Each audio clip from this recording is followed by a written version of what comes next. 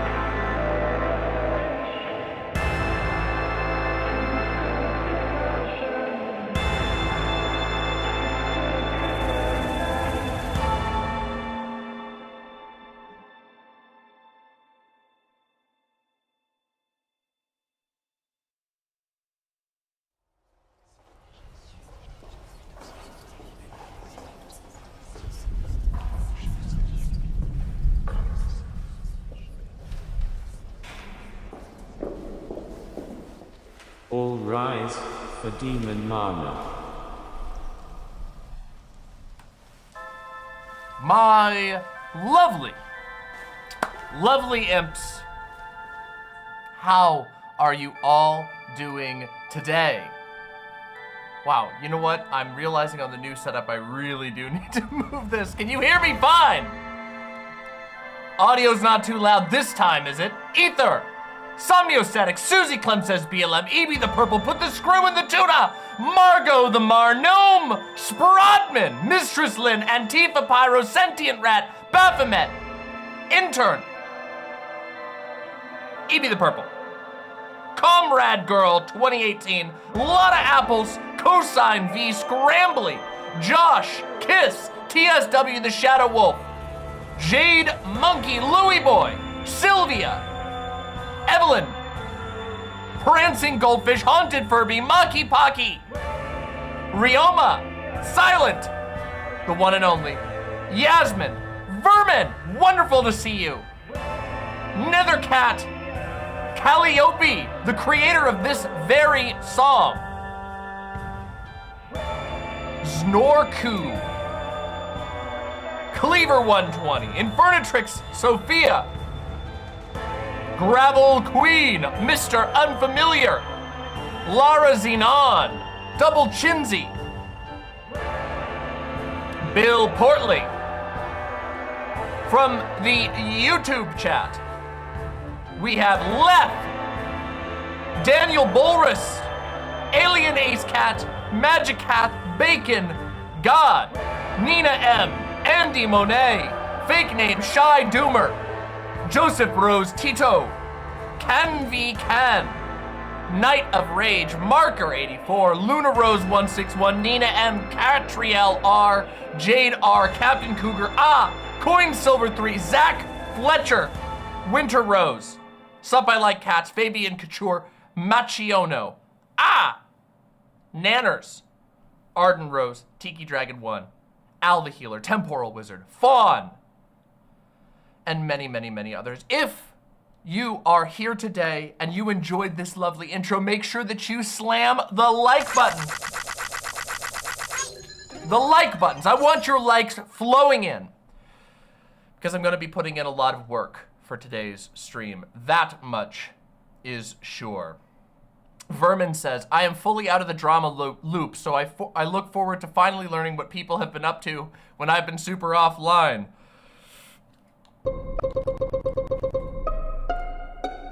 You're definitely gonna get that today. That's for sure. I hope you've been enjoying your life. I assure you life is much better out there than it is online. Maybe not in here. We do have a very nice, warm, toasty little section of the underworld for ourselves here. But, yeah, the online world has been a little, my hair looks not right. You like my little spike thing today? Oh, it was looking so good before, and then it got all messed up. There we go, just gotta loosen it up a little bit. There we go. All right, a little bit better, a little bit better. Little better, little better, little better. Oh my goodness gracious. Okay, so if you are on YouTube chat today, you should consider coming over to my website, demonmama.com/live. The chat that I'm going to be paying the most attention to is going to be this chat right here, which is my website. Once again, really easy, demonmama.com/live. It's really easy to make an account and you should come chat here. We have amazing emotes. Can we show everybody the cool and incredible emotes that we have? Because we have some of the most beautiful and amazing emotes that you've ever seen. The most amazing emotes, the greatest emotes the world has ever seen. We have better, they're so emotive. It's incredible. We got the best ones, the best emotes. We are sending our best, okay? Which is funny because we don't actually have the Trump emote, but I have a policy of like not making emotes about people that I don't like, you know? It's kind of weird about that, you know? Anyway, welcome. I see that there's a lot of viewers who haven't been here for a while, perhaps some new viewers. Is my focus off? That's so unprofessional. Oh, why is it? Why did it? Oh. Did you see that? Oh, it's settling back in. Why is it messing with my white balance? That's wrong. Some setting must have gotten changed in my camera. That'll be a fix for next stream. The audio should sound significantly better this stream, and also I've rooted out another audio issue. Anyway, I'm blathering. That's a thing that you'll come to love about me. I like to ramble. Anyway, if you're here today, make sure that you press the subscribe button, make sure that you press like, and get comfortable. We're gonna warm up for a while, and then we are going to jump right into the main topic of the day, which is, of course, exactly what I said it was going to be. We're going to talk about Keffals. And, yeah, I'll not preamble now. We'll talk about it when we get to the section. But, yeah.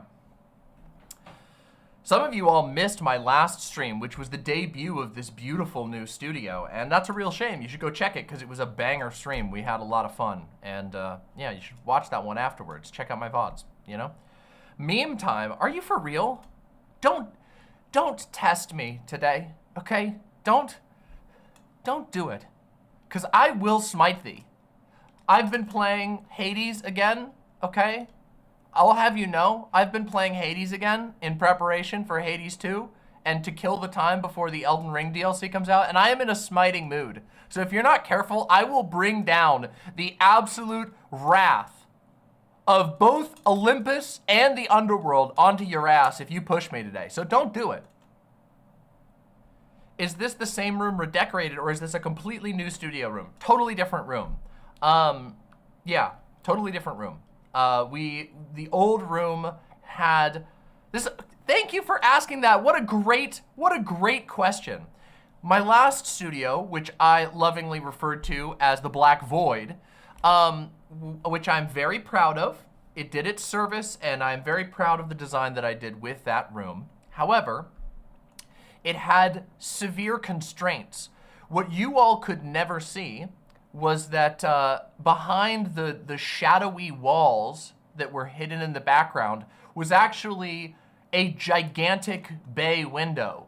And we had to hang multiple layers of fabric over that in order to control the light at all, because it would actually make, first of all, there was no way to set up the room such that the computer that I stream from, that I'm working with right now, was not like getting destroyed. Like the only way I could set it up was so that the light was pouring in from behind, and that wasn't going to work because you wouldn't be able to see me. It would mess up the color balance. So we came up with this idea. Well, what if we just cover up all the walls with these huge curtains?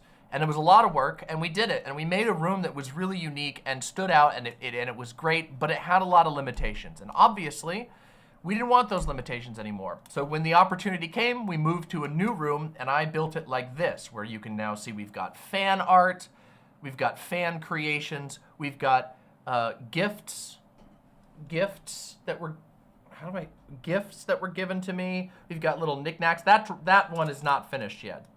But we've got cool creative stuff here. We got my Berserk collection. We got other books and art that's important to me. We've got gifts from people who are very special to me. We've got the anomalies.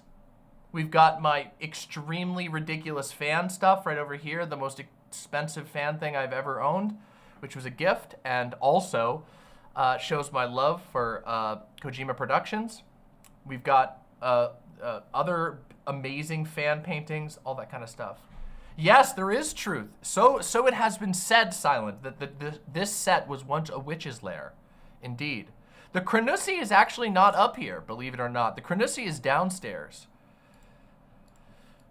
And those of you who don't know what the Kranussi is, don't worry about it, okay? Just, that's a story for another time. I noticed Berserk on those shelves right away. You've got a sharp eye.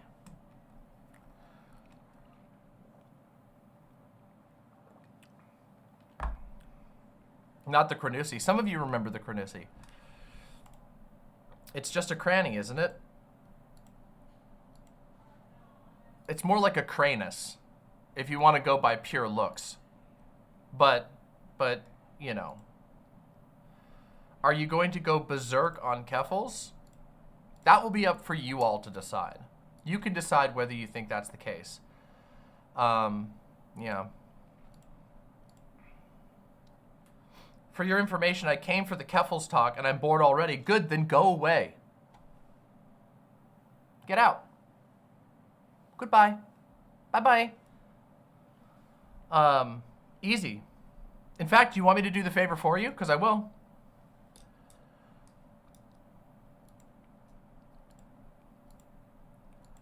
Staroxvia says, hello, hello, hello. I heard you're talking about investigative work done by a really smart and really hot girl, like really, really hot and definitely smart. I would agree, but let's not, but you're gonna bias them. You're gonna bias the chat as if this isn't already the most biased topic ever. You telling them that you're crazy smart and crazy hot is going to bias them. It's going, look at what you've done. Look at what you've done. It's okay though, I forgive you. Me when I come to a Demon Mama stream and I see her instead of Keffals.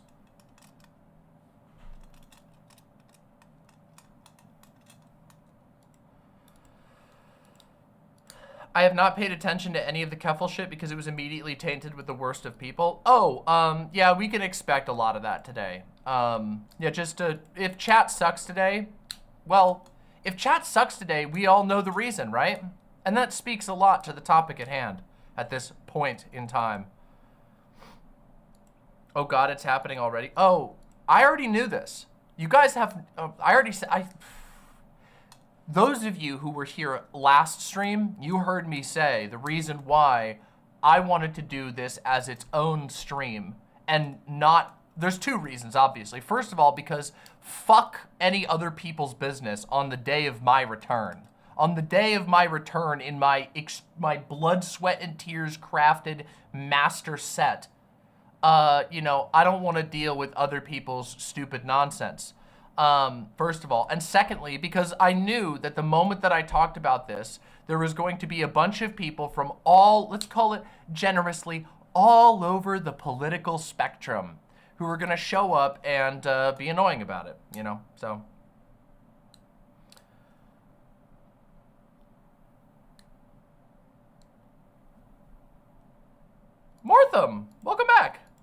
priest of the patron sanctus Snips. Snips. I don't have an opinion on it yet. Demon Mama hasn't done a stream about it. Bazinga.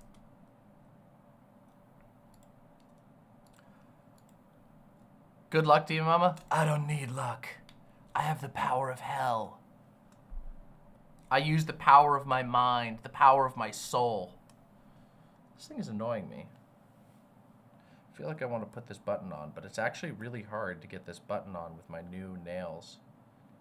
You see these nails? Do you see how fucking long they are? They make certain things very difficult. You know, it's really weird. Whenever I get my nails done with the acrylics, I have to relearn like how to type. And then when I go back to normal length nails, it's like I have to relearn how to type, especially on my phone. It's especially difficult on my phone. I can't tell if drama frogs are about to be cooked. Well, I don't know. I honestly, tonight might be a night that the drama frogs just enjoy. I already cooked them in the past, but you know, there are some times where no matter how much you want to avoid the drama frogs, they're just gonna, you know, I guess they're gonna be eaten tonight. I can't help that this topic attracts a lot of flies, you know, which then the drama frogs eat.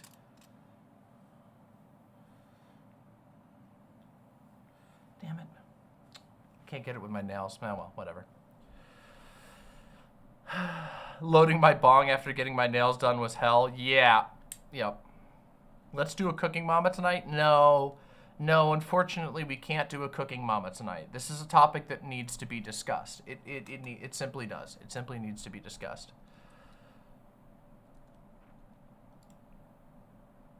Bye-bye. Bye-bye. Bye-bye. Bye-bye. Bye-bye. Bye-bye. Mods, please keep an eye on chat. If anybody's being obnoxious, you have my blessing to jettison them with great anger, you know? Just crack down, you know? Yeah, mods are definitely going to be getting a workout for sure. They might have been doing a pun about the cooking the drama frogs. Oh, well, a couple people were doing that, but that's okay.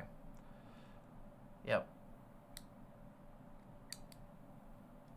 No one I trust made any videos on Keffals, so I don't have an opinion. Well, hey, there you go. As always, my direction, my approach is very different to other people. So I love the tapping sounds they make while typing. I'm on day 4 of removal and still learning to type again. Yeah, no, I'm gonna be keeping my acrylics for a while this time. I have a new nail tech that I really like, and she's extremely talented, and I trust her to take good care of my nails. So they might not be the claw, you know, at all times, but I'm probably gonna keep the acrylics for a while. So I also do that. The way you handle chat during sensitive streams is honestly why you're the best. Well, I do my best. My approach towards topics like this, as you know, most of you know, I assume, that I tend to avoid high drama topics because I don't think much value comes from them. And also, my approach is to focus on the facts to the best of anyone's ability online. So. Joseph Bros Tito says, Demon Mama, wait, what's going on with Keffals? A lot, actually, and we're gonna talk about that in a little bit. I don't know, sometimes I don't understand. Just watch the segment. We're gonna do it in a little bit, but I have to warm up first. I do this every stream. You warm up, you talk, you chit chat, you go back and forth. I'm gonna get there, I'll tell you. Does the new house have crows? We do. I did, Cherry. I wouldn't worry too much about it. I wouldn't stress it too much, Cherry. I think we got enough people covering. Just you go ahead and take it easy.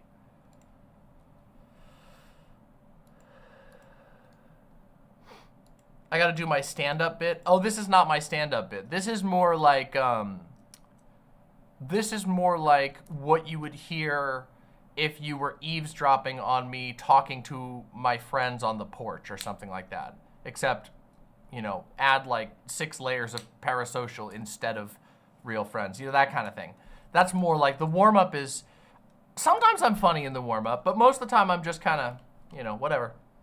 But thank you. I appreciate that. Can I call cherry a homophobic slur in chat, or are we the woke police here? Do I still have those cool voice filters? Oh, I have those. Are you talking about this one? Wait. Did it break? It broke. Why'd it break? Is it working now? Oh no. Looks like I don't have them. Oh, it's okay. It's okay. We did our best. Wait, it's working now, right? Yeah, it is. Okay. Yeah, no, it's it broke. I don't know why it broke. That's really weird. Input, output. No, that should be working. Huh. Oh, sorry, I got distracted about a serious question. You two know each other, but generally we try to avoid directed slurs here. But it's not that big of a deal. Since you two know each other, you know, whatever.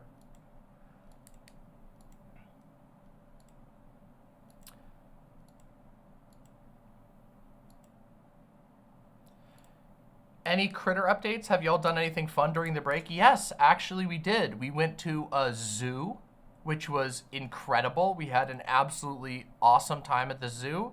Fawn was completely losing it at the zoo because Fawn loves animals. Of course, we all love animals, but Fawn was like having a blast.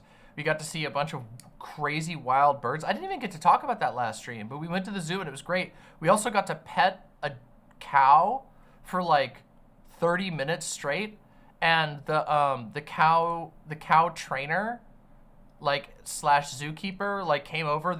The zoo was not busy at all. There was basically nobody else there. We saw almost no other people while we were there except around like main attraction exhibits, you know? So like there were a lot of people around the gorilla area and stuff like that. But in the cow area, it was basically just us and like a handful of other people milling about. So the zookeeper was just hanging out with us, and we got to pet this gigantic cow.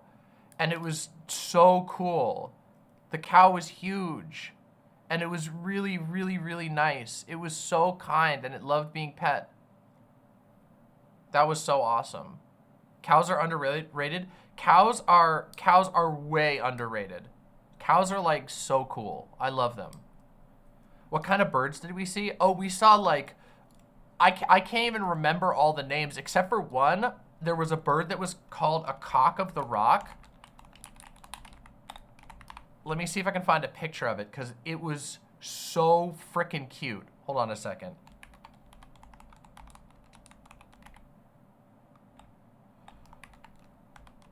Wait, hold on.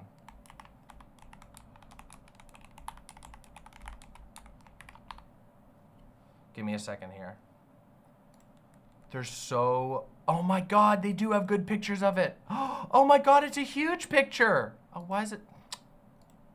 I want to see the whole one. I want to see the big one. Give me the big one. Yeah, view in the browser. An Andean cock of the rock. And they made the funniest noises ever. I wonder if I can find their call. Here, let me show you what they looked like. This is what it looked like. There were 3 of these, and they were all sitting on a branch. So the zoo that we went to had multiple aviaries. Like, you enter in and it's just birds flying around everywhere. And that was like the coolest thing. I have never been to a zoo that had that many separate open air aviaries that you just like, you go through a little like I want to call it like an airlock. It's not really an airlock, but it's kind of like that. Let me see if I can find what these things sounded like, because they sounded really funny and they were going ham.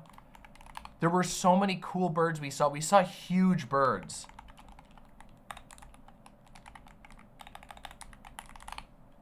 Let's see.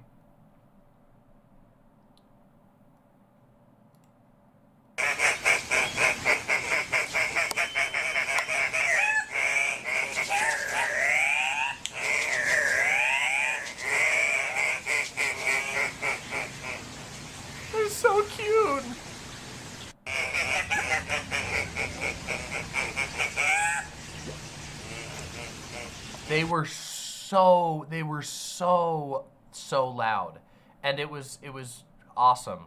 There was another bird. Oh my God, I wish I could remember what it was called. I probably have it on my phone. I could probably show it to you. They were this bird that there was only 700 left in the world, which was crazy.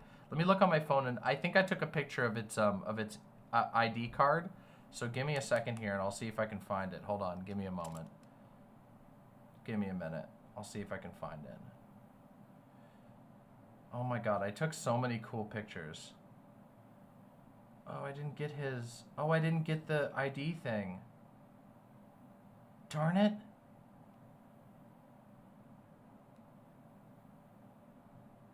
Why didn't I take a picture of the ID card? Damn it. I was so busy. It was like this. It was really big. It was like, crud, hold on. I gotta find it now. Hold on, give me a second. Let's see. Let's look at the birds here. Here, they got the list online, I think. Also, we got to see toucans up close, which every single time I encounter toucans, I'm always just like, wow. What an absolute wild bird. Its nose, if you've never seen a toucan, its nose is like, it sounds like a toy. When it clacks its nose, it's like, they're like a big plastic toy. It's so funny. Let me see what we got here. Oh, here we go. They got the exhibit. Okay, let me take a look here. Give me just a second here so I can see the birds, what we got here. It would have been in the tropical rainforest, maybe? No. It wouldn't have been. It would have been the temperate forest, I think. Where's the birds? Oh, they don't have them all. Why don't they have them all on the website? Hold on.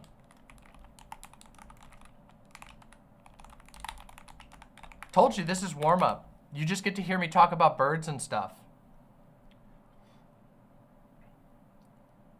I want to find out what this bird was. We got to see so many wild, stinking birds. It was so awesome. Oh, here we go. Okay, hold on.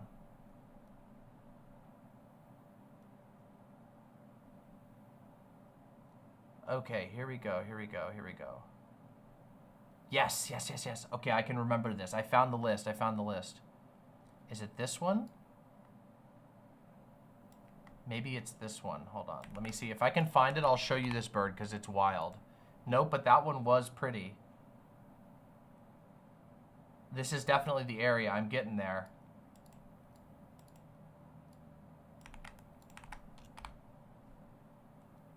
Oh, this was one of them. Okay, I found one of them. Hold on, I'm getting there. I'm almost there. We're finding it.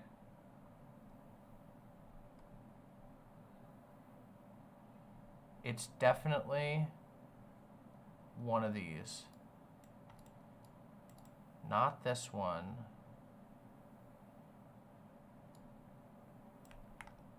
Maybe it's this one. Yes, this is the guy. This is the dude. Here we go. I think this, yeah, this is the one. Pretty sure this is the guy right here. Let me just double check and make sure.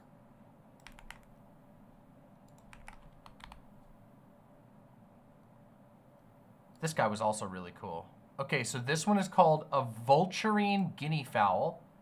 This was one of them that was really amazing. Okay, I'm gonna show you some pictures of these. This was, here's one of these. This one was called the Great Argus. Look at this dude. It's like, it was crazy. It was so huge. Where's a picture of it that's big? There we go. All right, here we go. Here's the Great Argus. All right, look at the Great Argus. This thing is like 6 feet long, and it can put its feathers up like a peacock, and it's like, it's so cool. Absolutely incredible, okay? Then we have this one, which was also really cool, which was called a northern helmeted carasso. And this is way bigger than it looks in this picture, but it has like a big thing on its head. There's one that I haven't been able to find yet that is really cool, and I don't know what its name is. Here's another one that was really awesome. This is called a vulturine guinea fowl, okay? And it is bright, bright blue. Wow. Wow. Huge, huge bird. Huge bird, okay? I'm gonna see if I can find the other one. Is it this one? Maybe they didn't have...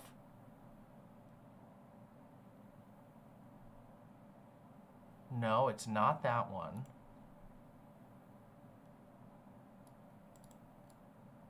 There's one that I wanted to... Oh, maybe it's this one. No, that's not it either. I don't think it's that one.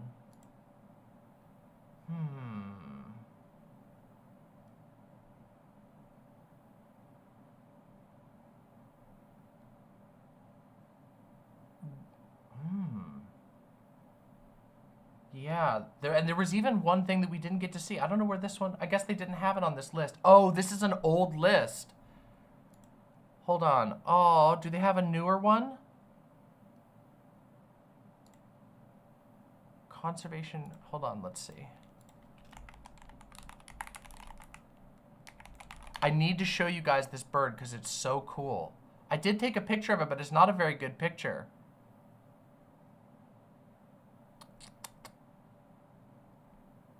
Oh. That's too bad.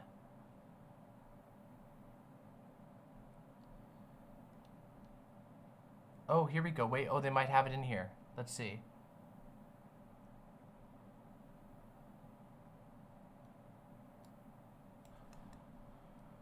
No, they don't. They don't have it listed here. That's so unfortunate. Okay, well, I'm sorry about that. I can't show you the coolest one.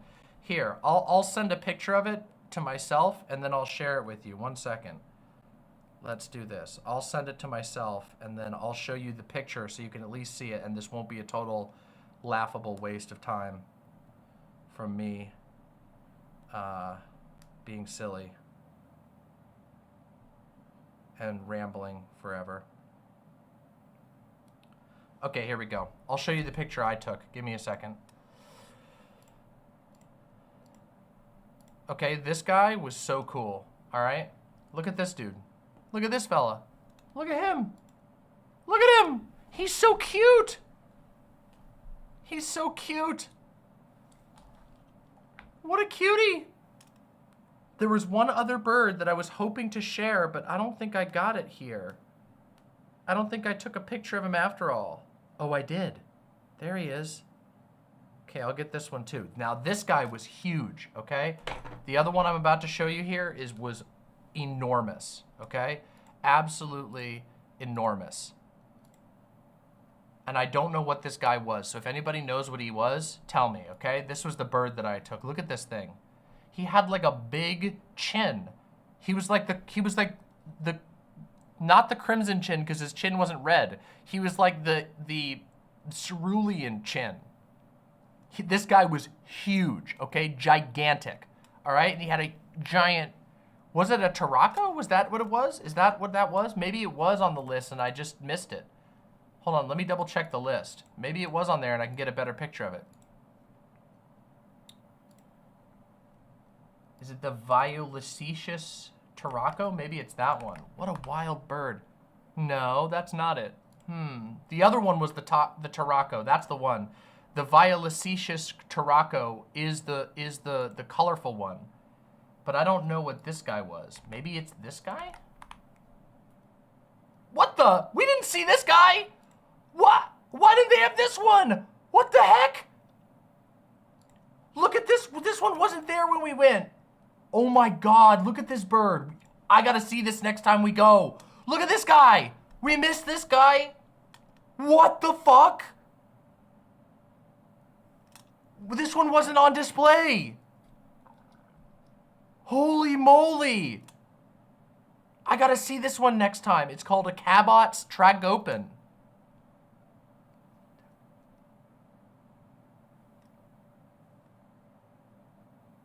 Wow.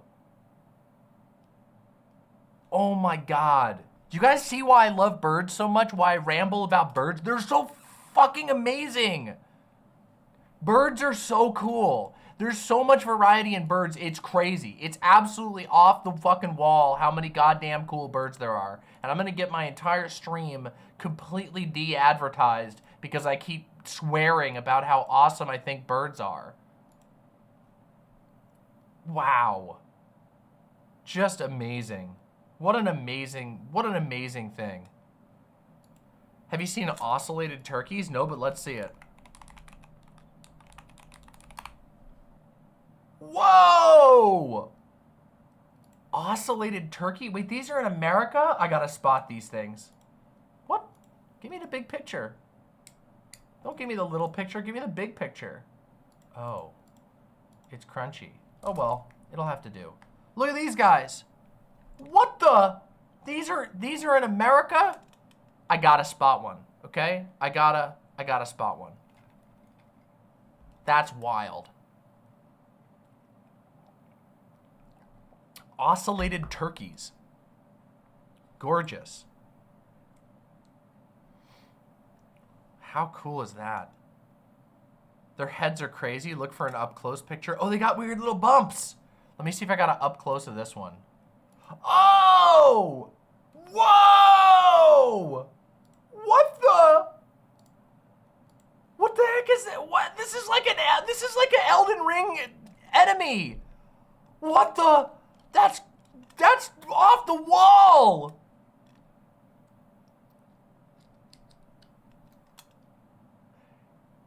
If this guy had a boss fight, he would pop these things and it would shoot acid at you. That would dissolve your weapon durability.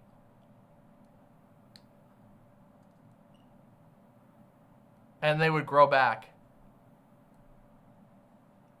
Wow. What a guy. Goo pouch. It looks like it has a condition. I don't think it's a condition. I think that's just how they are. You know, some birds, some animals in the world like to have nodules and things. Okay, some birds are like, look at this guy. You're telling me this doesn't, like, if you're a bird in the wild and you encounter, and you're trying to survive and fight for your life, you're telling me this isn't gonna give you some advantages? Like, are you gonna mess with this guy? You are, I doubt it. Unless you are like, and even if you're like the toughest dude around, you're like, I don't know if I want to eat that. You know? You'd look at it and be like, oh, am I gonna grow those things if I eat that? Am I gonna turn into a turkey and get bubbles all over me and nodules and things? All right, well, if we get to him, we get to him, Mr. Krabs. Thank you, I appreciate it. I appreciate it. Wonder if any dinosaurs looked like this. Like, what if they were covered in growths? Well, we know some dinosaurs definitely were, right? Because, like, Stegosauruses have, like, the bone plates that grow out of them. And what are those other guys? Ankylosauruses, they have, like, the club tails where, like, their bones grow all huge and clubby. So I bet there were a bunch of them. I bet there were. Did you see, speaking of which, did you see the Erd Tree story trailer? Yeah, and it looks amazing. I am so unbelievably thrilled for Elden Ring DLC. It went woke, and it went woke so hard that even the triggered anti-wokelets are like, they couldn't even get mad about it because it was so woke.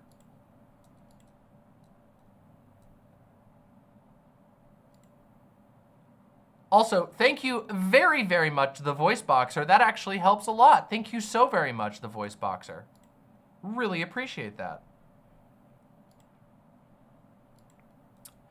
Would you ever play Dead by Daylight? I love that game, and I would love to see a community game night with everyone. I think you would like playing the Oni. I've never played Dead by Daylight. I'm not close to it, but I'll be honest. We're behind schedule on gaming. However,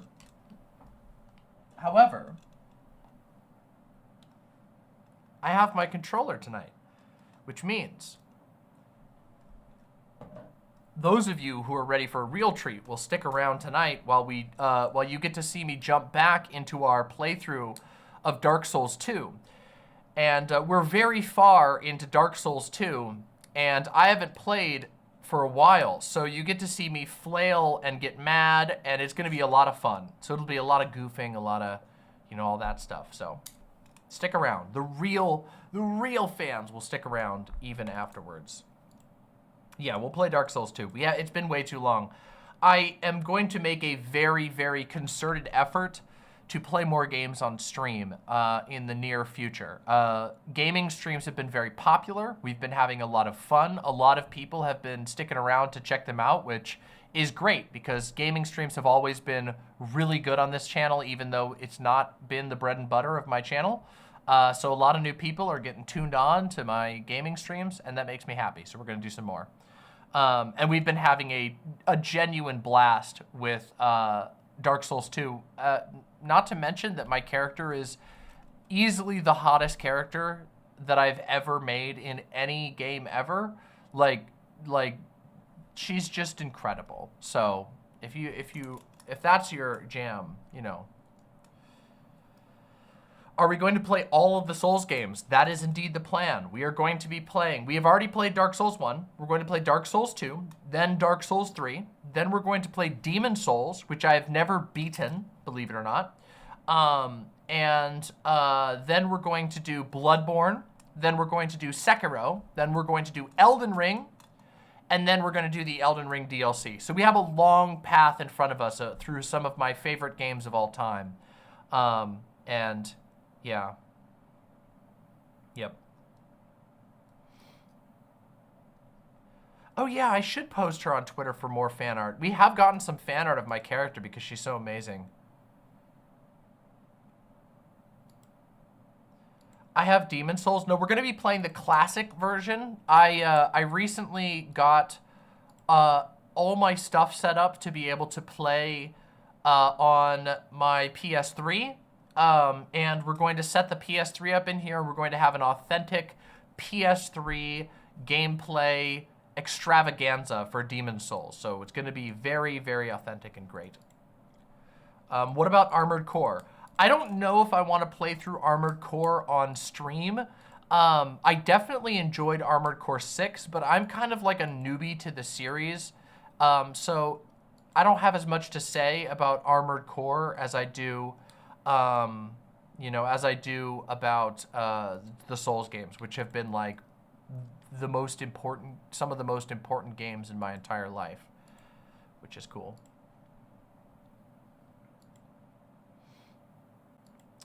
I came in for Keffals commentary and I'm hearing gaming commentary. Oh my God, streamers talk about different things in the first hour of their stream when they're warming up. Shocker. Has anyone ever told you that that you have a unfortunate chat presence? I didn't want to be too mean there. I was gonna say something way meaner, but just consider yourself spared this time.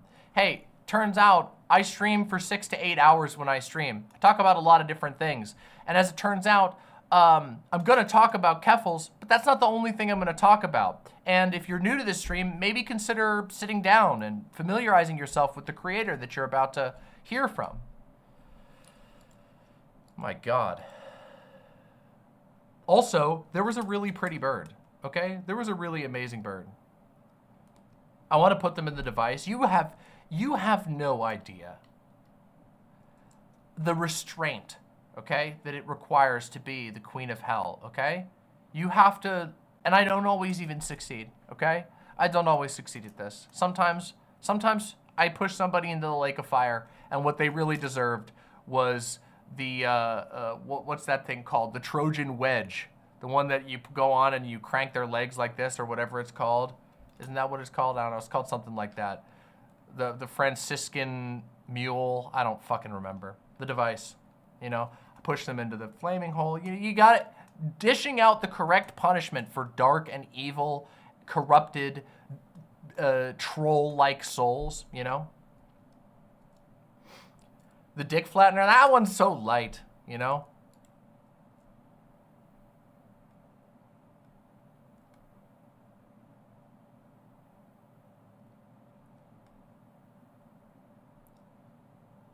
There's a lot of new people tonight.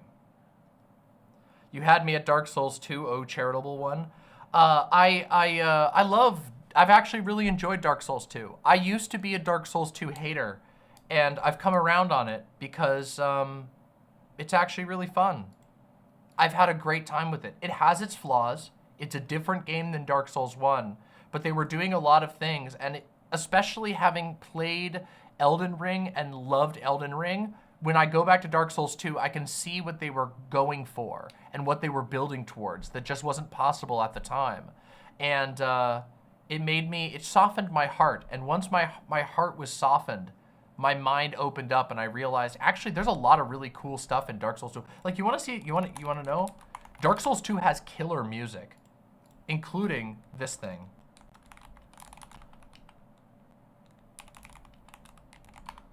Here we go. Wait, where is it? No, that's the first one. Where's the... Wait, hold on. I know where I got this. Hold on. I got to find the link so you guys can hear it. Here it is. Check this out, okay?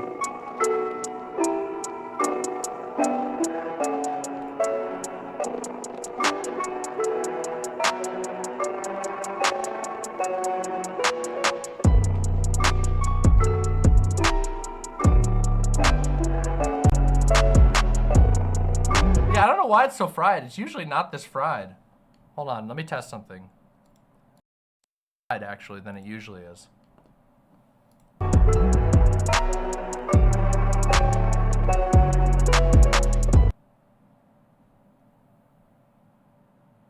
You won't know how bad it was until you go back to the console version. You could be correct about that. You could be correct. I did play Dark Souls 2 on the console initially, so. Actually, it's really crazy, but the Dark Souls trap remixes go way too hard. Like, check out, listen to this one. This is the Dark Souls 1 one.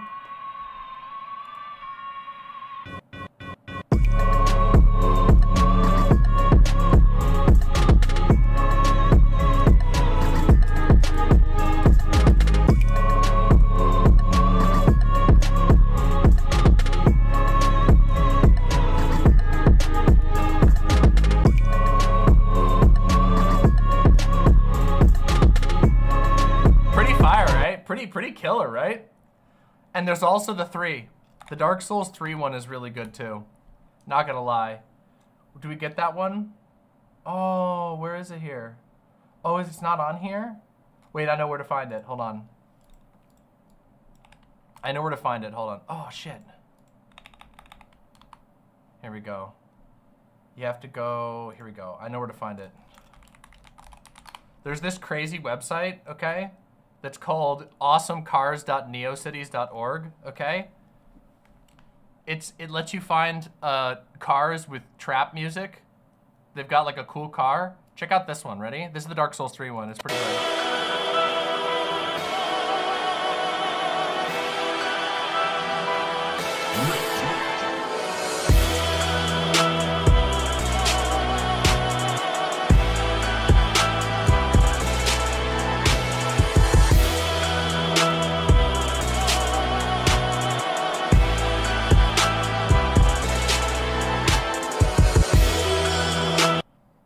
Really good, right? And they've got some other ones, like they got the classic, you know. You can find ones like this website is like where some of these things got their this one. Oh, you got this one? Ready? You guys ready for you guys aren't ready for this one. Here you go. You've heard this one probably though.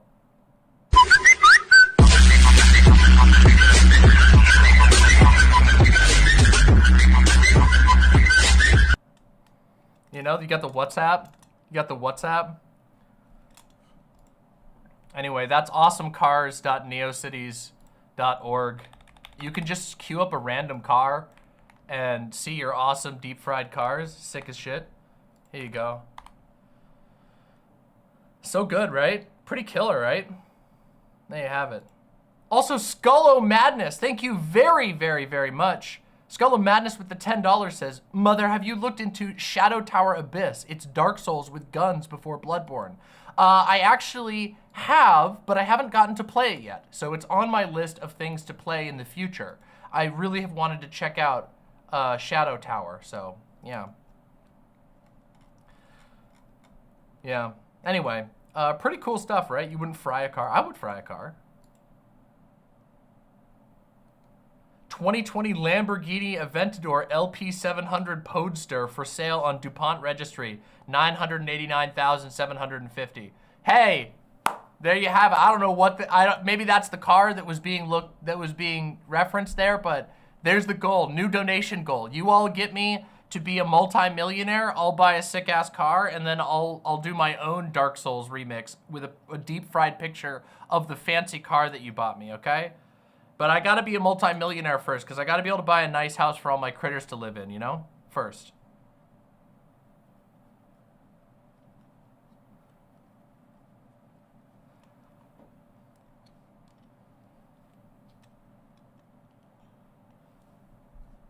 You cannot argue these rich people do not deserve to be eaten. Look, we're just geeking about fancy cars that no person could ever afford to buy right now, okay? All right, okay? Here's the name of the dark bird. Oh, the blue-billed curassow. You found it! Thank you! Shrasley, good job! It's the blue-billed curassow. I thought I looked that one up. What a cool guy! Wow!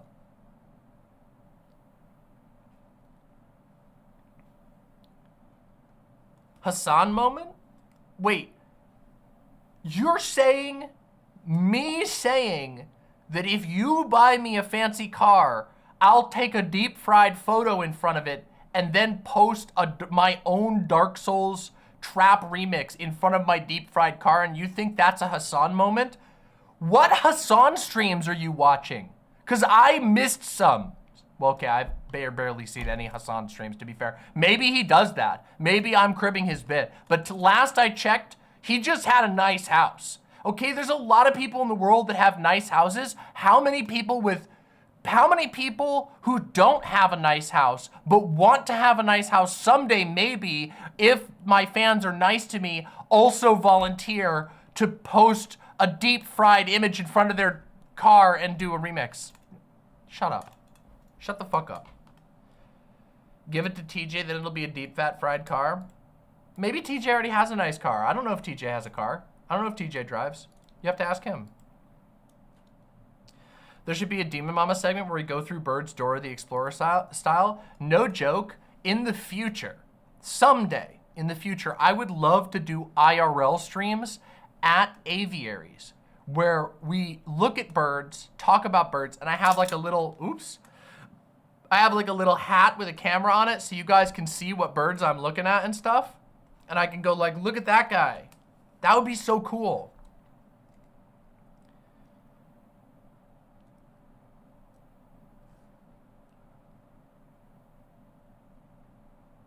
TJ crashed his car into a Chick-fil-A. Oof. Oof. I guess he took the boycott pretty seriously, huh? Oh.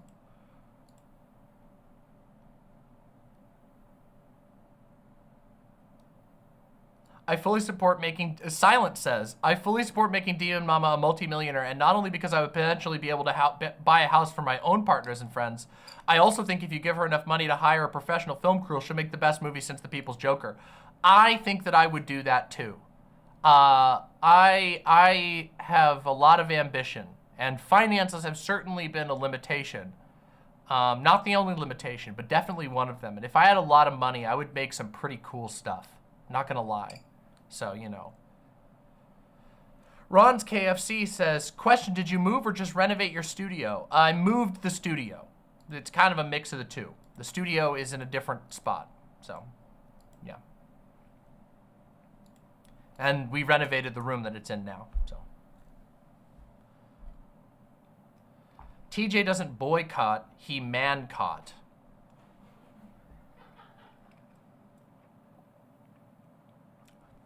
True, Retcon, we gotta do something together soon.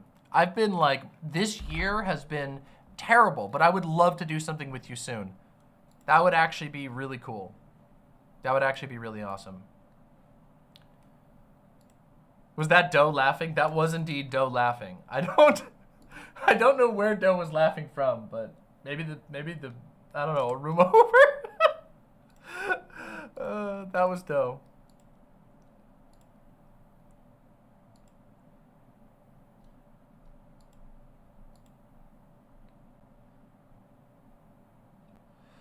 Did Demon Mama's channel grow? I feel like the last time I was chat, there was only like 600 people, not nearly 900. Yes, my channel has grown, although not that much. There's 900 people here because I turned on like the light of drama by talking about Keffals, and a lot of people have come. But that also means that there's a lot of people here who might be able to encounter what I do here and the fun that we have here and the amazing community the first time. So I'm holding out hope that there's people watching today who aren't just going to stick around for the drama, but who will hear what I have to say about it and then also, you know, maybe hang out and learn some more things. Yeah.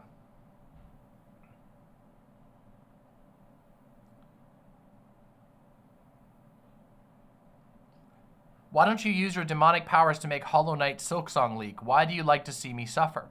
You know, I learned my lesson early. You can't use hellish powers to make art come out faster. You can, but it always comes at a cost, you know? And it's sad when you do that. You have to let it flow naturally. You have to, you can give people hellish enablement, but you can't really make it come out faster. If you try to do that, it gets twisted in the process.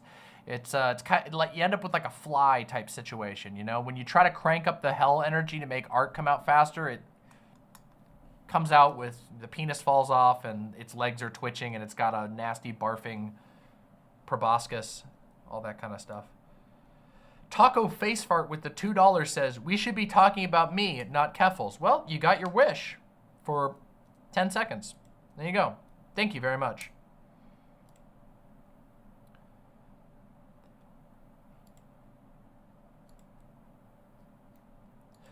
No, not the penis. Okay, it's actually kind of funny because I never see people talk about that. But in the movie The Fly, there's a scene where the main character goes into the Fly guy's bathroom and his penis fell off and is in, like, it's in the medicine cabinet. And nobody ever talks about that. I saw that and I was just like, what the fuck? The one with Jeff Goldblum? Yeah.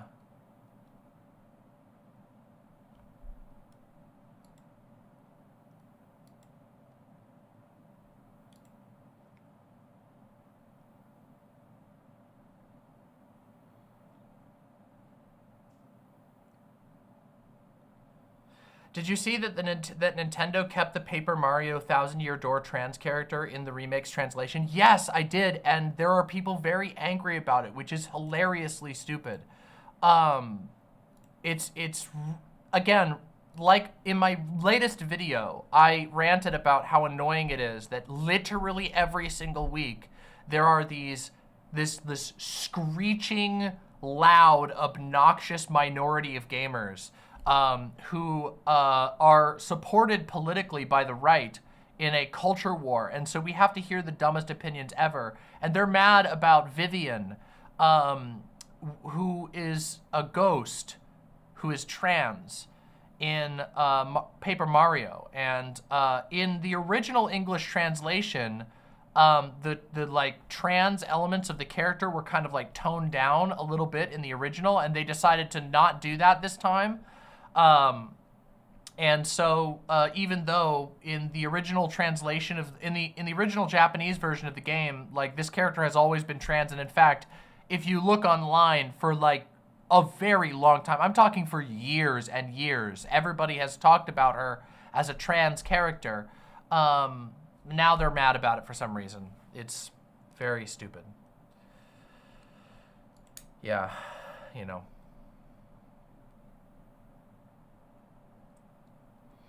Joseph Bros Tito says, if you could choose any real fate for every single conservative in this country, what would it be?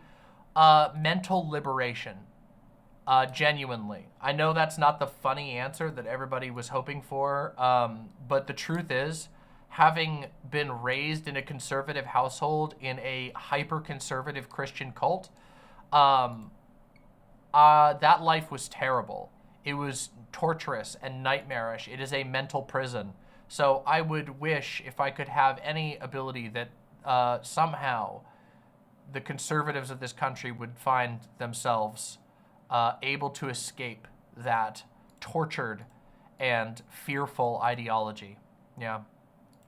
Oh yeah, people are linking my spiritual deconstruction, which, by the way, I have been working on the remake, or I don't want to call it a remake, the part 2, I guess, which has been a long time coming, but I did a video called Demon Mama's Spiritual Deconstruction, which is being linked right here. There we go. Here it is. If you want to go watch it, I recommend putting this on your watch later in this video. There you go. Bam. Go check it out. Luxander, thank you so very much for the raid. Come in and get comfortable. We are just about to hop into the first topic of the day. We are just about at the end of our warm-up section. Thank you very, very much for the raid, Luxander, and welcome to all of the hornies. Come on in, come get comfy. We would love to have you. We would love to have the horde. Thank you so much. Thank you very, very much.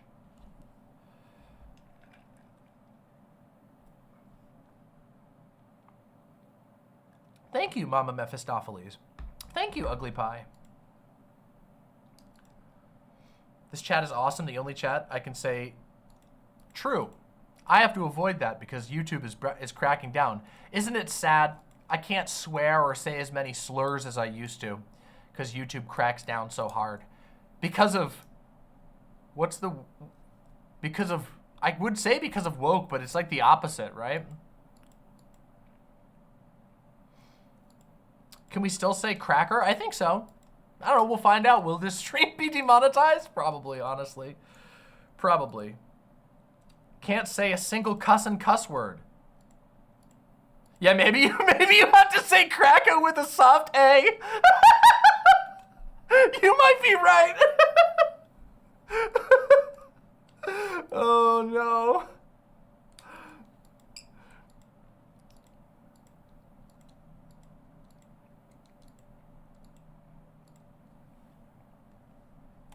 Puritanicalism. Yeah, YouTube has gotten really harsh on swearing.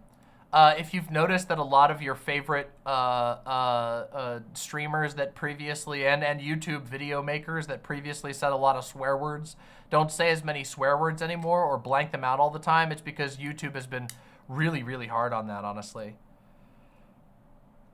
Mother Meerset with the $5 says, speaking of hellish art, I had some imp channel-themed character art ideas, and I was wondering if I could have permission to draw them. You can absolutely have permission. Yes, you can, Mother Meerset, and thank you for supporting the show. I would love to see them, and I hope you do them. That sounds amazing.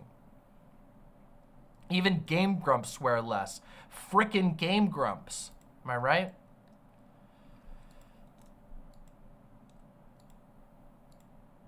The truth is, it's actually very difficult to keep. Streams are almost impossible to keep monetized. It just sucks. Thankfully, if you decide to support my show through a super chat, or even better, through my website, demonmama.com, we don't have to worry about that so much. I can keep making my show, and I can pay for the expenses of an expensive new set that's designed to please your eyes. I can keep you happy by coming up with cool outfits like this one and all kinds of stuff like that. So, yeah.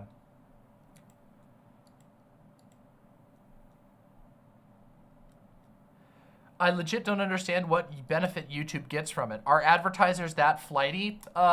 Yes. In the current era, they are. Yes, actually. Yeah, they're pretty flighty, which is unfortunate. The ideal content on YouTube right now, like revenue-wise, seems to be technically not made for kids content. And what I mean when I say that is, if you want to make something that is that will make you the most money and ensure that you always are getting your advertiser payouts, you want to make something that is very kiddie, very family-oriented, very light-hearted, doesn't deal with any super heavy topics, but isn't technically for kids. there's a bunch of channels that if you watch the show, there's like no way. You'd be like, this has got to be for babies, but it's not for kids. And the reason for that is because there are laws that restrict targeted advertisement towards kids. So the idea is you want to make content that parents will show to their kids that isn't technically for kids.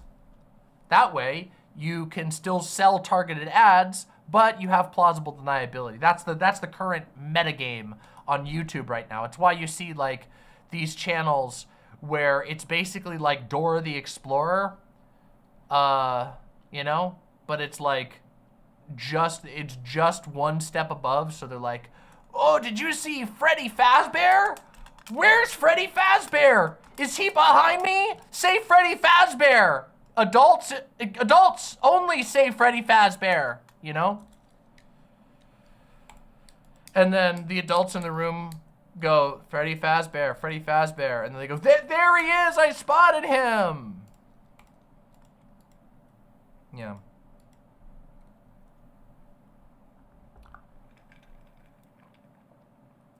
Showing my 5-year-old hours of Demon Mama content. Look, now that I cannot recommend.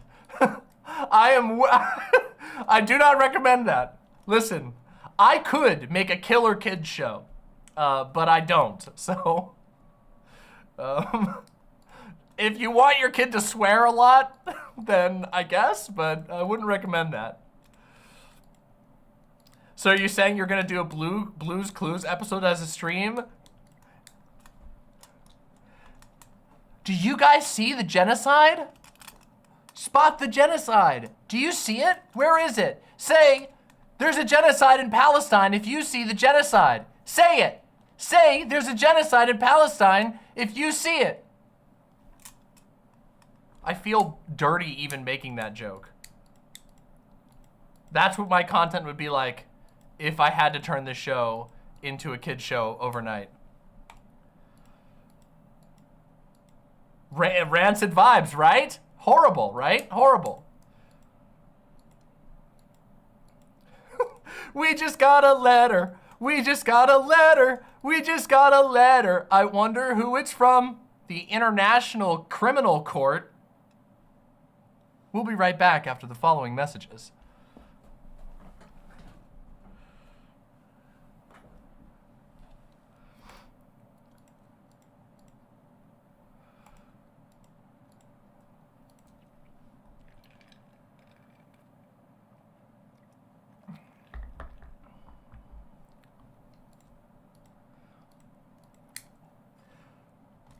Come on, everybody.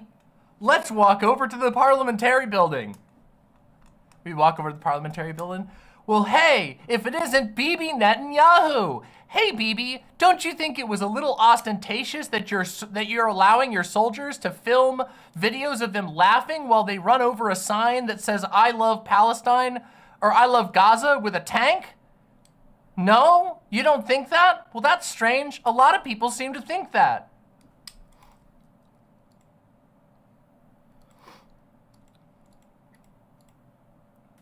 Ostentatious, I don't know what that word is. It means like over the top, bold, in your face, out there, gaudy, gauche, yeah.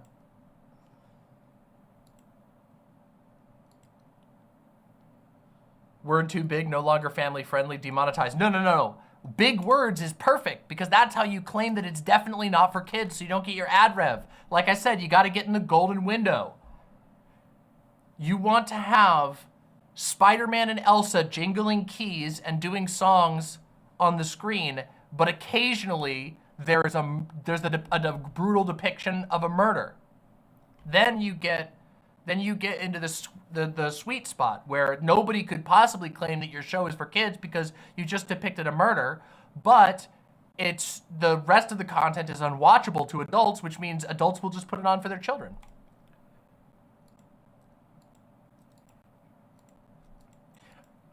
I gotta do a segment at some point on like, I don't know, raising kids on YouTube at some point. 70% pregnant Elsa, 30% murder. Yes, you got it. You got it.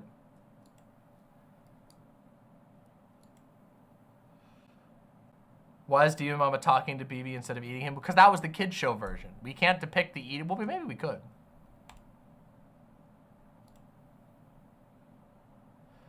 If you ever make a kid show, please call it Demon Mama's Hellish Neighborhood. It'll just be like, it's a beautiful day in the neighborhood. And I'll be putting on my horns and you'll hear, ah, ah, and like somebody getting poked with things. It's a beautiful day in the neighborhood. Won't you be mine? And there's like an Iron Maiden gets closed in the background. Won't you be mine? Ah! That'd be good, okay? That'd be great.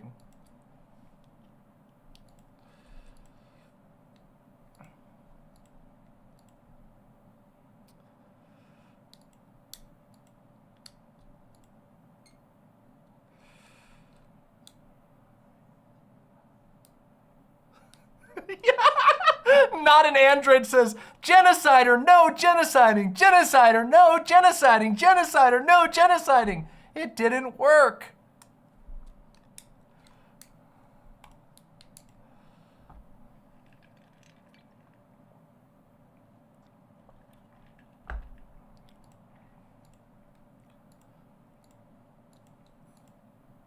Is it, Luna Rose says, is it progesterone that's good for growing booba? A chatter is asking for HRT advice. Well, it's hard for me to give specific HRT advice. However, progesterone is indeed at least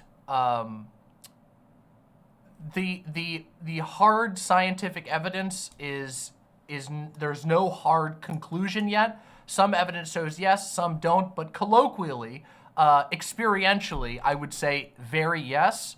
But I'm not a doctor. That is just my personal experience and the reported experience of many people that I know. But yeah, basically. Anyway.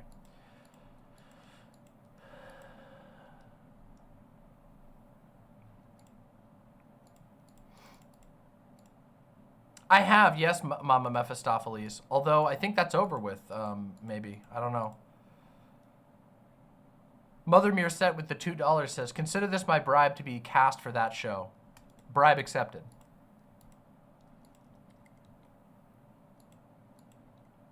All right.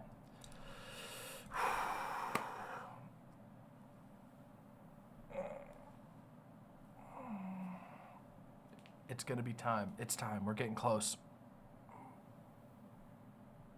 It's almost time. Oh boy. By the way, I am not going to be doing this during the segment or anything like that because I'm going to be focusing on what we're talking about. However, if you would like to support this show, please consider donating through Super Chat or through my website or through our Patreon, which is really wonderful. And also, please make sure that you've pressed like on the stream. I put a lot of work into my stream, through my outfits, through my makeup, through my amazing set, through my performances and my preparation. I put a lot of work. In fact, you could argue this show is my life's work. So if you want to support me in any way, like and consider throwing a few bucks towards me. This show entirely subsists off of donations, and it means a lot. So. Fangirl says, I don't care about all the drama, to be honest. I'm just here to see what the hell's going on. Well, you're here on a good day. You're going to get a load of drama, and then you're going to get a bunch of other stuff. We have other topics to talk about afterwards, and then I'm going to play some Dark Souls 2, which if you're here watching right now, and you're here because you're interested in the drama, I urge you to consider sticking around for Dark Souls 2. It's definitely a different energy than when we're talking about drama, but it's also really fun. Our chat is super active, super social. I make lots of jokes. We talk about a bunch of different topics. I rant. I talk about Dark Souls lore. It's really, really fun. And I'm telling you, I'm very proud of my gaming streams. They've been doing incredibly well. So yeah. I was gonna make a blue skidoo. Blue skidoo, we can do. And then it just like jumps into the middle of a war zone. You know, you jump through the TV and it's just like, ah! And everyone's like, ooh, let's go back. Oh yes, thank you, Alora. Oh, you're amazing, Alora. Thank you so much. Alora has pointed out next Tuesday, that's right, next Tuesday, the 28th we are going to be having a call-in stream. So our call-in streams are very popular. We call them signal nights so that you can hear the signal. Next Tuesday will be our signal night for this month. And you can call in. We have a really smooth and simple process. We expect to have a lot of callers. If you want an opportunity to ask me a question, disagree with me, chat to me about whatever, tell me a story, that is your opportunity. Our 28th, Tuesday the 28th signal night will be starting at our usual time, 4 p.m. And yeah, we decided to do it on a Tuesday this time because we want to let other people who may not be available on Sundays have an opportunity to come in. We'd love to see you there. This is going to be a community-focused call-in, so not content creator-focused. It's just you. We want to hear from you. You get to call in and talk to me. We usually do quite a few callers, so it should be really great. And we've all put a lot of work into it, especially Alora. Yeah. Oh, I'll get that dono then before we get going here because we gotta get the ball rolling on this section. I can see people are getting, you know, people are getting hungry, and I did tell them I was gonna feed them this stuff. So let me read donos real quick. Beezadoo with the tier 1 sub. Fox News called Mr. Rogers evil. Yeah, that just kind of tells you where Fox News is at. Thank you, Beezadoo. Faux Real with the tier 1 sub says VOD tax. Thank you. Joy Gal with the tier 1 sub says, thank you very much. Joy Gal says, your presence on the internet is always a delight. Welcome back, Demon Mama. Thank you so much. Double Chinsey with the tier 1 sub. Thank you very, very, very much. Straw Hat Monty with the tier 1 sub says, hello, it's been a minute since I got to catch a Demon Mama stream live since I didn't catch the last one. Here's for this stream making the wait for Paper Mario TTYD Fly By. You're welcome, and thank you, Straw Hat Monty. That means a lot. Vorbuddy with the tier 1 sub. Sweet Blasphemy with the tier 1 sub. Thank you so very much. Wait, did I say thank you? Vorbuddy, thank you very much for the tier 1 sub. Sweet Blasphemy with the tier 1 sub. Thank you very, very much. Sweet Blasphemy says, every time you don't like, subscribe, or dono to Demon Mama, God punches a kitten. You hear him. Who can argue with that? Everyone, please join me in the fight to defend innocent kittens. Incredible. Nerodia with the 6 tier 1 sub says, there's a lot of white names in chat. Let's fix that. Thank you so much for such incredible generosity, Nerodia. That means the world to me. And look, there's less white names than there were before. Alexi with the $5. I appreciate how you have operated with regard to drama thus far, so I'm sure today will be measured and thoughtful. I promise you it will. Anyway, I hope you and the critters have had a nice day so far. I have. I will be completely honest. I have been, I've had a lot of nerves about this stream. And that tends to happen whenever I'm talking about a drama topic, which I'll probably go into after we do the section, if you all are interested in hearing my thought process on these things. But thank you very, very much, Alexi. Really appreciate the $5 dono. Revan777 with the tier 1 sub, thank you very, very much. Silent with the gifted tier 1 sub, thank you so much, Silent. Enjoy the sub, gamer. I hope they do. Intern with the tier 1 sub, frick, my sub expired. Well, I'm glad that that's fixed now. And that is all of them, it seems. It's all of them for right now. What are we talking about now? We are just about to begin our section discussing Keffals. Rose at with the $6.66 super chat. Hope everything is going well for you. It is indeed. Thank you so much, Rose at. I really appreciate that a lot. Can we skip the drama and just play Dark Souls? No, unfortunately, we cannot skip this drama. It needs to be discussed. Yeah. It needs to be discussed. Did you miss something in the last month? A lot of you probably missed this. We're going to talk about everything. Okay, we're gonna go full on in, so don't you worry about that. We're gonna explain everything. Thank you so much, Max Sips. I got my hair done, and in fact, I'm actually getting my nails touched up soon. So, Hoi Polloi with the $23 sorry, Hoi Polloi 23 with the tier 1 sub. That is a hell of a misread. Anyway, thank you. Every time I come back, I'm white again. Let me fix that. Well, they are monthly, so that might make sense. Thank you. Yeah, exactly. I know we got almost 1,100 viewers. Very impressive. Hope to see you all come back in the future. My streams are very high energy, very fun. I have an incredibly passionate community for a reason, so. We're gonna talk about all of it, okay? So don't worry. Mostly, yes, yeah, I know Dragonborn. Trust me.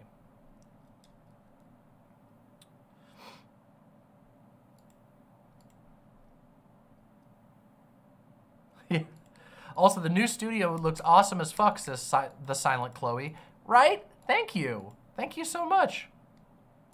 Hoi Polloi is Greek for the masses, and 23 is a number sacred to the Discordians. That's awesome.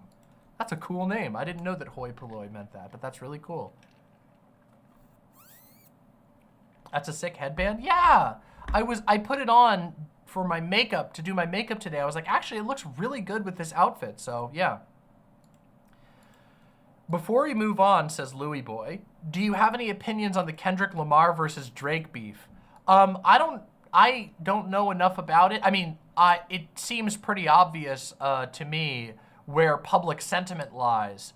But I don't actually, I have never been a Drake fan, so I can't claim that I was super invested in it. I saw everyone talking about it. So, and I heard some of the songs. I heard the second track, and they seemed pretty intense. So I don't know. I'm kind of out of the. I wouldn't say I'm out of the loop, but I'm not an expert on that topic. So it's just I've never been much of a Drake listener. So Glitchy X6 with a tier 3 sub. Oh my God! Thank you so much. That's incredibly generous. Thank you for supporting the show. It really does mean the world to me. Thank you so very much. Seriously.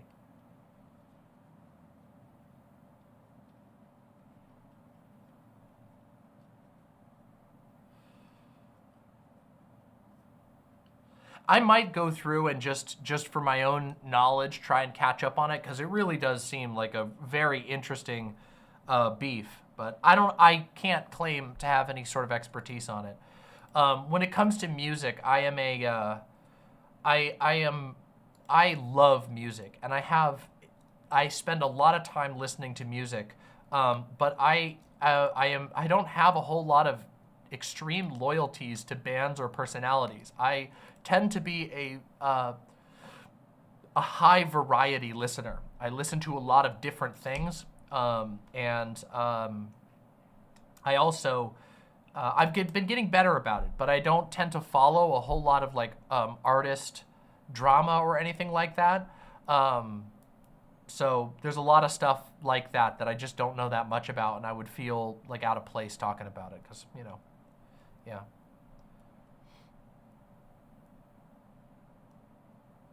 Yeah.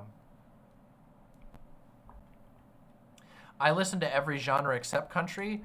I don't know if I can say I listen to every genre, because there are so many genres in the world.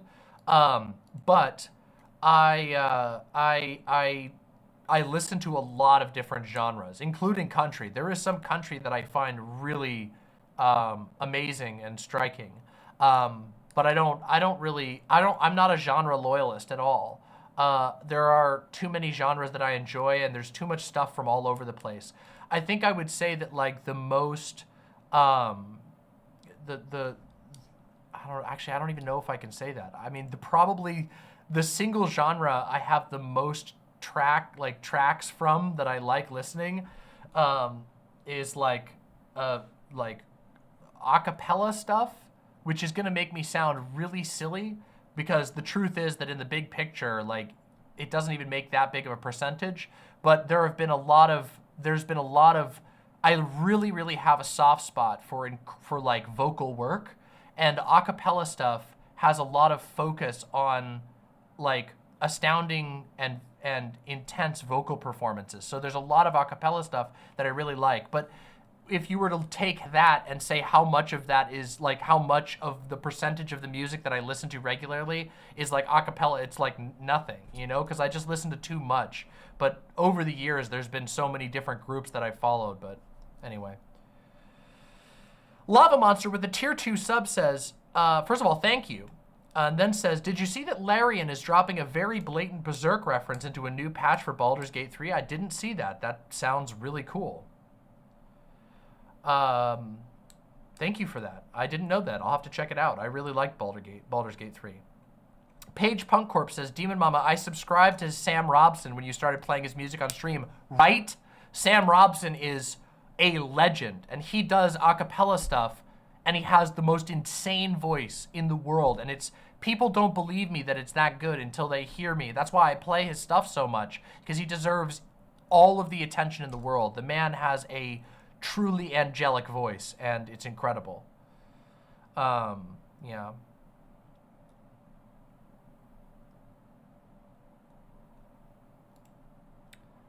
Cocoon Master, I can't see your full name for some reason. Oh my God. Cocoon Master Brendan, thank you so much for the $5 and your first super chat ever on a live stream. I am so honored. Thank you so much for letting me be your first super chat ever. That means a lot to me. Cocoon Master says, I stumbled upon your channel last year and when you talked about a certain pyramid woman, and I've been a fan ever since. Keep up the awesome work. Oh yes, the Illuminati Extended Drama Mama, which is some of the most research I've ever done. Partially because I used to enjoy Illuminati's content, and I felt very misled once I realized just how poorly sourced and how much theft was going on, and also what an abusive work situation she had created when her entire channel was built around criticizing corporate malfeasance and misbehavior. So yeah, if you've never seen my Drama Mama series on Illuminati, they're all linked in the other one, so just search Demon Mama, Drama Mama, Illuminati, and you'll find it. And you can go back to the first one if you're interested in learning about that whole situation. I went very in-depth. Every receipt I could find, we went over and we talked about it in context, and I feel proud of that. So I'm happy that that was able to bring you in. So, okay, everybody. I guess we can't... TSW the Shadow Wolf says, Jaharia does some a cappella covers of songs, but I wouldn't really categorize it as a cappella itself. It's more just isolating vocals to make it sound all echoey. It's a vibe, but in a different way. I've never heard that artist, so that sounds very interesting. We can't avoid the drama topic for too long. No, we can't. I don't want to avoid it. We're having a good time. The vibe is great. People are talking. We're having a good time. I like it when we have a good... time, and I know that this drama topic is going to be a miserable time, so. All right.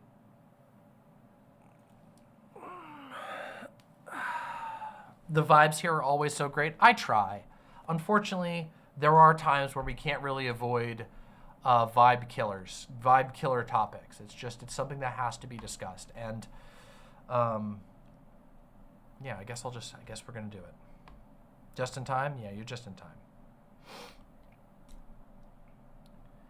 JS Masochist says, honestly, I've liked not knowing whatever this drama is about, but if the beans have to spill, I'm glad it's you spilling them. Well, I don't know if I'm the one spilling the beans, but I figured I would do my part for my community, and that's what matters to me.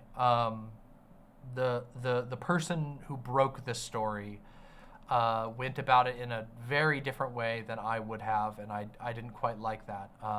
But I didn't really have control over that aspect of it. And we'll get into it. Veronica Benson with the super chat, first ever super chat. Thank you so very much. Veronica Benson says, hi Mama, sorry if my comment earlier was a little bit rude. I like to listen whether you talk about gaming or Keffals. Been a fan for years, like the hair. Sorry, I should apologize too. I shouldn't have gone so hard. I was just a little bit, there was like 5 people when you came in who had just been like, why aren't you talking about this? And I'm like, well, I warm up first, and it's my show. I can talk about whatever I want. So sorry if I was a little too harsh to you. All is forgiven. And thank you for supporting the show, Veronica Benson. I'm genuinely, regardless, it's not a big deal, and I'm flattered that you would give me your first ever super chat. Thank you so very much, Veronica. Shadow Angel 09 with the $5 super chat. Thank you so much. I cast just one stream a month, but I love it every time. Thanks to everyone here being cool as fuck. I will say our community is phenomenal, incredible, and you all make it a killer vibe for everyone who decides to come by the streams. We've put a lot of work into encouraging and architecting a wonderful community. Architecting is the wrong word. It's more like cultivating, because it isn't you know, yes, we built the framework, but it's been a constant process of encouraging and giving nutrients to and all of that, and you all are a big part of it. And what can I say? The soil biome here is fantastic. There's worms and bugs and healthy bacteria and little pieces of shell and all kinds of stuff. Water and roots. It's great. It's amazing. Demon Mama Cultivation Simulator? Okay, fine. All right, we're gonna get into the vibe, okay? Let's vibe with some amazing Cultivation Simulator music. Okay, ready? Here we go. This'll do it, and then after this, I swear to God, we're gonna do it.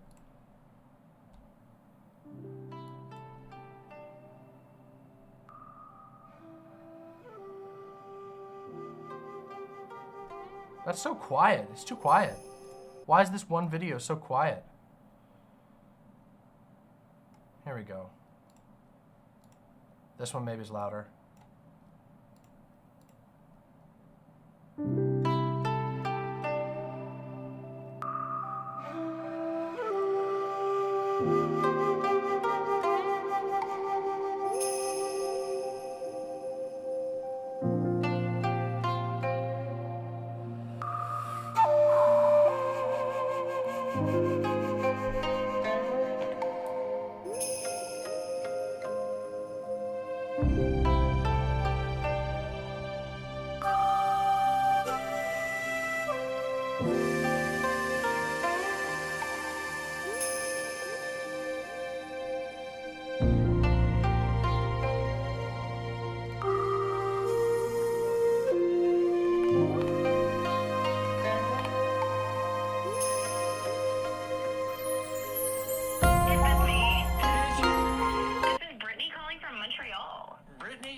What the fuck? That was loud.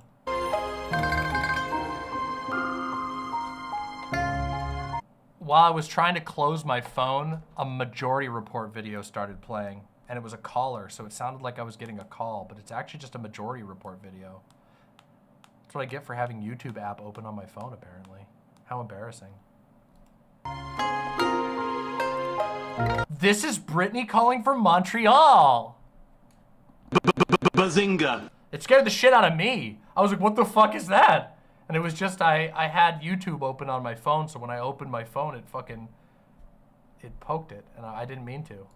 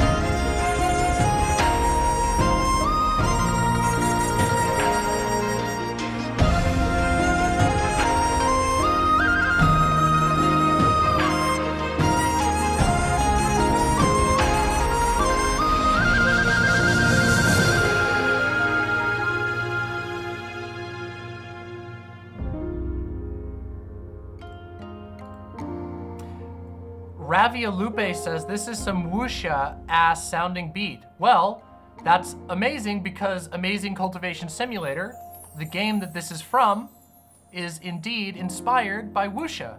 So there you have it. By the way, if you've never played Amazing Cultivation Simulator, it is like RimWorld if RimWorld ascended to the heavens. It plays very similarly to RimWorld. It's like a simulator game, but instead of simulating like a colony of survivors, you are simulating a Taoist sect. And there is so much in the game, you can't even believe it. It is incredible. You try to reach immortality with your religious sect, and there is more in this game than you could possibly imagine. Like I said, it's like RimWorld times 1,000, okay? It's amazing. And it's one of the most underappreciated games in the West. Insanely popular in China. And it's fully translated into English, and you could just go play it right now, but most people haven't heard of it. The only game they know of is like Dwarf Fortress, RimWorld, and they don't even know about the wonder of Amazing Cultivation Simulator. It's actually incredible. And Amazing Cultivation Simulator 2 is currently in development, which is going to add like a action battle mode where you do like Wuxia-esque battles with your religious people. It's cool as hell. Anyway. Another bored person with the $5 says $5. Leaves fall in the grass. Drama comes to Imptown now. This haiku is done. Thank you. Thank you to Raviolupe, and thank you to another bored person. Indeed. Sometimes drama comes to our door, whether we like it or not. All right, no more delays. Let's do this. Let me get my document up. Okay, all right, everybody. Okay.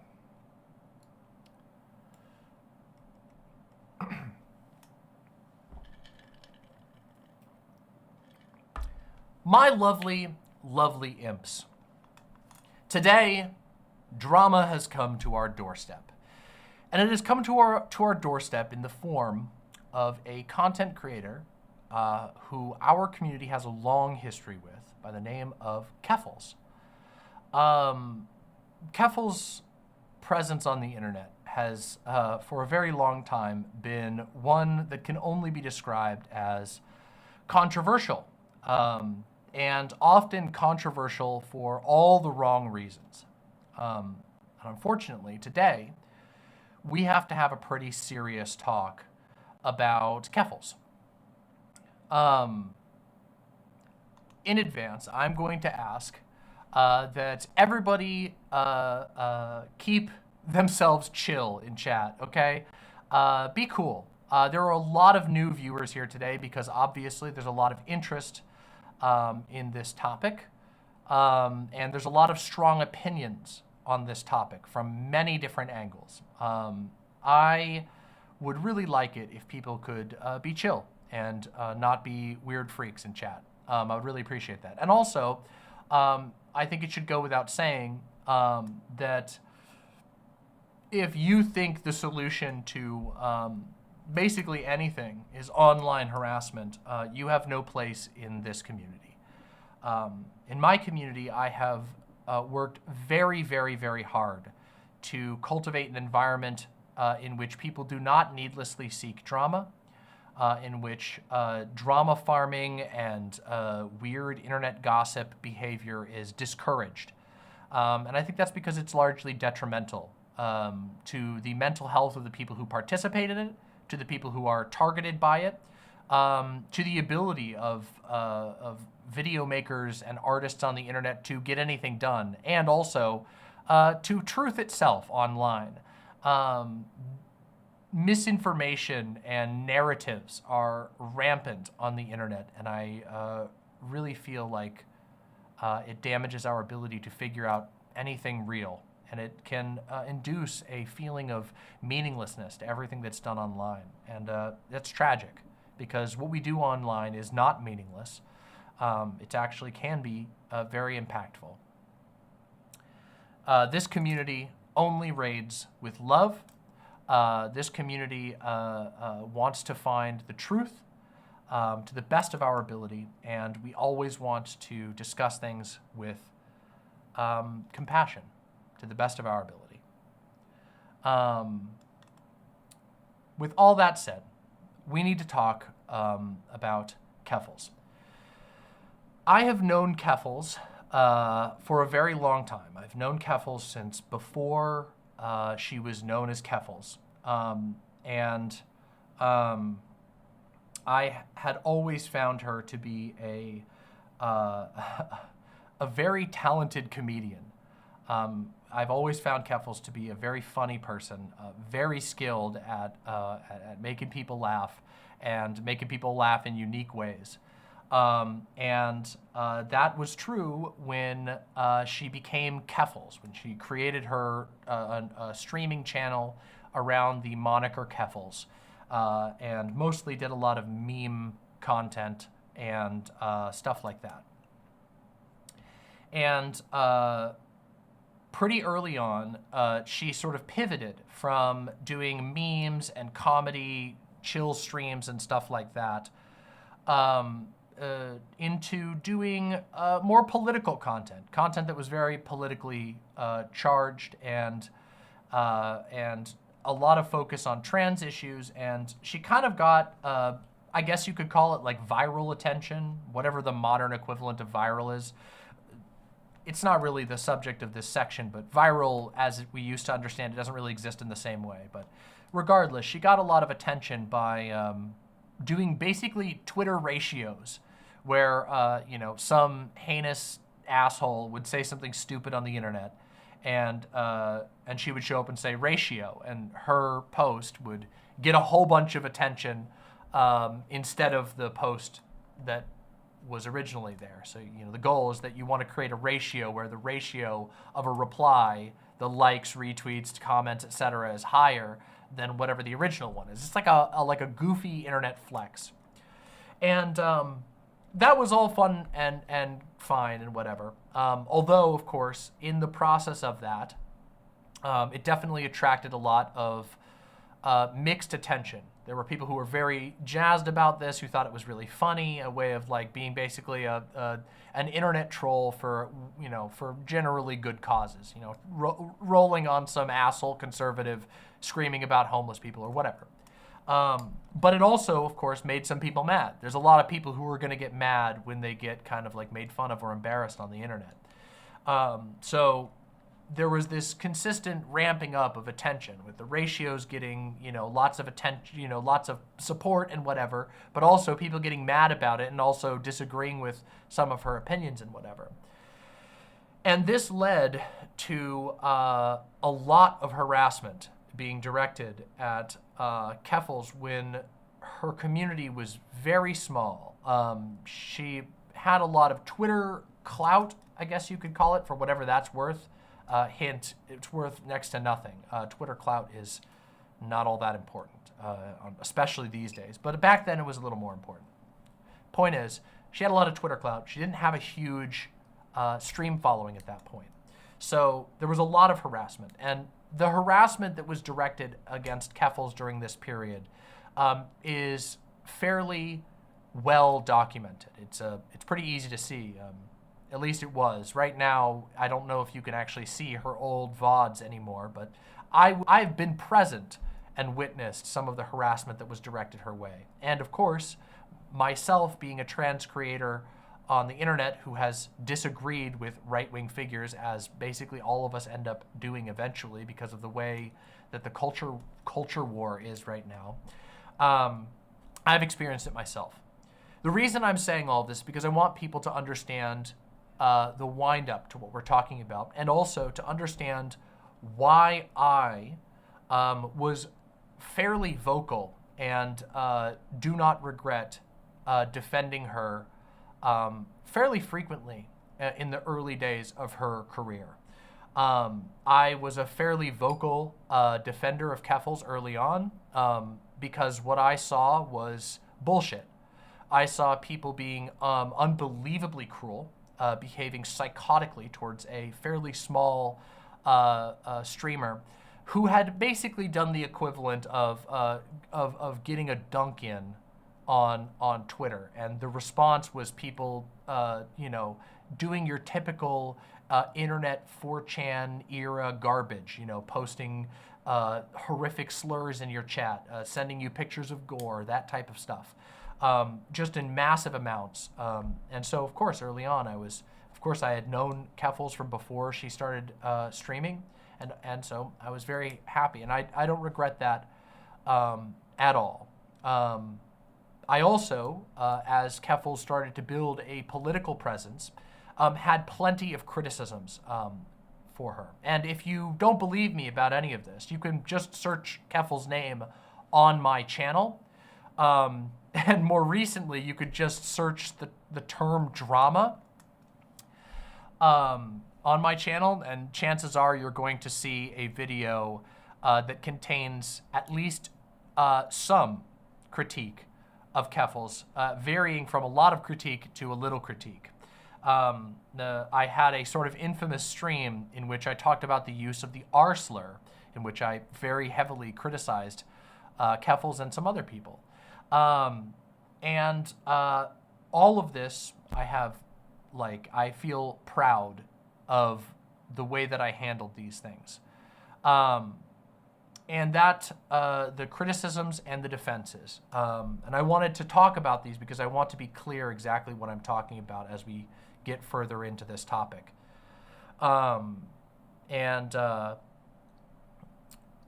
The reason why, just as a side note, the reason why I bring up drama in particular is because fairly recently in the sort of history of the Keffals channel, Keffals made some decisions to pivot into drama content. And I promise, I'm not going to make this whole stream about drama content, even though I could rant about it a lot. I have very negative feelings, if you can't already tell by what I've said already, about drama content, but particularly about channels that make drama content the center of their channel. I think that it incentivizes and requires behaviors that are incredibly problematic. And some of those we are going to end up discussing in just a little bit. A lot of my issues on a personal level that came up with Keffals, and also that came up with Keffals' community, happened when she decided to make this pivot into doing drama content. It was where I felt like there was a very distinct change in the atmosphere around the community, and also in a lot of her behaviors. Yeah, so I figured that was important to bring up. There's also another thing that I want to talk about, and this is going to be the center of what we talk about today, which is that I also advocated in favor of a GoFundMe that Keffals ran. Now, I want to talk about this GoFundMe, and I want to look at what it was, because this is going to be very, very important to what we're talking about today. Let's see. Let me get the date here real quick. When this was launched. I guess the date doesn't matter that much. Anyway, a couple of years ago, Keffals launched a GoFundMe. I can actually, oh wait, sorry, I actually can get the date here. The date would have been August 9th, 2022. Keffals launched a GoFundMe. It was this GoFundMe right here, the Clara Sorrenti Keffals Legal Fund. Now that name is really important, but we're also going to go over the description here in a second. Now, what happened to Keffals is that a few days before this legal fund went live, Keffals was swatted, and swatted pretty severely. For those who aren't familiar with the term swatting, swatting is when online people find your private information, including your address, and they use that information to convince the police to do a raid on your house on false pretenses, obviously. It is a horrible, horrible situation that has resulted in injuries, death, and damage over the years to tons and tons of innocent people. Swatting is a genuinely genuinely terrible blight on internet existence. And it is a complicated issue too, because many police departments do not have any protections in place to prevent swatting. In America, police departments are heavily militarized. They are heavily armed. And SWAT teams tend to react erring on the side of what they call caution, aka they would rather catch a criminal than necessarily verify whether or not there's actually a threat at all. I don't call that caution, but that's what they like to call it. What this means is that in a lot of places, it can be fairly easy, all things considered, to provoke a violent response on someone who has not done a crime by falsifying information. There's swatting for you. And this happened to Keffals, a thing that I wouldn't wish on any online performer or artist or anything like that. It's a terrible, terrible experience. And from everything that we've been able to see, the experience was horrifying, traumatizing, and terrible. So when this occurred, a bunch of Keffals' stuff was taken. Keffals was briefly detained and questioned by the police, all on ridiculous false pretenses that were fabricated by people who didn't like her online. And shortly after this event, she decided to set up this Clara Sorrenti Keffals legal fund.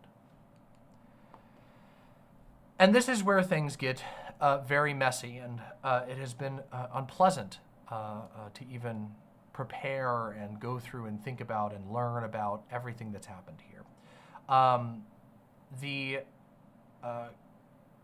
Early on, and this is before it reached the goals that it did, which, just for the record, this legal fund reached 101,348 Canadian dollars with a 100,000 goal. So it went over $100,000, which is an incredible, incredible amount of money. That's a lot of money.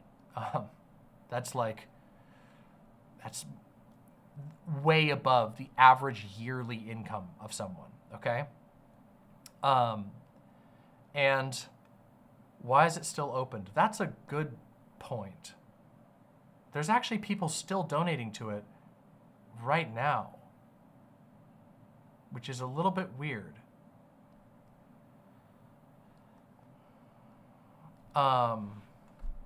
Yeah. Okay. So, early on, when this video, or when this section dropped, what Keffals was asking for was, I think the original amount was somewhere in the ballpark of 10K. Don't quote me on the exact. I don't really care about the exact number. It doesn't really matter. But the original ask was pretty low. And around that time, I was willing to promote this GoFundMe to my community. My community has a long, long history of generosity, kindness, willingness to go there for people who are in need. And so I said, damn, getting swatted is horrible, especially if your stuff got confiscated and you can't make an income anymore. I was more than willing to support that. And a lot of people agreed with me. Now, obviously, this blasted through the initial goals and continued on to astronomical heights. And the goal was changed multiple times. Now, some people took that as, in and of itself, a suspicious sign, but I don't really agree. And I think something that I want to make clear in talking about this is that Keffals was swatted by people who hated her ass. These people were always going to try and say that anything that she did was bad. There were a lot of people who were going to say, or going to make all kinds of accusations over any GoFundMe. But what there always was a lack of hard evidence of anything, basically, other than evidence that had been provided by Keffals that the GoFundMe was going to be used for what it was intended to be used for. Which brings us to let's read the description, shall we? Let's read what the original GoFundMe was set to be used for. I need your help, says Keffals, because I can't do this alone.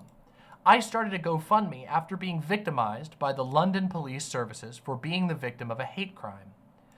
I need to move immediately, recoup my losses, and build a legal fund to protect my rights.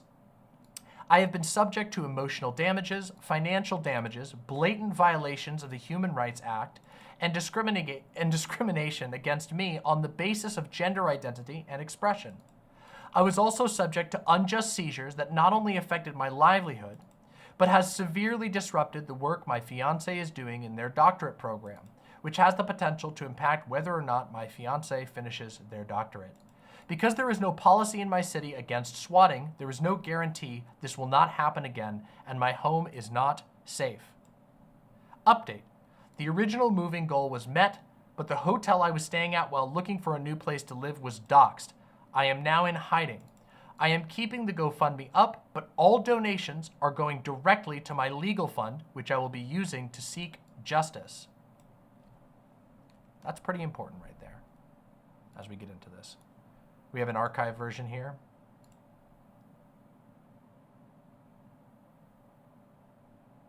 Yes.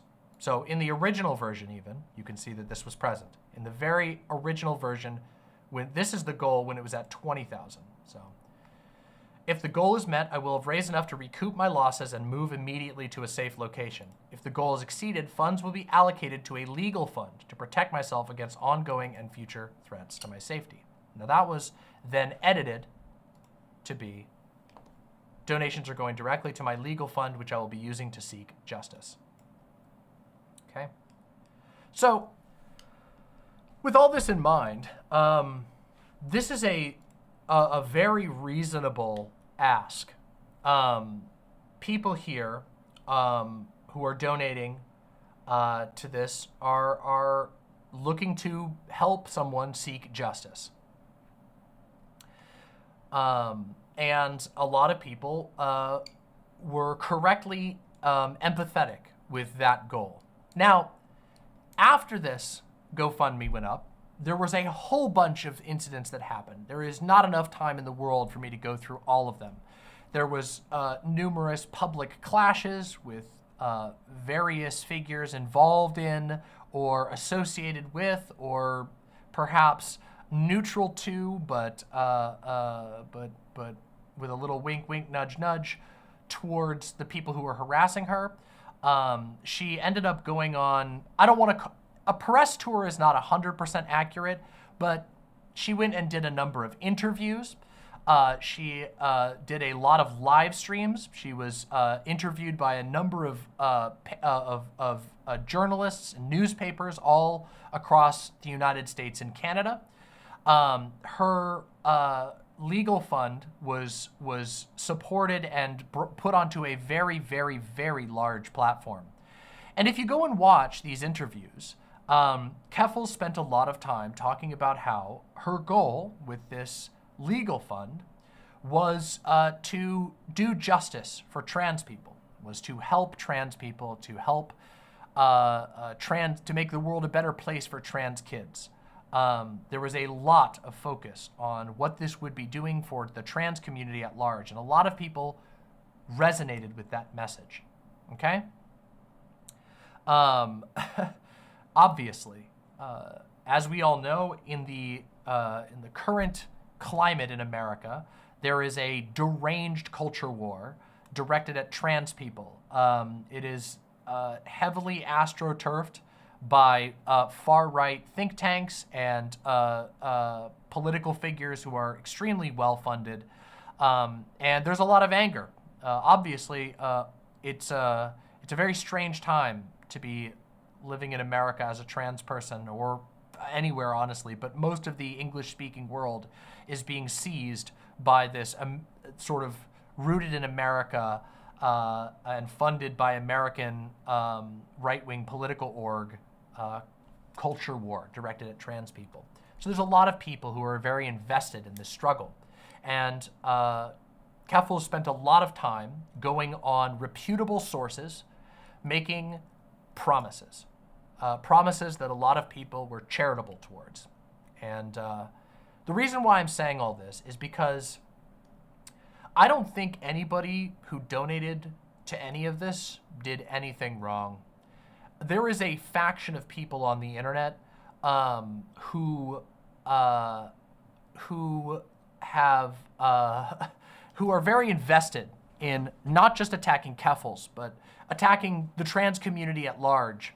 And they have a very particular narrative about everything. They want the world to believe that there's some magical wokeness or something that, you know, that's operating and pulling strings, and that there's all this manipulative bullshit. But I don't know, if you go through and you read through the comments on this GoFundMe, which is still public, you can go read the comments now. The vast majority of what you're seeing is people who are genuinely giving from their heart. They're saying, hey, it's horrible this happened. We want to see you be able to get justice. And I think that it's disgusting that there are people out there who are going after not just Keffals, for what we're going to talk about in just a minute, but who are also just randomly attacking donors and people who gave out of the goodness of their heart and out of a desire to see a better world. The simple truth is that anytime you give money to any charity or GoFundMe or Kickstarter or whatever, there's always a risk that something goes wrong. And it's unfortunate when something goes wrong the way that it did in this case, because this discourages people from being trustworthy from trusting in the future. And I think that's really bad. And we're going to get into that in full as we go on. I believe that I've done a fairly good job at this point of explaining what happened all the way up to the GoFundMe and why the GoFundMe was a big deal, why a lot of people cared about it, a lot of people had given to it, and it reached very high amounts of money. And now we are going to talk about what happened and why I am talking about this all today, okay? Today I'm going to be going over a thread that was put together by Twitter user Steroxvia, who I know. And I want to say that before we even get into this, that I have independently verified all of the receipts that are present in this thread. So there is so much that we're going to be going over. But I am willing to say and vouch that I have seen all of these. Now, we'll talk about individual takes and whatever as we go through the thread. However, all of the receipts that are present here, I have seen with my own eyes, and I have independently verified them with the sources of those tweets, of those receipts. Sorry, not tweets. They're in the tweets, but yes. And without any further ado, let's get into it, and then we'll talk more about it. Let's do this. Steroxvia says, it's time to talk about the Keffals GoFundMe situation. Below, I will prove, 1, Keffals misled donors and spent $100,000 dishonestly. 2, her legal case, quote unquote, with the Human Rights Tribunal of Ontario is dead, and Keffals has been lying about its status to avoid questions related to the money. Is there a way that we can do this ourselves, should we desire? I don't know if you'll be able to directly verify all of these claims yourself. However, you can go read the thread here. I imagine that all of the people at this point who have done this, most of the people here are willing to discuss with the public, but let's focus on what's at hand for now.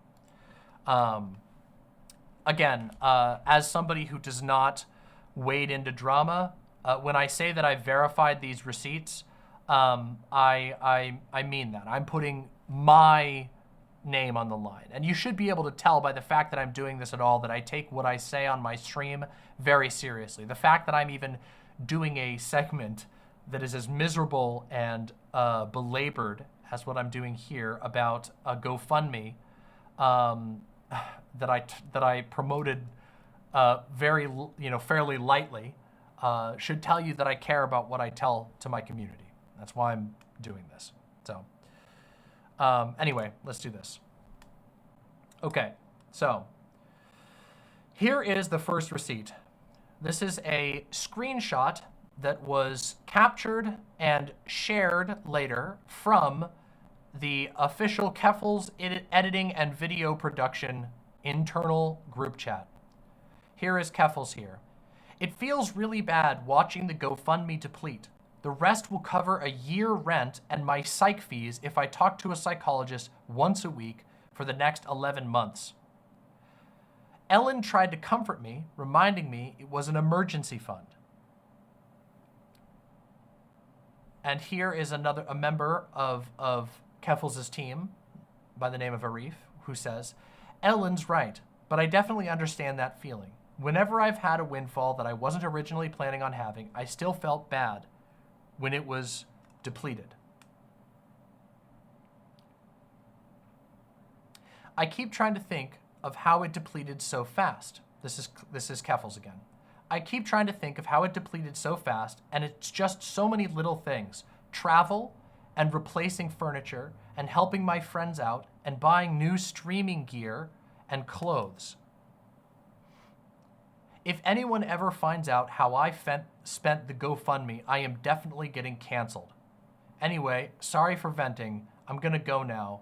I'm still heading to Dingle, lol. Now, that's a pretty terrible thing to see. And I imagine that everyone who has now seen these messages, which were leaked by a concerned party within Keffals' own team, have been pretty bothered by that. And I will admit that it has deeply bothered me as well. Let's continue in the thread. I've been investigating Keffals' GoFundMe for a long time, and I can also vouch for this. Staroxvia was one of the first people who had concerns about Keffals' GoFundMe, and who also did not take it to some kind of weird, deranged level, in my personal experience. And now that a few pieces of evidence are public knowledge, I can share what I've found. TLDR, the above screenshot is real, and the legal case the GoFundMe was supposed to go towards likely isn't happening. Strap in, this is a doozy. And again, I can verify that I have seen the original versions of these screenshots, so on my word as my presence, that is not a fabricated group chat. I've had that verified by people who were there for that conversation, myself. First, what exactly did she say she would spend the GoFundMe on? According to the GoFundMe description, $20K for recouping losses, moving to a safe location, and the remaining $80K plus for a legal fund. It's important to take this at face value since it's what she's saying directly to people donating. Now we see this, we just looked at this right here, but just for it to be clear, if the goal is met, I will have raised enough to recoup my losses and move immediately to a safe location. If the goal is exceeded, funds will be allocated to a legal fund to protect myself against ongoing and future threats to my safety. And here's the update. The original moving goal was met, but the hotel I was staying at while looking for a new place to live was doxxed. I am now in hiding. I am keeping the GoFundMe up, but all donations are going directly to my legal fund, which I will be using to seek justice. On Twitter, Keffals has been less clear about how money was allocated, but here is one figure that I want to call attention to. This was shortly after the GoFundMe launched, and she gives a lower estimate of $60K for a trial, and that most of the GoFundMe is going towards legal fees. Woke up, this is Keffals. Keffals says, I woke up and I'm seeing tender queers mad at me for saying mean words at people mocking me for raising money for legal fees and to move after. I could have died because I got doxxed and fascists weaponized the police to attempt to murder me. I was the victim of a hate crime. Grow up. Keffals says, a 3-day civil trial in Canada is $60,000. The vast majority of the money I raised is going to pay lawyers, and the rest is to move and pay me and my staff because I can't work until I'm safe. Making a trauma victim explain this a week after it happened is fucked up. In order to ask for help, I had to go public and confirm my home address to the people who want me dead. The crowd that thinks me quote tweeting them is violence, but laughs at me for facing actual police violence is not getting any sympathy. I do not care how my fans treat them. There's a lot going on in this, but the core of what we're going to focus on is this $60,000 claim, okay? So let's continue. She also reiterates that the non-legal portion of the fund is going towards moving and recouping her losses, but in my investigations, I found that she had no concrete losses to recoup. Keffals was swatted on August 5th. She later said that all of her devices were returned to her 3 days later. Let's listen to this clip. I eventually got my stuff back in like 3 days and got an apology from the chief of police. That's nice. So, yeah, that was really nice. Not nice how they responded to the situation, but I'll take it. I eventually got my stuff. So there you have it. Now, this is only one clip.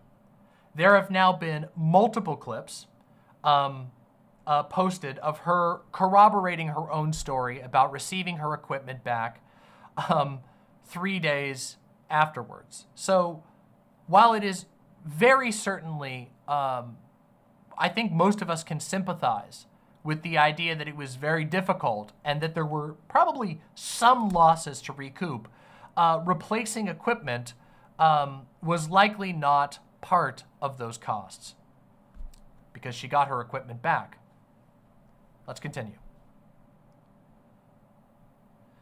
This is corroborated by a property bag shown in a CBC story about Keffals' swatting, the label of which clearly shows that Keffals' desktop tower was returned to her on August 8th, which was before Keffals actually launched her GoFundMe on August 9th. And you can actually see this up close. We can see down here that this was, the property bag was returned 8th of August, 2022. So, yeah, you have that. She received, according to this, she received her personal equipment back before even starting the GoFundMe.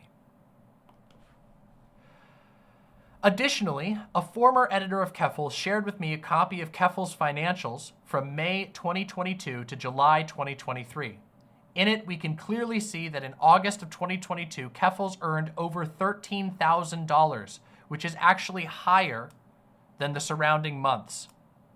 So this is the finance sheet that was shared by an editor from the inside who was, again, extremely concerned about the way that this entire situation unfolded.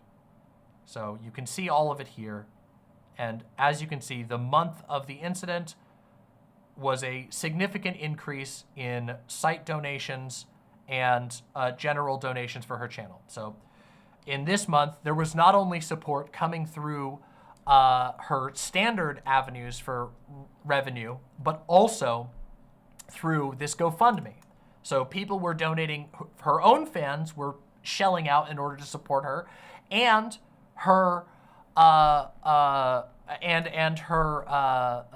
GoFundMe then appeared in order to bring in another $100,000, which is, again, quite a lot of money.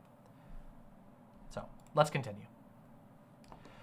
To reiterate, Keffals did not have any losses to recuperate. She wouldn't see a decline in revenue until 2023 after she went to rehab, which you can see again reflected here. Her losses only start to begin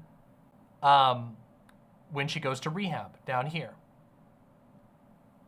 So you can see the amounts, they fluctuate, but they fluctuate within the before and after, and there's about 4 months of increased income and a few months of slightly decreased income, but there's no real decrease until 2023, March of 2023, when she goes to rehab, which was a public thing.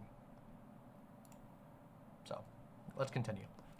Keffals also very likely did not use the $20K to relocate to Ireland and instead paid at least a significant portion out of it out of pocket. By 9/4/2022, Keffals was established enough in Ireland for publications to write about it. And this is a link to articles that were writing about her moving to Ireland. The next day, she would have an infamous conversation with Winter, where, when asked if she had used any GoFundMe funds for a PI, strongly implied that she hadn't spent any of the GoFundMe funds yet. And here's the screenshot. This screenshot has been, of course, verified multiple times by Keffals herself. Winter, I don't know how much money you think I make, but I was going to make 6 figures this year before the GoFundMe happened. That wasn't the question. Quit flexing on minorities, Whitey. Okay, this guy just genuinely seems like a weird piece of shit. I don't know who this is, but I don't mean to. I'm sorry. You brought up money for some reason. Did you pay for the PI out of the GoFundMe money? No, the GoFundMe money is currently in savings until I need to use it. I don't know who this Winter is, but whatever. I don't know how that translates to flexing onto minorities. I will say it is kind of weird to boast about making 6 figures, but anyway. In this exchange, you can also see how she could afford this. She was on track to make 6 figures in 2022, which is corroborated by her financials from earlier. This also adds context that up to this point, she never mentioned she's fucking rich, or at least it was at the time.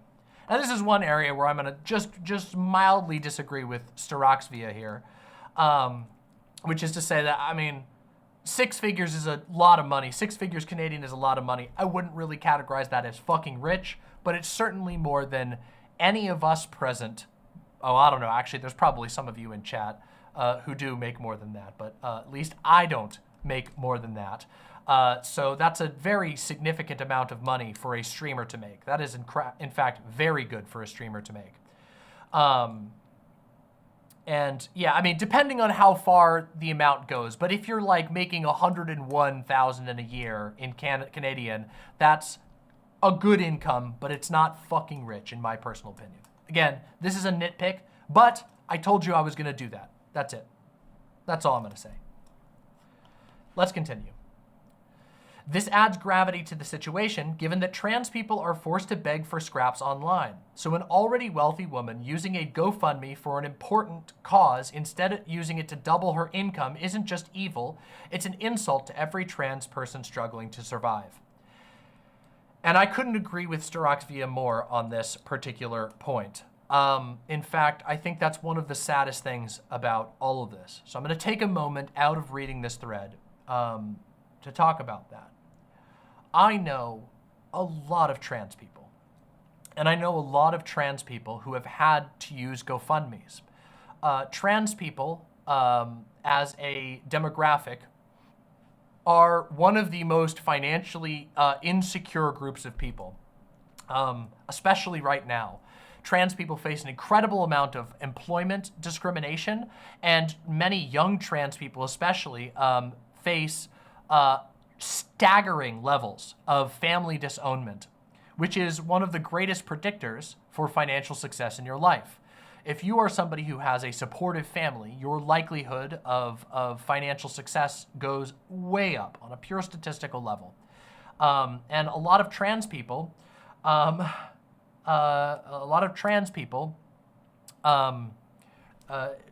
to turn to other measures. They have to turn to a community, to found families, or to broader communities who are willing to do it. I have seen a lot of trans people raise money in the days, in my days, okay? And I can tell you that I have seen almost none ever say that they are going to fight for trans people with their GoFundMe. In fact, what I see is trans people ask for pittances. I see a family of 4 trans people, a little polycule of 4 trans people who are housing insecure, ask for $1,000 so that they can make a bill. Basically going online and having to be incredibly vulnerable to the world at large, put themselves into a vulnerable position and say, I need help, please help me. And these people struggle to get money. There are so many GoFundMes out there that never get a single drop of attention. There are so many trans people who put themselves out there, and they're not saying I'm gonna do a legal fund. They're not saying I'm gonna do this for trans kids like Keffals did. They're not saying that, you know, I'm doing this for the trans community. They're saying I need help. I am extremely poor. Someone please help me. This is incredibly embarrassing, but I need some money. And then they ask for $3,000 and maybe get half of that.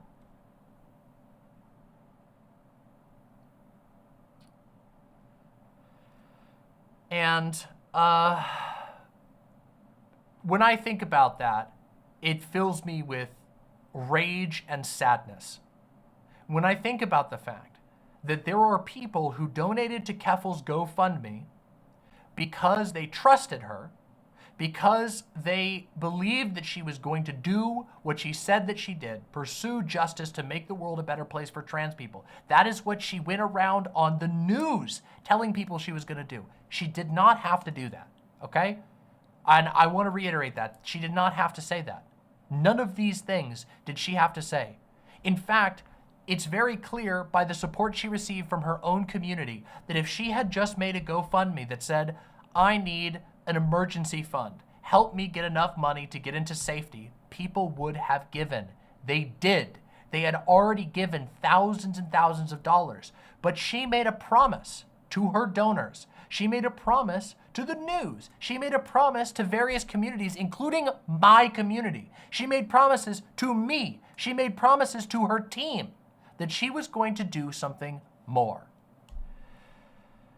And not only did she not deliver on that, but she didn't deliver and didn't even have the courtesy to give transparency on that.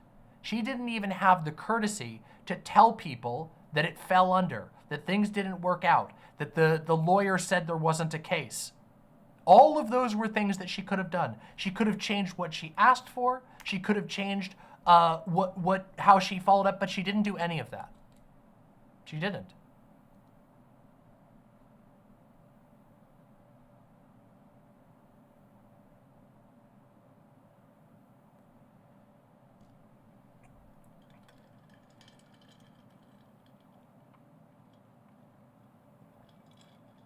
People believed her because they saw all kinds of people vouching for her, and because she made concrete claims. And as time went on, those claims did not come to fruition, as we are going to see. So now that I've said that, let's continue. Before I get away from myself, here's the link to the original exchange with Winter, which shows that it occurred on September 5th. This is if you want to go verify the exchange with Winter, you can actually go watch it here at this link on Odyssey. We're not going to do that because it's a whole stream. I've checked it. Anyways, while it seems that Keffals didn't need the GoFundMe to get to Ireland, she wouldn't settle down until October. This brings us to the screenshot, which was taken by a former editor for Keffals on November 30th, 2022. So this is a couple of months after the GoFundMe reached $100,000, where Keffals says all of the GoFundMe money had either been spent or earmarked.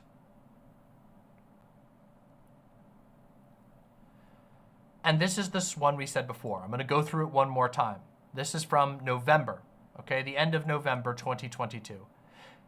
Keffals here says, "It feels really bad watching the GoFundMe deplete. The rest will cover a year of rent and my psych fees if I talk to a psychologist once a week for the next 11 months. Ellen tried to comfort me, reminding me it was an emergency fund."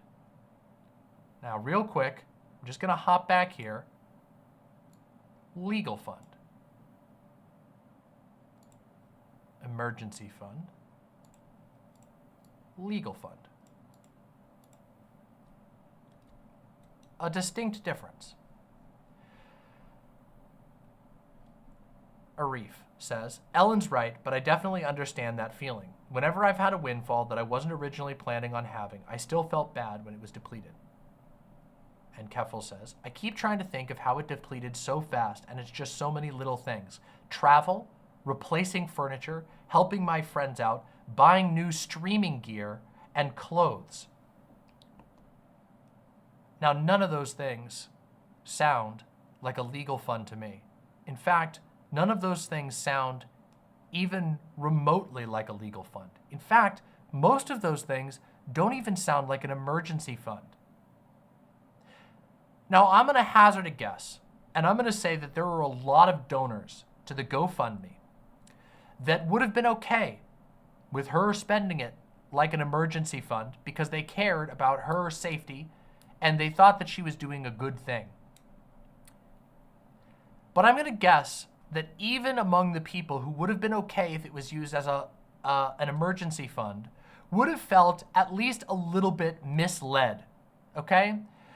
If it turned out that by emergency fund, it turned out to be giving money to my friends, buying new streaming gear, buying new clothes, paying travel costs, not moving costs, travel costs.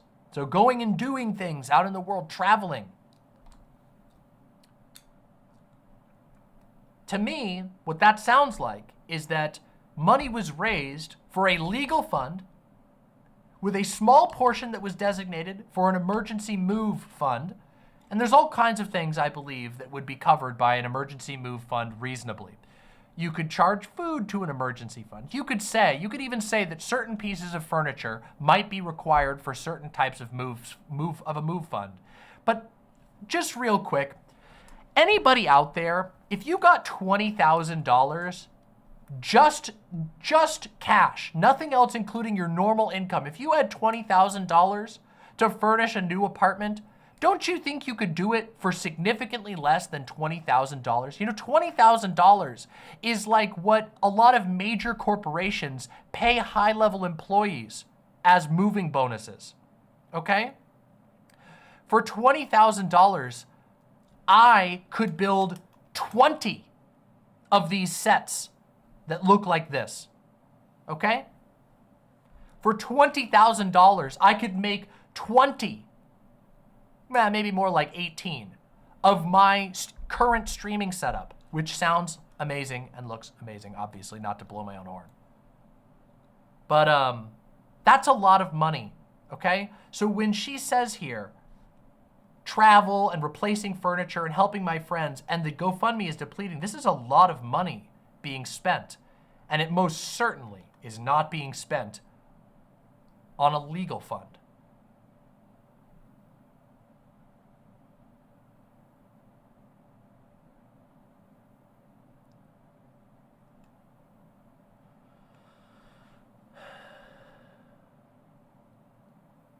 Now, a small pause here. I need to double check my data here.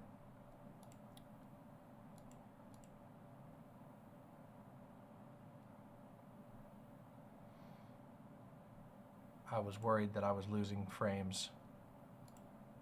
Nope, it looks like I'm not dropping any frames. Sorry, I had a brief moment where I thought that my stream had gone down, which would have been a real bummer. Okay.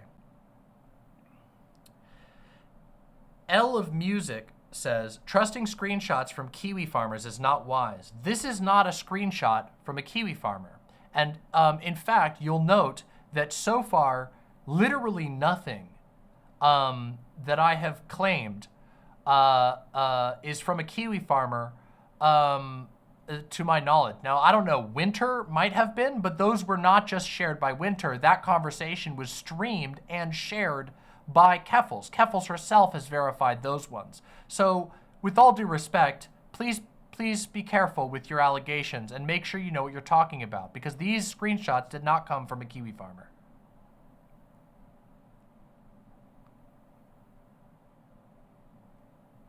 Not even close. And again, when it comes to this screenshot, I have seen this from the source with my own eyes.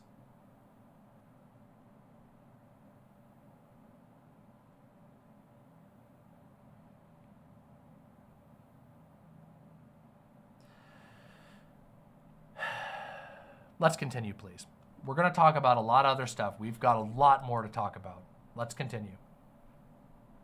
Keffals, in just 4 months, potentially just 2 months, if it really hadn't been touched by September, blew through $100,000 on traveling, not moving, furniture, friends, new stream gear that she didn't need since she definitely got her devices back after 3 days, and clothes.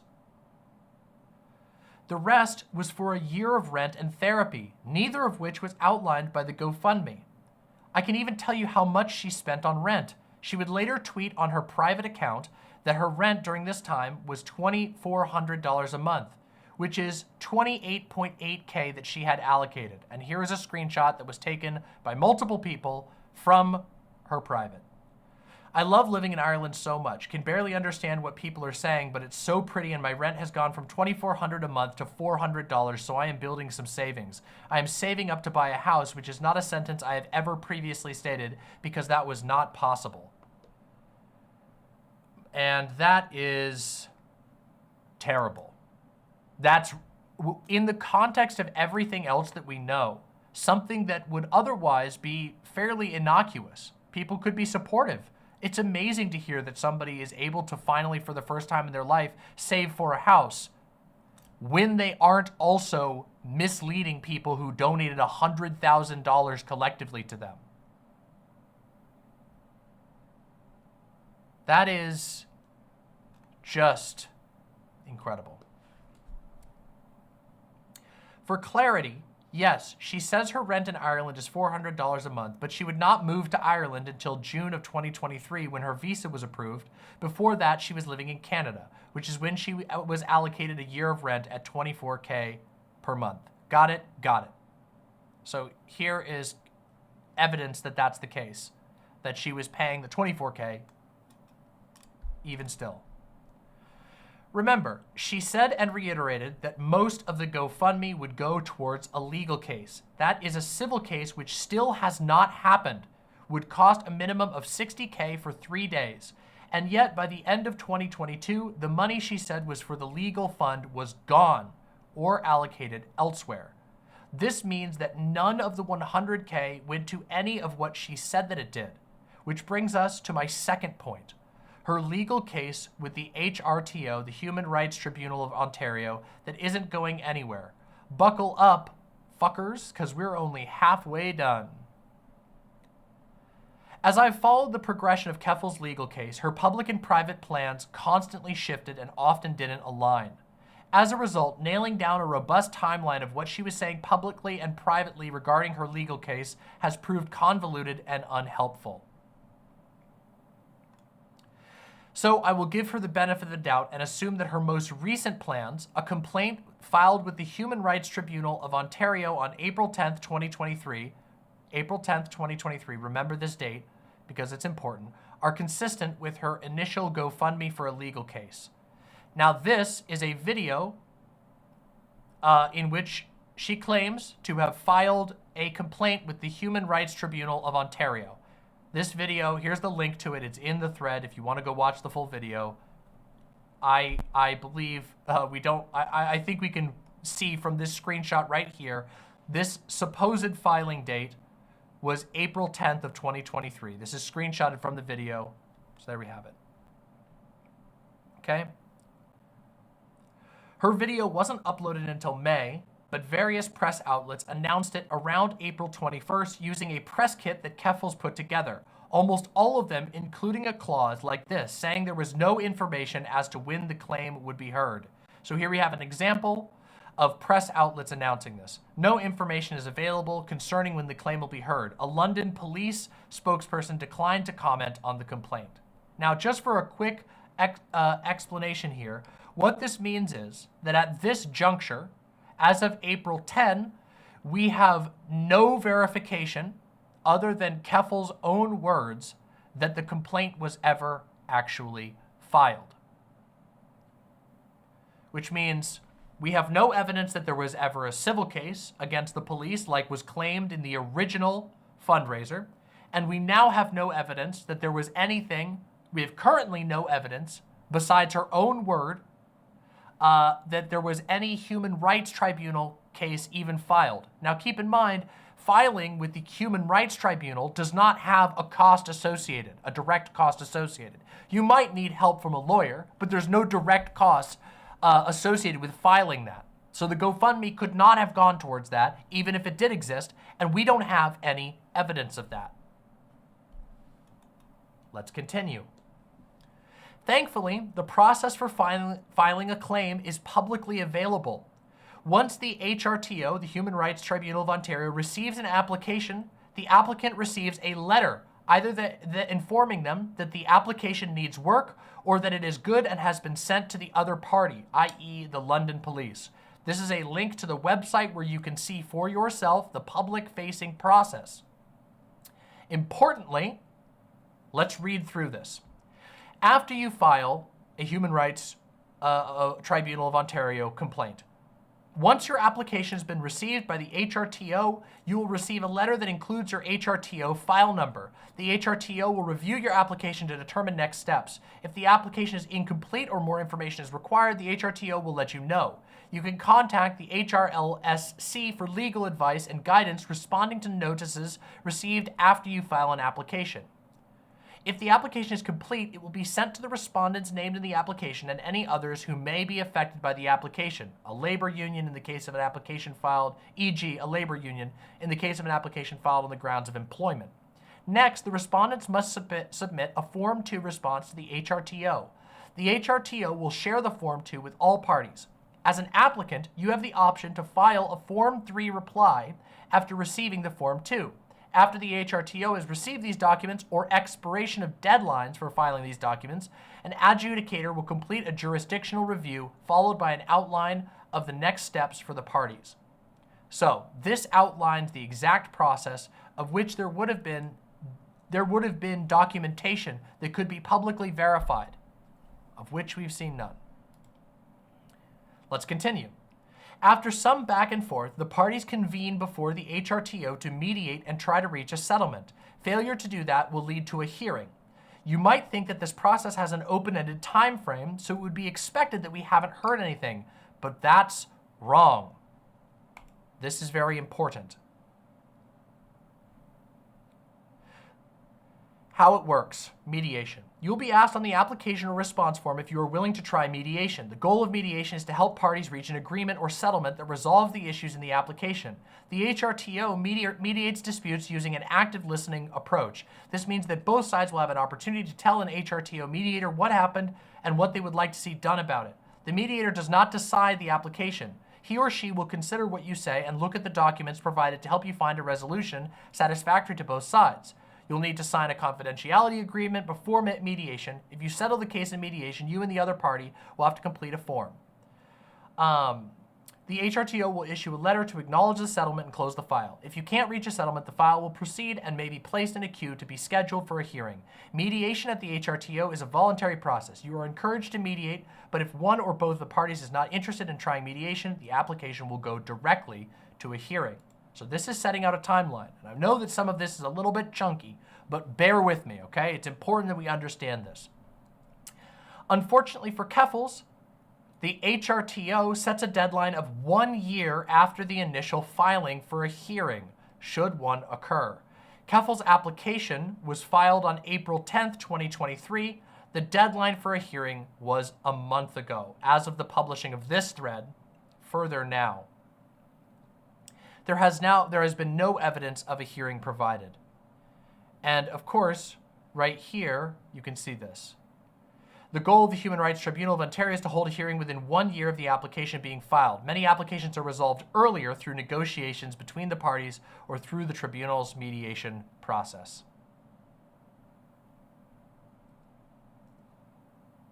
We haven't heard anything about mediation. We haven't gotten confirmation that her application was accepted. We haven't even heard about the letter she was supposed to receive right away. And all of these things are long past due. I will now catalog everything that we have heard. The next that we would hear about the HRTO case was in October 2023 when the London police concluded an investigation into the sexual assault allegation Keffals made in her application. And notably, the London police were made aware of the allegation through the media, not through HRTO. We're going to read this real quick. Sorrenti, that's Keffals, 29, launched an Ontario human rights complaint against the London police in the spring, seeking $125,000 in damages for injury to her dignity, loss of income, and special damages. In the claim, Sorrenti alleged a female officer pressed her hand against her breast during her arrest and said, "Yep, it's a she," quote unquote. London police learned about the sexual assault allegation from a media report on April 23 and notified Ontario's police watchdog, the Special Investigations Unit.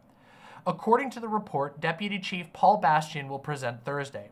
SIU Director Joseph Martino notified London police on August 22nd that there were no reasonable grounds to proceed with a criminal charge and the case was closed. The London Police Professional Standards Branch launched an internal probe into the conduct of the officer, along with related policies and services, the report says.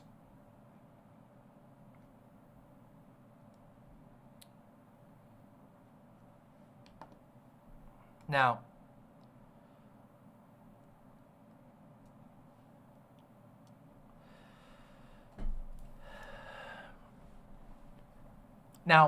we're getting kind of deep into the weeds here, but there's a lot of this that we will never know the truth about. And we'll never know which way these things went. But what we can say from this, despite the details being fairly unpleasant to go through, is that we still, at this point along, have no evidence that anything other than the internal investigation, which was done by the police station at the request of Keffals, has been done. So we don't know, we have no evidence of any complaint being filed, we have no evidence of a legal case. None of this has been provided at this point.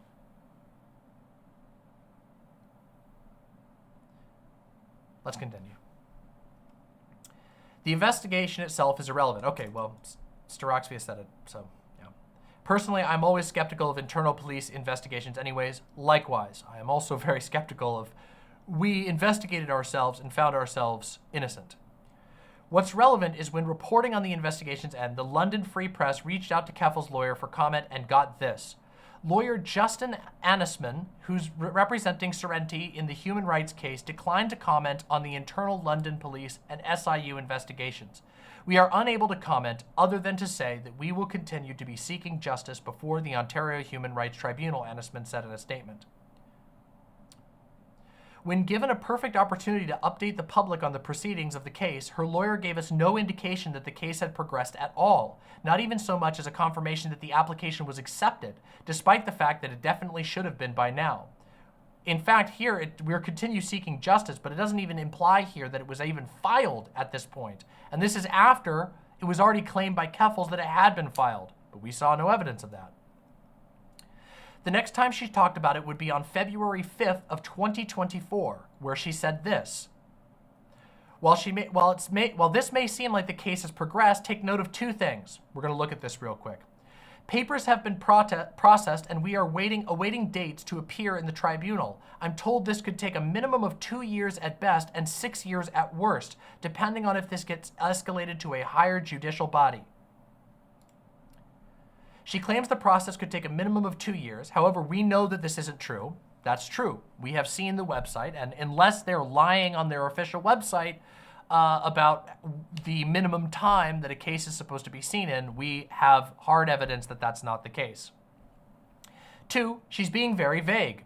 I agree, this is very vague. She hasn't said the HRTO accepted her application. For example, she merely says that papers have been processed. Even more suspiciously, she deleted this tweet within 7 minutes of posting it. Excuse my chicken scratch math with screenshots to prove this. So here's the evidence. 52 minutes, 45 minutes, 7-minute difference. From the reply from 7 minutes later shows that the tweet was already deleted. So she deleted this almost immediately. You can see that outlined here, which honestly, you went very, very far in your details on this, Staroxvia. My best guess, someone told her, excuse me, why does Twitter do this now? My best guess, someone told her that it was a bad idea to publicly lie about this, which brings us to the 3rd time she talked about it. Oh wait, that's the last time she ever said anything of it, at least the last time I've managed to catch. Remember, the deadline for a hearing was a month ago.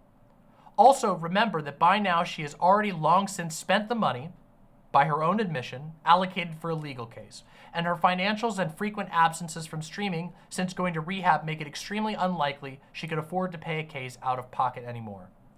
Altogether, the evidence very strongly indicates that her case with the HRTO died a long time ago.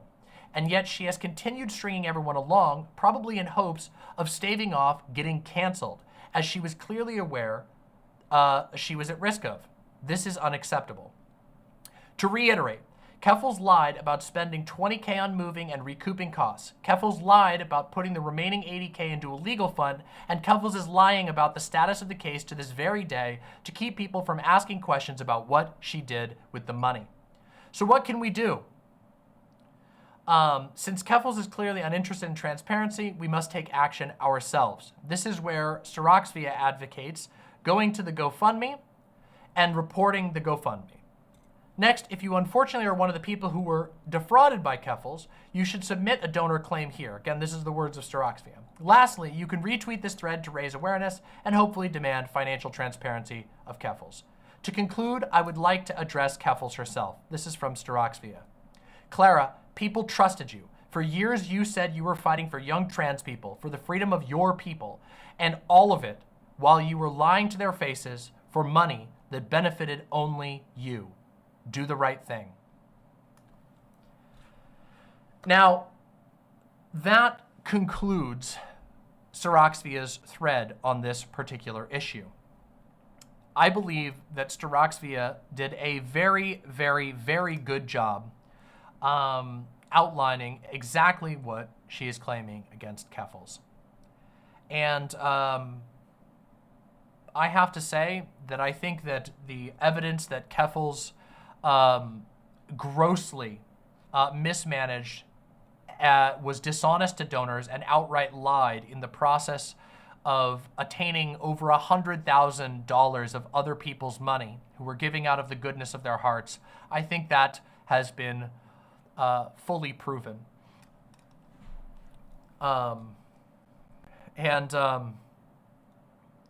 Yeah, genuinely infuriating. And also incredibly sad. I know a lot of people who gave money to that fundraiser, who were willing to trust and were willing to take a risk. And it's extremely unfortunate to know that the attitude that was taken towards it is one of continual can kicking, one of, at times, almost outright disdain. Now, there are a lot of people who talked about this GoFundMe in what I consider to be very bad faith. There are a lot of people who were critical of it, which I completely understand, but there were a lot of people who went very far with that with very, very little evidence. But that is not the case here, okay? Here, the claims against the GoFundMe have been very tightly focused and additionally have been very well outlined. And I don't really see what type of answer could provide another outcome, or another conclusion, I should say, than the fact that Keffals took this money, used it completely irresponsibly, felt no obligation whatsoever to update her donors, felt no obligation whatsoever to return the money, and also felt no obligation to even tell the truth. I find that genuinely disgusting. Now, I mentioned already that it really bothers me that there are so many trans people out there who are struggling, who would be more upfront and ask for less money, and those people will never see the money that they need to survive. Some of them might, but a lot of them will never see it. A lot of them simply have never been granted the platform, the attention, the media attention. What Keffals went through was a lot of bad stuff, okay? There was a lot of terrible stuff that happened to Keffals. There's no ifs, ands, or buts about that. But there were a lot of decisions made here that have no excuse whatsoever. There is no excuse for saying you're going to do a legal fund and not using any of that for legal purposes. There is no excuse for not just saying up front, I need an emergency fund, my life has been destroyed, help me out. There is no excuse for taking $100,000 when you already have a decent income and then doing none of the above things that I've mentioned. There is no excuse for any of that, okay? And I say this as somebody who is very sympathetic to a lot of the stuff that she went through, who defended her on those fronts and would still do so. I would still be willing to say that the harassment that she faced was fucking garbage, that the vast majority of people who came at her leading up to this event were doing so from a truly disgusting place and had malice in their hearts. But none of that can excuse the decisions that Keffals chose to make.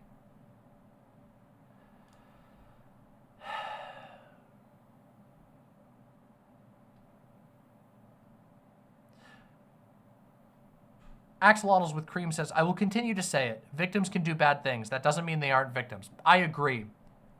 And also, it doesn't mean that what they did isn't bad and doesn't deserve to be talked about. The reason that again, to restate, the reason that I'm bringing this up and talking to everybody about it is because I myself was a donor to this GoFundMe. I gave a not small amount of money to the GoFundMe. Way back when it was a lot smaller, to be fair.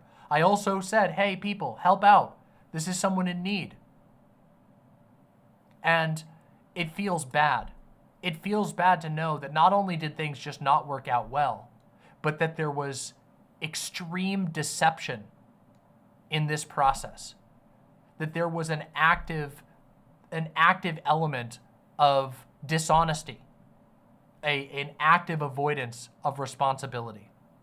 An active avoidance of basic communication with people who gave out of the goodness of their heart. Look, it is difficult to admit when you're wrong. It is difficult to say I fucked up, okay? Everybody, all of us knows that. Every human on the planet knows that it can be hard to own up to something. But when people have given to you out of their pocket to you for nothing in return, the least that you owe them is the truth, okay? The least.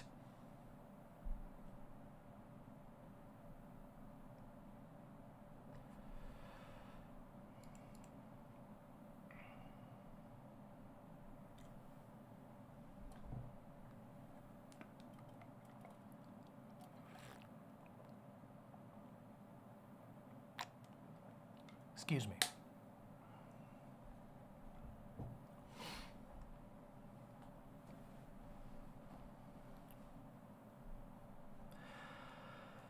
Now, there's a lot of other things that we have to talk about. Because, of course, this is not just about the GoFundMe. I hate to tell you that we are still a ways away from our destination of having this behind us. We have more to talk about. There has been a lot of other allegations that have been brought against Keffals in the process of all of this. And some of it I can speak to directly and was able to verify. Other ones I think do not have a whole lot of credibility. And I wanted to talk about a couple of the things that were discussed, that have been discussed recently. The first one, oh God, this is all so stressful to discuss. Okay. Privately and publicly, you all can probably take a look at, if you're a regular viewer of me, I know that tonight there's a lot of people who are not regular viewers of me. So welcome to those who are here who are not regular viewers of me. I hope you find the way that I talk about this valuable, insightful, and focused. But those of you who have been with me for a long time, you all know that there has been an increased public distance between myself and my community and Keffals and her community for some time. As I mentioned before this segment, and a little bit during the segment early on, a lot of that came from the fact that she decided to pivot her channel at one point into making drama content. And drama content is something that I feel, to put it lightly, very negatively about. I think that it is incredibly toxic. And I think if you just go look at her channel and you look at the recent stuff that she has put out on her channel, a lot of it is pretty bad. A lot of it is what I would consider to be somewhat similar to the very same behaviors that led to people obsessing over her channel. It is finding a person that you think is bad, obsessing over them, digging into them, etc. For my part, I did not want anything to do with that. In fact, I made a fairly scathing video earlier, a couple months ago, talking about my desire to not be involved in a drama that went down between Keffals and another content creator named Xander Hall, in which I was repeatedly invoked. I felt like both sides of that incident were attempting to get me involved in one way or another. I found it insulting. I was very strict about not wanting to be involved about it. I was bombarded because both parties were commenting on and tagging me in on things. It was very frustrating. Okay, and I made it very clear publicly that I wanted no involvement. But unfortunately, in private, there were other things that were going down that I also had no desire to make a matter of public, a matter of public knowledge or a matter of public conversation. I didn't really think that most of them mattered to the greater public. It was my own personal experiences, my own personal judgments. I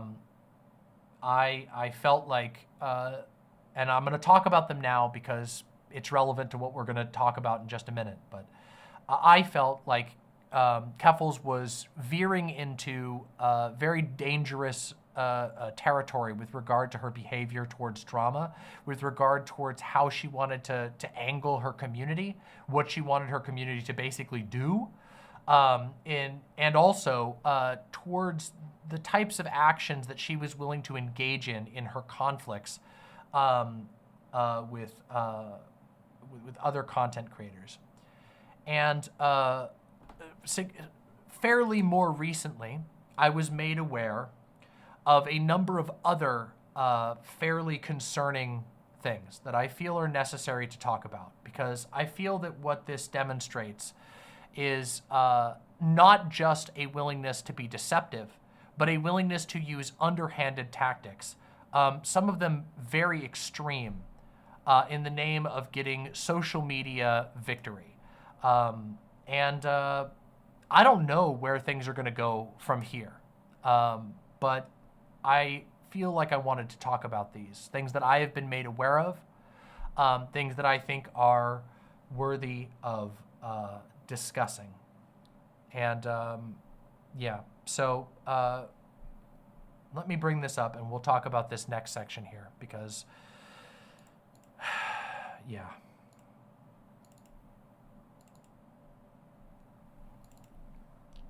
Okay, so the first incident I feel that it is necessary to discuss is the topic of doxing. Now, I have heard accusations around on social media of Keffals taking very strange steps against other creators in the space. But I had not received much hard evidence. That, of course, has changed as part of the reason why I wanted to make sure that I prepped for this video, because I think that where it ended up was freakish, strange, and wrong. First of all, and this has been discussed and talked about elsewhere, but there was a server that has recently been talked about that contained a number of people as members of Keffals' community that functioned as basically a dirt digging community.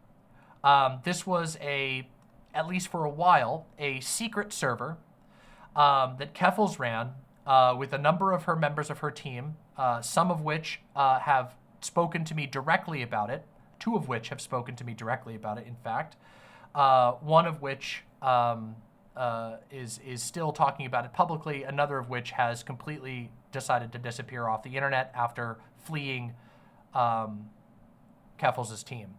Now, this server was credit to the now unknown team member that did this, but this server was destroyed by an act of sabotage by a member of Keffals' own team.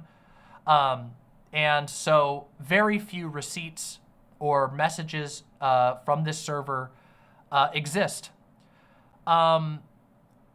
So that server, I have no screenshots to show you because it was destroyed. However, I can tell you, and again, this is me putting my reputation on the line here, that I have spoken to multiple members of Keffals' team, myself, and verified that yes, this server did indeed exist. Yes, there was internal, within Keffals' team, there was internal discomfort with this server, and that yes, this server was engaged in collecting dirt, images, receipts, whatever you want to call them, on a number of other figures, including figures that Keffals anticipated potential disagreements with.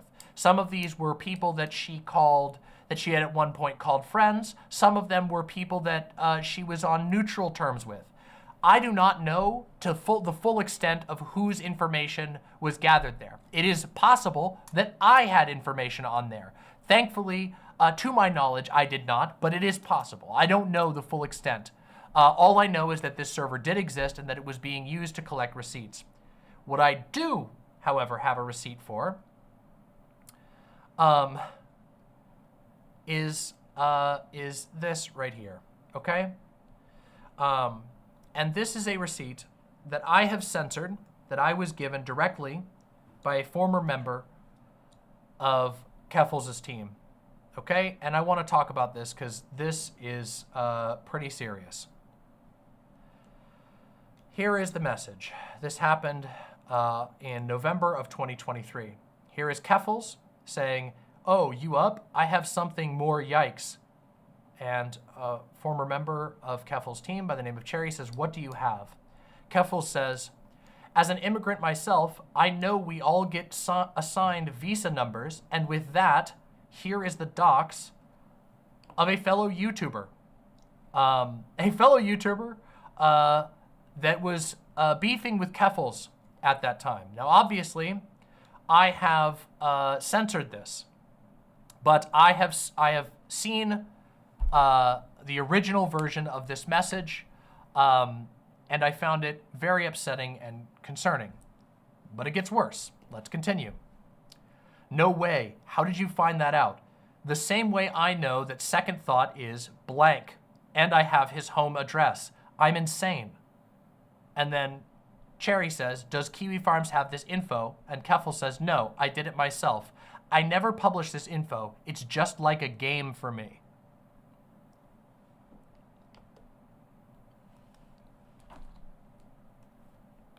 Now, we don't know just how many people she got docs on. What I do know is from testimony of members of her team that she was using her own personal money to sometimes hire people in order to attain these docs just to keep on file for her own purposes. I find that pretty untrustworthy.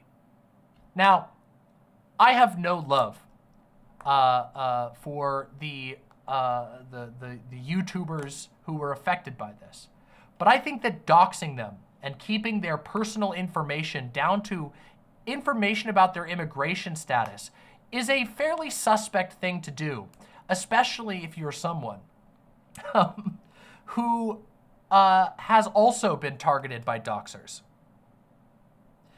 And I will say that it made me feel very unsafe. And I still do to a certain degree. Now, I'm fairly confident in what I do with my stream. I'm fairly confident in myself, and I'm lucky enough to live in a fairly safe area. But I know that it is possible that Keffals has docs on more people. We know for a fact that Keffals likely has docs on her own former employees.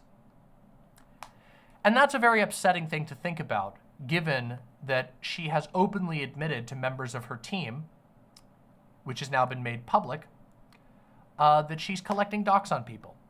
When we combine that with the knowledge that she had an active server, a secret active server, in which she was collecting as much dirt on other people in these spaces as she could in anticipation of conflicts with them, together, this paints a very, very bad picture.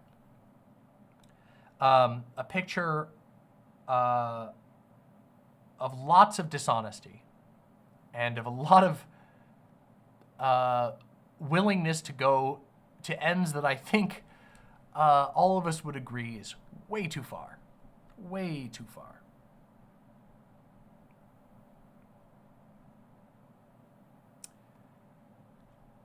And I've also been given something else. In addition to Keffals being willing to run a server digging dirt on people, in addition to Keffals being willing to attain the docs of people who she was beefing with, some of whom, no doubt, are abusive people. In addition to gloating about that, I've also been let in on a situation directly from someone on her team who was willing to tell me this story. Now, some of you will recall that at one point, Keffals had a falling out with a number of other online left figures, some of which were instigated. You know, there was some people who were like, I don't like this Keffals person. There was some of it was really stupid, like I've talked about that fucking noodle bullshit. That shit was really dumb, very cringe in my opinion. And some of it was less like that. One of the things, one of the people, I should say, I was gonna say one of the things that happened, or one of the people that Keffals conflicted with, is a fairly large bread tuber video essayist by the name of Jack Saint. Many of you will be familiar with Jack Saint. Keffals and Jack Saint had a fairly public conflict that started a pattern of Keffals leaking people's DMs. In fact, she got a fairly bad reputation even among people who were, sort of on her side generally for being a DM leaker. But this really, really, really went over the line for me. And I think you'll understand why when I read it. When I was an editor for Keffals, she told me she secretly recorded a call with Jack Saint and that she wanted me to deceptively edit the call to make it sound like he was being abusive towards her. This isn't an isolated incident at all. Obviously, a ton has come out illustrating her pattern of knowingly smearing people, and this is just one of many situations where she would float the idea of lying so maliciously like that.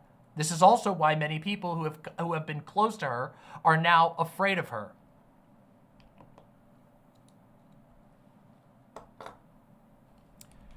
Now, this was told to me, and I've received permission to talk about this publicly and to share this message publicly, but this was at one point was spoken to me in confidence because the person who leaked this message was very afraid of retaliation. They had not been comfortable with this request. They had voiced their discomfort with this request and had been continually asked to participate in this process. Now, eventually, thankfully, this did not end up happening. But the plan was there. Now, the reason it didn't happen is because other drama surfaced and actually distracted. But I want you to think about what that says about someone. This is, and also part of the reason why I want to talk about this is because I think it reflects on everything else, every other claim that we know about Keffals. seriously damages her ability to be trusted on any claims about this or anything else if she was willing to ask her own team to engage in not just deceptive editing, but explicitly deceptive editing of a secretly recorded call of another public figure that was designed to frame him as an abuser for her own benefit. That is a deep and disgusting level of dishonesty.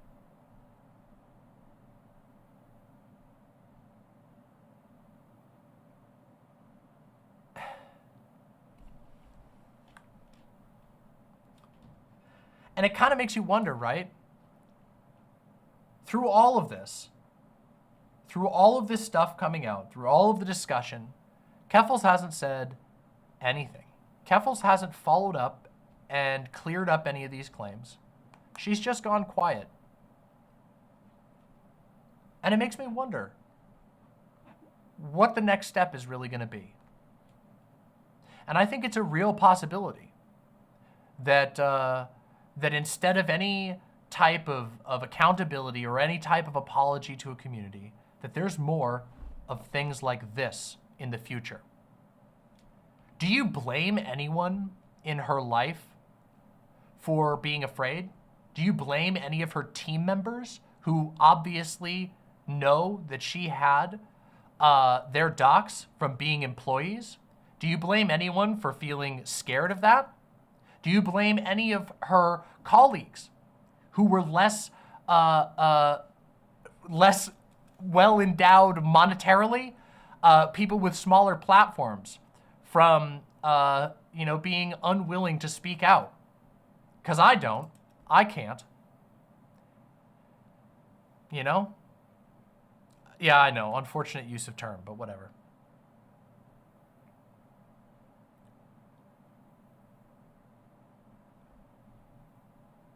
As time went on in my personal relationship with Keffals, I became more and more concerned about other things that she was doing that started to make me lose trust. Now, on the GoFundMe thing, I did not have hard evidence of where she went until fairly recently, all things considered. I had tidbits here and there, but it took me a long time to be able to put together a case that I was comfortable talking to you all about. And I think you guys can understand why I felt it was necessary to talk about you all with this. And also why I feel it's so stressful. And also why it's so frustrating that there's so many things. There are so many claims that have been levied against Keffals that do not have any evidence for them. Nothing. But it is so hard to filter through everything when you have someone who is willing to lie this much, who is willing to go this far, to deceive and to continue benefiting from other people, to put the wrench on other people. Now, no doubt, Keffals went up against some pretty heinous people. Okay? But a lot of the people that we're talking about here, do you think Jack Saint deserved to have a plot to be privately recorded against his will and to have a plot built against him to deceptively edit the call to plan his cancellation? Do you think anybody deserved that? Do you think the people who were getting dirt gathered on them, on her now destroyed, thank goodness to whoever did that, now destroyed server?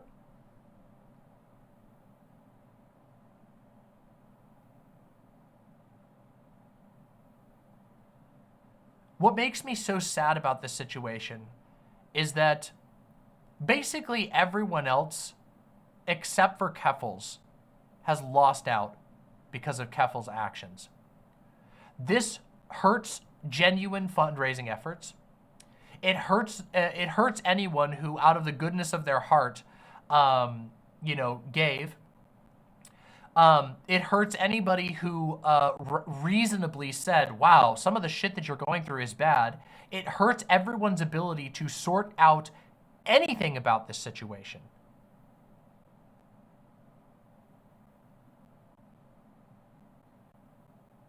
It is a disaster, an unmitigated disaster, and the bulk of the damage is being absorbed by people who aren't Keffals. God, we could even talk about the DIY HRT stuff. I don't have a whole lot to say about that, but let's just say that Keffals has not done favors for the DIY HRT people out there who are putting their necks out to save people. A lot, and I mean a lot, of negative attention has been driven directly towards them as a result of Keffals' actions. Severe damage has been done to HRT networks that are essential. Reputational damage notwithstanding, not just reputational damage, I should say, but financial and physical damage.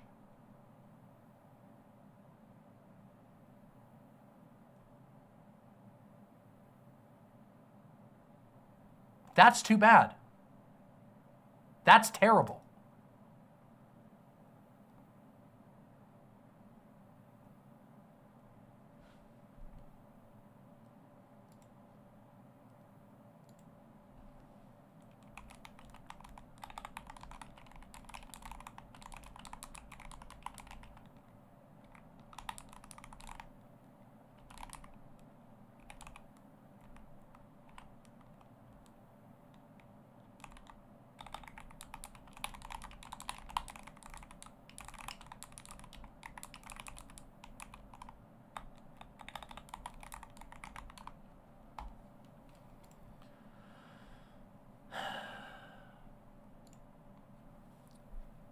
Her own team has suffered from all this.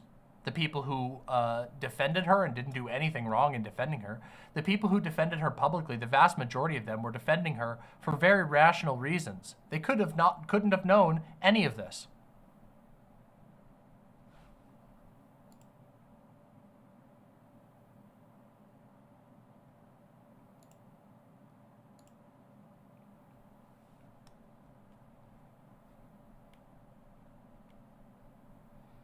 Yeah, my keycaps are nice, right? Sorry, I have to respond to things once in a while.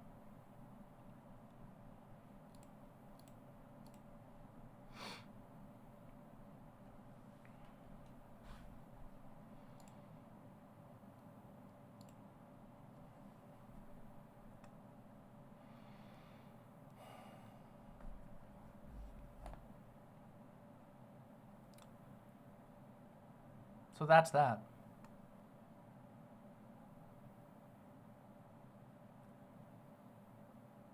Yeah, not to mention, I mean, people are bringing up, yeah, other organizations that she was publicly associated with. This hurts everybody.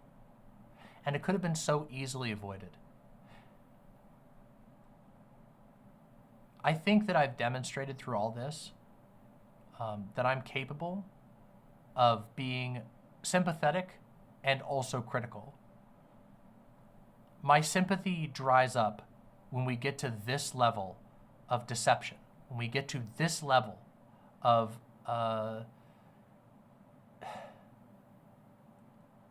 greed. We get to this level of an unwillingness to even so much as communicate with the people who were kind. And again, most of the people, the vast majority of people who gave to Keffals, GoFundMe, and to her stream do not make as much money as Keffals did. They do not have the platform and the voice that Keffals did.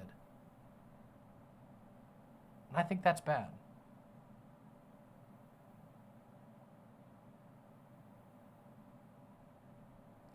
I've seen people online basically trying to say that all of this is just, you know, throwaway, rehashed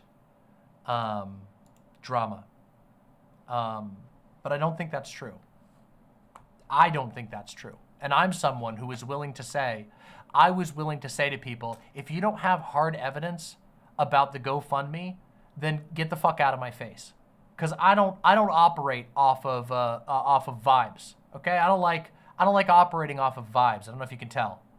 I was willing to tell people that, and eventually, I got the hard evidence. I got the hard evidence from people who were not out there spending all day tweeting about Keffals. I got the evidence from people who actually put their nose to the grindstone and found out the truth. I got evidence from people within Keffals' own team who were willing to speak up about things that they felt were wrong. These were the people who were the closest, the most invested. A lot of whom were severely mistreated by Keffals, by the way. Just on a personal level. As somebody who seriously values what the other people on my team and in my community do for me, I see the way that Keffals treated her team, the people who were working hard to make, who were working crazy hard to make her have a platform, to make her make an income. Those people got treated sometimes with just utter disdain.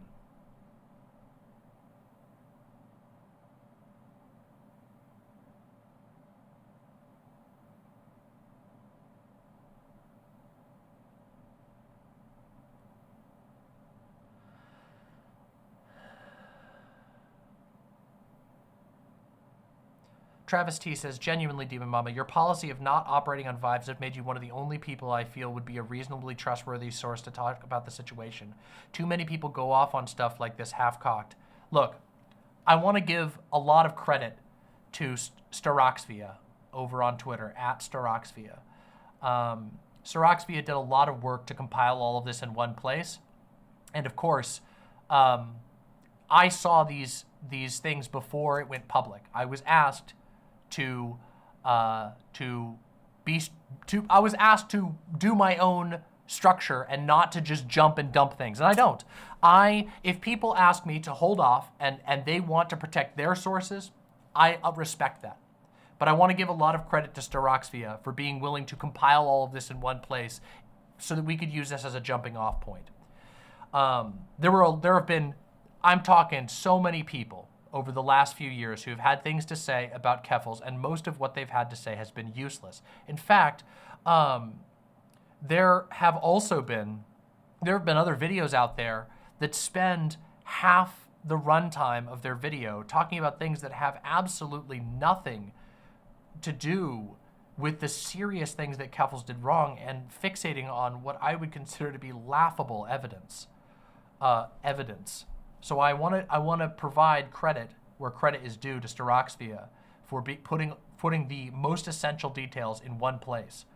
Now, obviously, I went and verified these things. I have spent I can't even begin to tell you how much time I've spent thinking about this. Okay, thinking about this and putting together what I want to say. It has been a lot of time, and I also recognize that there is a very real chance that myself and other people face some kind of repercussion for even talking about this. Given everything that I've shown, I think you can conclude why most of us would come to that conclusion, that there is a chance that there will be some kind of vengeance or what's the right word? Retaliation. It's very possible. I don't know if that will happen. But I feel this stuff needed to be said. I don't know. The idea that I don't think anybody should feel bad about, I've said this 100 times, I'm going to say it again, but I don't think anybody should ever feel bad about supporting someone who they believe to be in need. I think who deserves to feel bad is the person who lied. With all of that said, I don't feel like I could have just walked away from this situation and felt okay with knowing that I donated and that I also said, hey, I donated to this. Other people consider donating to help somebody in need without telling everybody the truth.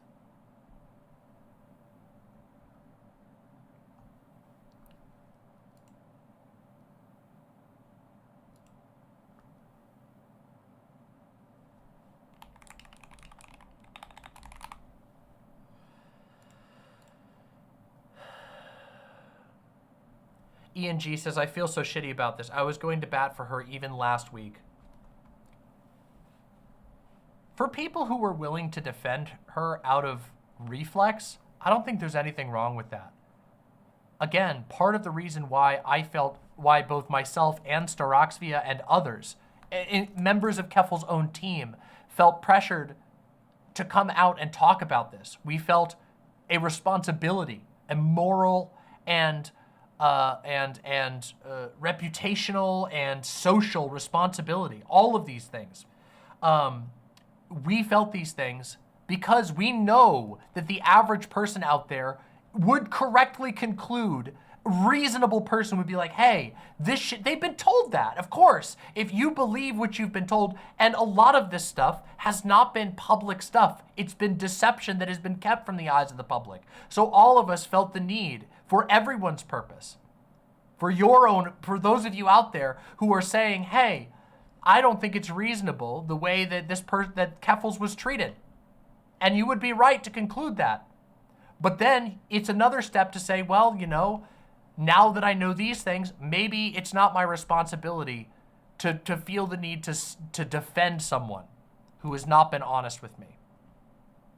That was a little bit clumsy, and I apologize. The wording there didn't make all that much sense. I'm trying to tie this off in a way that makes sense, but it's honestly, I feel very frustrated and disappointed.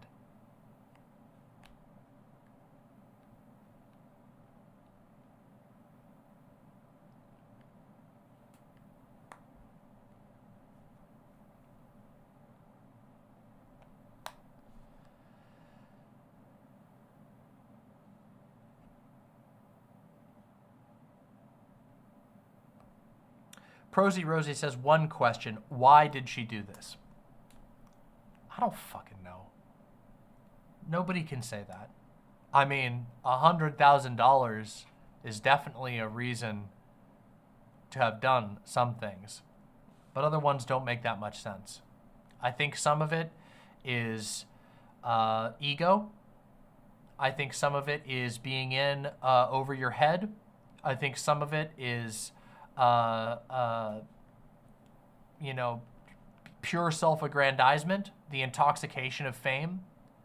I think some of it is wanting to preserve something that you had going really good. You know, at the peak of her streaming career, she was making a lot of money from this.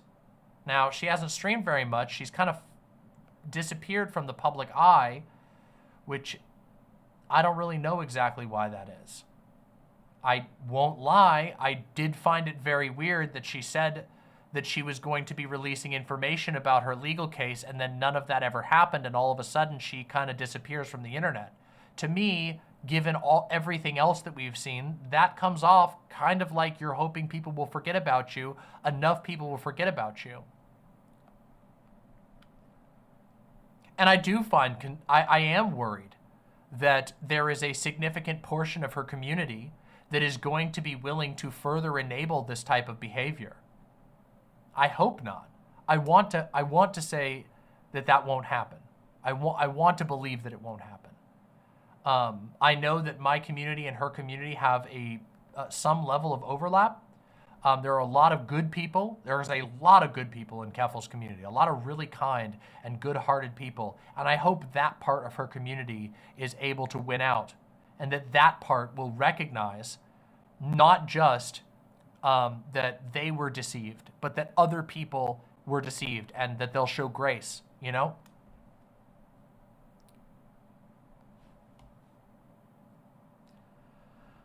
Some ordinary gamers, good to see you. My name's Demon Mama.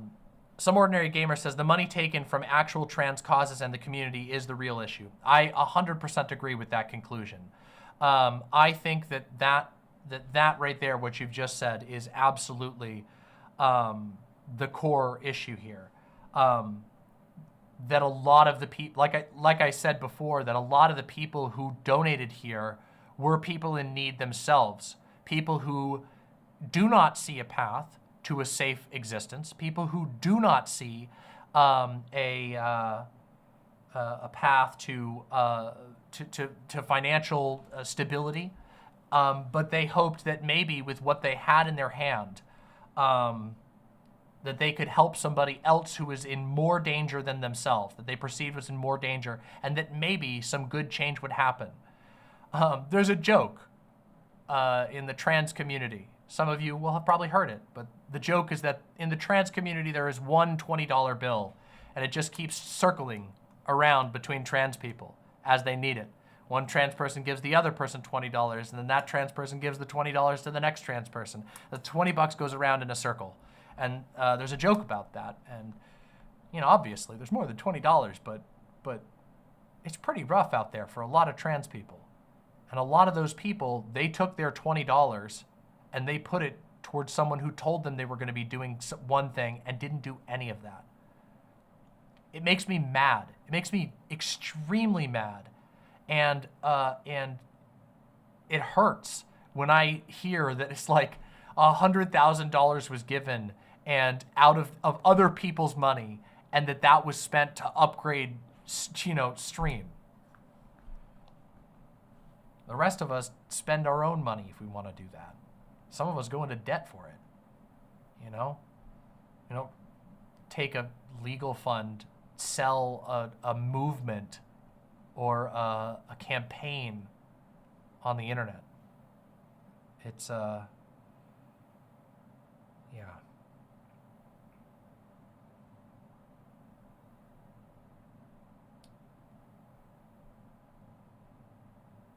There's one other thing I want to talk about. And this is very personal. I guess before we wrap up. This is very personal on this, but towards the end of my relationship with Keffals. By the way, just so that this is out there as a final conclusion on this, when I retweeted Staroxvia's thread, I was immediately blocked by Keffals. Since then, members of Keffals' current team have tried to reach out to me to correct the record, to which I received no response, by the way. This was as of a couple of days ago, someone claiming to be a member of Keffals' team who, from all that I can tell, appears to be a member of Keffals' team in Keffals' close circle, wanted to clarify things. This was a couple of days ago, and I asked, okay then, if you have hard evidence to the contrary, send it to me. I am not interested in getting lost in some kind of wiffle waffle bullshit. They never responded to me. In fact, they went on to advance a false allegation against a member of Keffals, a former member of Keffals' team, which was pretty heinous.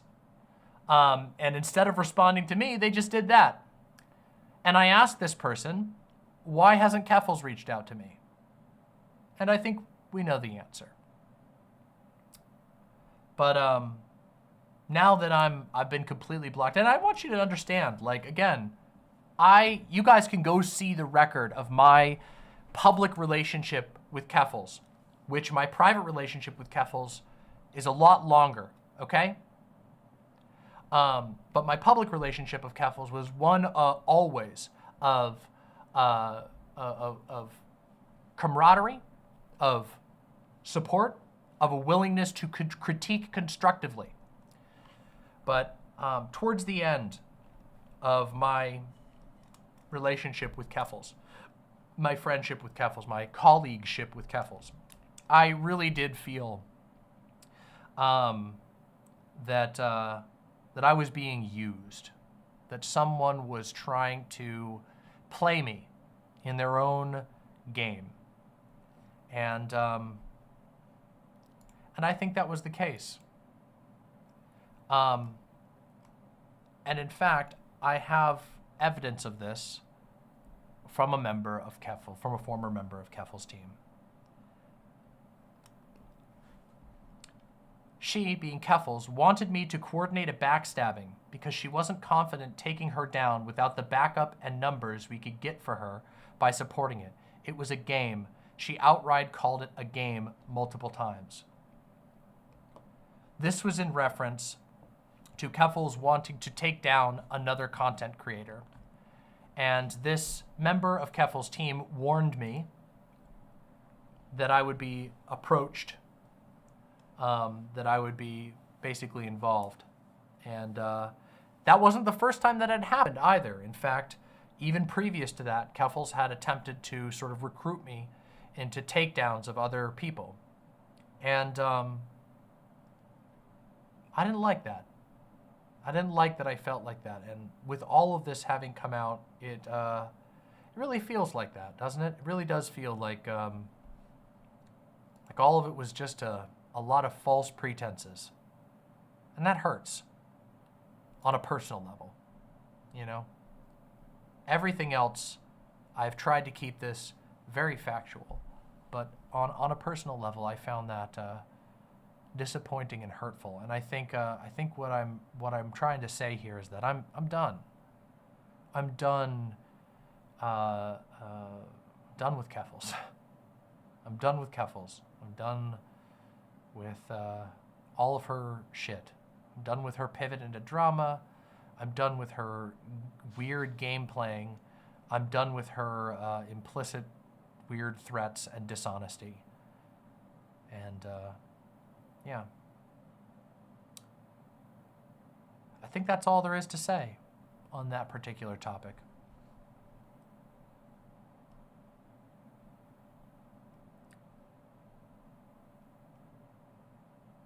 Joseph says, Demon Mom, I have to go. This video is unusually morbid. Have a good night. I'm sorry. I wish that I could, I tried to tell everyone that this was going to be rough. I tried to tell everyone that, you know, give everyone an advance warning, but there's just no ifs, ands, or buts about it. Like, I could have talked about this on Twitter. I could have talked about this 100 different ways, but I wanted to do it right because this has not been fun for me. Okay, I did not make this stream lightly. God knows I did not make this stream lightly. In fact, it's been, aspects of this have been tearing me up for quite a while.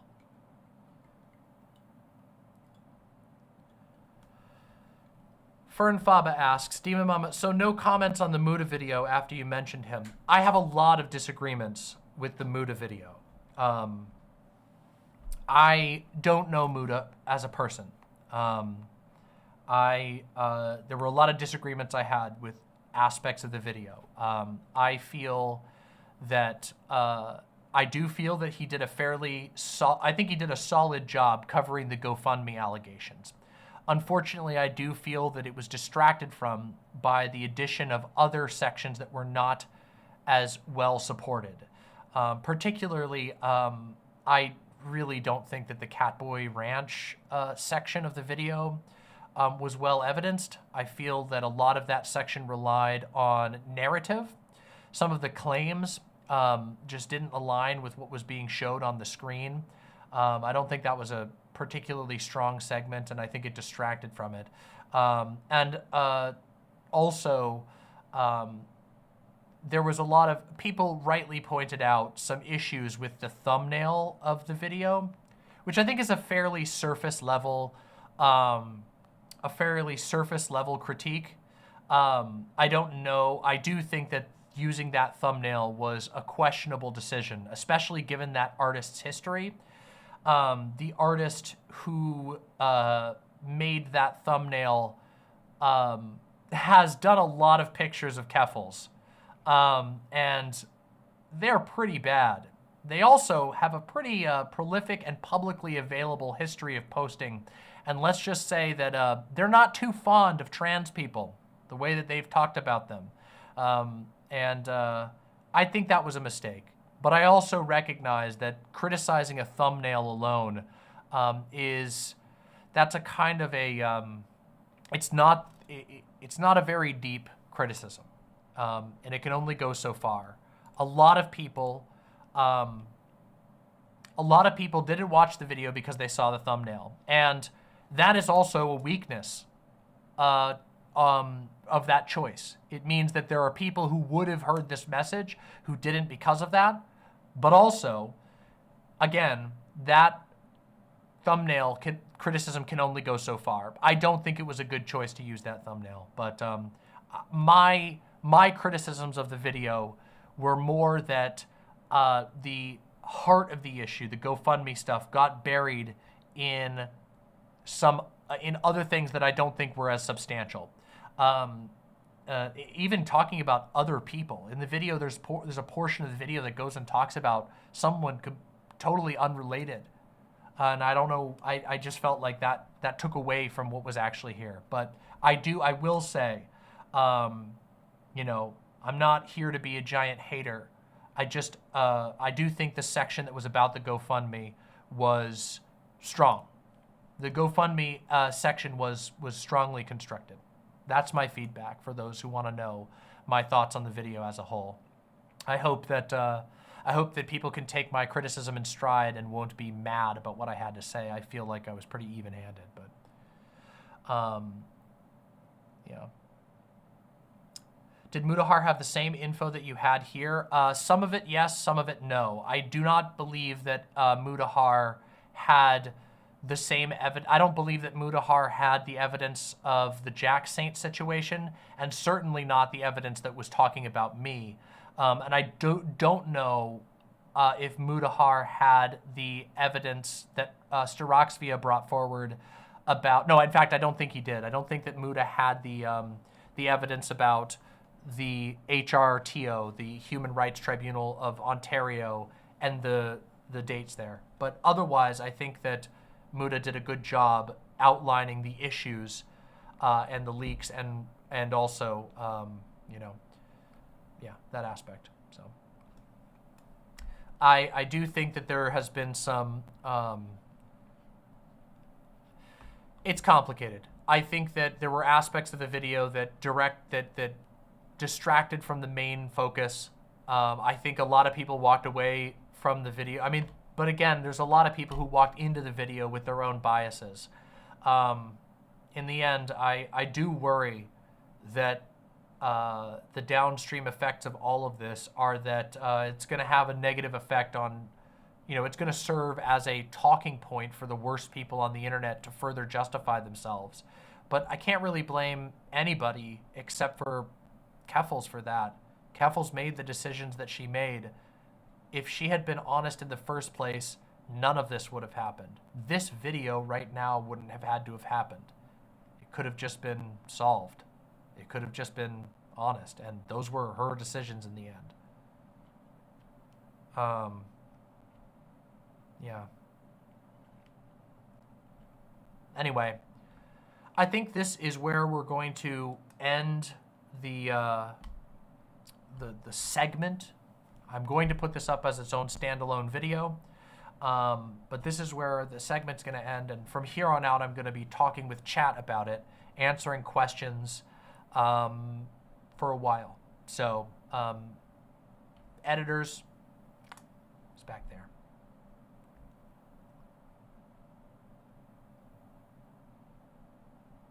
Do we want this up by tomorrow? If possible, that would be great. Yeah. If possible, yeah, that'd be fantastic. Also, let me, Danny, do you mind? I don't know if Nasty's watching right now. Nasty, if you're watching, if it's possible, work with Danny on a thumbnail. We'll try to do that. Oh, Nasty, you're watching. Okay, so yeah, we're gonna try and push this segment up and get it out there so we can have it behind us. If you're cool with doing a thumbnail, just let me know if you need any, whatever. I'll be checking my DMs as we go. Vermin says, thank you so much for covering this. It was incredible as always. Stay safe and let me know if you need anything. Thank you, Vermin. I really do appreciate that. Yeah, it was not easy. I've been thinking about, I've been dwelling on this. You guys know when this kind of blew up, and Staroxvia's thread was a while ago already, and I've been, I was away, so I couldn't do it. I just wanted to make sure that I talked about it, so I appreciate you saying that. Thank you. Silent says, okay, I think I followed this pretty well. So Demon Mama is Caesar, Keffals was like Koba, and Jack Saint was Gary Oldman, and I think that makes you Maurice. Yeah, you know what? There you go. There, sure. You know what? Sure. Okay, thank you for making me laugh. That was good. Prosy Rosie says, Demon Mama, are you okay? I know this hurts. Yeah, this genuinely hurt, but I am okay. I'm going to be okay. I have a loving pack of critters around me. I'm in my new studio. My community is wonderful to me. And I have other things to talk about on other streams in the future. We have tons of other stuff, but it does hurt. I won't lie. This really bothered me. Like, God, if you ask Doe how many times we've talked through all this, it's a lot, okay? This has not been a fun or easy thing. And in fact, the extended fallout of this has been going on for a long time. Behind the scenes in private, there has been so much associated drama. Not all of that ties to the information that comes out about the GoFundMe, but the sort of acceleration of Keffals and the community into this.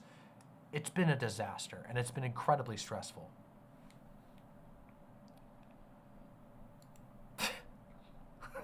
Infernatrix Sophia says, is now a good time to solicit donations to my 200K crowdfunding to sue Keffals for misappropriating funds, or is it too early to make jokes? Well, you made the decision there anyway. Do not donate to that GoFundMe, okay? No more. Not that one. Not that one. Any other one. There are like 900 tiny GoFundMes. Go donate to those, okay? Oh my God. It hurts because you don't want to assume the worst of someone you're friends with. I actively did not assume the worst. You know, I assumed the best. And again, I feel the need, I feel the need to say, you know, I'm on the record as being willing to criticize Keffals. I have put my neck out there. Of all the people in these spaces who's been willing to criticize other people, I've criticized basically.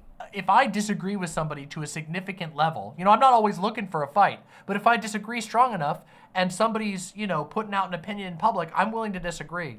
But this was something else. This was a slow and painful revelation of someone being extremely dishonest and manipulative at the detriment of a lot of people. Like, I mean, real quick, how many 2,500 people donated to the GoFundMe. That's a lot of people.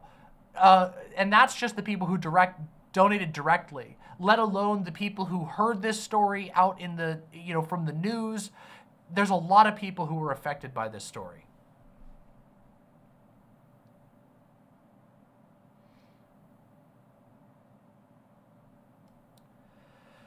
Useless Leg says, did you experience warning signs, but did they seem more like a gut feeling, or you gave any intuition less credence because you didn't want to think bad things are going on? Well, it wasn't really that. It was more like the things that I encountered and disagreed with Keffals were more personal or interpersonal, and they didn't have anything to do with something that affected so many people. People don't see a lot of what goes on in the back end of content creation. There's a lot that isn't broadcasted. People talk to each other. People have conversations. Sometimes they don't. A lot of audiences like to imagine a lot of things. You know, they like to fill in the blanks. And in this case, you know, some of the things that I knew and encountered about Keffals were not things that have any bearing on what we talked about today. Some of them did. You know, the ones that I brought up are things that were like, this completely compromises your ability to be trusted. Others, for an example, during the Xander Hall and Keffals conflict, Keffals was really, in my opinion, very cruel to some of the people on her own team. Like, really severely cruel to some of the people on her own team. But what am I supposed to conclude from that? I can conclude, well, Keffals really treated those people bad, and I don't like that. but that doesn't necessarily reveal anything about her other activities elsewhere. And you have to be really careful, because if you think that people doing one single thing bad like makes them a bad person forever, you're just like, you're living a bad life, you know? That's not how people are. People are complicated. Sometimes they make mistakes. Sometimes they you know, do something unhealthy or whatever, and that only really can reflect on itself. There are certain actions can give you an idea of other actions, but not all do. So, you know, it's very complicated is what I'm trying to say. When I received evidence about this stuff, I started working on this response immediately. And of course, more and more kept coming. Once the leaks were poked, it all started coming out.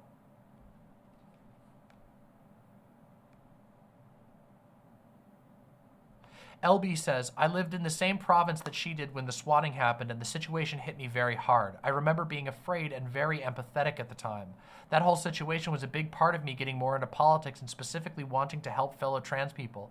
I remember I wanted to donate to the GoFundMe, but couldn't because I didn't have any spare money. I always wanted things to work out for her and defended her, but I just feel kind of stupid right now. Don't. The whole point, don't. Please don't feel stupid. And certainly do not stifle that part of you that did all of those things. You were good. You did the good thing. Keffals lied. Keffals deceived people. Blame goes to the person who did the bad thing. You didn't do anything bad. You made yourself a better person from something that you brought in, and after that, you took in from the world and experience, and you turned it into something positive. Keffals did something different. Don't ever let that make you feel stupid. Any of you out there. And I've seen this, by the way. I've seen some, like, you know, deranged, hardline, no-lifer Keffal haters trying to make people feel bad for not, you know, jumping on earlier and getting mad at her and being like, but that's not the case. This is not a case where any of this information was easy to access. This was stuff that was communicated between her inner circle. That's what made this possible to be revealed. This was stuff that was, Staroxvia's thread, my video, Muda's video, all of our videos were only possible because people on her team decided to go public with otherwise completely private and hidden information. That information was key to understanding what actually happened. Without that, it's anybody's guess. Your good intentions, your heart is not bad. No one should feel bad about that. There should be not a drop of blame, not one drop of blame should be put on anybody who out of the goodness of their heart gave.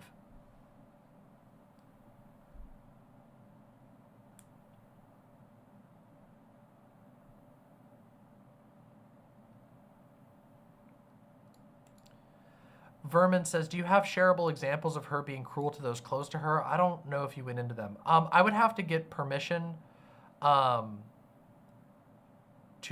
talk about that.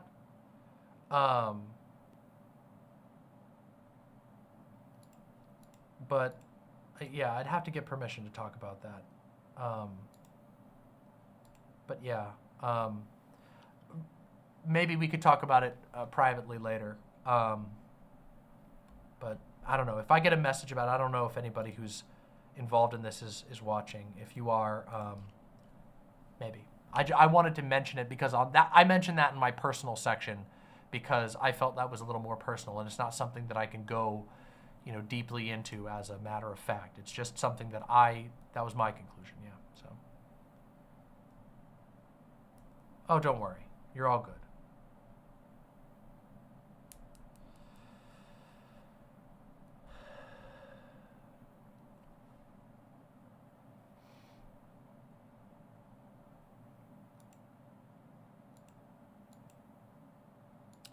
This just makes me question everything she's ever been a part of too, drama-wise. God, what a bloody fucking mess. There is something I can talk about with that.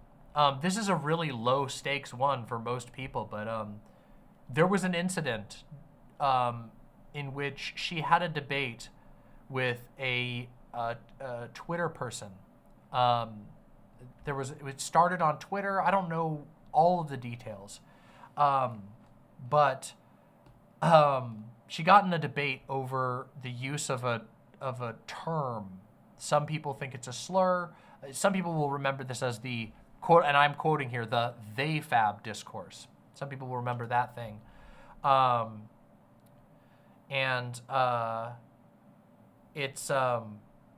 in that situation, we saw a very minor example of exactly what I'm talking about here, which was a willingness to, regardless of where you fall down on the issue, was a willingness to use incredibly deceptive and misleading editing to try and make somebody look bad.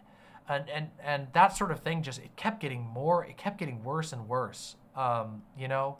And so some of these dramas were certainly impacted by the type of approach that she had, a willingness to engage in dishonest narrativizing. Look, there is no clean conflict on the internet. Everybody, you know, even by the fact that if you're watching a debate between two people and you're watching on one of their streams where they've got an audience that's, you know, in their camp versus watching in another person's thing, you know, you're getting a different perspective. There is a bias present in all of it. Sometimes a significant bias. But when you get to the point that you're like, I'm gonna put out my video on my big platform where I know I'm gonna control the narrative, and I'm gonna start with deceptive editing that makes somebody look bad, regardless of where you fall on the conversation topic, it starts to get pretty suspicious as to whether you can trust that person to not be emotionally manipulating you, you know?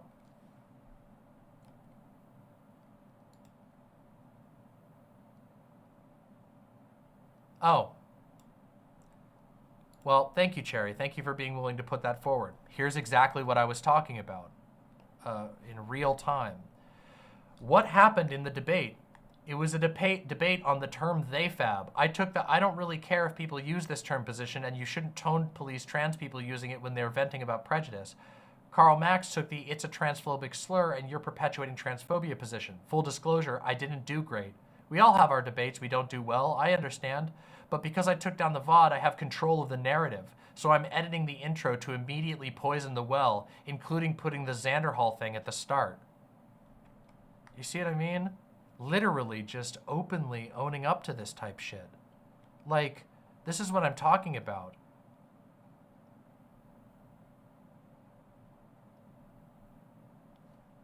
It's, and there's multiple aspects to how this fallout, right? So like on one hand, this is terrible for anybody who, this is terrible for the people who are in the debate. Like, that's bad. It's terrible for the audience. The audience is being misleading. But once you learn about and witness and learn about stuff like this, anybody who might consider talking to her about anything, even in a reasonable setting, has reason to believe that it could be used badly. Like, for just a second,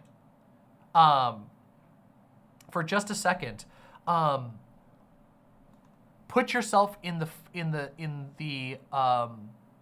shoes of someone, not like me. Obviously, I'm out here going like this. You know, I'm doing the Dark Souls. Well, what is it? You know, I'm saying I'm gonna talk about the truth.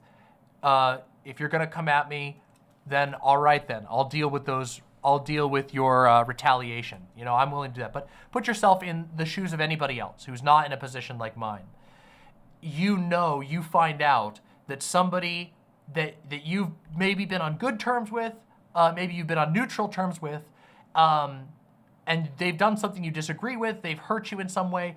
Think of what position you'd be in if you knew that they could deceptively edit you, that they could record and lie about you, that they were willing to do those things. You're gonna think twice about ever taking action against that person, because you know that even if you had a friendly conversation like Jack Saint did, that you could be, you could have your audio recorded and manipulated to make you look bad to a big audience of activated people. That creates a genuinely terrible circumstance.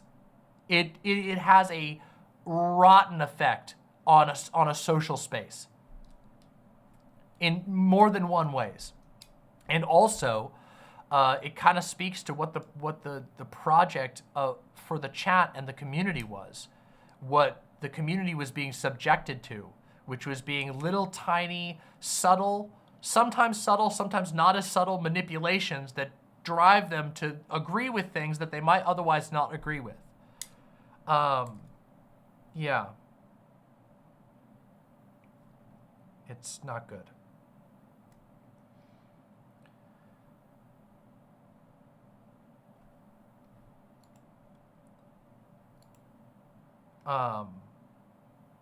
There are other, there was something else I was going to say.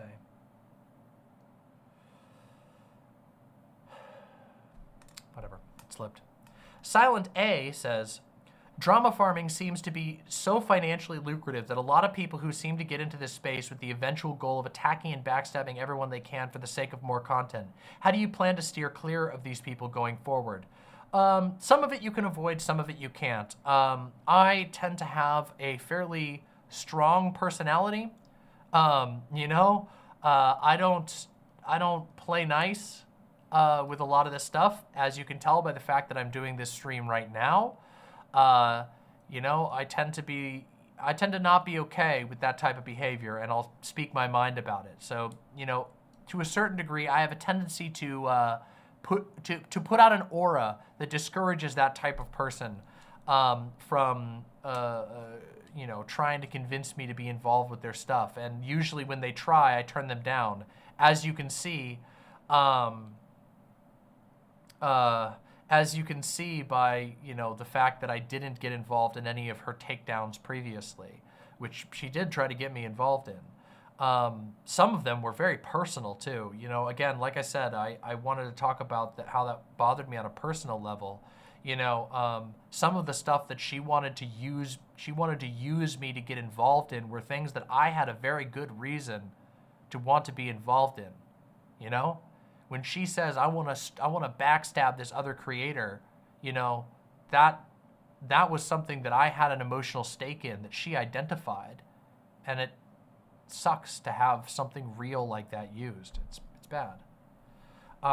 As for how to avoid drama generally, you know, I've done a really good job of staying out of drama for a while. And I'm going to continue. I'm going to continue doing what I've done so far in discouraging drama type content and focusing on what matters. My Drama Mama videos, here's the secret. They're anti-drama. The goal is to take things that people consider drama, decide whether or not it's relevant, and make it make sense and focus on what actually matters. As you guys have seen, they speak for themselves. But yeah. Elenita Express says, is she actively malicious or just messy as fuck? That's impossible to answer. You can never know what's in someone's head. However, I think her actions have gotten to the point, or I should say, I think that her actions speak for herself with regard to the fact that the line is so blurred that it doesn't really matter anymore, right?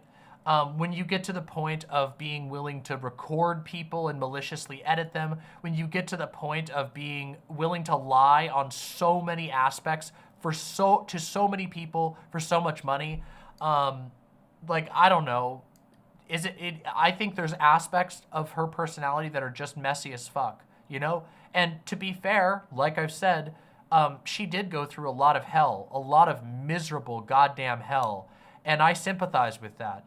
It's not easy. In fact, it can be life-ruining. But that doesn't excuse other bad behavior. It's a context, you know? So, I don't know. It's hard to know. And honestly, that's up for you to read. For my part, I think that her actions show that there's a blurring of lines that show that not just negligence, but to the point of, like, she knows what she's doing on certain things, and I think that indicates that she probably knows what she's doing on most things. To what extent? Hard to say. Do I think that she set out to make the GoFundMe with the goal of making $100,000? No. In fact, I think that the GoFundMe probably started from like, okay, well, let me recoup some of the costs here, and then the greed got the better of her, and then it sort of from my read, and this is my personal read, it sort of, what's the word I'm looking for? It mutated and got worse over time. The further that she was in, the more she had to lie, the more she's had to cover up, until it became just, the lie grew out of control, and now nobody can find the truth, and the money's all gone. I don't think she like set out with the goal of being like, ooh, I bet, because that doesn't make any sense to me, right? You can't she didn't stage a fake swatting. The swatting actually happened. We know the aspects of what actually happened. Now, there's disagreement on the full details of the swatting, but I don't doubt what happened in the swatting, In fact, I think that there's more than enough evidence to say that she was probably telling the truth about almost all of that. But everything after that is called into question because of her actions. And I do think that, she got dollar signs for eyes when she saw that they hit the 20,000 goal. I mean, you could see it in real time. If you go to the archive page for the fundraiser, you can see bumping up the goal again and again and again as more attention flowed in. That, to me, indicates an inability to pump the brakes that then sort of, catalyzed or mutated into something worse.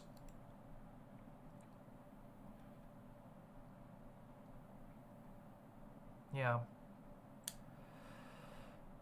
LB says, I do think the addiction stuff played a big role into this, but that's a big speculation on my part. I don't know. We don't know how far that it did. Addiction is really difficult to deal with, and I don't know how much it affected all of this.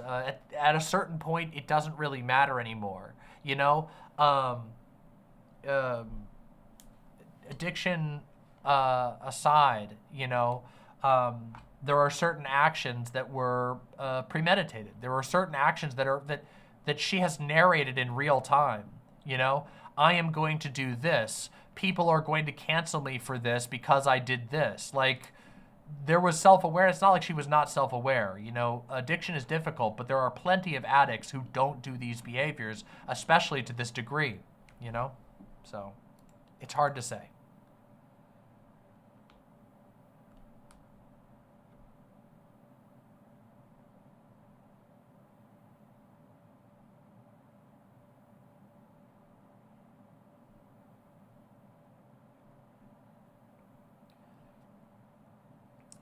Arachnoid says, I think Keffals is a dangerous actor. I think she's out here doxing people.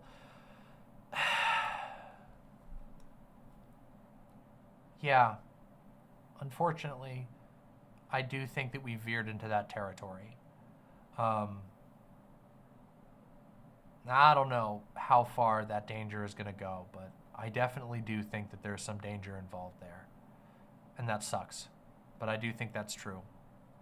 I don't know I don't think there's anything to be done about that. I don't know what's to be done about that. But I do, that evidence is real.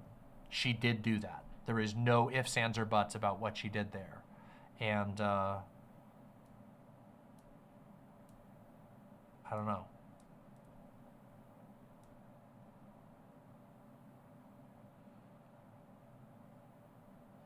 Snyderman says, she betrayed the people who rooted for her and supported her. She cannot come back from this. I don't think that there's a comeback from this. I don't think there should be a comeback from this. I think the best, and this is going to be, my speculation, but this is my, speculation is the wrong word. This is my future crafting. I can't think of the right word here, but I think the best bet for her would be to do a big stream, come clean, offer to make, as many people right as she can, I don't think it's realistic or possible that she would be able to refund all of the money from the GoFundMe. Obviously, I think it's all gone. I don't, what are you going to do? Do Nintendo wage slavery? That's ridiculous. That's not going to happen. But she could at least offer to try and make the people who might be vulnerable out of those people right. But at the very least, I think what she could do is say, hey, I'm done with these spaces. I made a huge mistake. I'm gonna come clean about everything. I'm gonna make a genuine, heartfelt public apology to these people, and that's gonna be that. But I don't know if that's ever gonna happen. Unfortunately. Yeah. Yeah, that's true, Vermin. Yep. There's nothing much to do. We already know that info is out there and that she's displayed a willingness to go further, which it makes a lot of people nervous. Thankfully, you know, I am hoping that there's enough wisdom to recognize that would be the absolute worst battle that anyone could ever pick. And I truly hope that she does not try to choose that path. But she's chosen it in the past. So here's to hoping that this can be an end and does not become some kind of stupid and horrible nightmare that nobody would win from. Because I can tell you there would be no winning for Keffals in that avenue, okay?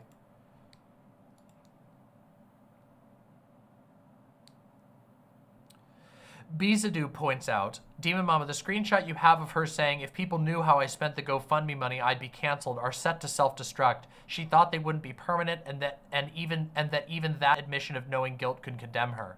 Because it does. Yep, and that's a great observation. I didn't even bring that up. It's good that someone on her team decided to do the right thing. Because that is a very severe admission. Yeah. Danny Fallen says, genuine question. Do you think part of the reason that she cozied up to PV and DGG is because she wanted to weather the storm coming from that community? I don't know. That I can't speculate to that. I can only assume that there was a lot of calculations going on in her mind. From what I've heard from people who worked close with her, she had a tendency to view these spaces and her relationships in them as a game. I do not know what her goal was, except maybe to garner up new allies in the case other people would criticize her. I know that she at times treated me with suspicion, probably because I have a track record of not taking bullshit like this from other people. Maybe she predicted that. It seems to me that she might have predicted that at some point I would say, hey, that's not okay. I don't know. I don't know what her angle was. I can only speculate as to that. Certain options, like certain things seem to me to be more just like a simple growth path, you know? Trying to rebuild a bridge to that community that she had been fighting with and had been, in my opinion, severely mistreated by, just seems like maybe like considering a path to growth, but I don't know. I don't know for sure.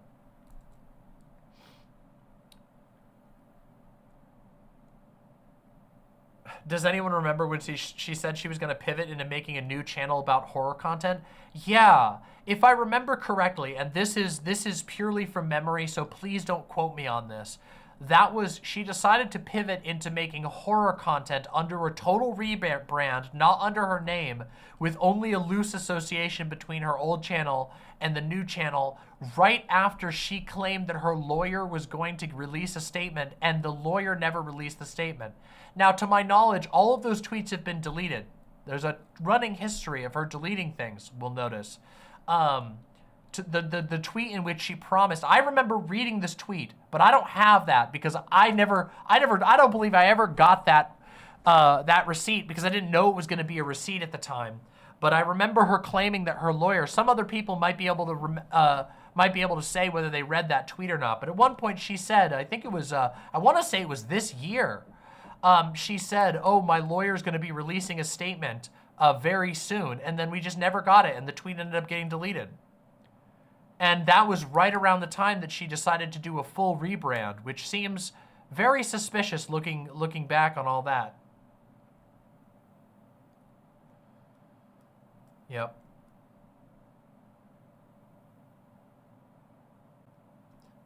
Staroxvia says, this is very good. Demon Mama, the GoFundMe is insured by the corporation. Anybody who wants a refund should request a refund and they might get it. There you have it. If you want a refund, I would recommend pursuing that path. I did not know that, actually. That's really good. That slipped through me. Fought Knight says, okay, Diva, but I have a real question. Will the Wiggler emote be remaining in chat? That's a... it is a cute emote, but it really was done as a sign of solidarity between my community and Keffals' community. I don't know about that. It is such a well-done emote. I don't want to, like, the artist who made it doesn't deserve to have their work not seen, but yeah, I don't know.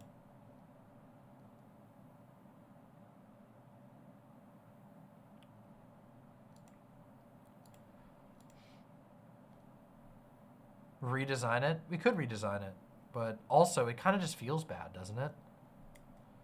Doesn't that feel bad? I don't know. It feels bad to me. It feels terrible.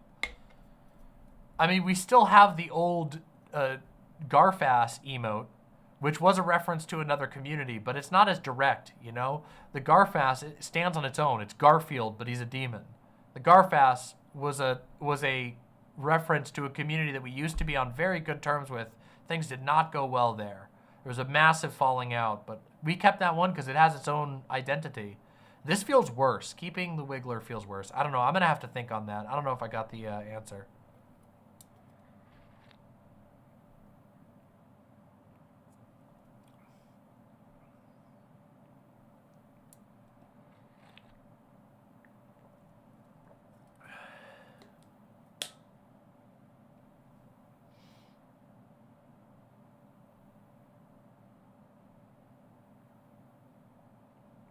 Ian G, you could change that by watching me.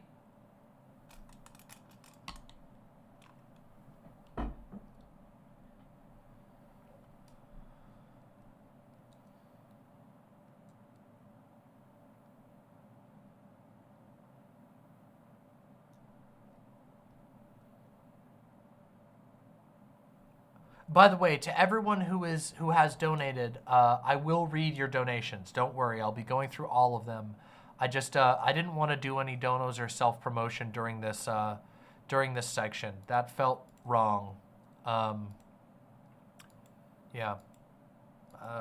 That felt wrong to do. So.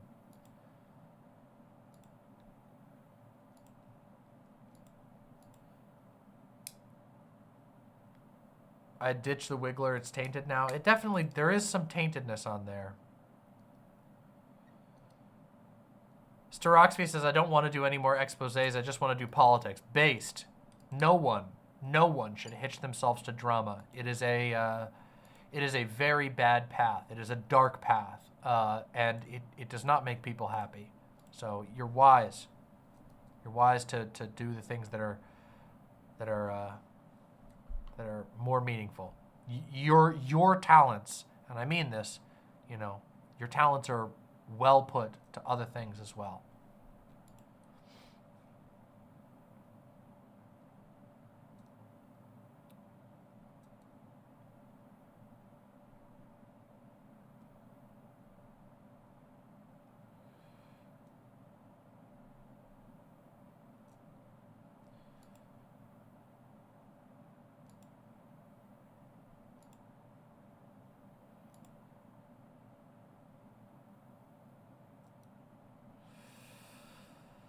Okay, let me read.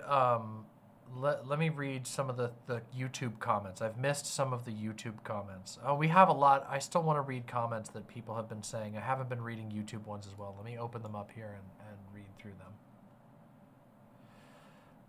Bisha Moten says, I'm not going to lie, but a large part of Keffals' behavior is starting to set off cult leader type alarm bells in my head. I don't know if I'd go that far. I do think that perhaps she was tempted by the idea of having a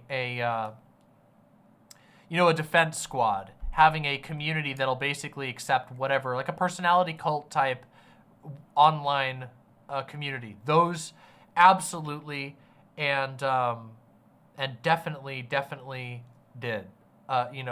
sorry, I lost my train of thought there.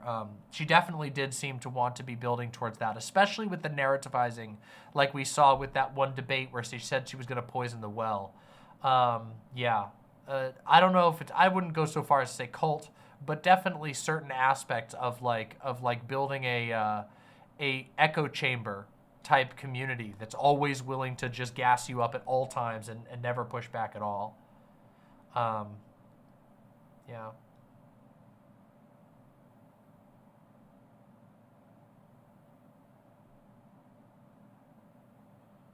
Dreambrush says, I hope you're keeping yourself safe. She might go after you after this and not in a soft way. That is possible. It is something that I have considered. If it happens, then we deal with it. But you all are my witness. So I feel that I was abundantly, I feel like I was abundantly reasonable. So I truly hope that that is not the case. I feel like my coverage right now is about the best that Keffals is ever going to get. It's about the fairest and the kindest and the most even-handed that Keffals is going to get. So, and I will say, I do not go down without a fight. I think that my history in this space speaks for itself. So I truly hope that that does not happen. I really, really do. But if that shit comes down, then we'll deal with it.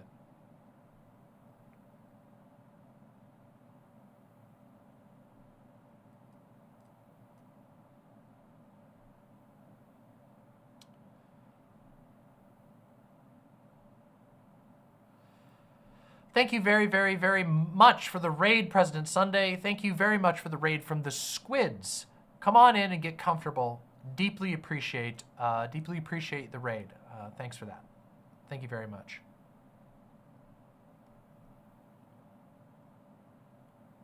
Demon Mama is legit the best commentator for anything, especially drama. Can make it chill and easy to digest mentally. Well, I try to keep my commentary on drama rare and important.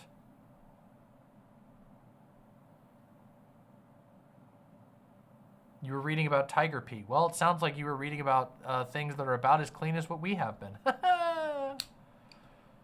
LB says, what do you think Paul's ego's take on this is? I have no idea. Maybe we'll talk about it next time I talk to... next time we talk to Paul's ego. I don't know. Maybe he'll bring it up. Who knows?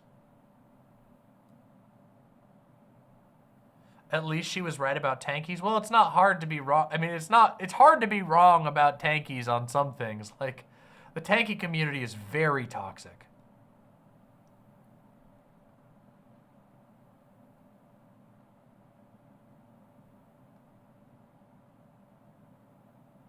Wow, that's incredible, Somniostatic. Lucy went to Ukraine, is in Kiev interviewing an LGBT org. That's incredible. That's amazing.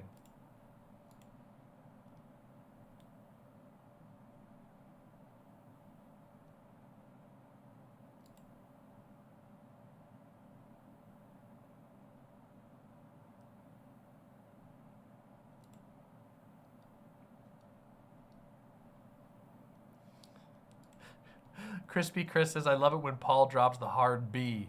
Buh. Look, I teased him about that, but, you know, look, Paul, however you feel about it, Paul's a very funny guy, okay? He's a very talented and very funny guy. I have laughed out loud listening to Paul's rants, okay? He's got a talent, okay? You can't hate. Don't hate too much, at least.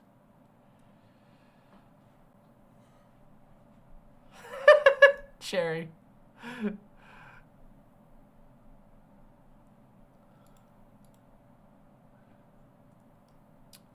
Renophilia says, I really hated the way that Keffals took Brianna Wu's side with the whole DM leaks thing. It felt very disrespectful to you and Fawn both. It was. I was very, very graceful about that. But it really bummed me out that her first instinct was to go very hard to bat to someone who was being incredibly fucking dirty to me and mine. That would be a whole other drama in and of itself. I truly hope I never have to talk about Brianna Wu again because she's like speed running Dave Rubin right now. It's actually genuinely disgusting, but whatever. Talk about somebody who was just a truly malignant person.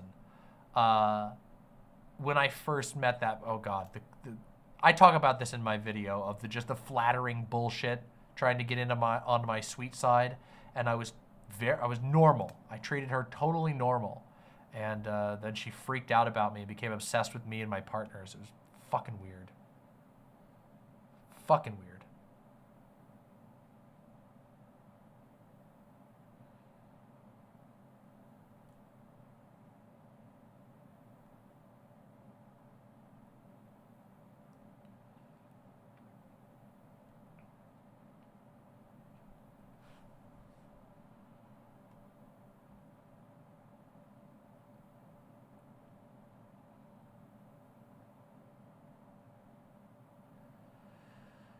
Sirius says, wasn't Keffals accused of embezzling funds from the Communist Party? I thought that was BS, but should we take a closer look at that now? No, I don't think so, because it was 100 million years ago. Like, God, it was like forever ago. And I don't even know what grounds there are for that. I don't think it's relevant. I don't think it matters. It's ancient history. You know what I mean? How much can you embezzle from a fucking communist org anyway? Yeah, it just doesn't, even if it did happen, I don't think so.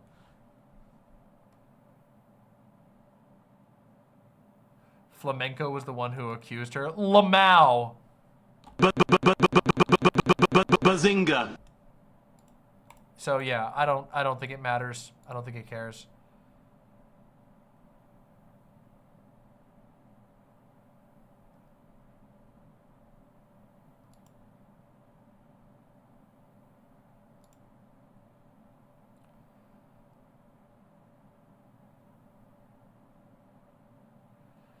Urist McProll says, to just get the cliff notes, Muda's video was actually not just a silly drama vid.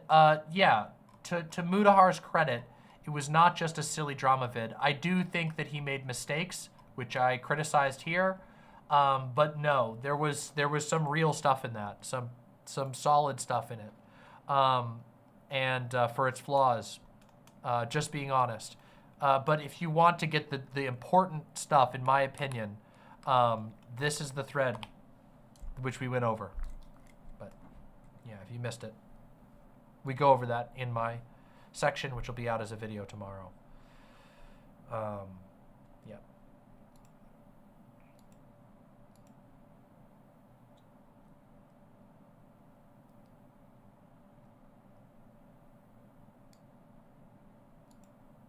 Oh, true. Yeah. True, Staroxvia. Staroxvia points out one of the mistakes in the GoFundMe section was that the KF estimate of 1 year of rent was overestimated by a lot. Yeah, I that doesn't surprise me. You know, but again, it's a fairly small error on that section. I think that his section on the GoFundMe stuff was fine. There was other stuff that I disagreed with. Exoskeletal Patchwork says, I'm about 40 minutes behind on the VOD, but just got done with the segment. I think it was really good coverage. Thank you, Demon Mama. Yeah, no problem. Real quick, I'm going to change one thing.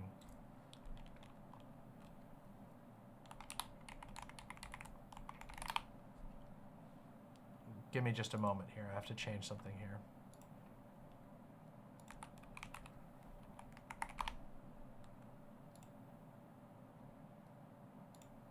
There you go.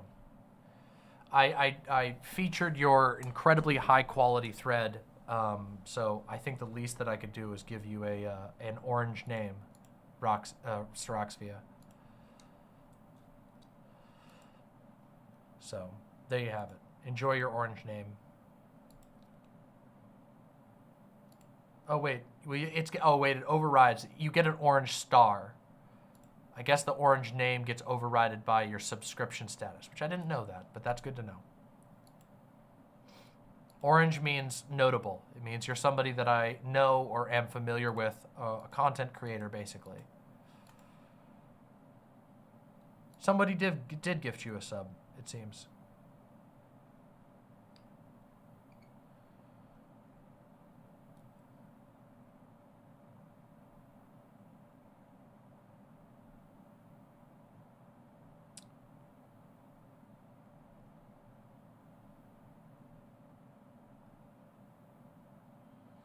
Lucas J. Synthhead says, anyone not in my circle are silly drama farmers.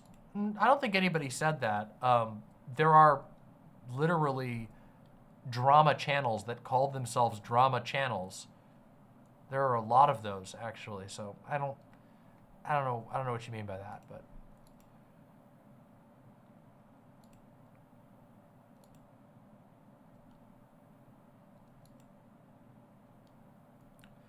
Chopped Liver said, this made me sad. I actually really liked Keffals for a while. Me too. Me too. It sucks.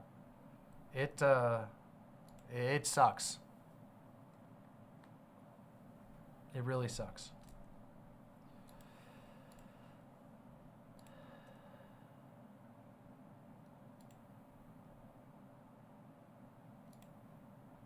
Checking one thing real quick here.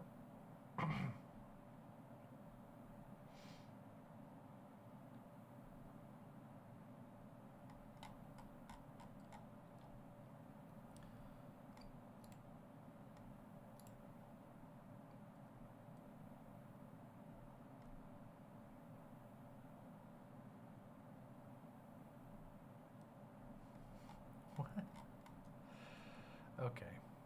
Funny. All right. Sorry, I got a funny cringe Twitter notification. Doesn't really matter. Super Jet Guy says, I never actually thought she'd stoop this low. The Cloud Sharks attacked, so I didn't believe it until now. I mean, there are certain aspects of this story where it's just like come on.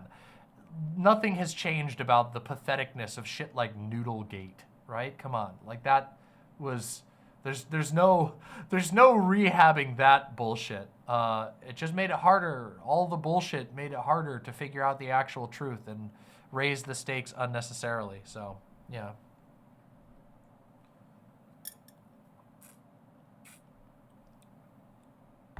Razor Fringe 2 says, one thing to add, before she stopped streaming a few months ago, her mood was exceptionally brittle. Literally one bad comment in the chat would stop streams sometimes. Yeah, I feel like I witnessed some of that myself. And I don't know why she made the choice to try and become a drama streamer. Especially given her history with those communities. It didn't make a lot of sense to me. So I don't know what to say. Like, it seems like to a certain degree, she chose a path that was very much not for her at the expense of others and at ultimately the expense of herself in the end. Razor Fringe 2 says, I chalked it up to mental health at the time, but now it seems a lot more like nerves. Yeah, it very much could have been. I don't know. There's only so much speculation that I could do about that. But I think drama gave her a high. I think it was a very temporary one. Mistress Lynn says, she also strangely turned on Vosh and then hid that she did it. It was a really weird, random kind of stuff like that she was doing. To me, so stuff like that, to me, screams of, basically testing the waters, trying to see how audiences are going to react to certain things. That whole, the jumping in on the Vosh drama and then jumping off the Vosh drama and then jumping back in, to me, that seemed like desperate, trying and failing to gauge where public sentiment was going, you know? Yeah. And I don't know, people should just be honest about their feelings and thoughts. Yeah, sometimes there is a case when sometimes you don't know what the right answer is, but it really did not come across like an organic trying to figure out what you think, and more felt like she was testing the waters to figure out where she could get the most, support from. And yeah.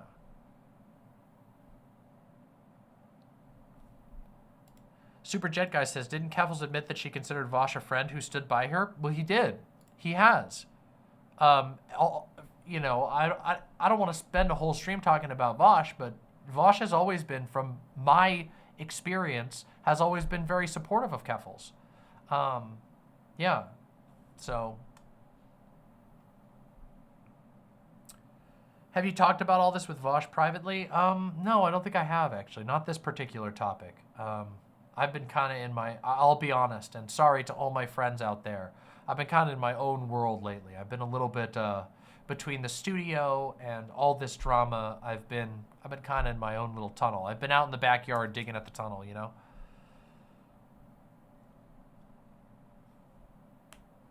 Agent Madhead says, first time seeing the new studio. I love it. Thank you so much. I also love it. It is amazing. It feels amazing to stream from in here. It feels amazing to work in here off stream. Thank you. I put a lot of love and work into it. I'm very proud of it.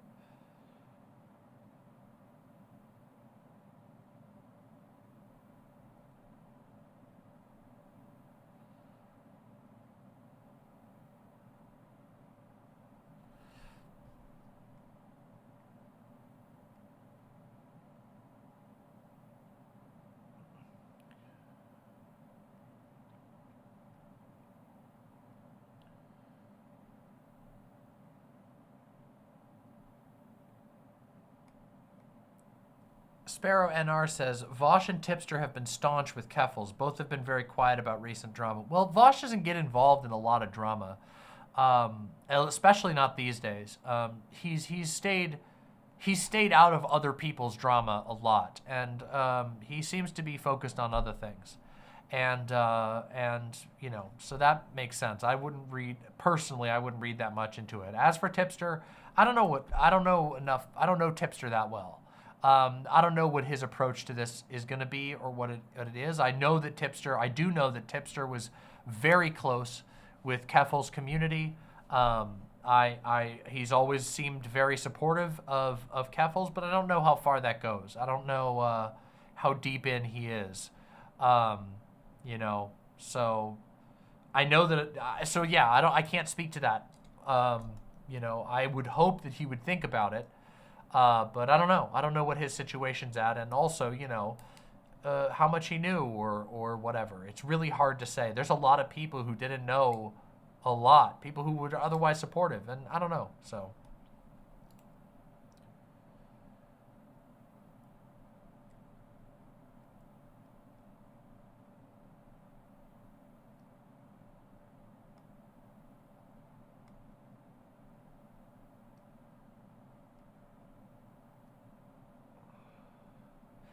Eurus McProll says, this is really sad and probably makes people more cynical about trans people in similar situations who might be engaging honestly. In the big picture, I hope that's not the case. But I think it's going to there's definitely going to be some people who walk away from this less willing to give money to GoFundMes. But what I would say is give money to GoFundMes that are smaller in scope. And that's even true for me, okay? Because, again, I donated to this GoFundMe. I put my money where my mouth is. So, you know, I also, you know, to be fair, I donated when the amount was significantly lower, but still.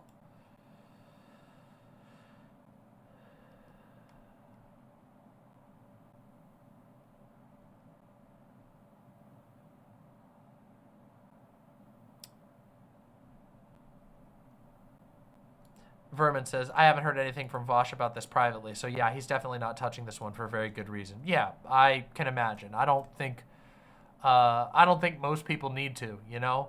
I know that there was overlap between Vosh and Keffals' community, but, you know, Vosh's community is very big. It's bigger than any of ours. So situation is probably a little different. And also, I don't think that he's always been supportive, but I don't think that he's ever been like, I don't know. I made this decision because it's what I felt was right. I don't think that everybody needs to talk about it. I just felt like it was right for me.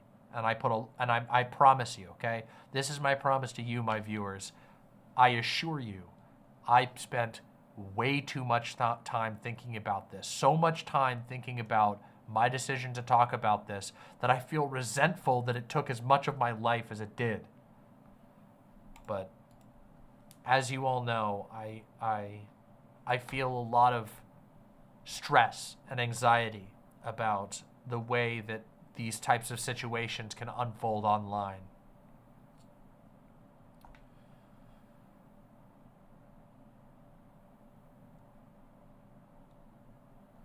Danny Fallon says, this drama is genuinely the reason I haven't made a GoFundMe, because I genuinely feel like being a part of this community would just garner toxic backlash because of the association this community once had with Keffals.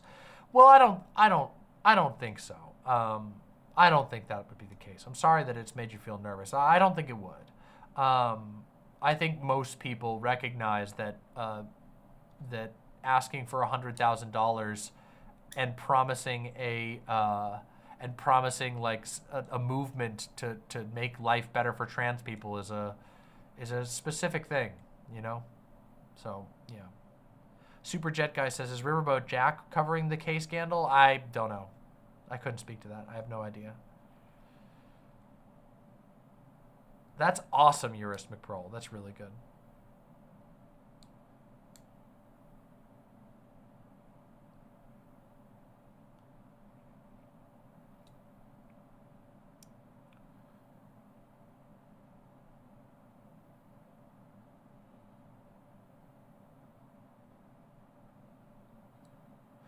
Cherry says, I have friends who have voiced the same concern. It's really, really upsetting.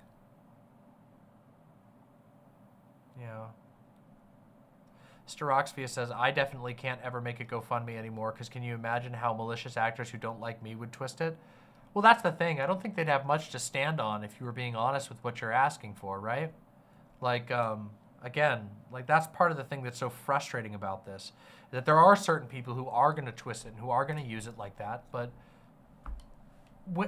I'm telling you, 90% of GoFundMes I've seen are people. Before I was a streamer, I ran a GoFundMe because I was so fucking poor that I had almost nothing to be able to move with.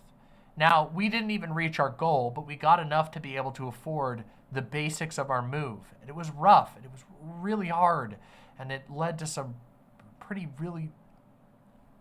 desperately bad times. There's no shame in a GoFundMe. And I know firsthand, when I did my GoFundMe back in the day, it was me basically begging for people to help me. And I had some friends and family and some extended friends and family who were willing to help out a little bit. That is totally different than what we've encountered here, you know? So people shouldn't be ashamed of it. And I really hope that the negative effect is limited. But I know that there's a possibility that it won't be. And that is really, really sad. Jessica Metal says, I'm going to echo Danny and say that stuff like this was a factor that kept me from asking for anything until recently, which, by the way, your kindness and the kindness of others is very much appreciated. Of course. Times are hard out there, and yeah. Times are hard out there, and I'm sorry that it's like this. I'm sorry that there's so much shame around asking for help. I'm sorry that a situation like this adds to that, because it really, really shouldn't. There's no reason that anybody should feel ashamed to be honest and honestly ask for help and get that help and use that help. People deserve to live good lives. What's so tragic about this situation is, of course, the deception and the greed that was involved in it.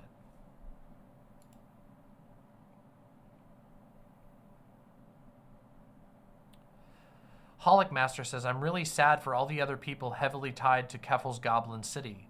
To Keffals. Goblin City is an artist I know well, and they're super talented. I hope they're doing okay. I hope so too. Unfortunately, again, this was on a personal level. I don't have any receipts to share on this really, but I don't think that Keffals has done a very good job of respecting her co-workers and employees and teammates.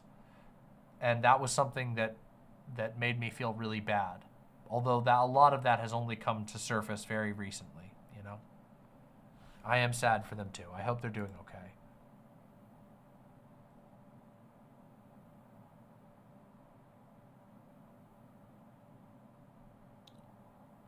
I don't know if Jack Saint even knows that he was recorded. People are talking about Jack Saint. I don't know if Jack Saint even knows that. If people have, if you all are fans of Jack Saint and whatever, and you want to send him the section in which I talk about that, you can do that. It'll be up and timestamped and whatever.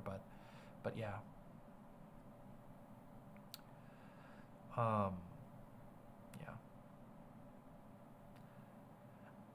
Insert creative user says, Demon Mama, I hope ranting about this publicly has at least made you feel a little bit better. I know whenever I'm stressing about drama, I wish I had the platform to talk about it and just get everything off my chest. I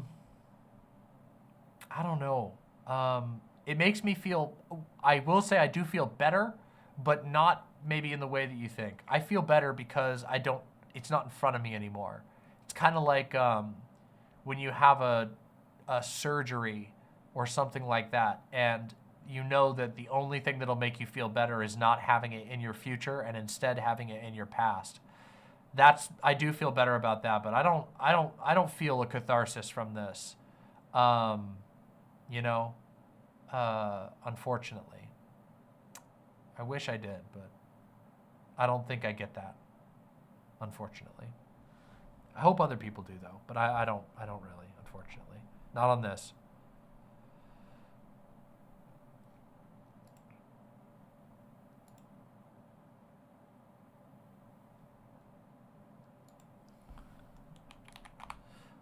I'm gonna send a message for some.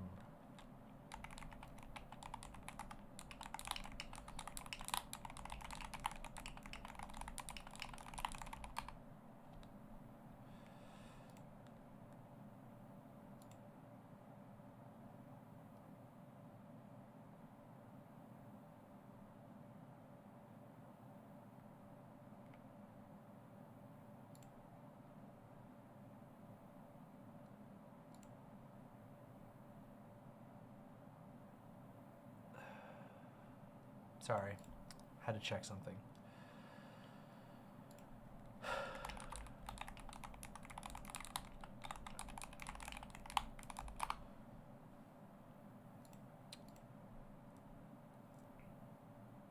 I'm definitely going to be, by the way, in just a little bit, I'll be catching up on all of the donos that I've missed. Right now, I'm trying to get all of the Q&A questions about this particular subject out of the way, and then we're going to go from there. Holy shit, has it really been almost 5 hours of stream? Jesus Christ. What the fuck? This whole thing has been like a pressure cooker for my brain.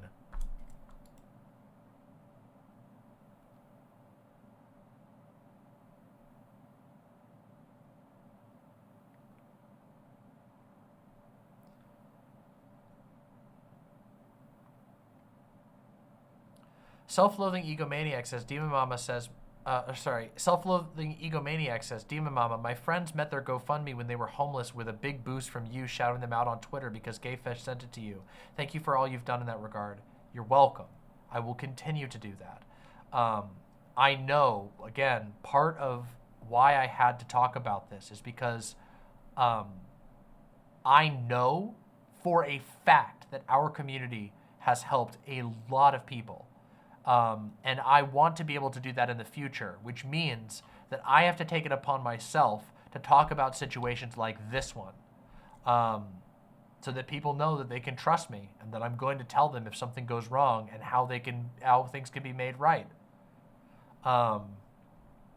You can't always predict when somebody's going to orchestrate a massive misleading lie on you, but you can make sure that people know about it. And anyway, yeah, no problem.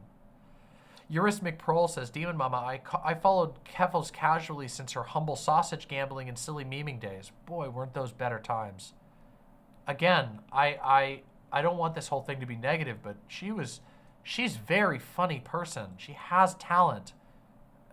Anyway, Eurus McProll continues, it's honestly wild how much everything changed as she began to get into drama and political content. It used to be so cozy, but that whole sphere consumed all of her content.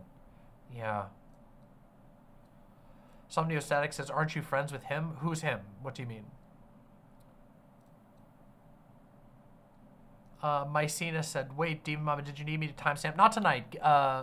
Gayfesh says that said that he was going to do timestamps, so it should be good. Dragonborn94 says, Dark Souls 2 soon? Yeah, I'm going to play some Dark Souls in a little bit. I want to get all of this out of our system, like proper flush, like all the way out of our system. And then we'll settle down and we'll do some Dark Souls 2. And then, of course, I'll be streaming again in the near future. We'll be talking about politics, media. I'll be goofing around and joking. It'll be a lot more fun. So I feel, I guess at this point, people have been around. If you're interested, if you like what I did tonight, and if you want to check out the other really cool stuff that I have to offer, please subscribe. It would mean a lot to me. I really have done my absolute best to keep it, to keep that shit out of the serious section. But if you want to, I'd love to have you.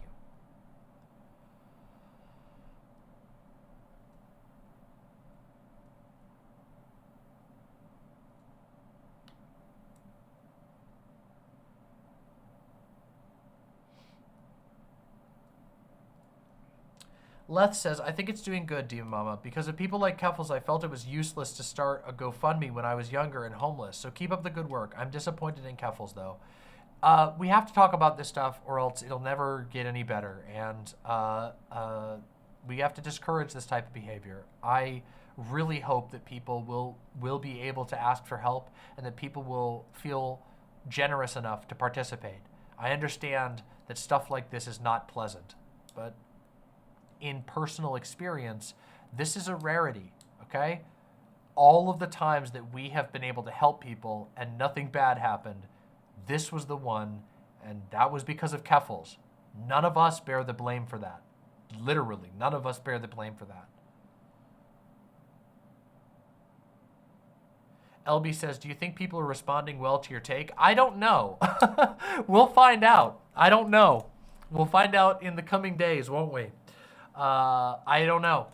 On Twitter, I saw a little bit of negativity, but that's Twitter, so who knows? So far, I don't know. Chat's been fine, actually. I was pleasantly surprised. I thought that chat was going to be a lot more bad, but honestly, chat's been pretty good.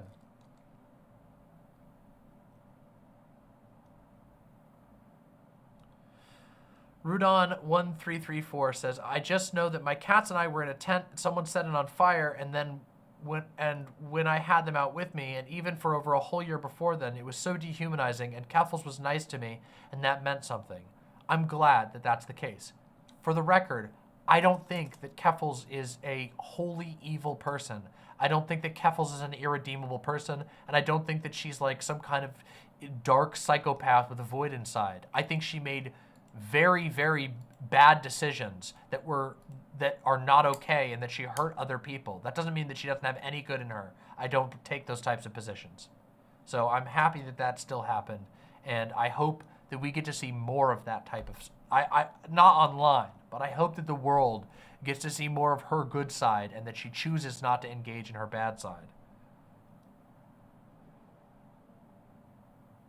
Cherry says, Demon Mama, you did great. Best coverage to come out of this. Thank you.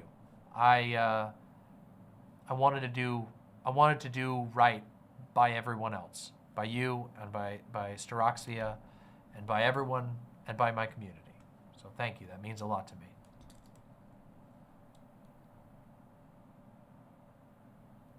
Don't you feel tired? I know I feel tired, and I just watched. I'll be honest, I feel really tired. I can feel a headache coming on, but I'm going to do my absolute best. I'm a little behind on chat, I can see, but that's good. That's good. Thank you, Nasty. I really appreciate that. Hippie Punk says, Demon Mama, the segment had your usual tact and just the facts approach, so it was great. That said, this one is definitely a rough one, because what she did is going to have fallout. I don't mean the GoFundMe, that will eventually blow over, but the reverberations and trust that creators will have with each other is going to be severe, or going to be severed, I feel. Like, are you being recorded? Will it be used like the Homer Simpson her sweet can? Should you record all convos? The thing is just a total crap show. I can actually speak to that. when I learned about so when Keffals first started leaking DMs of other creators, I can speak for myself and for everyone else that it had a very negative effect on everyone's communication with her.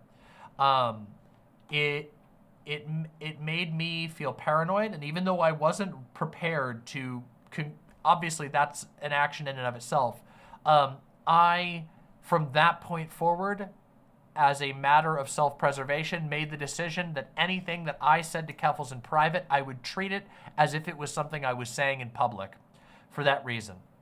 Now, that's not because I thought she was definitely going to like leak anything on me, but because I knew it was a very real possibility. This was before I learned anything about any of the rest of this.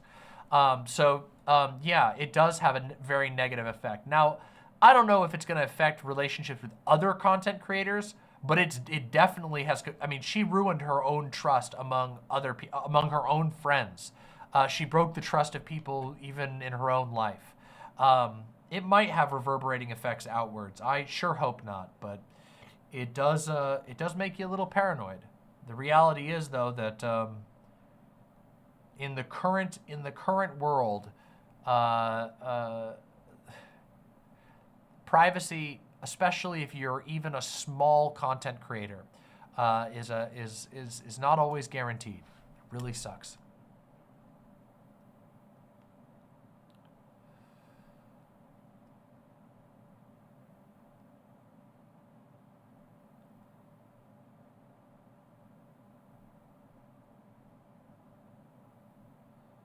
Jack Saint, yeah, I might reach out to Jack Saint. I mean, I wouldn't say that I'm like friends with him. I would say that I'm friendly with him.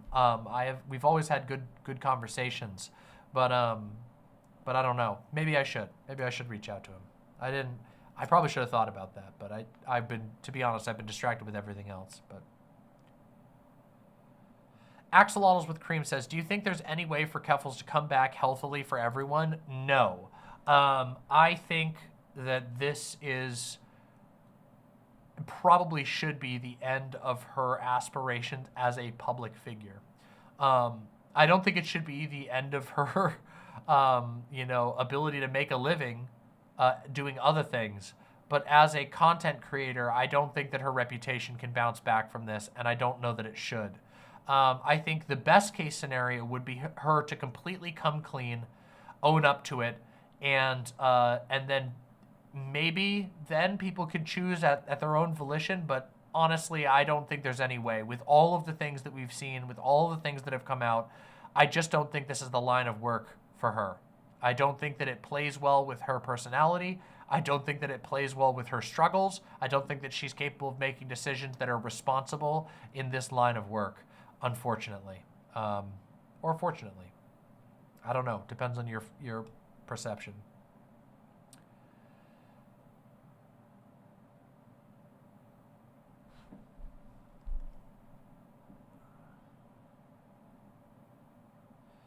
Bird Noise says, are you going to stream Shadow of the Erd Tree on release? I don't think so. I would like to, but also Elden Ring was a very special experience for me, and I think the DLC, and I haven't played Elden Ring on stream all the way through, so it would be weird to just play the DLC. So I think I'm just going to enjoy it for myself, and then we'll play it in the future. I know that I'm missing out on algorithm value, but it's a really special game to me, so I don't know if I'll play it on release, but we will for sure play it on stream someday. Yeah.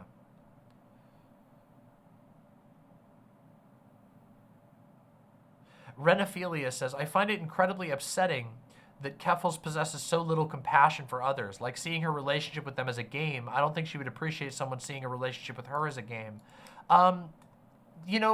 Stuff like that often cuts both ways, in that usually a person who comes to that conclusion, like seeing every relationship that they're in as a game, they feel that everyone else just treats them. And it's a self-fulfilling prophecy, right? So they predict that no one values them, so they don't value anybody else. And it's a bad place to be in. would say that is like one of the closest you can get to IRL hollowing. You know, from Dark Souls, you know, when you hollow out, your soul starts to disappear. I feel like that situation where you become that cynical that you treat everyone else like a pawn, you also start to think of yourself that way. And no one's the king. So.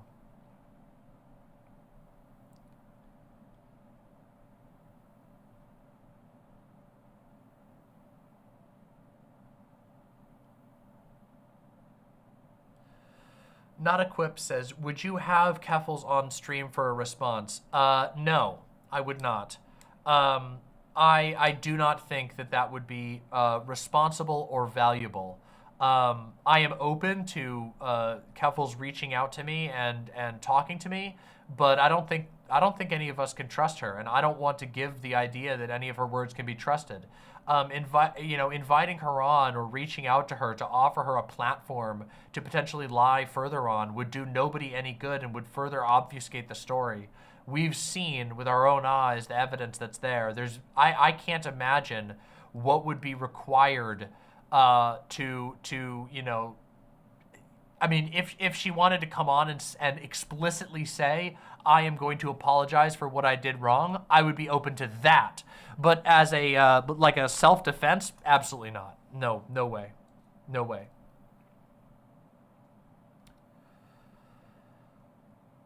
Siroxvia says, how does it feel to be the only person on the internet who knows how to pronounce my name correctly?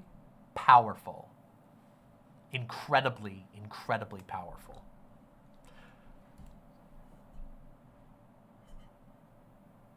Hippie Punk says, I think that you were about as fair on this as you could be, all things considered. I did my best. It's tough. Some of the things I'm going to say are not nice, you know? There's no nice way to talk about this. Super Jet Guy says, if you were sitting on a grievance board at a nonprofit, you would be an excellent grievance officer, honestly speaking. Thank you. I appreciate that. I don't know, I would do my best.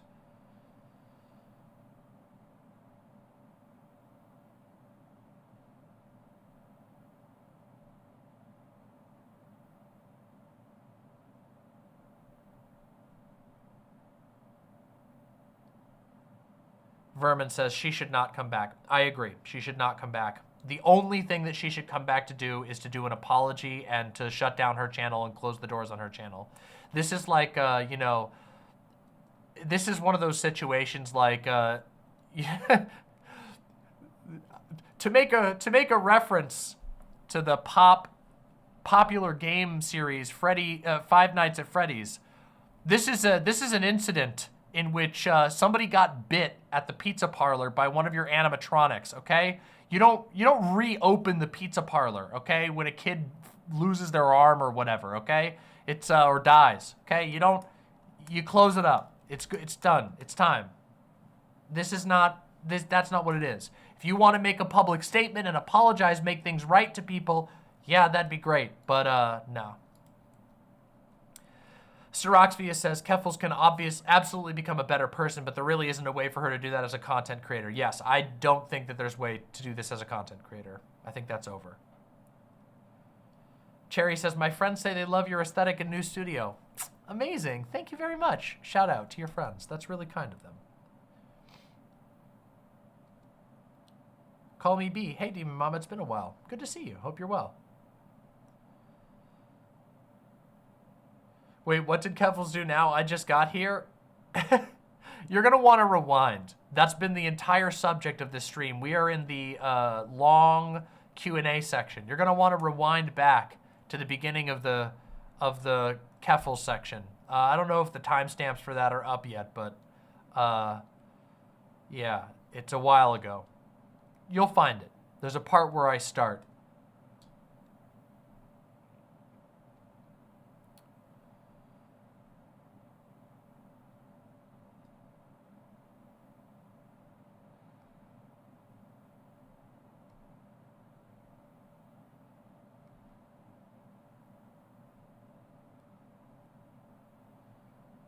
Call me B. Why is Keffals relevant again? I haven't heard much from her for the past couple of months. That's what this whole stream has been all about, Call me B. I strongly recommend rewinding.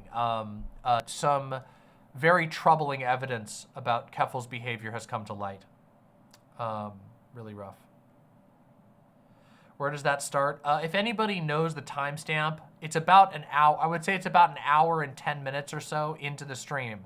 So actually probably more like an hour and 15. If you rewind back to like the 1 hour 15 mark, somewhere around there is when I start talking about it. I'll watch the segment when it comes out. If you want to wait for it, it'll be out tomorrow, so. Someone to please explain all this to me. I just did like 3 hours on it. It's a big mess, okay?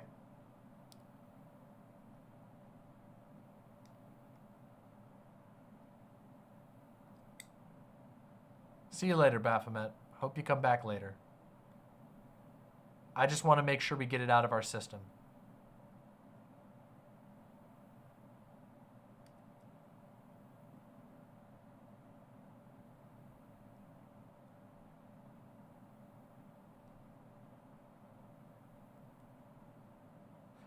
If you asked me to redo that, I would. If somebody came in here and told me the whole recording was ruined, if it wasn't a live stream, and I had to redo it again, I would just uninstall. I would just uninstall OBS, just delete my channel and walk away. There's no way.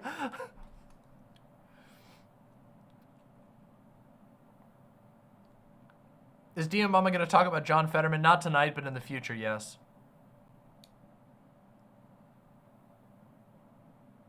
Has the stream really been 4 hours? It's actually been 5 hours and 15 minutes. Meme time after this whole segment, we'll get there. Somniostatic says, Demon Mama, you always rise above stuff like this because you're better than it. Thank you, I appreciate that. I don't feel like it, but I appreciate that.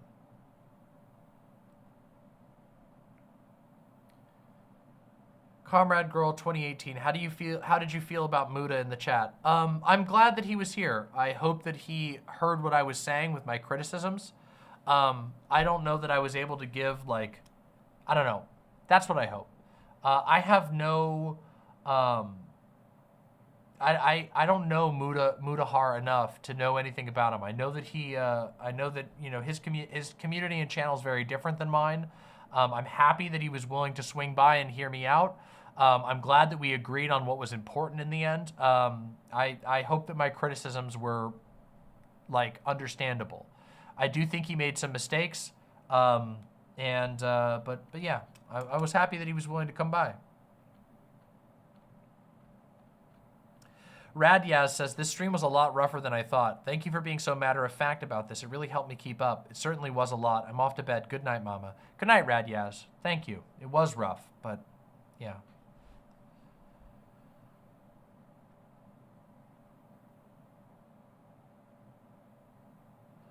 Sirius says, this has all been a dream. It's time to wake up and do the real stream. The sad thing is, I have actually had numerous streaming-related dreams. A lot of times, when I have streaming-related dreams, the recurring themes are like, they're like things being wrong with my setup. And the most recurring theme is that I walk away and forget that I was supposed to be streaming, and then I come back and there's like nobody there, and they're mad, but there's like a few people there, but they're mad at me because I went and did something else.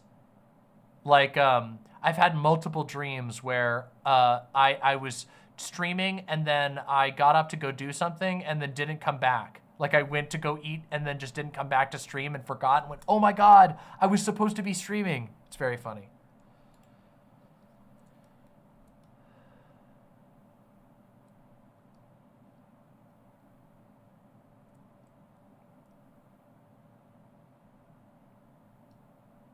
Borbfish says, I'm late to stream, but I'll be watching the VOD because I think you're probably one of the voices I'd be most inclined to listen to. I've not been a fan of how bad faith a lot of coverage has been beforehand. I promise you I did my best, and I think that you'll be happy with what I did. Absolutely, Baphomet. Absolutely.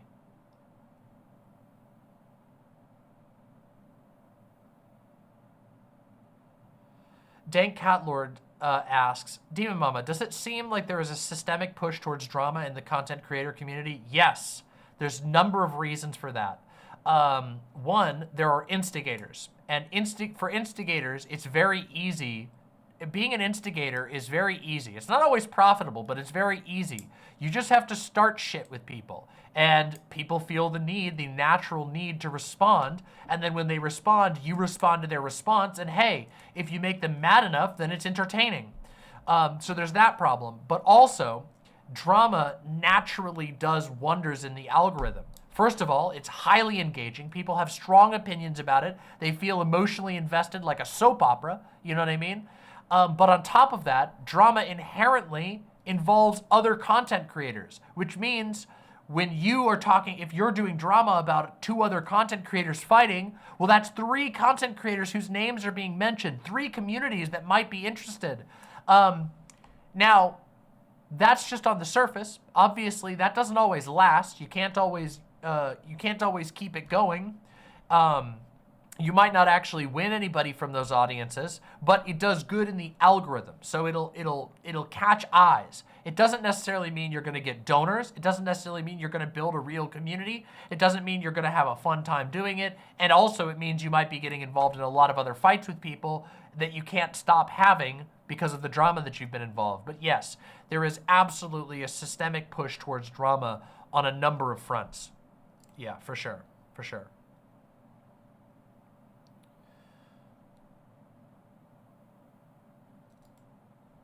Yep.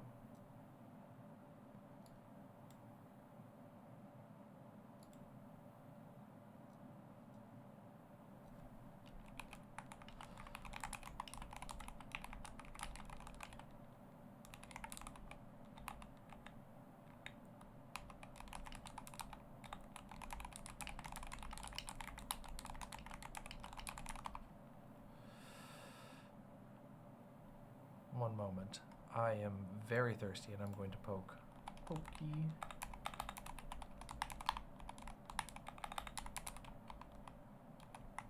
Let's see. Let's see if I can get myself a... I'm trying to poke the critters to bring me a drink.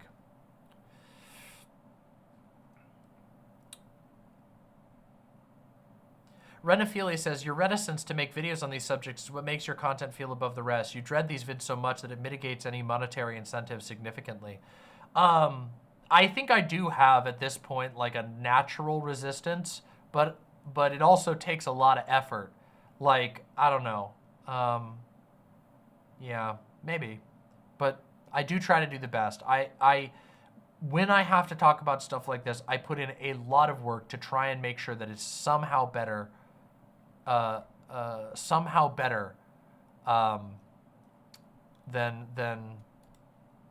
you know, just wasting everybody's time and just going, oh, did you hear, you know?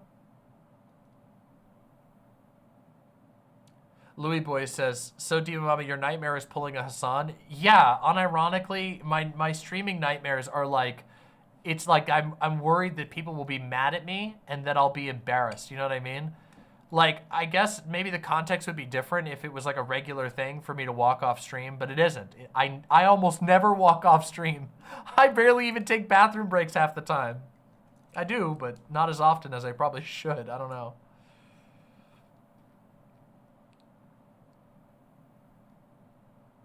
Thank you, Lizard060. Thank you so much.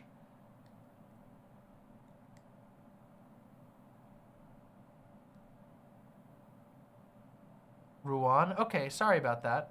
I'll try and remember that.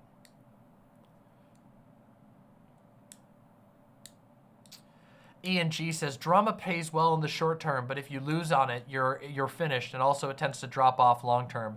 Yeah, it doesn't even always pay that well in the short term. You know, yeah.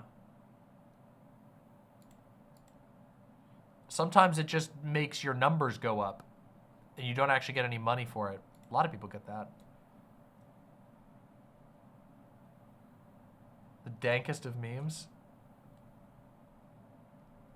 All right, we'll watch that in a bit.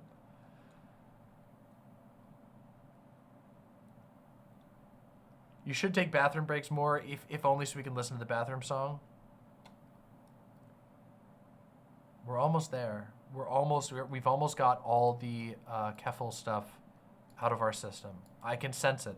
Chat is getting ready to move on. Yeah. Good timing. Good timing, Baphomet. Is that a Pepe plushie? Actually, it's a Pompo plushie. Pompo is our community's unique and special version of Pepe. You can actually see him depicted here in this emote. We have our own version. It's an ancient meme. Pompo, there's the Pompos on the screen. Pompo is from a segment I did like literally at the very beginning of my career. We had a conversation about Pepe and how people are kind of weird about Pepe. And I just said, here, watch, I can make my own. And then I drew Pompo, and it was cute. So I made it an emote, and he's been there ever since. And we have 2 Pompos, actually.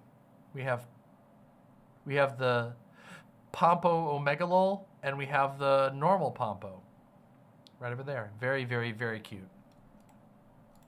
Yeah, I just drew him. Yep.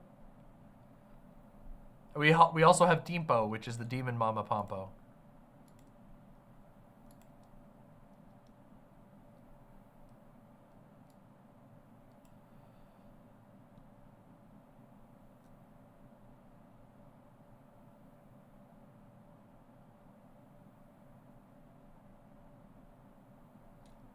Another bored person says, move on from Keffals, Demon Mama, you put a lot of faith in people. I meant topic-wise. Obviously, I think people are going to be pretty angry, but you know. Yo, thank you. Oh, cookie. Thank you so much. Mwah. I got a cookie. Yes.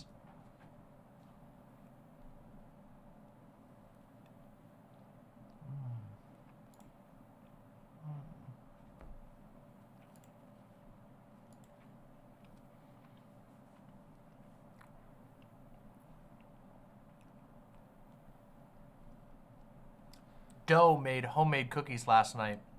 Doe made 2 things yesterday. Yesterday, Doe made homemade mushroom soup, which is one of my favorite meals.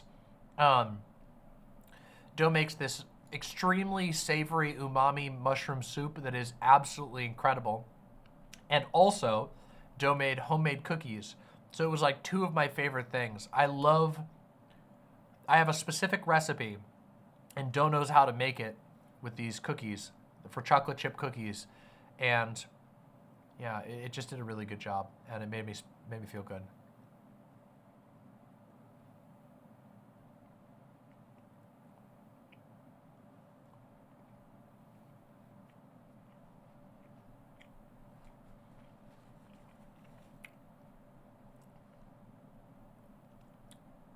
You shouldn't need a stand mixer or even a whisk for cookies. Knead the dough yourself. The best cookies, the best homemade cookies, can be done without any of that stuff. A nice, very chewy, thick, delicious homemade cookie.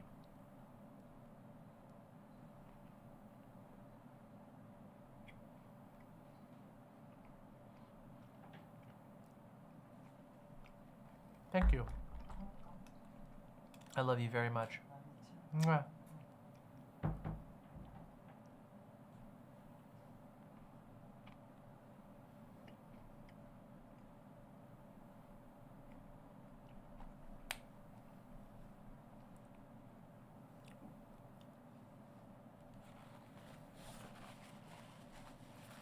High effort is kind of a deal breaker for me when it comes to cooking. This recipe that we use is one of the lowest effort cookie recipes ever. The only thing that really takes anything is you just gotta knead the dough, and that's it. And it won't take much effort, it's just maybe a little bit of time, but yeah. Oops. Oh, dang it, I spilled a little bit of water on my...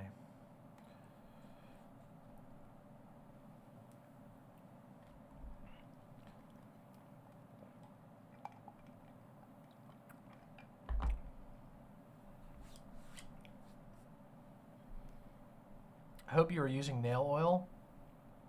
Honestly, I'll be honest. I've been a little bit bad about nail oil recently, but I put a lot of oil on my hands generally. So while I haven't been using specifically the nail oil the last couple of days, I keep my hands and my nails very well oiled. So yeah.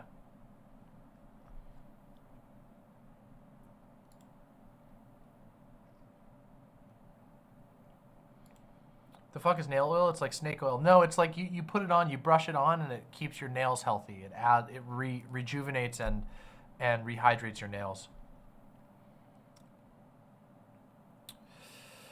Okay, we're gonna read our donos real quick. Let me read up our donos.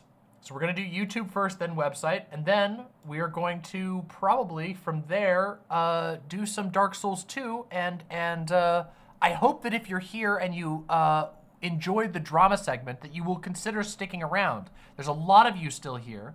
The Dark Souls 2 segment is going to be open for questions. So if you have questions for me about basically anything, I'll talk about just about anything. It's probably not going to be the longest gaming segment, so you don't have to feel like you're going to be in for a long commitment or anything. But I promise you, we always have a really good time. I have, my core audience knows how awesome the gaming streams are. I know, it's hard to believe that a streamer could be good at both non-gaming content and gaming content, but I am. But first, let me read through the donos and answer any questions we have in there. Another bored person, oh wait, I already got that one, sorry. Some ordinary gamer says only trust web archive captures. Yes, I generally do agree with that. I do generally agree with the web archive captures. Some are a little bit harder than others when it's like a screen grab of a Discord, but for those, in this particular case, I went directly to the source and verified those as far as we could possibly go. Loaf with the $5. Love you, DM. I appreciate you always standing by your principles and beliefs no matter what. You're welcome. I will always do my best. Thank you for supporting the show. And thank you, some ordinary gamers, for the super chat. I do genuinely appreciate that. Thank you very much. Why does it keep doing that? Damn it. There we go. Blitzkrieg with the incredibly generous $100 super chat. Holy moly. Blitzkrieg, thank you so much. Blitzkrieg says, I'm not here often, but I thought about you a lot as this situation unfolded. I hurt to see your hurt. I appreciate you, and I hope that you will find peace in all this. I am happy to have this be done with. I hope it's the end. Truly. For everyone's sake. Thank you very, very much for the support, Blitzkrieg. It means a lot. Spencer Howard with the $5. This is the first coverage I could bring myself to watch. Thank you for being so reasonable and even-tempered. Happy to be of service. Very, very happy to be of service. Thank you for supporting the show, Spencer Howard. It means a lot. All of these donations mean a lot to me. This is a purely donation-supported show, so it means a lot. Scott K. With the membership renewal. Thank you very, very much. Peapot Fairy with the membership, with the Chunky Imp renewal. Thank you so much, Chunky Imp. Thank you so very much, Peapot Fairy. Spencer Howard with another $5. Thank you so much. There is a strong overlap between dysfunction and malice. I can understand why a lot of her the why of a lot of her behaviors, but it doesn't excuse the harm done. Yeah, that's true. There is a lot of overlap here where you can't really tell the difference. It's not always the case, but in this case, there's definitely some areas that are in the gray. However, I agree with you that it doesn't excuse the real harm done. Zach Harold with the $5 says, thank you very much for covering this, Demon Mama. I didn't watch the Muda video because I'm sick of seeing drama channels be openly bigoted. Just a sad situation. For what it's worth, I don't think that Mudahar's video was openly bigoted. I do think that the choice of thumbnail was insensitive, and some of the topics that he covered were not well done, but I do not think it was openly bigoted. I really don't think that's the case. I mean that genuinely. I don't think it was openly bigoted. I do think that the thumbnail was a mistake, though. Anyway. Yeah. Nick DeOrio with the $20 says, Cherry did nothing wrong. Yeah, I don't think that Cherry did anything wrong in this situation. I think that Cherry spoke honestly and was willing to corroborate information that otherwise would not have been made public that was incredibly pertinent to the public interest in this particular case. So yeah, I don't want to say Cherry's never done anything wrong ever. I'm not that crazy. I can't even claim that for me, and I'm the best. You know that. But it is true that I don't think Cherry did anything wrong. That's the actual Nick DiOrio? Yeah, I figured it was.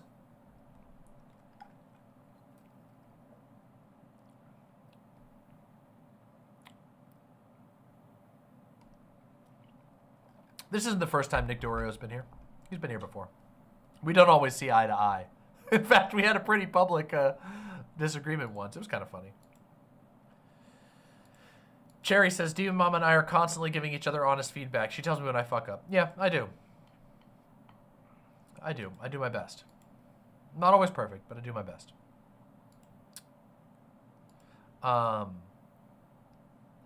Okay, so let me get the website donations. We'll get through that.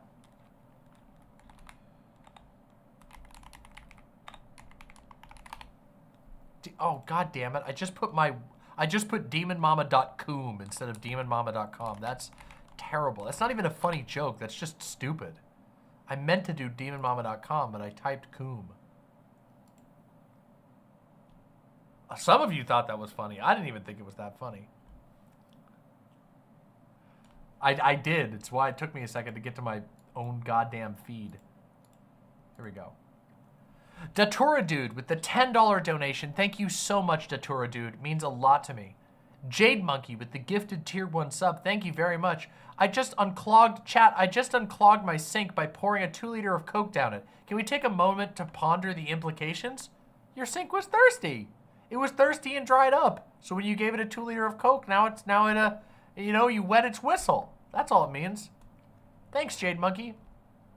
Aska with the gifted tier 1 sub says, Dank Souls, let's go! Soon, we'll be jumping into Dank Souls. We'll do some memes before we do Dark Souls 2. Niana with the 5 tier 1 sub says, the worst part about this is that no one wins. Making the people that encourage others to donate complicit in deception is so regretful. Love to everyone affected. Thank you very much, Niana, and I agree with you. Elf Kitten 444 with the tier 1 sub. Thank you very much, Elf Kitten. Hi, Demon Mama. Finally able to catch a stream and have enough money to sub. Always enjoy watching and love the new setup. Trans rights, trans thriving, heart. Thank you. Thank you, Elf Kitten. Seriously. That means a lot to me. Again, these donos are like putting a $1 in the tip jar for a band at your local bar. It really does keep this thing going, so thank you. Felson Forma with the tier 1 sub says, It's gang. Based. Felson Forma with the tier 1 sub, thank you again, and also based. Double based. Elenita Express with the tier 1 sub says, you focused on the events where you have evidence. Also, Brianna Wu. Yeah, honestly, these days, it's actually crazy. I can't even believe how deranged she's gone on that particular issue. It actually makes me sick. Thank you very much, Elenita Express. Onyx Knight at the tier 3 sub. Thank you so much, Onyx Knight. That generosity is incredible. Your new set looks beautiful. Doing my part to boost the signal of hope and thoughtful introspection. Thank you. Seriously. TJB067 with the gifted tier 1 sub. Thank you very much, TJB067. Emerald Queen at the tier 2 sub. Thank you so much. Emerald Queen says, the new set is sick. Thank you. I think so too. Thank you very much. Andrew Blood with the $5 says, let's start it like it's a new era, Demon Mama. Let's break out and find new friends and new connections. I know we will. Many of our connections still thrive to this day. This one with Keffals definitely doesn't. Chainsaw with the tier 1 sub says, I wish we could all go back to 2022 when I first encountered this space and everyone was just normal. Thank you for being a solid fucking rock, DM. Timeless. Benefit of being a demon, you know? You got that eternity on you. Thank you very much, Chainsaw. I appreciate that. Shrimp with the tier 1 sub. Thank you for being awesome and fostering a great community. Love. Thank you. And thank you for being a part of a great community. Stone Razor with the tier 1 sub. Thank you so much, Stone Razor. The Pulminator with the tier 1 sub says, thank you for going over this. It couldn't have been easy to go over. It wasn't. Thank you for supporting me. It means a lot. I Smell Like Farts with the tier 1 sub says, I hope someone clipped Demon Mama reading my username. Well, they probably will now.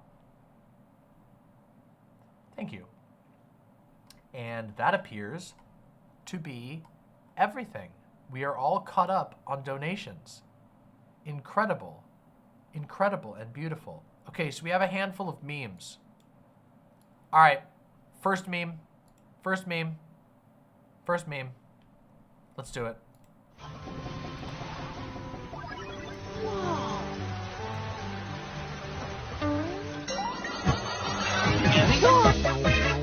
Oh, yeah! No! Oh! Yahoo! No! Oh, no! Hiya!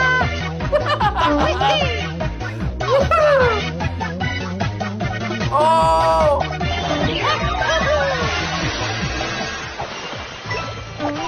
Caked up Mario, ready to go. Caked up Mario. All right, that's wild. That was a good one. Thank you for that excellent meme. What we got here?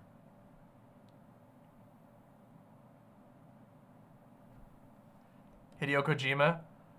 I fuck with fat ladies. True and based. Of course he would. Of course he fucking would. Of course he would. I don't think Mario would do the Ozempic. Not unless he had to for health reasons. Oh, we've upgraded to the next Kinnikuman game. All right. You know, okay, I'm sorry. You get one of these, Mr. Krabs. One. You get one. And it's going to be the shorter one. You cannot send me a collective 4 minutes of memes. That's just asking me to watch a bunch of content. You get one tonight. You'll save the other one. The first one I'm watching. The second one, next time. You're pushing it. Yeah, not even subbed, trying to get 4 minutes of memes. What is this? What is going on here? What's happening? So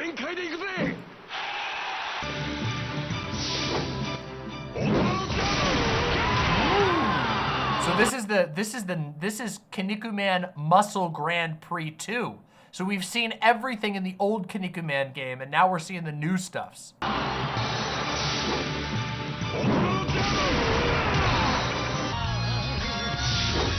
There he is, that's him, that's the Kinnikuman.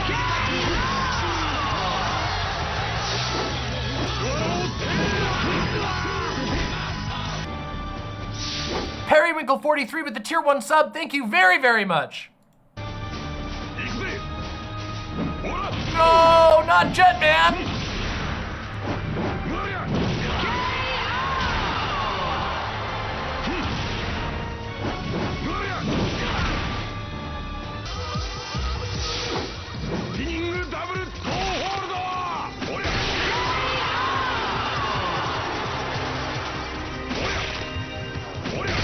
Whoa! Okay, look. There was some wild stuff in the old Kinnikuman stuff that we watched, but putting it on the 3D models makes it it's like that effect with cartoons, you know, where they're like there's like a difference between cartoon violence. They're like there was a test that they did where it was like Tom and Jerry, and they had like a hammer and he squishes the mouse with the hammer, but if they add blood, then it's too violent and the kids get scared. But if the mouse just gets smashed and there's no blood, then it's funny. So the kids laugh at it. But when there's the blood, they go, ah, start crying. Same thing with this. Moving it from 2D, you go from laughing to 3D and you're like, oh God. You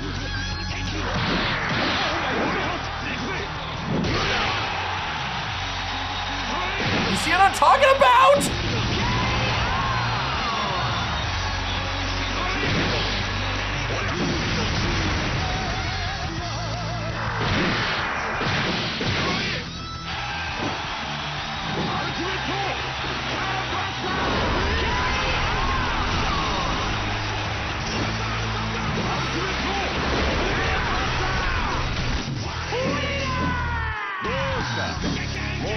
Wow, this is so much of a different emotional effect. God, that is gnarly. it's gnarly. It makes me go, ooh. It gives me like the body horror type feeling instead of like a funny thing. I mean, it's still good. Still really good. But that's a very different emotion. My goodness. Holy shit. Oh yeah. Also, I have another meme to play. Cherry says, this was me this stream. So here we go.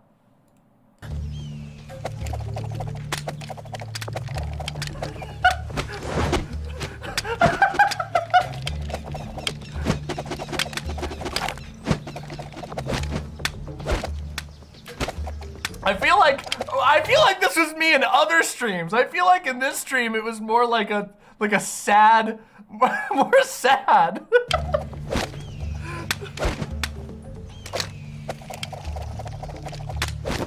12 shots.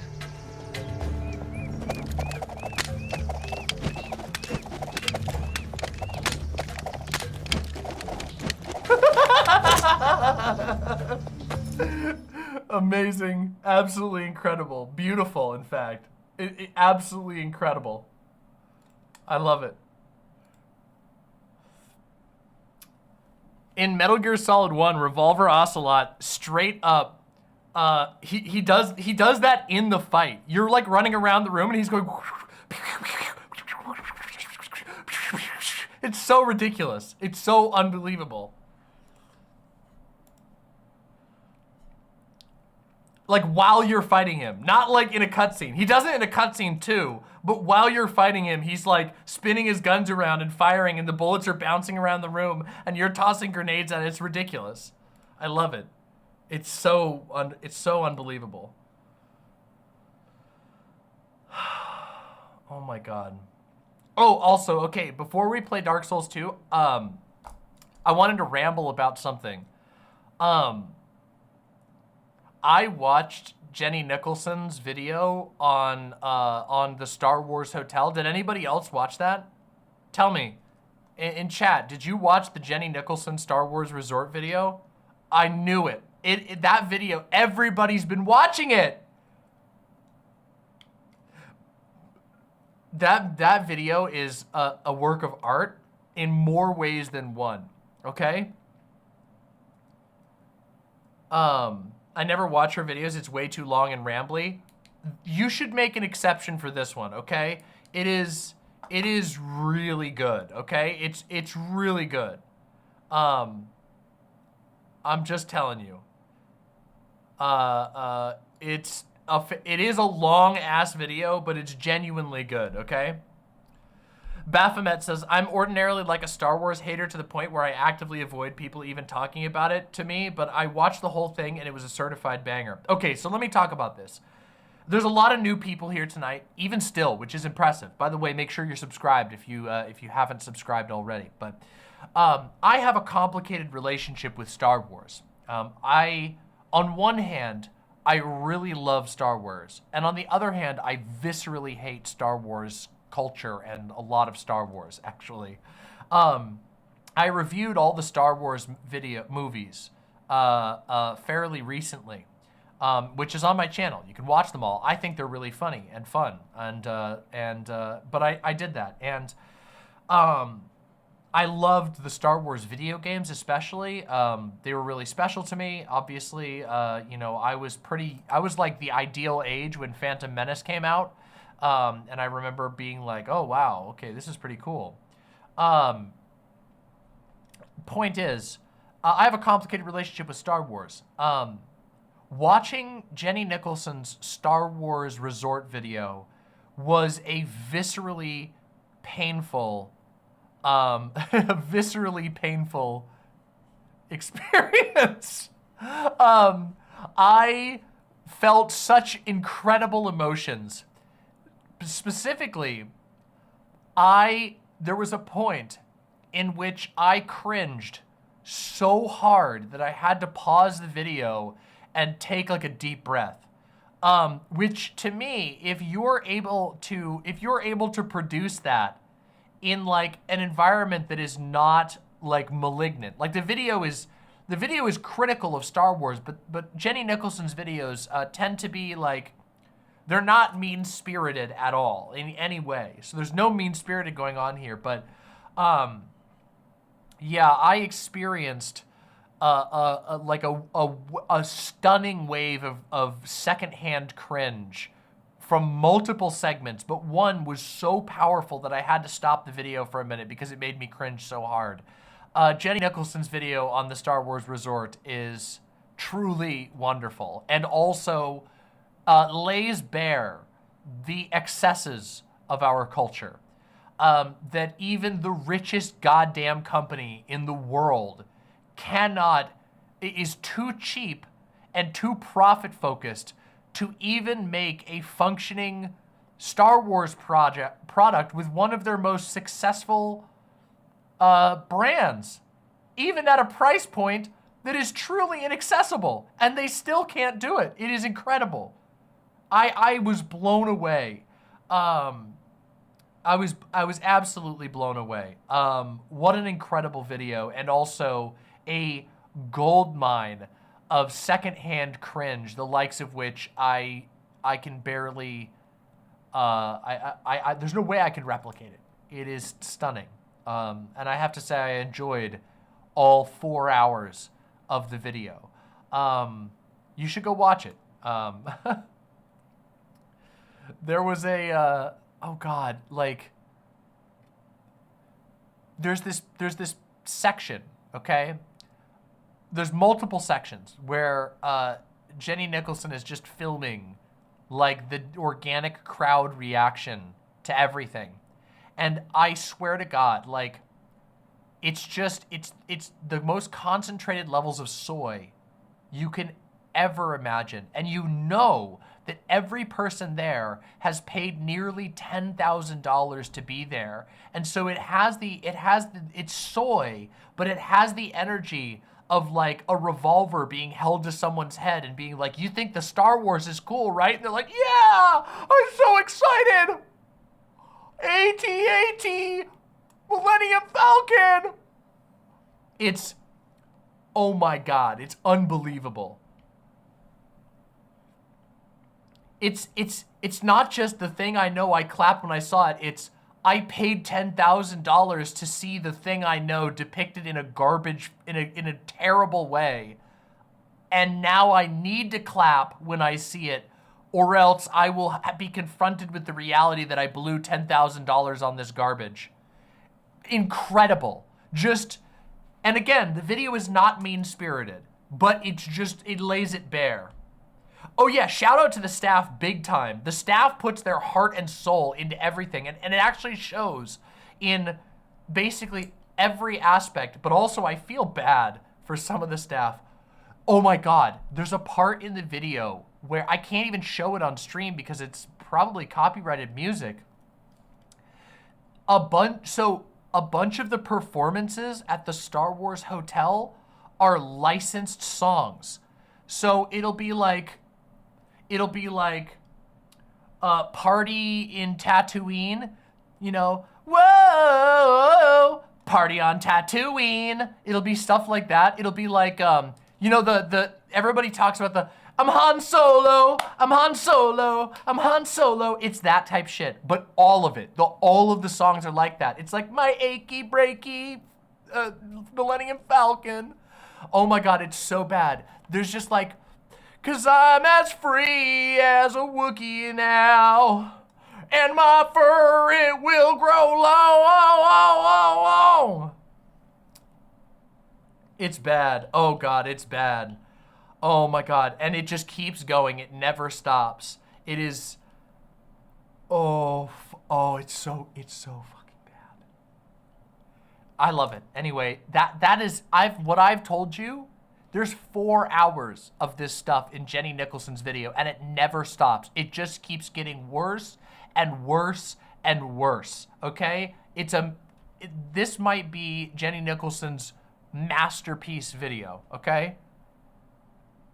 Yeah, Tooth99 says, the moment that she revealed that Disney Plus isn't available on the smart TV in the room that you pay $7,000 a night for in a Disney, at a Disney hotel, was stunning. It's actually incredible. John Fallon says, how can they claim such obvious ripoffs? They're not, they're licensed. It's Disney. They own half the music. A subsidiary of Disney owns half the music on the planet. So they can just do that. They can just be like, yeah, we're gonna license whatever song we want and we're gonna turn it into an embarrassing Star Wars version. It's quite literally, it is a depiction. This Jenny Nicholson video is a depiction of like a cultural implosion of what it looks like when culture has no idea where to go and has become so monopolized that it can only be processed through references and references to references and references to references to references. It is absurd. I've never watched Star Wars ever. I want to watch this video anyways. Is it watchable for non-fans? Yes. There are certain jokes that like you might miss like a little bit of, but the video is totally watchable to non-fans. Everything is explained in a way that a non-fan would be able to enjoy it. Yeah, it's a great video. I'm serious. It's a long video, but it is so, so good. Genuinely incredible.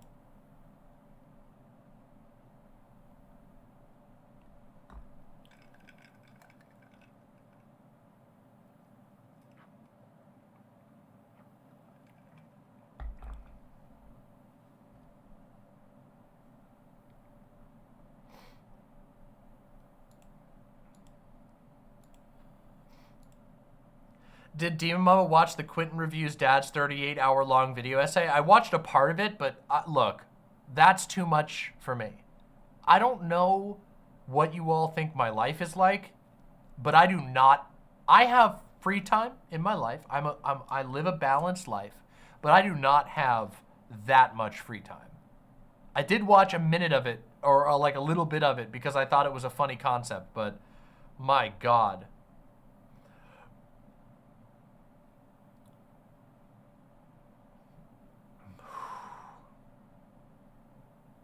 Long Tortoise, thank you so much for the tier 1 sub. Really appreciate that. Also, Rask with the tier 1 sub. Thank you so much. Thank you both very, very, very much. Oh my God, it's so good. What, 38-hour video? Yeah, Quentin Reviews released a 38-hour retrospective of the Beverly Hillbillies that was a cooperative project with his dad. So the video is his dad reviewing every episode of the Beverly Hillbillies, but it got taken down because even though the Beverly Hillbillies is in the public domain, there is still like some weird licensing, and the company that owns Beverly Hillbillies claimed it. So they had to take it down, which sucks.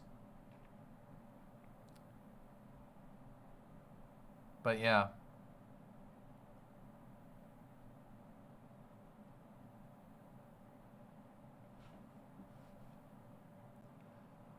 Oh my God, yeah. Okay, so back on the Jenny Nicholson video, there's a section where she goes through all of the the influencer paid promotions. Again, secondhand cringe. I can't even imagine how much you'd have to pay me to embarrass myself, like those influencers who had to talk about the hotel. Oh my God, it's so painful. Like, I don't want to spoil anything. It's incredible. I can't believe that it's all been, like, it's such a good video. It's so magical.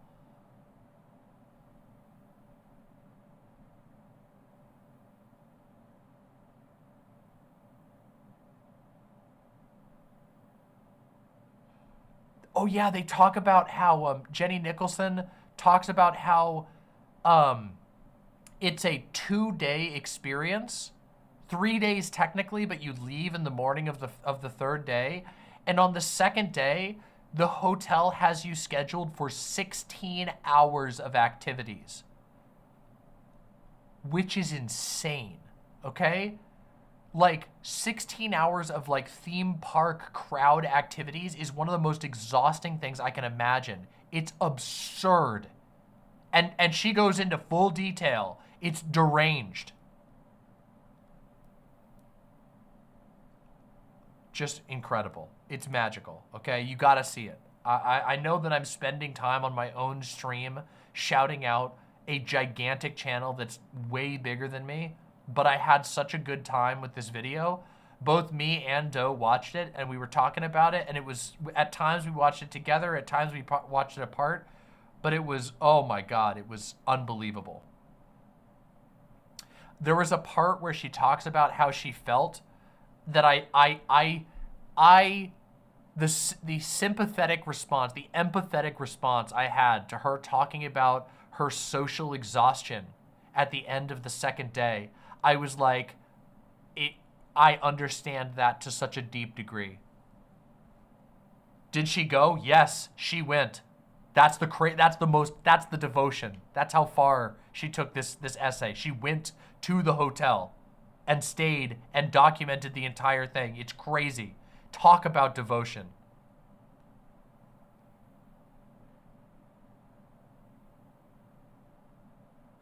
This vid exploded. Yeah, her video is like, let's just see. Let's see what it's at right now.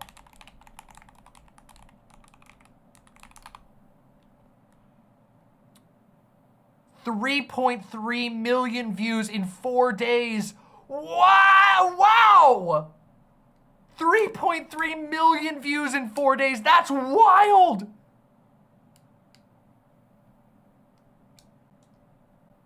That's incredible.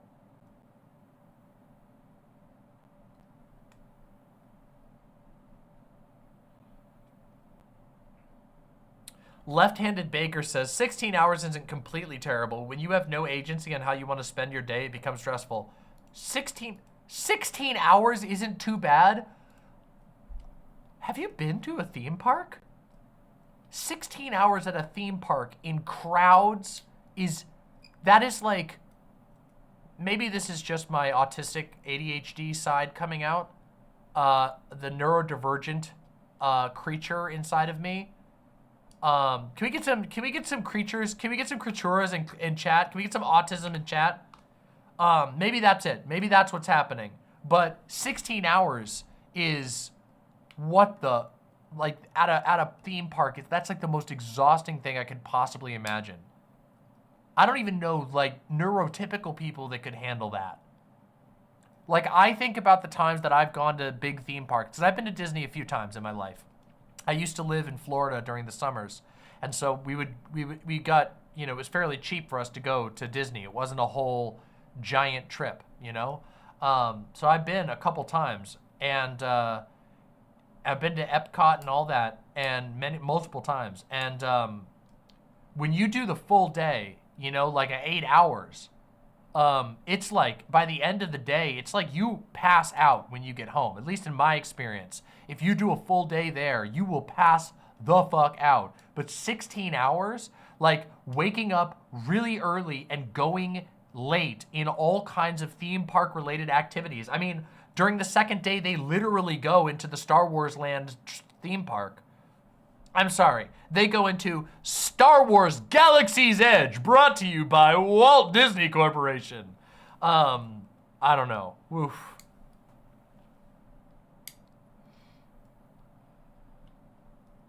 I can't remember the last time I was in public for 15 hours. Yeah, I don't know when I mean, streaming is the closest thing I get, and even I don't go that long.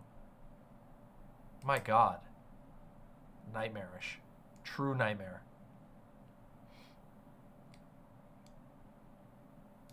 All right, what does this mean? All right, is this gonna get me clapped? Why does this look? This is from an official account. If this gets me clapped, Louis boy, I swear to God, I will end the stream now, and it'll be.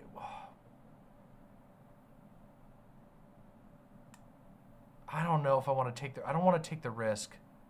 It's from a blue check account. It has 6.5 million views. This is like formal content. This is somebody made this, and This is from the official D&D. This is not, no way. I'm gonna get hit for this. I'm definitely gonna get hit for this. No way. Sorry, not happening. Not taking the risk. I'm not taking a risk on an official D&D channel thing. They're gonna hit me for it. It's not worth it. I'm sorry. I appreciate you trying to share a meme with me, but I can't do it. I can't risk that. That's too risky for me. I can't do that. Can't take that risk. Okay, everybody, here's the deal, okay? Here's the deal. I really have to go to the bathroom. I really have to go to the bathroom. So, I'm gonna play the amazing bathroom song. Trust me, it's a banger. Don't go anywhere. When I get back, we're gonna wind down by doing an hour and a half of Dark Souls 2. If you are here and you stayed for the drama, please consider sticking around for gaming. I promise you, you will have a great time. They're chill, we're always laughing, we're goofing, it's gonna be a good time. Stick around, don't go anywhere, okay? All right, that's enough. I won't convince you anymore.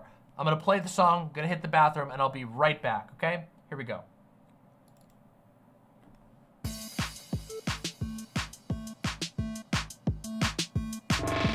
Hey chat, Demon Mama has to go to the bathroom to listen to the Demon Mama bathroom song. She streams 20-hour days and 9 days a week, so let's give her and her bladder a little fucking break.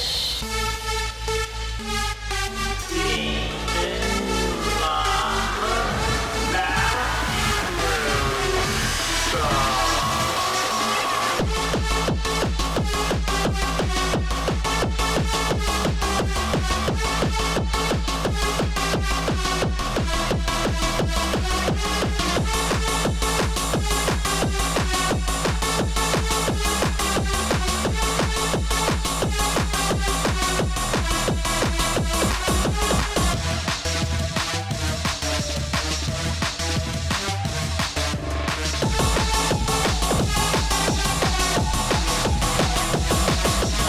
It's been a minute and she's still in the bathroom. I'm not a math whiz, but I can count to 2.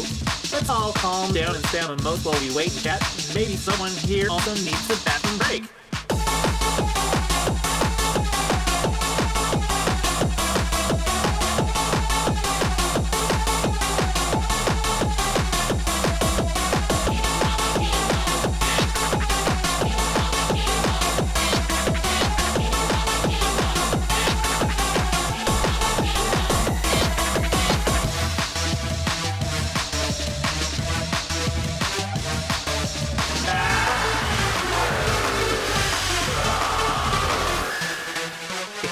Since Demon Mama went to the bathroom. Not like I'm counting, but distracted. So don't you fret, my little list, cause I wrote this track down to give you something bopping while she's taking the break.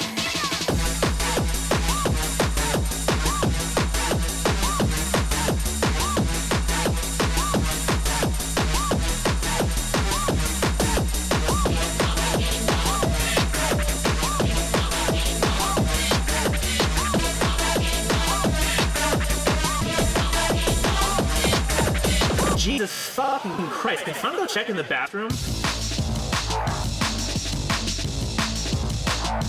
I hope she doesn't lock the door. She doesn't lock the door. She locks the door. Need a little...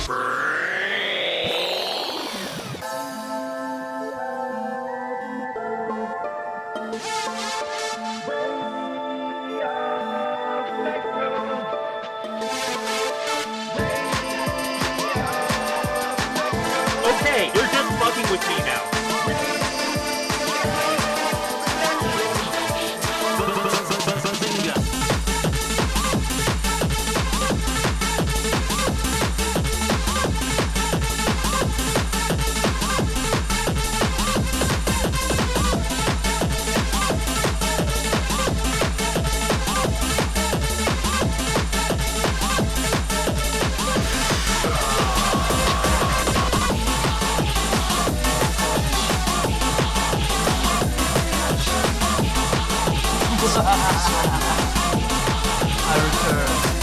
I return. Do we need to call a doctor? Within your phone, the stream's still running. Song's over. Stop. The Somebody. Like and subscribe. True! Like and subscribe. Amazing. Amazing. Beautiful. It's wonderful to have you all here. Emu Anon says, what's the worst thing that can happen to a movie? Getting popular and milked for all it's worth, or becoming a flop and forgotten by the studio? They're different fates. I will say that I think it's more heartbreaking when something is successful and then gets gutted. But, you know, sometimes the people involved with it can get away and go do other things. The secret to life is learning to not become too overly attached to the specifics if you can avoid it. Because learn to recognize the hand and the markings of beauty, even if they shift in their immediate form. An example of this is Dark Souls 3 to Sekiro to Elden Ring. FromSoft was basically like, hey, we don't want to do another Dark Souls. We're tired of Dark Souls. There was pressure for them to do a Dark Souls 4. And they said, no, we've done enough Dark Souls. We want to change to something else. And you can see that same beauty carried over in Sekiro, carried over in Elden Ring. It just takes a different form. So, you know, that's good. Staroxvia says, Demon Mama, do you want to see Brianna Wu on a famous right-wing neo-Nazis podcast talking about why she doesn't think he's a neo-Nazi and that crazy progressives just made that up, even though there are multiple mainstream news articles about how he's a neo-Nazi? What? Yeah,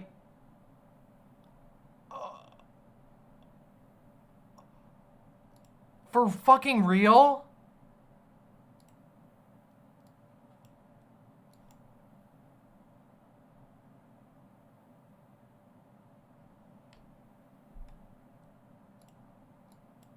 If we do that.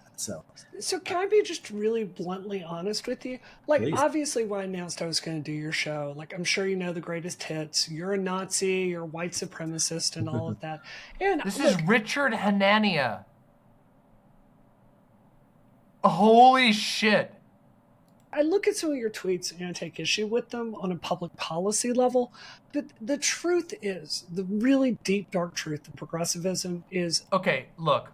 All you need to know, first of all, I know this is going to come off as incredibly shallow, but the fact that everything that Brianna Wu says is comes off like it was written by the Disney marketing department and then put through like the orb of confusion from SpongeBob, that should be a giant red flag generally, okay? They use this label to the point that I can no longer evaluate that argument and decide if it's true or not. I can look at your Twitter. I don't see you calling for lynching black people or... Wow! Wow! Holy moly, what are you... That's the bar? Stopping all immigration into the United States. I see some kind of edgy views on black leaders, but it seems within... You know, it's not something I would say and I don't believe, but I think it's your right to say it. It's so hard because it seems, at least to me, I know the person they say I am is not who I am. And it's like they come up with a cartoon character of you. If we do that. So okay, so let's see. Let's see what Richard Hanania has had to say for himself. For years before appearing in the pages of the newspapers and publications like this one, Hanania wrote articles for white supremacist publications under a pseudonym. According to a recent investigation by Christopher Mathias of HuffPost, Hanania expressed support for eugenics and the forced sterilization of low IQ people who he argued were most often black. He opposed miscegenation and race mixing, and once, while arguing that black people cannot govern themselves, he cited the neo-Nazi author of The Turner Diaries, the infamous novel that celebrates a future race war. By the way, if you cite The Turner Diaries for any other purpose than to criticize it, or to illustrate how deranged right-wing, like that book is like the neo-Nazi text. It is fucking insane, okay? I just want you to understand, only neo-Nazis care about anything that's in the Turner Diaries outside of the purpose of being able to learn what neo-Nazis believe about the world. It's unbelievable. It is one of the most psychotic books that has ever been written.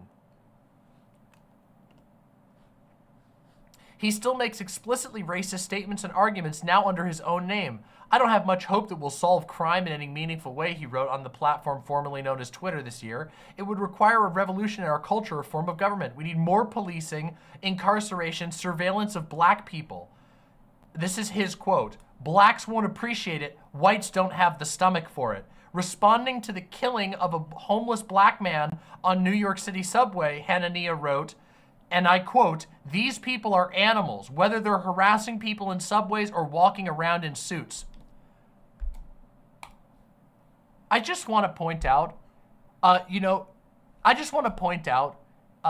just how malignant and horrible Brianna Wu really is, how she showed her face for what it really is. I said this in my video a long time ago, that what she has demonstrated is a complete inability, a desire to control other people, and a complete inability to have any sort of responsible leadership whatsoever. And this kind of proves it, right? She got rightfully criticized for being a freak about other people, a freak about other trans people, and her response has been to now start rehabilitating the image of neo-Nazis. What a vile piece of shit. What a fucking vile piece of shit.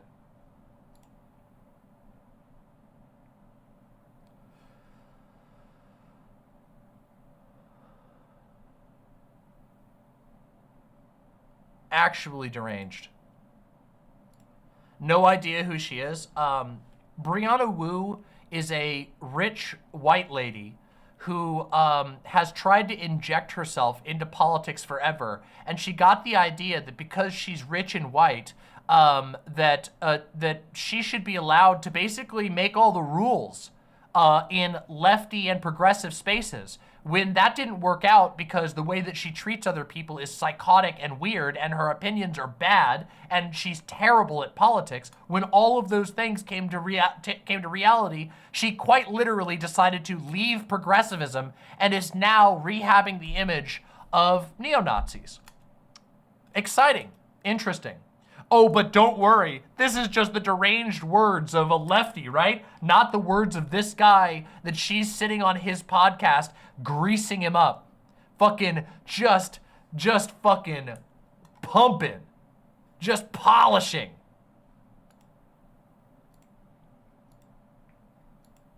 That's fucking pathetic. This is, by the way, this is like the state of liberalism right now. We are watching in real time. Like, the thing is with Brianna is that Brianna is phenomenally, like, earth-shatteringly stupid.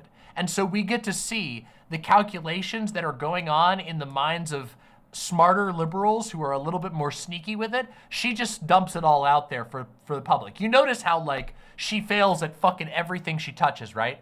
She gets fucking kicked out of progressive victory. She can't fucking make it into office. Her game's a flop. All of her entire life has been her using her money and her social clout, whatever that is, wherever she's got an in to push people around. And the reality is that all of it fucking fails because she thinks that she deserves to control everything. And that was my experience with her the entire time that I had the displeasure of knowing her, was her insisting that she really knows the truth and these crazy lefties don't know. If you look on her Twitter presence right now, every single day she's talking about how the lefties are losing everything for us. We're gonna lose our rights. And in reality, it's actually just that she's an idiot and doesn't know anything and insists that she be given control, that she be given a position of import, despite the fact that she's never been able to prove that she can do anything at all, and all of her advocacy involves pushing down other people, often people who did absolutely nothing to her.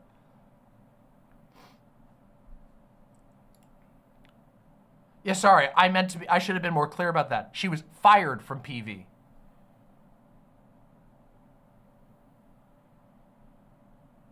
Fucking glazing.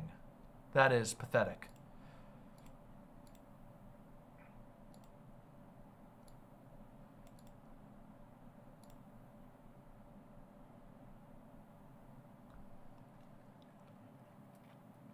I lose sanity every time she says anything. I brought this up in my last stream, and I'll bring it up here again. The moment that, I think the most iconic Brianna Wu moment for me was when Brianna Wu was like, when she decided, unprompted, to roll into the comments of a person, of a fairly well-known left-leaning public figure, who was saying, "My heart is breaking for the children of Gaza. I don't think I can see another video of a kid losing their legs." And then she rolled in to drop a giant blue check essay that started with, "Well, I guess Hamas should have thought about that before they decided to attack then, huh?" And I'm like, that just really lays it out, doesn't it? Somebody goes, "Holy shit, I can't see another video of a kid getting their legs blown off." And you think, yeah, this is where I make my stand, using my blue check to essay post at you about how Hamas should have thought about that. When you're talking about a kid losing, it's just incredible. Just, like I said, distilled down into a drop. I wish her luck. But again, it's the stupidity thing, right? It's like she's like I said, Disney marketing put through the orb of confusion. She's trying to do what equates to a Dave Rubin thing, a Dave Rubin arc. Oh yeah, I'm gonna be the liberal who the left just got too extreme for me, but I'm about the ideas, the marketplace of ideas.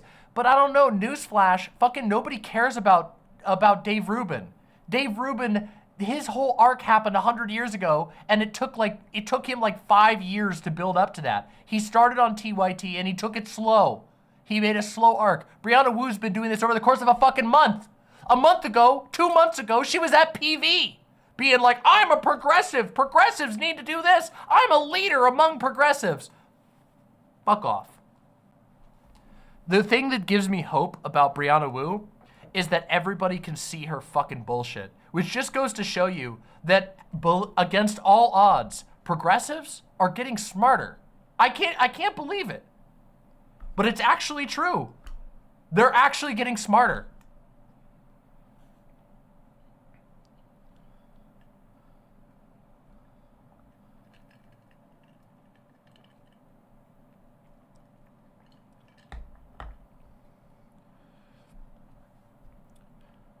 Remember that time when Brianna Wu boasted about having not just a pinball machine collection, but an entire floor of her house devoted to pinball machines?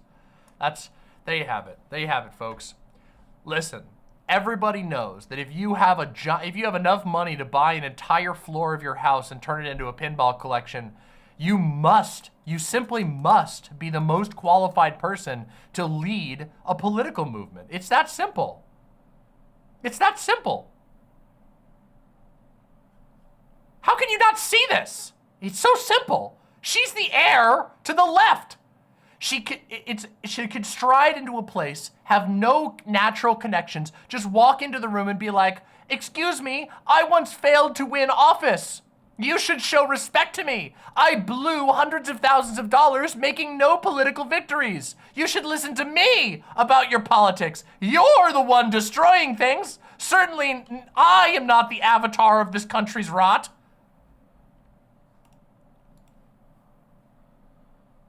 Staroxvia says, "I still can't believe that she said, 'I haven't seen you advocate for the lynching of black people,' to a man who advocated for the lynching of black people." Yeah, it's kind of deranged, right? She has a history of doing this.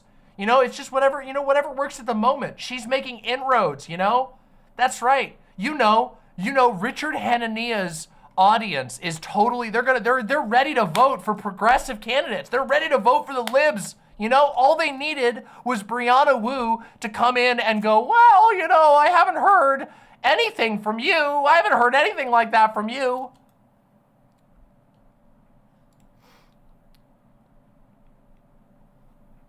Windleby says, "She tried coming into my quote tweets to suggest that she was trans people's best hope for pro-trans legislation and just got ratioed. Entitled doesn't do it justice." I mean it. The entitlement there needs to be a word for a level above entitled behavior. Like when you genuinely believe that you are the gift of God to this earth, despite all of the mountains of evidence being the opposite.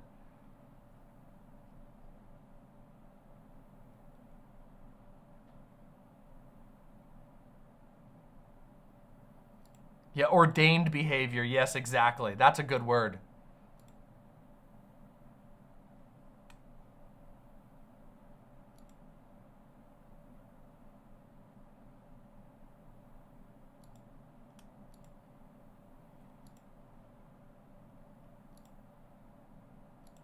My God.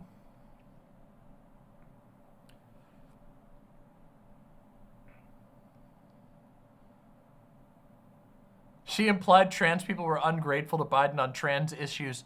Oh, isn't that just the perfect tactic? You know what always feels really good when you're actively and materially suffering? When some liberal with a Porsche and pinball collection so large that it requires an entire floor of your house to house all of your vintage pinball machines. When you're sitting there struggling, when you live in a state that just banned HRT and some liberal with a fucking pinball collection the size of your fucking house comes in and says, you're just ungrateful, really. You're ungrateful to what Biden and me have done for you.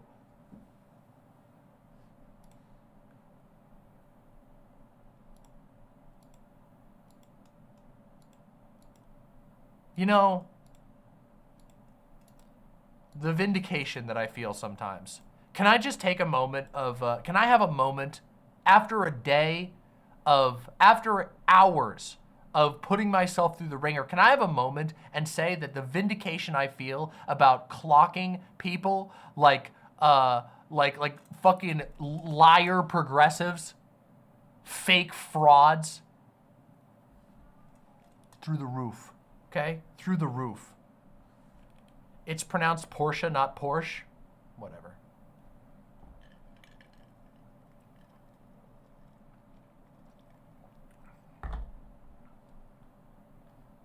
I can't wait until Joe Biden goes, if you don't vote for Biden, well then you're not trans. And then all of the HRT just disappears out of your body and you just become cis immediately.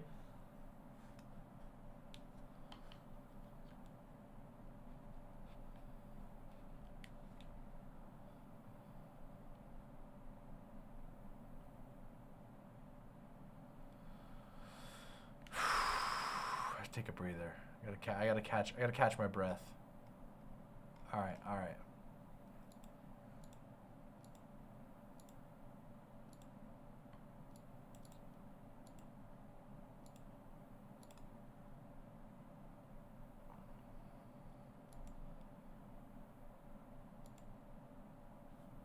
I knew I was a cis woman all along. There you go. I'm saying you might be able to you might be able to hack it. You know, if you're in the right mindset when you renounce Biden, you might be able to hack it to get like a free full transition all the way to the opposite side through Biden magic.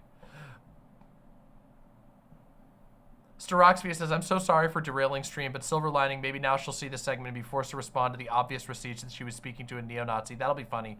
Yeah, you know what? We could make this a segment. I don't know. Do we want to? I should do a whole segment on Brianna. Maybe I should do a whole segment on it in the future. Yeah, whatever. We'll figure it out. This might be good. Anyway, if you thought it was fun to hear me yell about a total fraud, a lifetime failure whose failure is guaranteed because of her blistering inability to self-reflect, press subscribe.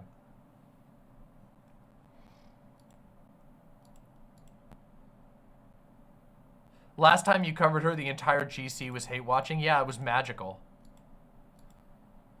Oh, that'd be incredible, Roxy. Straight up.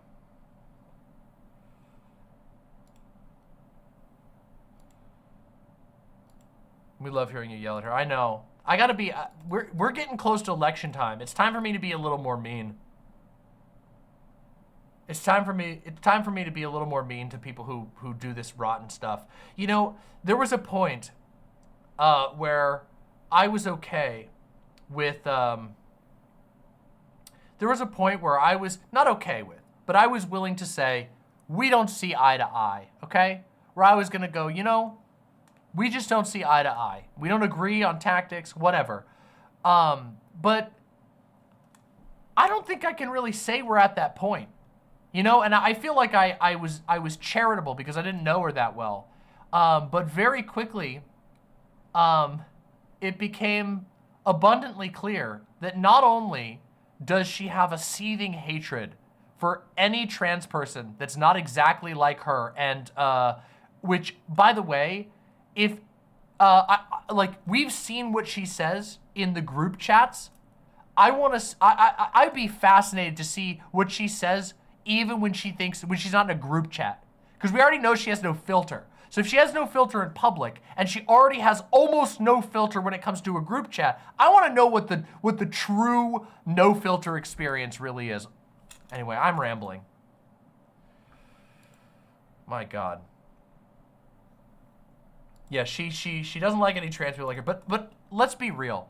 The most monstrous thing of all has been her doing months and months and months of downright disgusting apologia for an ongoing mass slaughter in Gaza, okay? And I mean it. There was a thread where she's not a historian, okay? She published a massive thread trying to retell the history of the formulation and of Israel and the displacement of Palestinian people. She just rewrote it the way that would be most convenient, literally fucking page for page out of the State of Israel official playbook. Unbelievable. This is what we get from a so-called, that was when she was a progressive. That was before she stopped being a progressive. I give her 1 month before she's just like, yeah, I'm an NRX now.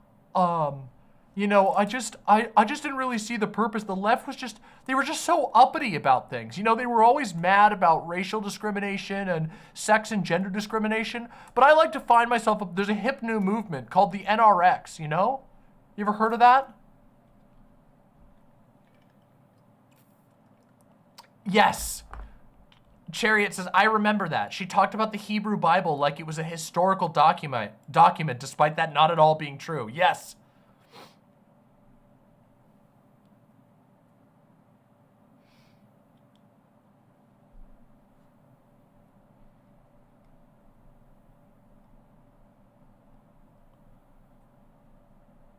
Witch Night Melody with the tier 1 sub, thank you very much. Says, incoming future video, why I left the left PragerU video from either Keffals or Brianna Wu, or both. Hopefully this is a joke and not a cursed prediction. Well, you spoke it into reality, so I'm blaming you. What the fuck is the NRX? That's called the neo-reactionary movement. It was a thing that was popular like a few years ago. It was like an attempt to move past the alt-right, but it's not in. The joke is that she's trying to speedrun to a group that doesn't really exist anymore. NRX was like a bunch of weird tech far-right people. All right, we're booting up Dark Souls 2 now. I gotta lower my blood pressure.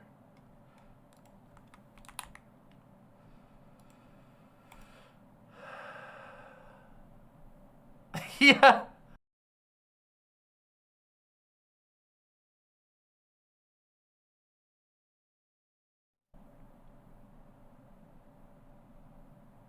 Good night, Calliope.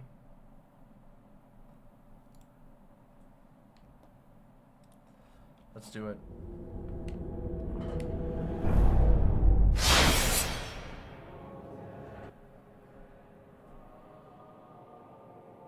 How are you enjoying Dark Souls 2? It took me about 155 hours to finish. I am loving Dark Souls 2. It's been a real blast. We just got to Drangleic.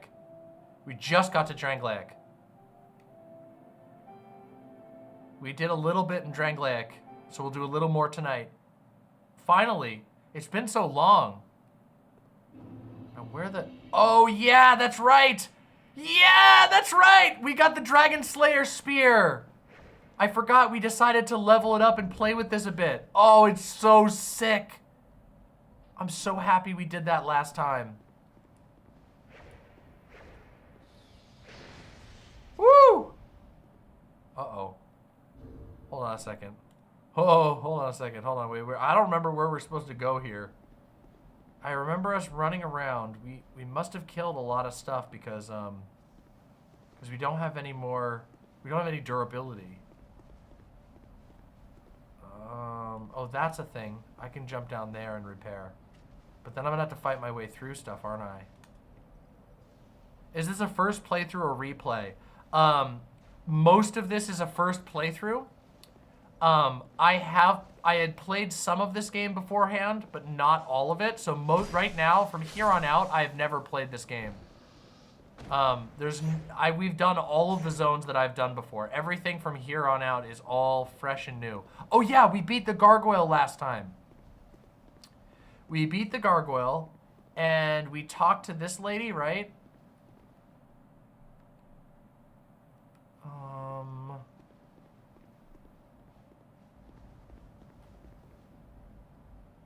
I'll be doing my best to respond to chat as much as possible.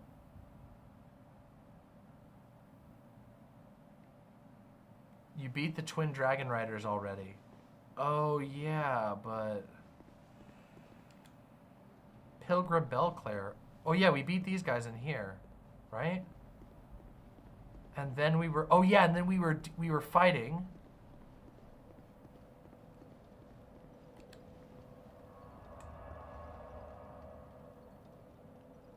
Oh yeah, that's right. Striking stone objects breaks your weapon faster. That's right, I remember that now. We went up this way. Oh yeah, there was a weird dude tied to a, somewhere up here there's a weird guy.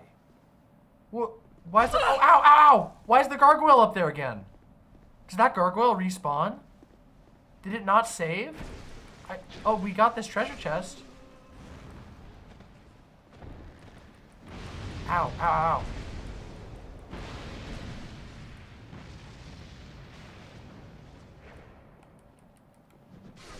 Ow.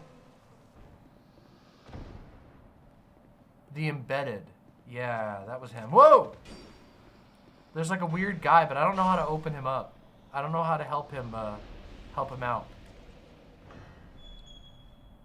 He's not this way? I thought he was this way. I thought he was over here. Maybe I'm wrong. So that guy respawns. What's this? Door. How do I open door?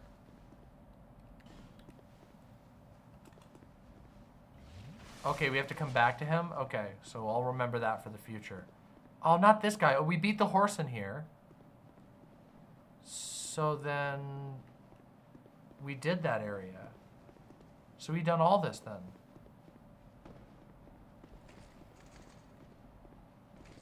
I don't want to get shot by this arrow asshole.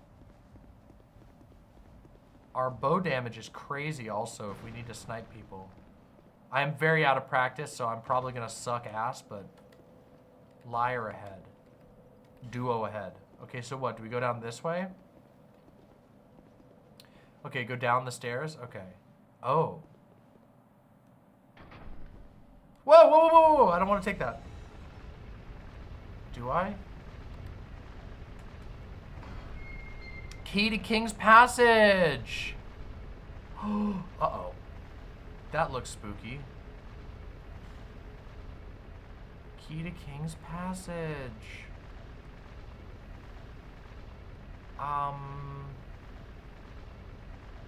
What's my soul level? My soul level is 1,139,451. Holy shit. I don't remember. I'm literally doing the like Gandalf like, I have no memory of this place. This is me right now. I have two memory of this place. I'm way higher than you. Yeah, you've been playing. I haven't played in like a month. I've been busy. What the hell is this? Oh, I can open this? Oh, it's a dude. Wait, there's shit out here. What is this shit? No! No! Wait, we did this room. We did this room. Hold on a second. We did this room. Wait a minute. We did that. This goes back the way I came. Okay. Okay, so I don't gotta do that. Stop it! Oh my God. Open the fucking door and leave it open. I don't want to close it. Why are you letting me close the door?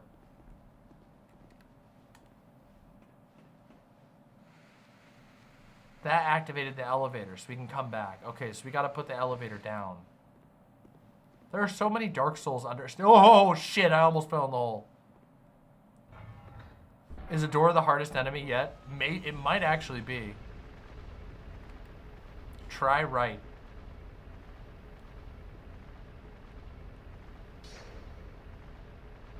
Nope.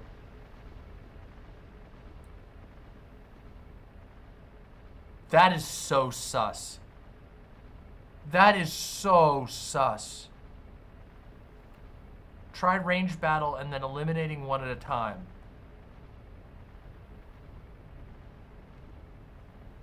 Oh no. King's Passage. Be wary of item right. Be wary of item right. So that's going to be like a trap of some sort? Don't give up, skeleton. I don't want to touch that. That looks like a trap. Visions of Ring. Oh, Elden Ring. Oh, it's an Elden Ring. It's an Elden Ring reference. Visions of Ring. Be wary of ambush, therefore touch it? No! You're lying to me. You're lying to me. I don't want to touch that. It said be wary of item. That looks so sus. Anytime there's a skull that you have to touch, that's bad news. Oh, what was that?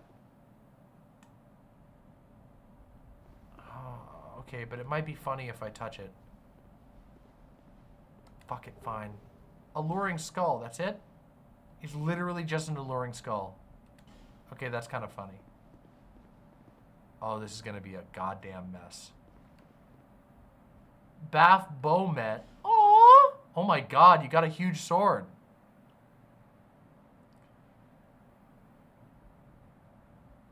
Okay, so all these guys are gonna come to life at once. I'm ready. I got magic arrows and everything. I'm ready to kill these motherfuckers. Let's do this. Let's do it. Here we go, here we go, here we go.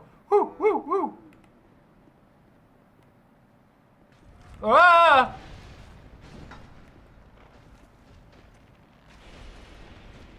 We're gonna cook them, aren't we? Oh, they're horsemen. Wow, ow, ow! Hey, fuck off. Oh shit, your damage is crazy.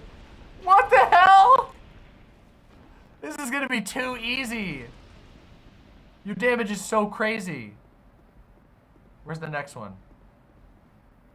Do they get heads? Was that all of them? Really? Wait. That was it?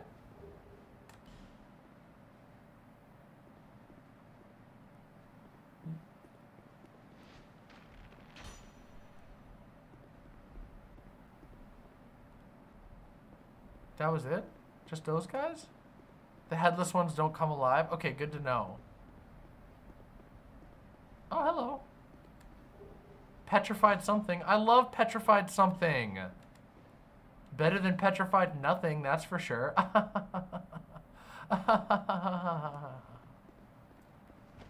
Oh, there's something here too. Soul of a Proud Knight. Twinkling Titanite.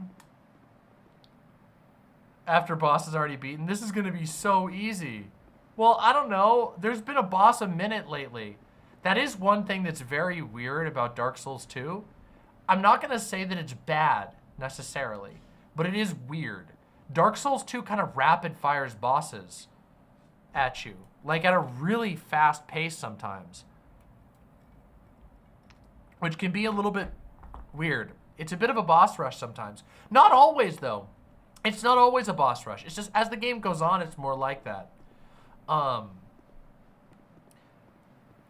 Dark Souls 2, I don't know, it's interesting. I am, by the way, this is like a tangential, but I am so excited to play Dark Souls 3, The Ringed City with you all, most Dark Souls 3 players have never played Ringed City. It is a remarkably neglected DLC, and in my opinion, it might be the best DLC that FromSoft has ever done. It's got tough competition from the old Hunters, and I love the old Hunters on so many levels. Like, old Hunters is the horniest DLC that FromSoft has ever done, without question. It is so unbelievably horny. But the Ringed City might be the most, like, emotionally impactful and also the most, like, moody. It is so goddamn good, and it got done dirty. People got really mad at it when it first came out. Ironically, because it was too hard for most people. And what I mean by that is that it forces you to change the way that you play Dark Souls 3. The Ringed City is designed to be a post-game challenge for players that have otherwise been doing like really good, you know what I mean? So it's meant to challenge people who've already gotten accustomed to the game, and as a result, it requires you to play very differently. And it made a lot of people mad for that reason. Oh shit! It's Gundyr! Yo, Gundyr! Oh shit, this guy's got crazy defenses. I can't even hit him. There we go, there we go.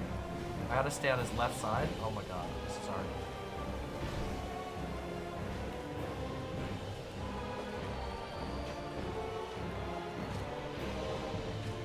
I've had a lot of fun playing with the bow. It's a little bit silly, but some of the positioning is fun.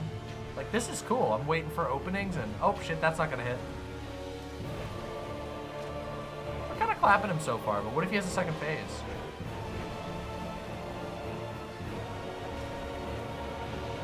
Damn it. Alright, time to switch. We're switching things up for a little bit. Whoa! Okay, that was a bit of a mistake. I didn't know that was gonna happen. Give me some slurping. Oh, he is not. Oh, he does not take damage from this. All right, we're doing the bow again. He was taking a lot of damage from the bow. He does not take much from the lightning. He seems to be. Oh, so we must be resistant to magic then. Okay, that makes a lot of sense. Oh shit, he's spawning dudes. That is so cool! He can spawn dudes out of his little shield. Oh, what was that? Why'd the pillar go flying up into the sky?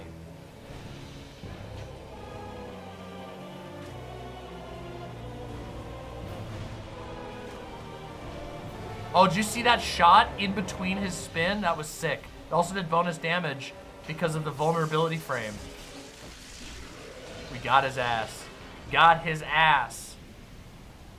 That was sick. Oh no, did I get an item? What did it give me? Oh, I accidentally just missed the item. Shit.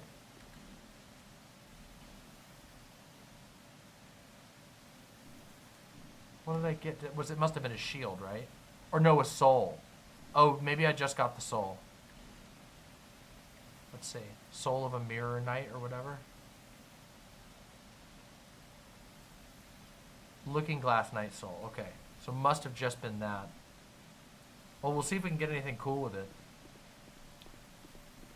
One thing that I really like about this game that I think is underrated is that there are a lot, and I mean a lot of different builds you can do. There are so many items in this game, and I've been looking online at different builds. There are a lot of really viable builds in this game. The build variety is pretty significant. And there's just like a lot of different items you can use, which is pretty cool. Quite something. You know, a bunch of snow or something. Yeah, exactly. Most of the weapons in the game do seem viable. Hurrah for victory and hope. See any items around here? Let's take a look. Ah, what a beautiful view.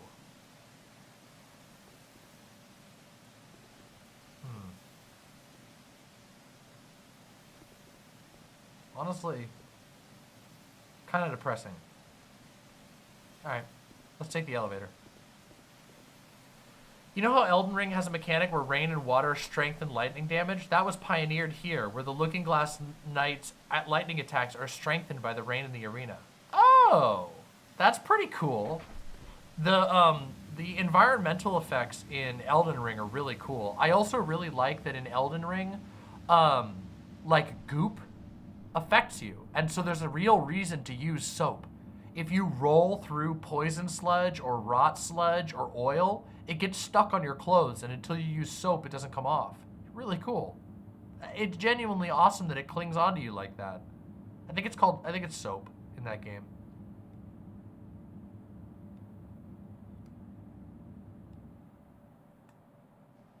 Currently replaying Dark Souls 1. Banger of a game. We had an absolute blast through Dark Souls 1.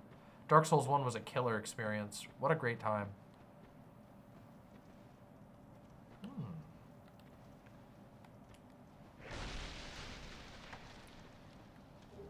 Oh, we're in the tree zone now. How is the remaster of Dark Souls? Oh, it's fine. I think the Dark Souls remaster is perfectly fine. There are some things I don't think look as good.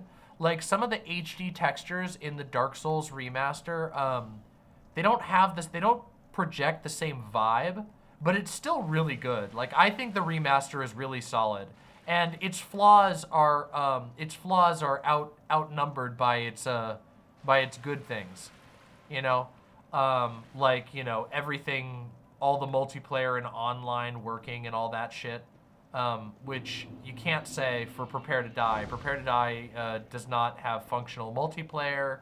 Prepare to Die doesn't have, you don't get to have any cool player signs, so, you know. One of those things. A lot of the grass textures in the remaster look worse, which is weird because if you put them side by side isolated, they look better. Like if you don't know anything else about it and you just have the grass texture from Prepare to Die next to the grass texture for remaster, you're like, oh, the remaster looks better. But when you put it in game, it doesn't look the same. And that's because there was a style that was up, that like, the game Dark Souls 1 Prepare to Die edition was designed with the like yucky, the like weird yucky, low grade. Oh, this place! Oh, cool! We're in this place! What a sick spot! Yeah, blurry textures. And so the blurriness, the textures were designed with like a certain amount of blurriness in mind, which actually makes it look like, I don't know, real world grass. It evokes a certain mood.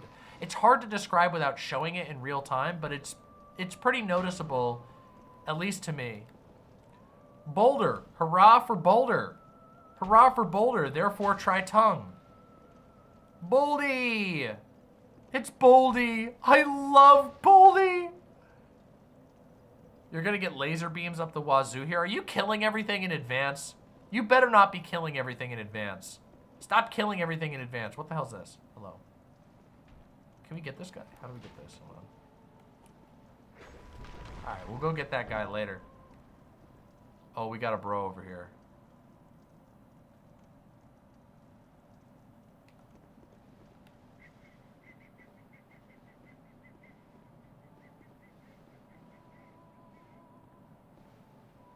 Got your ass! Oh! Oh! Did you see that? Was that not the sickest thing you've ever seen? That was awesome. I'm proud of myself. That was so cool.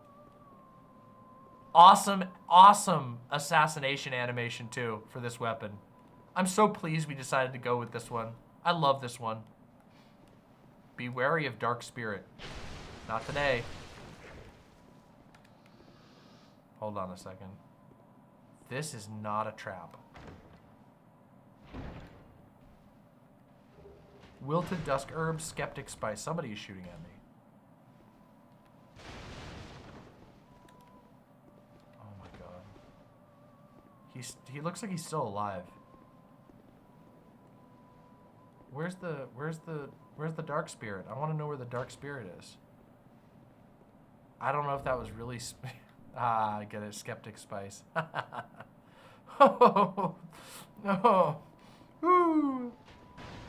Ow. Poke. I like your outfit.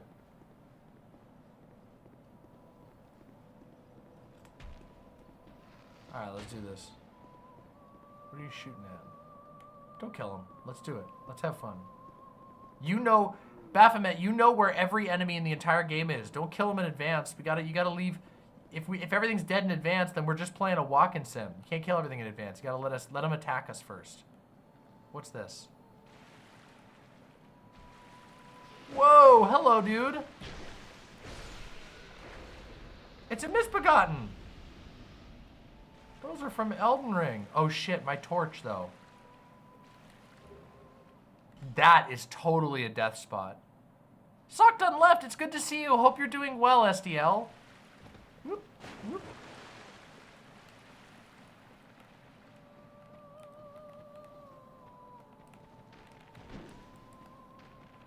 Bop! Gotcha, asshole. Okay, hold on a second now. Whoa, little dudes. Hello, little guys. I can see you.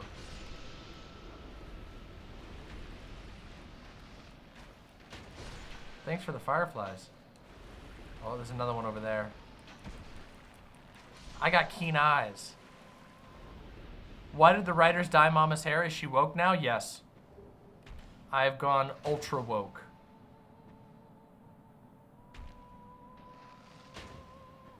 This bow is so cool. It is a really cool bow, I'll give you that. It doesn't seem to be killing much, but that's probably for the best, because I want to see the enemies in this area. I don't want to have them deleted in advance. That's no fun. I say as I delete the enemies before they can even show up out of the water with my own bow, but that's my own bow. Uh-oh. Oh, I'm out of arrows. Oh shit, I'm out of normal arrows. I'm running around with a lot of souls. I should probably be careful about that. Wait, why did I not, have we not, oh, we haven't found a bonfire. Oh, wait, there's an item over there. Hold on a second, hold on a second. Wait, there's an item over here. I need to go find it. Okay, so let's see the water here. That looks deep. That does not look deep. Here we go. How do we get through here?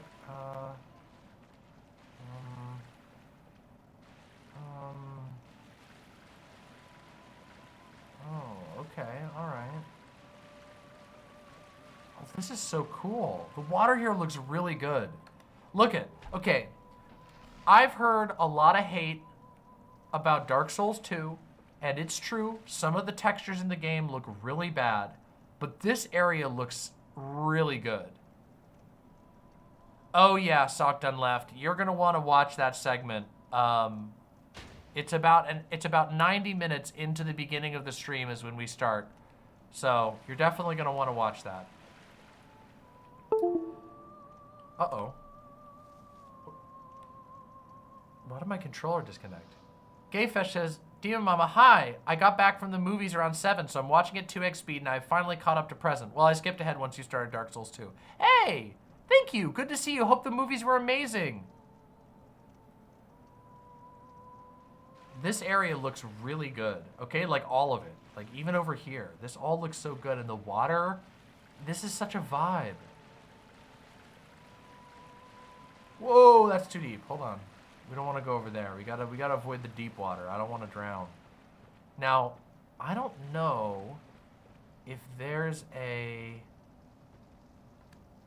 Listen carefully. Silence. Oh, it stopped singing. Why did it stop singing? That's strange, isn't it? Oh! Cursed!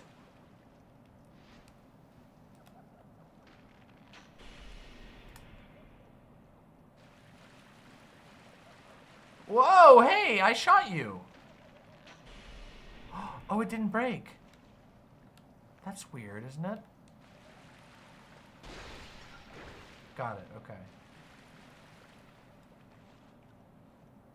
Not cursed. Call me B, welcome back. Sorry about your internet problems.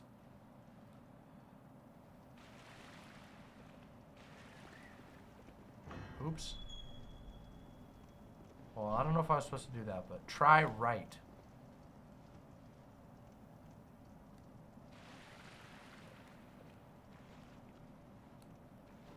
Hello. Got the misbegotten. Try right.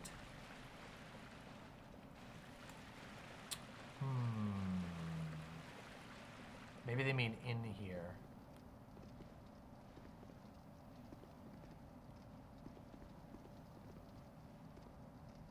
Oh, hello. We knew you were coming. Oh, And NPC. stop singing. We are Milfanito.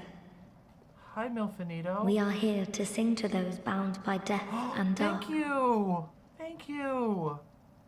We will sing here forever, as we always have, from long, long ago. We know nothing of the world outside. Oh, that's sad. And why should we? For we will never leave. Do you seek King Vendrick? But what is a king, after all? We know nothing of the world outside, for we will never leave here. Oh. When we sing, the little ones dance. The little ones grant comfort to those who bear death and dark. This is what we were taught. Whoa. Is there anything wrong? Perhaps this will help. Smooth and silky stone. This is all that When we we get a can do. bonfire, I gotta go back to Majula, because we got a million things to turn into the birds. What? Okay. Why? Why are you doing this? You're driving me fucking crazy. I need to get a new... Oh, I know what it fucking is. It's because I'm using the controller extender. This thing is such a piece of shit. I need to get a longer USB cable. I plugged in the extender. Okay, let me just tell you something really dumb. So we have this extender cable. Here, let me just do this real quick. We have like this extender, you see? You can plug into it, and it's an extender, right? Oh shit! Hold on, I'm getting invaded. Fuck. Udex Gundyr. Whoa! Enchanted Black Knight Ultra Greatsword 14. My inventory.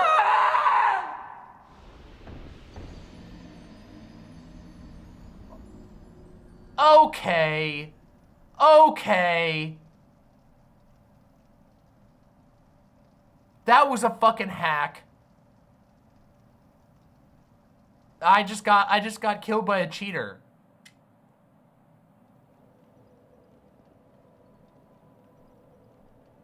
That's fucking bullshit. Oh, why is... Oh, and now nothing's working.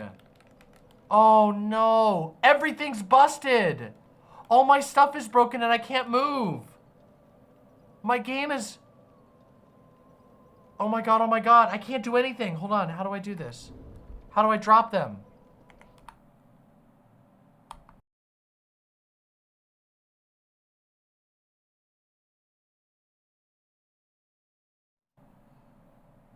No, it wasn't the controller disconnecting.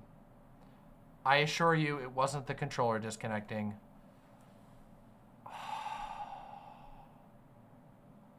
Did they just fucking... The controller's reconnected again. The disconnections are like, okay, so I have this problem with this controller extender. I was gonna explain.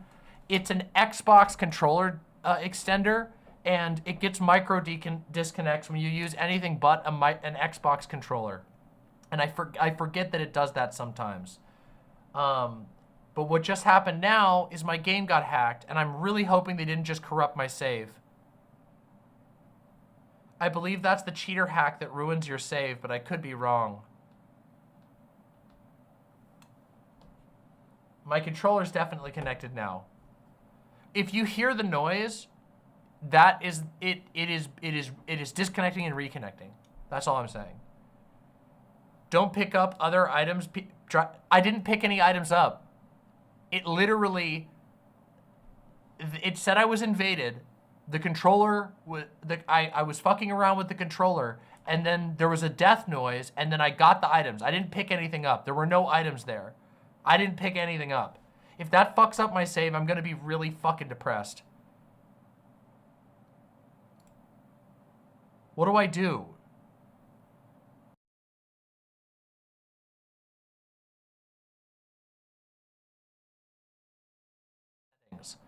Like what she looks like and stuff.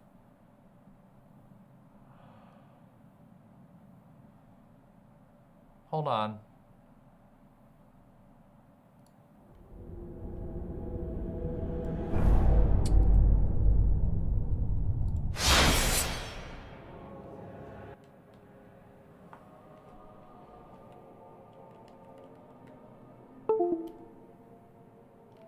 That time was me. This is me reconnecting the controller intentionally.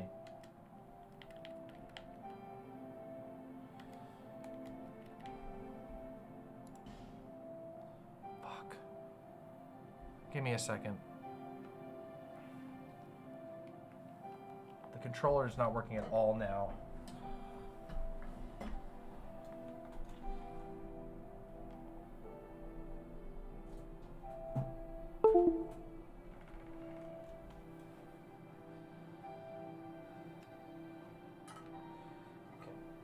Try something. We're gonna see if we can get this controller to work without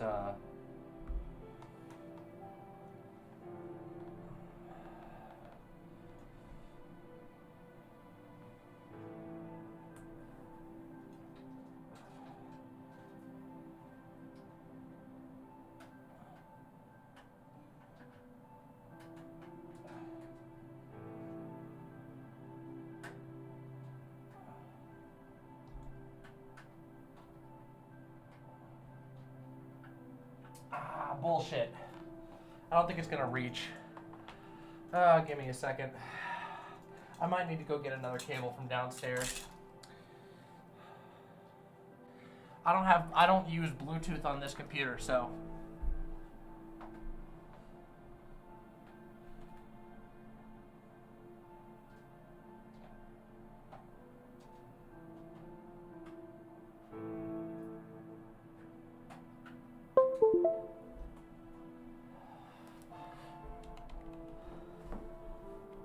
Okay, so it's definitely connected.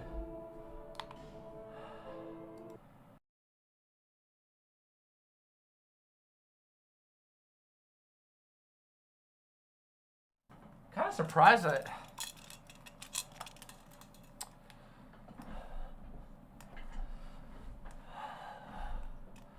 What a bummer. Okay. All right, how do we test the controller real quick? God damn it.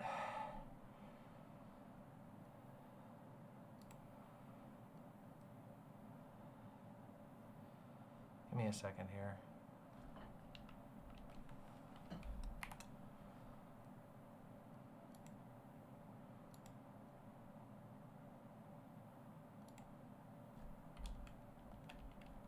So my controller is just not even getting picked up right now. And also I can't reach very well.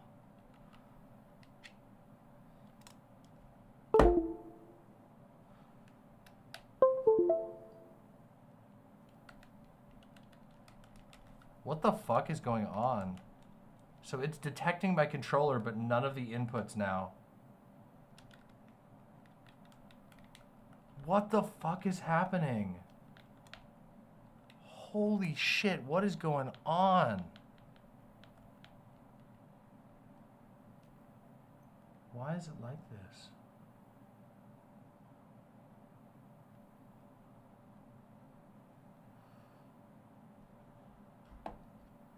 I'll have to figure out what's going on with the controller real quick.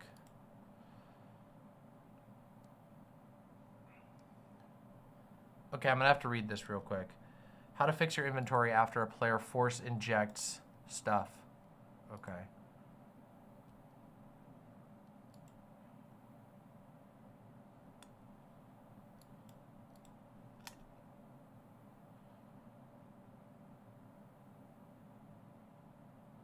Oh no, I would have to, you have to use, oh, that's going to be work. Do you have another? I can't restart my PC without killing the stream. I do have another controller. Is this a new controller? It's got to be the connector. I got rid of the extender. This should be... Okay, hold on. Something's going wrong. Something's going cuckoo.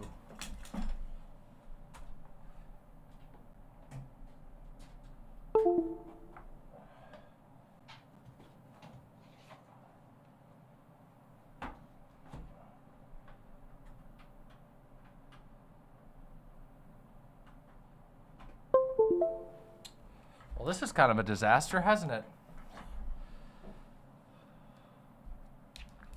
Okay, so now it's in a different plug. I realized it was in my, it was in one of the USBs that I've always been a little bit sus of. Let's see if we can get it working now.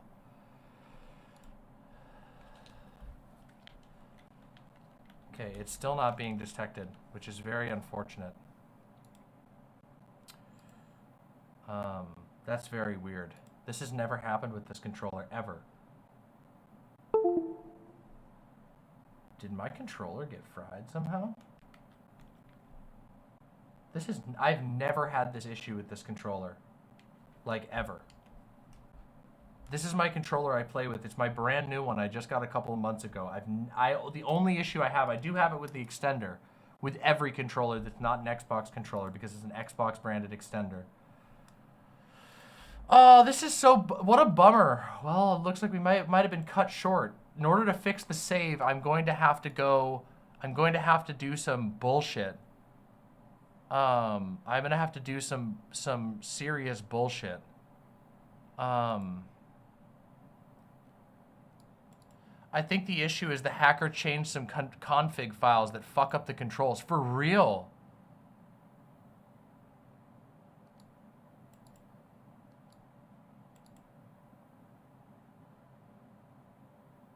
Oh, that's, you don't have to, don't do that at all, Baphomet. I'll figure it out. Don't worry. I'll fix it. How would they do that?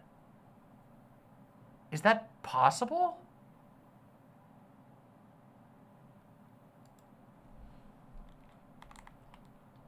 JJ Candelabra, you gotta rewind and go watch the segment. I did a whole segment on it. I promise there's no quick way to summarize it. That script is powerful. Oh, don't do it. It's okay, Baphomet. Don't worry. We'll save my girl. And you all weird chant me when I said this game was bad. This happens in multiple games. I think my controller might be a separate issue. I hope so. I certainly hope so. I don't know what's going on with it right now. This is really weird. Hold on. Let's try a different game real quick. Let me just try something real quick. I've been playing an absolute shitload of Hades. So let's boot up Hades real quick and let's see if I can get the controller working there. I've been playing with this controller for literal days.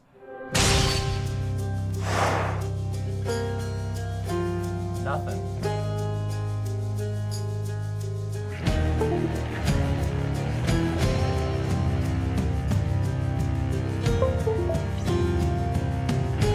Windows is definitely...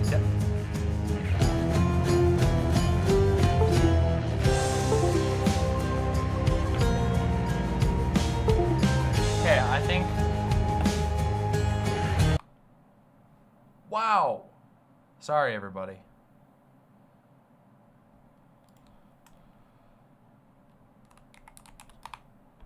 Alright, let's take a look at this.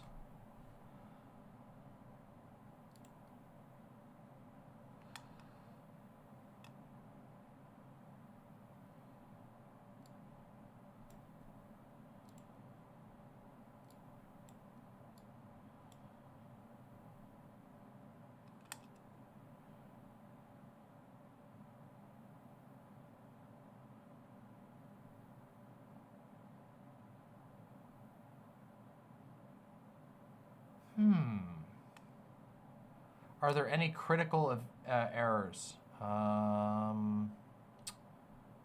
Let's see. In the critical, no.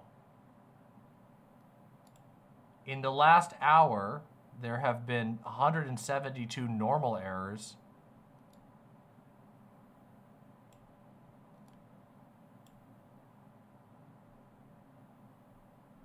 This is very strange. I never have this issue with this controller. Maybe this cable, maybe this other cable is damaged.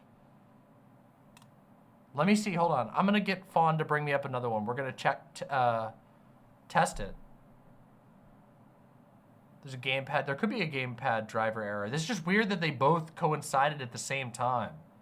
I find that very strange.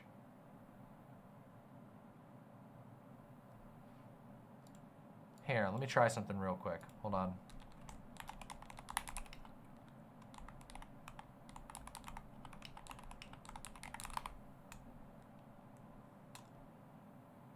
Hold on, I'm gonna reinstall the drivers for this controller real quick.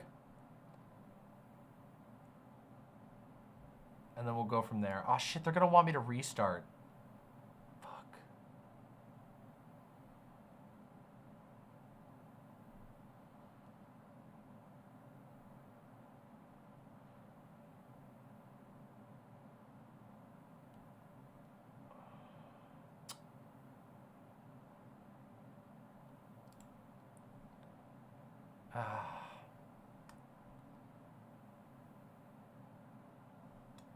If I have to restart, we're just gonna call it for tonight. It's already 11 o'clock, but.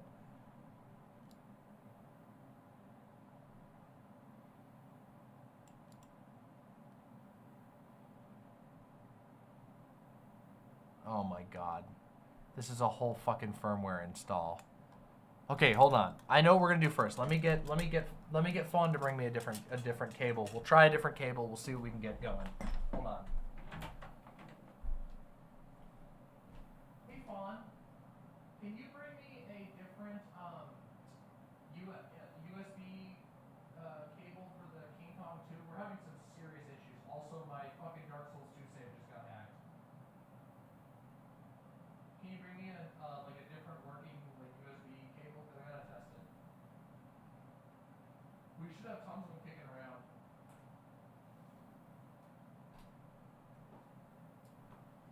I might have one right here, actually. Let me double check.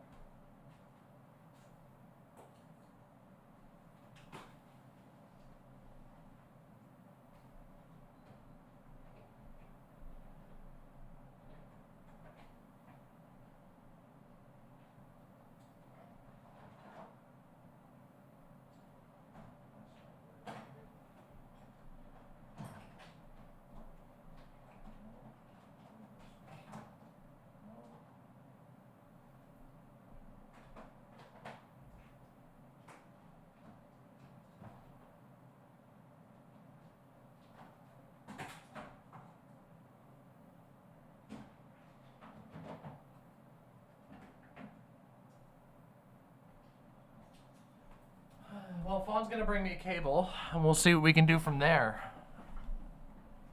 Wow, what a bummer. I guess we could play Balatro or something for a little bit. I feel wrong not doing a wind down after everything that happened today. Really sucks. I will be able to save my. We're not gonna be able to do Dark Souls 2 anyway, because I gotta fix the fucking save.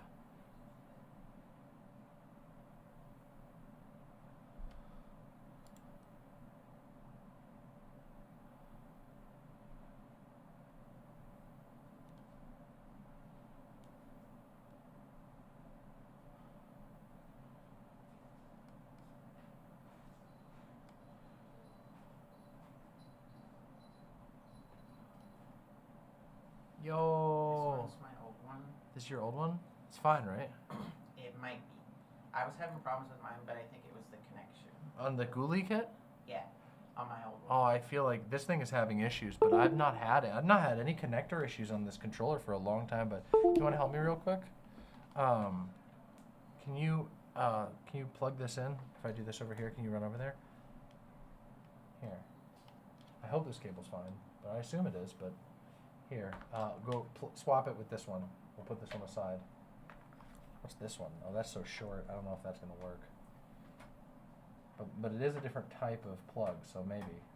All right, so there it is. Okay, so we got it. Now let's see if this will be detected. Okay, so it's definitely detecting the controller. Now let's see if it'll do.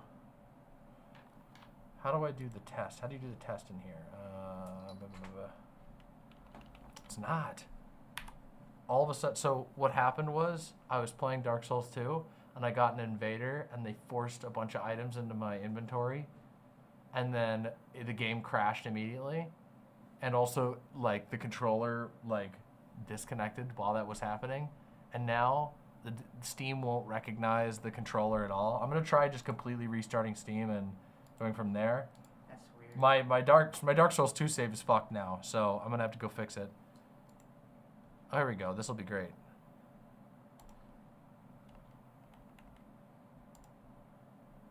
But I don't know.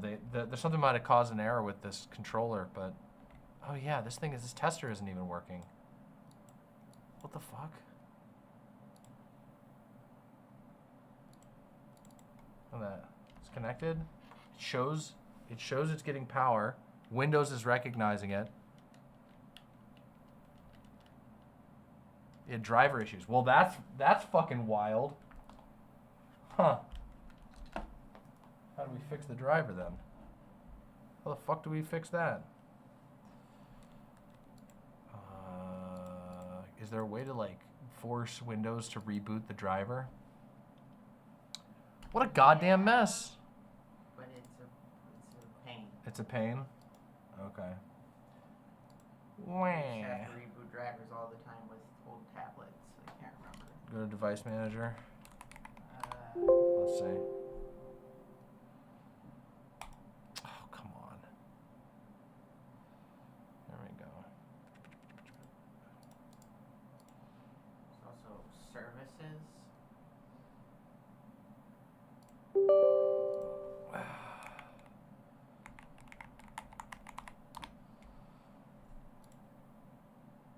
Do you just disable and re-enable?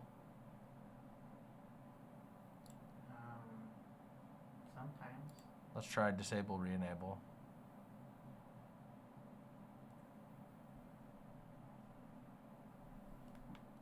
Alright, let's re-enable. Ah, come on. Gotta do a restart. Nah. Okay. Well, that's a bummer.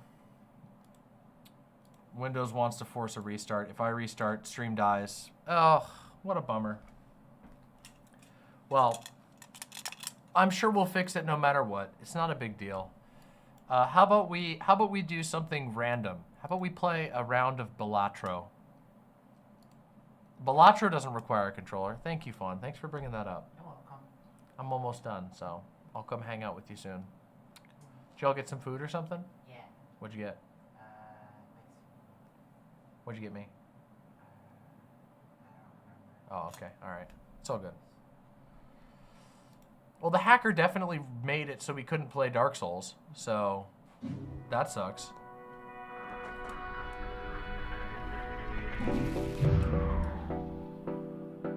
Oh my god! This is I forgot my save isn't over here, so none of my unlocks are gonna be here. Oh! What is this? Base game Belatro, no unlocks. Fresh start. By the way, on just so you guys understand. First of all, let me turn down the music just a tiny bit. Oh, it's so beautiful.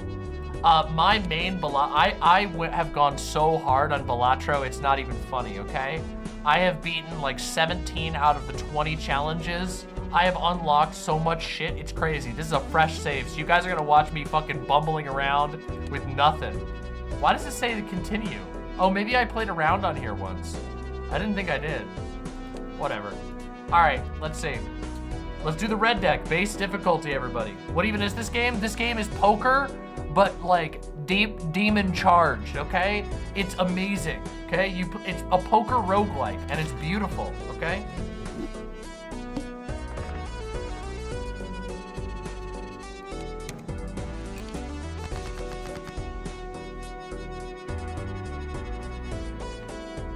Oh, we got it. Full house. Look at that. 77733. Full house. I was too, Baphomet. I really was. I've been looking forward to it. Oh, the music.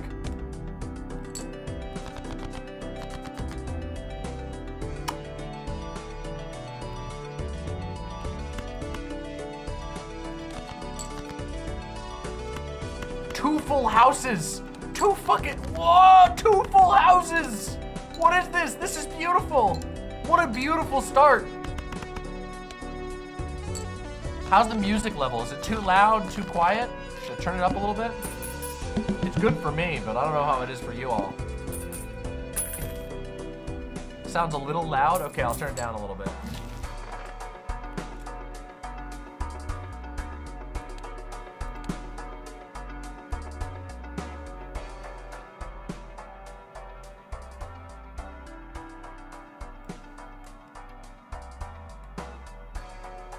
Maybe that'll be a little better. It is, the details are nice. Okay, so what do we got for us here? We got face cards give plus 30 chips. That's very good.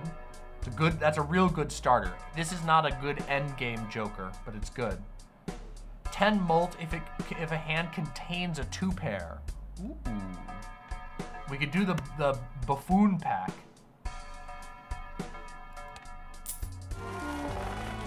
I always love a buffoon. Oh, really?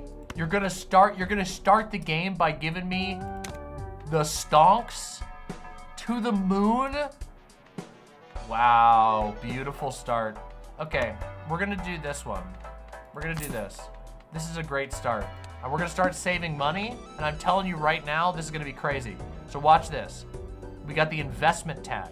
Okay, so for those who haven't played Balatro, this game is organized into blinds and antes. On every ante, before you up the ante, you probably heard that before, but in each ante there are 3 blinds.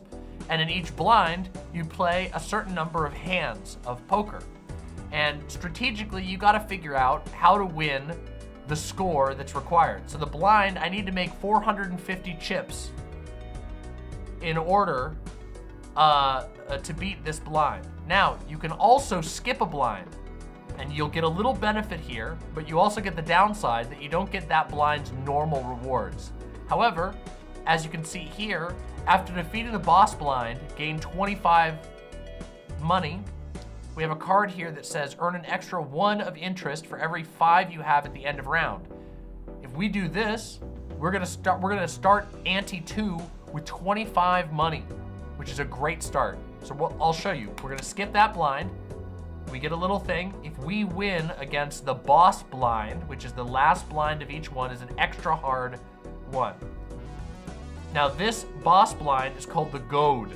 All spade cards are debuffed, which means if we play a spade card, no points. So you gotta be careful.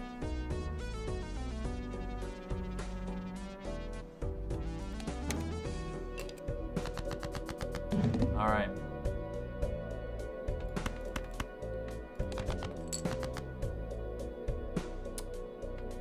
Oh, ace, king, queen, jack, 9. Beautiful. Wait, what? Oh, 10. What am I thinking? What the hell? That was dumb. Okay, we got these right here. There we go. We got 2 pair. Let's do it. Bada bop. Now this should be a pretty good score. Oh shit, the animations are going real slow. That's okay though. We won. Easy peasy. And that's gonna give us more than 25 gold. And then we'll start ramping up the to the moon. So we get 5 money for beating the boss. We get 3 for beating it in 1 hand, because you get $1 for each remaining hand that you have. And then we get the bonus of 25 for what we took before. That means 33, which means we're gonna have substantial income immediately. Now here in the shop, you can buy packs of cards to expand your deck. The cool thing about Belatro is, unlike real poker, you can add cards to your deck, and there's all kinds of cards you can add. We can purchase items up here, like a joker, which will do all kinds of bonus effects, or we can purchase a planet. Planet cards level up your hands. So normally, a full house, we can look at it right here, a full house, which is 3 of a kind plus a pair, would get us 40 chips times 4. But if we level that up, it'll give +2 extra multiplier and +25 chips. So that's a lot of points. We don't want that right now. We do, however, want this voucher. A voucher is an item that appears one time per ante, and it gives you a permanent bonus.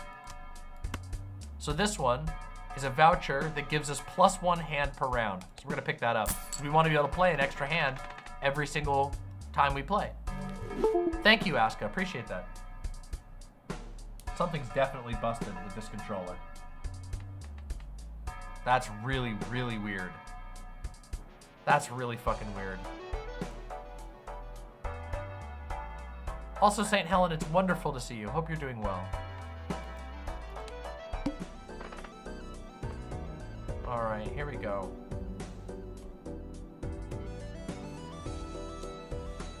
We don't want a mega standard pack, so we're gonna play this blind.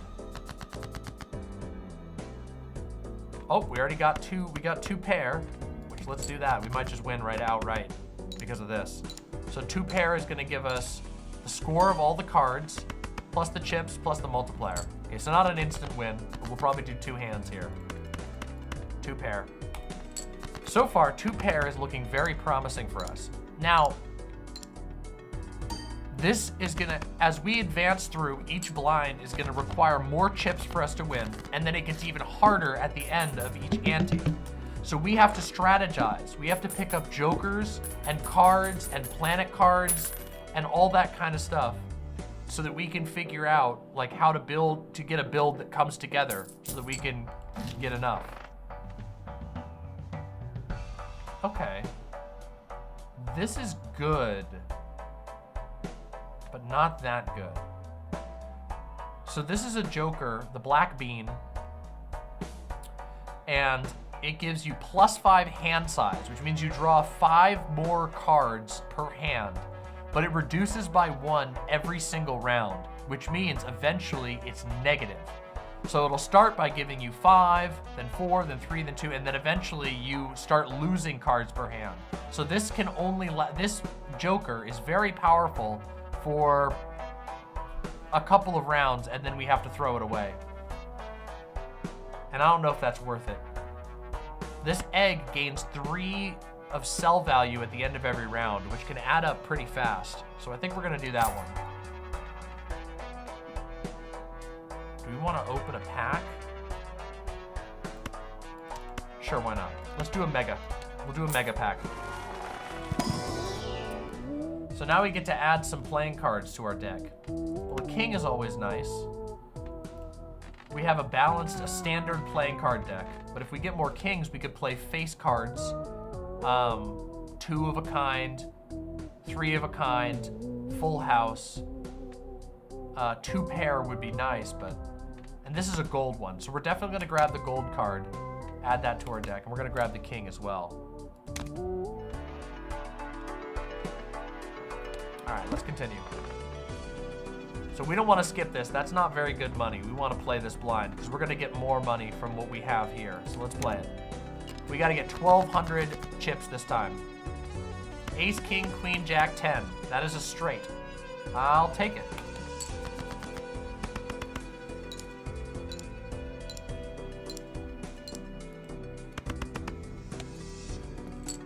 $324, not bad. Okay. And there's a full house right there. 3 5s, 2 7s. A full house is a trio and a pair. And that will also activate this joker, you see? Because if the hand contains a 2 pair, then we get +10 mult, which is great. So let's play it. Good night, Aska. Hope you're well. Hope you have a great night. Bam. Beautiful. That's gonna win us that blind.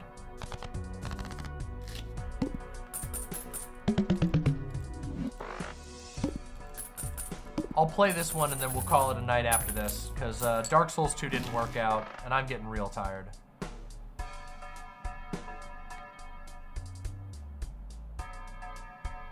Heading out, Baphomet?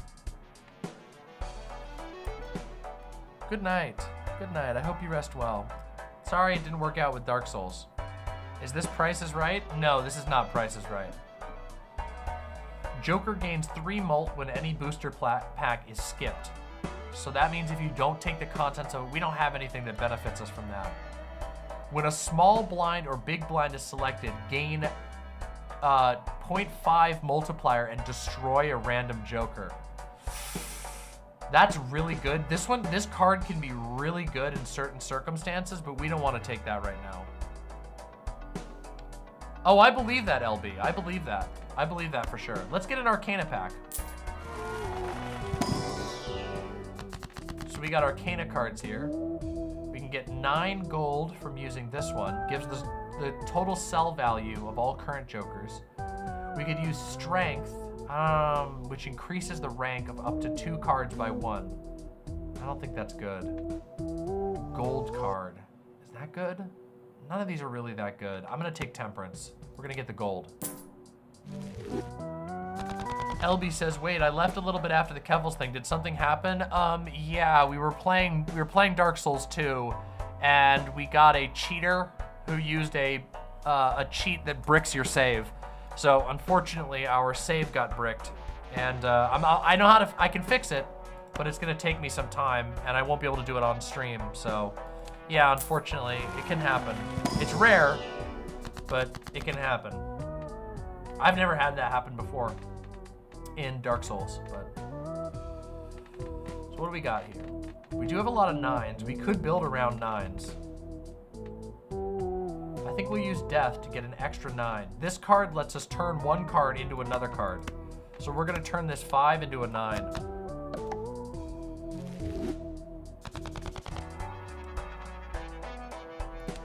All right, boss time, Pillar. Cards played previously this ante are debuffed.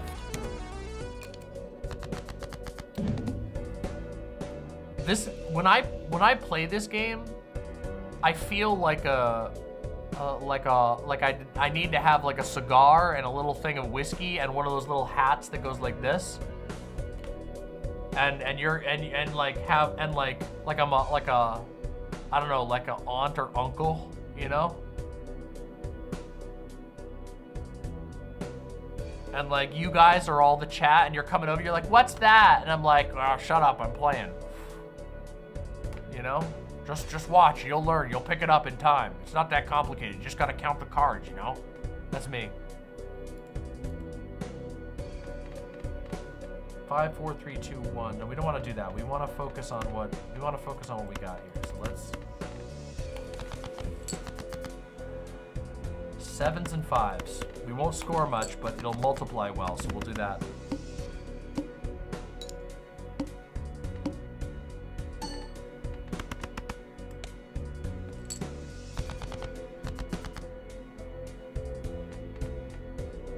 We don't want the queen because with that I can't score. Get rid of these.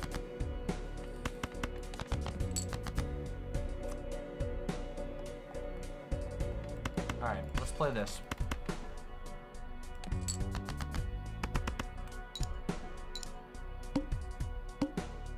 Good night, Ron's KFC. Hope you rest well. All right, all we need is just a little under 500, so we should be fine. Jack 10, 9, 8, 7. That's a straight. That'd be fine. Let's play it. Oh, but I should have left the gold card in hand because the gold. Whatever. I'm not playing my peak right now, okay? I'm not playing my peak. King, king, 6, 6. That'll be a win right there. That wasn't the perfect game, but it was all right. It's a win. A win is a win, you know? One of the things about this game that you have to learn to do, though, is maximize. And I always try to catch myself when I made a play that wasn't optimal so that I can do better. That's how I win all the challenge stuff. And there have been some heinous challenges that I've been able to win in this game.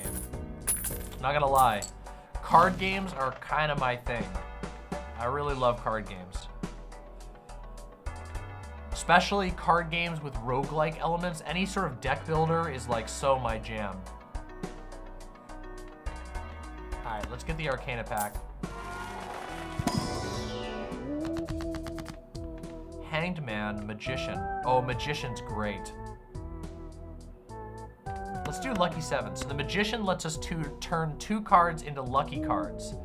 And a lucky card is a card that has a 1 in 5 chance to give us just 20 multiplier when it's scored, and a 1 in 15 chance for us to just instantly win 20 gold, which is pretty amazing. So We're not gambling here. This is video poker.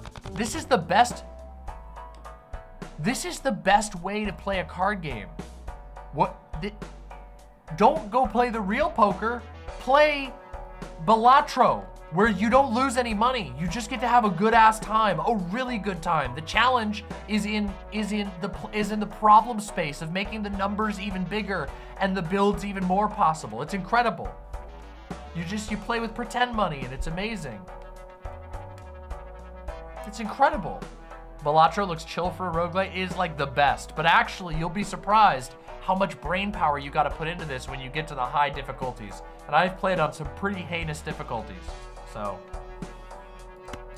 All right, let's get this too. This lets us turn a card into a steel card. A steel card, when you hold a steel card in your hand, you get a passive 1.5 multiplier bonus, which is really good. So we'll do that. And actually, let's open the standard pack too. Ooh, a foil steel joker. We cannot turn that down. Or a jack. A foil steel jack is amazing right now. That is so good for us. Free spectral pack. I don't think I want a spectral pack. Oh, the music's incredible.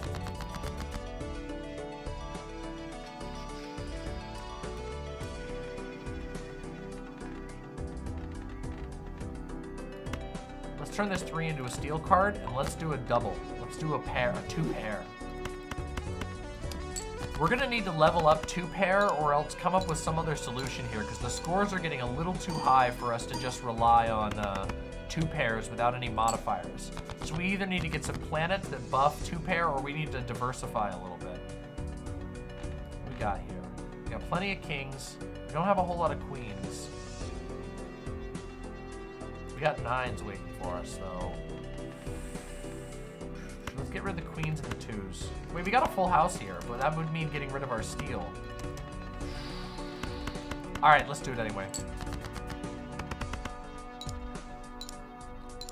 I haven't got to play Dave the Diver yet. I've heard it's good, but I haven't got to play it yet. We got 2 8s here. Let's get rid of these. We got plenty to roll with. Let's see. Let's go to the 5 and the 2. I don't like this. That could be good. We don't have a lot of points that benefit us for straights, but there's the lucky card. Nah, that's that's risking too much. Now that's a gamble. We don't want to take that. Let's get rid of these and we'll see what we can get. King, queen. Oh my god. God damn it. We might get in trouble here.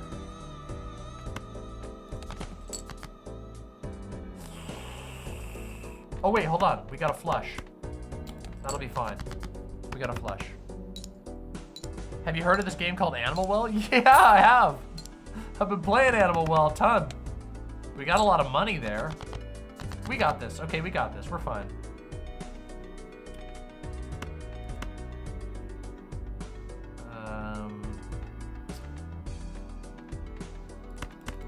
Alright, so we're gonna score the pair here, which isn't great, but we should be just fine. We don't need all that much.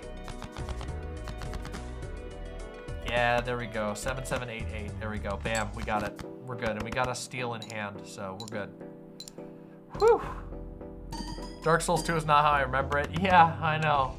Unfortunately, we had tragedy struck.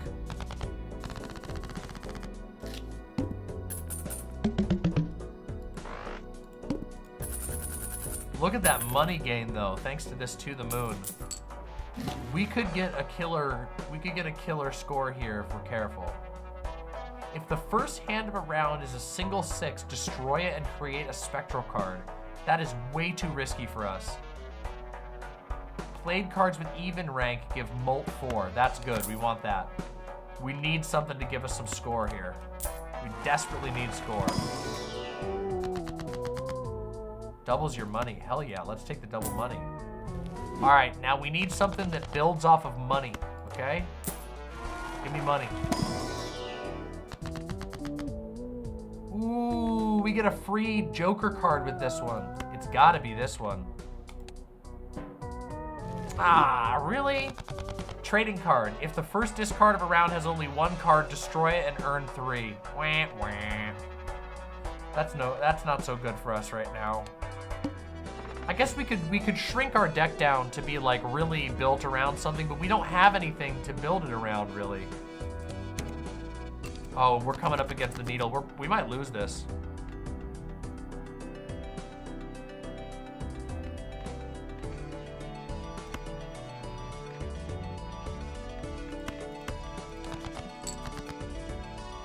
Hey, there's a full house. Let's do it. A full house with 2 even cards, so we should be doing pretty sweet here. This should look nice. 1,650, I'll take it.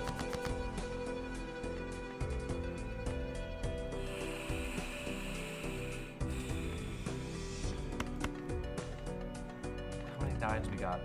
Oh, we got tons of 9s.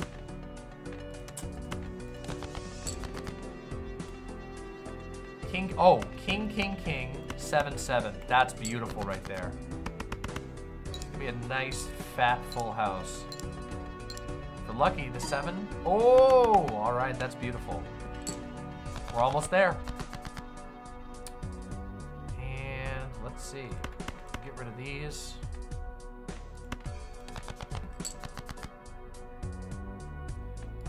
There's 3 right there. That's good. 8-7-4. Let's throw those away. There's our 9s and our 3 jacks. And that's going to be a victory on this one.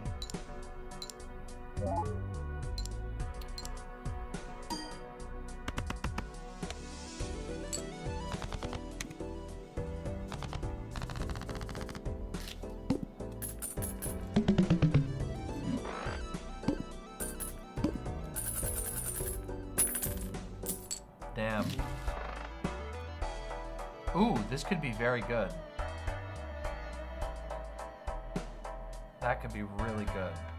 We have played a pair multiple times and also full house 8 times, so that would be a boost that we could use. Let's get rid of this shit.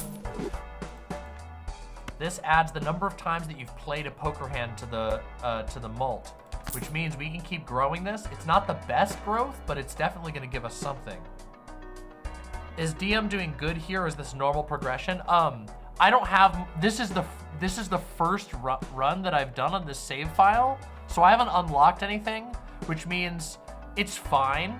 It's kind of normal progression at the moment. I might lose here at this boss if I'm not careful.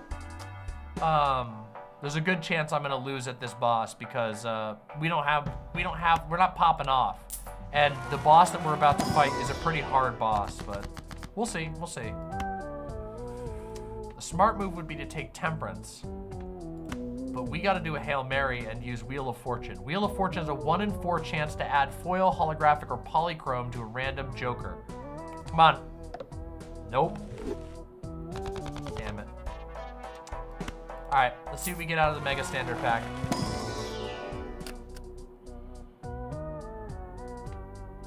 We have a lot of 9s. None of these are really good.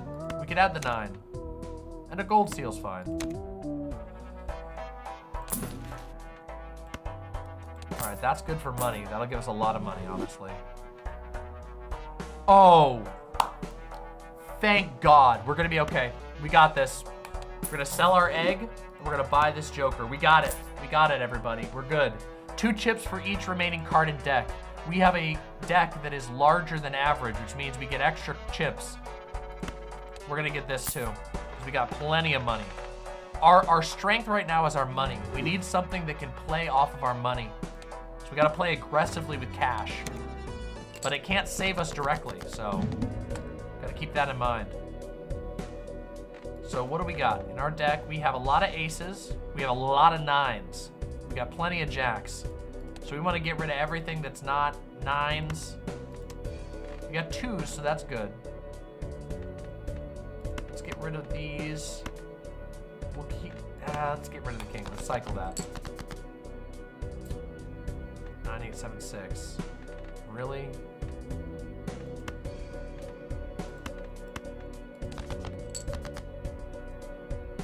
wow, we're not doing so hot. Okay, let's play the 7s and the 2s to get some points. Oh shit! I goofed up. I just lost because I was stupid. The needle, play only one hand. Wait, did I not? Did I? Oh, the lucky card just saved our ass! The lucky card saved us! Oh, the 1 in 5 chance of us to get bonus mult just saved us from my stupid ass sleepy mistake. Oh, that was not skill, that was pure luck. I want you to understand that. That was terrible. I don't know what the hell I was thinking with that. Oh shit, this is sick. This is overpowered as hell. We gotta do this one. Okay, we're gonna sell Supernova and we're gonna pick up this guy. So this guy, when blind is selected, gain 3 hands and lose all discards. So we don't get to discard anymore, but we can play we can play multiple hands. And since we're currently building our deck around pairs, 2 pairs, and full house, this is in our favor. We don't actually need that many discards because we can find common things. This lets us play 3 extra hands. That's good. That's very good. And we just got a paintbrush, which increases our hand size by 1. So we get to draw more cards each turn. Very good. Now let's see if the planet pack can give us what we need. We see a 2-pair. That's a 2-pair right there. That's what we need. It's coming together. If we can beef up our 2 pairs, we're gonna be killing this shit. And you guys are gonna get to see me win on a fucking brand new save after all of the nonsense tonight. And after fucking up that play. 2 planet cards. This one will give us 2 free planets, so we gotta take that one. No, that's not very good. But it's something. High card is very good. So, real quick, I want to explain something. The deck, the setup that we have has this card gives us lots of chips based on how many cards are left in our deck, which we have a lot of extra cards in our deck, so that's good. This one lets us play many hands. Now, if you think about that for a second, because we can't discard, that means that playing high card, which is generally the absolute worst hand in the game, could, given the right circumstances, actually be good. We have 8 hands every round that we can play. If we can get buffs for high card, we play a single card, which would normally be idiotic. But because of our setup, we might actually be able to buff that up. So we'll see. We keep our mind open for now. Right now, we're building towards 2-pair, and we have a door open in the future for maybe doing a high card, which would be super, super cool. We'll see. Yes, this is Balatro. It's incredible and you should buy it right now. It's really cheap and it is one of the most fun games that you can sit down and play immediately. I swear to God, this game is like a gift, okay? Beautiful game.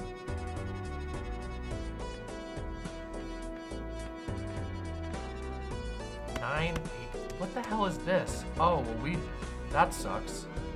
Well, 5, 4, 3, we know we don't have a lot of these, so we're gonna play a high card here. We're still gonna score decently well, even with a high card. No, actually we won't score that well, but it's not a complete loss. So there's our 2 pair, there's one of our pairs. We got hearts. Here we go. Let's do that. That'll give us a score, since we can't discard at all, so we gotta be creative. We gotta be intelligent. Look at that, see? This is gonna get us some points. 4,000 already. And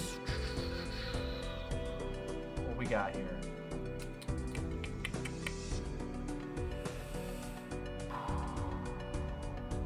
We don't got what we need yet. Okay, let's get rid of these cards. This is not going to be a good hand, but we got still 5 hands to go, so we're going to be doing pretty okay, I think. Yeah, we're fine.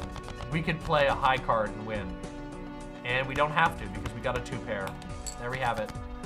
That's a win. And we will get money from 4 bonus hands because of this guy. Burglar is one of my favorite cards. When I first started playing this game, I was like, one of my first goals when I started playing this was to figure out how to get a high card deck to work. which made me immediately realize, just sort of using my vision, that this guy was going to be my friend. And as a result, this has become one of my favorite cards in the entire game. All right, so let's see here. Ooh, this synergizes with us really well. So this Joker, 1 molt, permanently gains 1 molt per hand played and loses 1 per discard. We don't have any discards, which means this card is only going to continue to grow as the game goes on. 1 molt by molt. So that'd be pretty good. That actually is going to very quickly, in 10 hands, that'll be better than Mad Joker. And it doesn't lock us to 2 pair, but it'll be weaker for a little bit. We could get rid of To the Moon. We have 111 money. And we can probably guarantee that we'll continue to make money because of how much we have. So I think our answer is we're gonna sell To the Moon and we're gonna pick up this Joker so that we can keep our score going. Yeah, that's our goal. That's what we're gonna do. All right, let's open these packs. We got tons of money, so.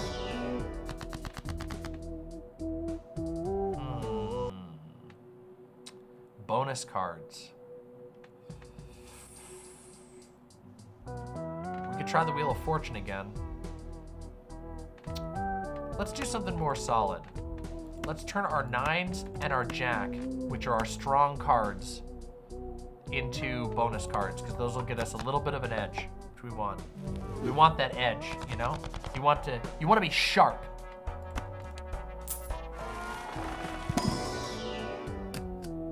Oh.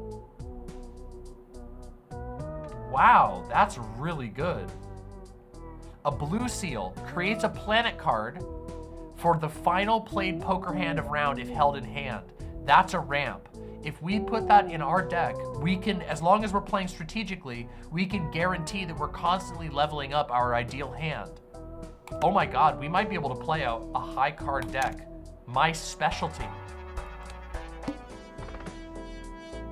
Free uncommon Joker? Nah, we're gonna play it. All right, let's do this. And first things we got is a full house. That's a promising start. Let's do it. We might just win the first hand. Nah, we won't win the first hand, but it'll be good. Oh, no, we won't. Pretty good though. 4,158. At 9 and 8, we got a 2 pair there. That's pretty strong. All right, let's do our 2 pair. This guy's growing up. He's gonna get strong fast. And that could be what carries us to the end here. There we go, 2 hands. Hello, Sir Flexington.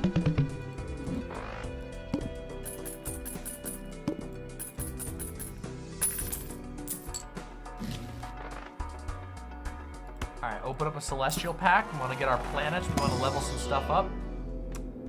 Leveling up high card. Can't complain that. DM Solitaire stream. This is actually Balatro. It's a roguelike built around video poker, but close.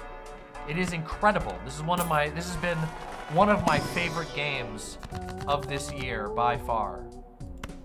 20, this will give us 20 money, but this gives us 2 tarot cards. I think I'm gonna take the Emperor.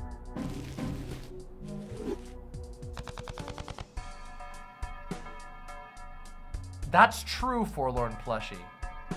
Yeah, it would let me level up the Green Joker more. That's probably a good idea. You're right. I probably should intentionally play slightly less aggressively because we have tons of money. Not on this one though. So this boss is the Arm. Decrease level of played poker hands. So we want to play as few hands as possible because this is going to permanently weaken the hands that we play. So we're going to do this here. Oh, this is going to hurt.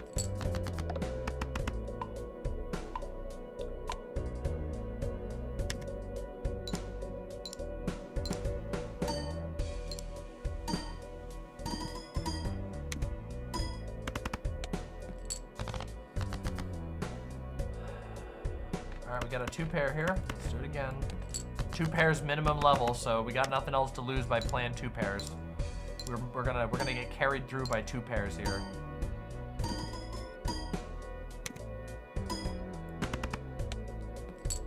Almost there. And no 2 pairs.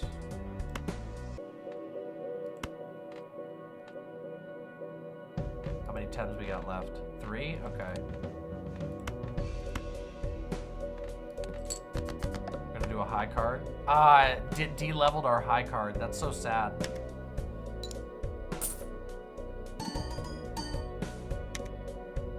Can you imagine how much more fun your uncle would have been having if your uncle was playing this? All right, we're gonna play the full house here, and we're gonna get this gold. The full house will be our winning hand. Oh, we're gonna win with anything we play, so we may as well just play with this one, so. We don't wanna level down our, yeah, we don't wanna level down anything, so. The arm is such an asshole. Down levels you every time, sucks. All right, we're at ante 5 out of 8. We're getting there. We might win this. We might take this all the way home. I don't want to speak too early. We don't have any super powered cards right now, but we're gonna sell that. We don't care about the sweets that much. Let's use, oh! I pressed the wrong button. That hurt. Oh well.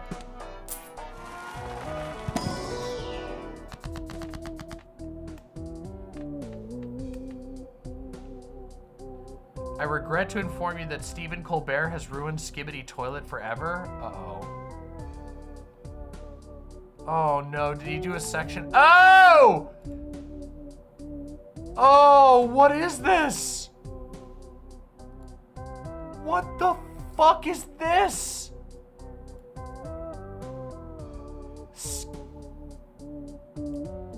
Skibidi Biden!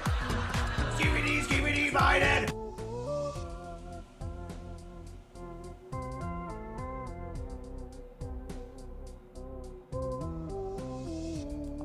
Do you guys remember, do you all remember when I said that the like liberal osphere is in like the worst, most dire straits you can possibly imagine? Do you this is Hillary whipping Nene. Do you not feel a deep pang of fear when you realize that they're doing the Hillary whipping Nene fucking again right now? We're going up against Donald Trump again, and they've got Skibidi Biden. This is so bad.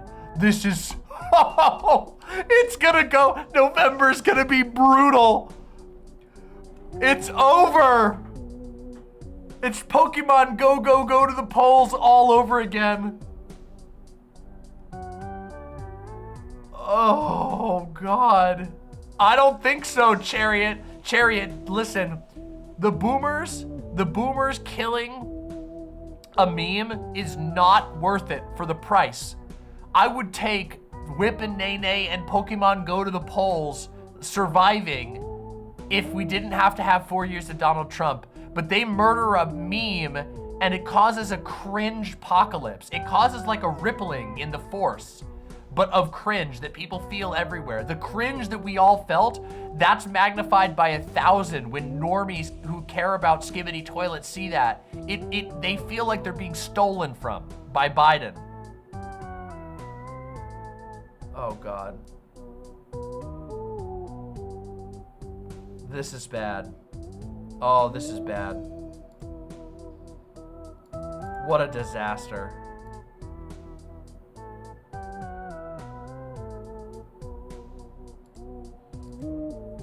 Oh boy, we're so ruined.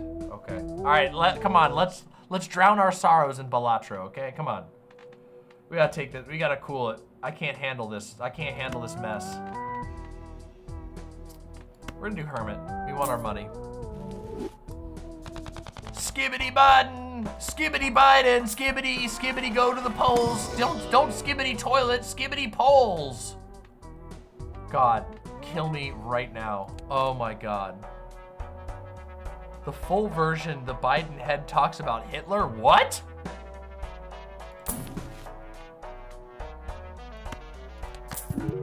What? I didn't watch the whole thing because I can't, because it's CBS, so it'll get my, I might get demonetized for that 1 second of Skibidi Biden, which is very sad and unfortunate, but.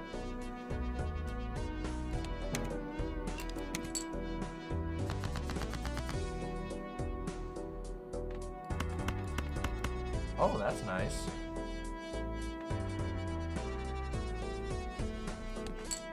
All right, let's see what we get. That's a pretty nice score right there. Also, look at our boy. He's getting stronger. He's got 7 molt now. He's getting bigger. All right.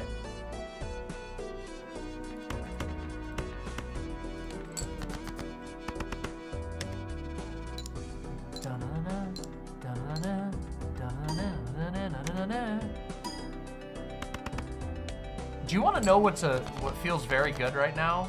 Can I just say, thank you all for being here.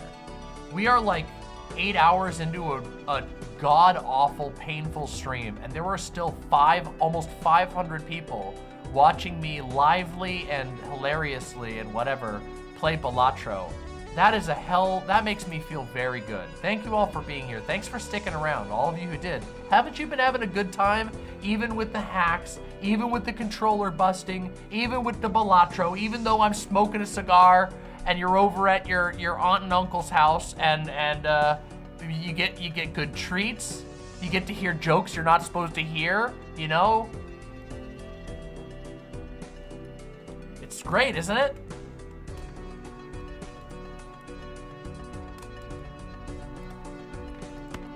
All right, let's see what we got here. Okay, so we are going to do this. We're gonna play this. We're gonna play a high card. We got 5 hands to play.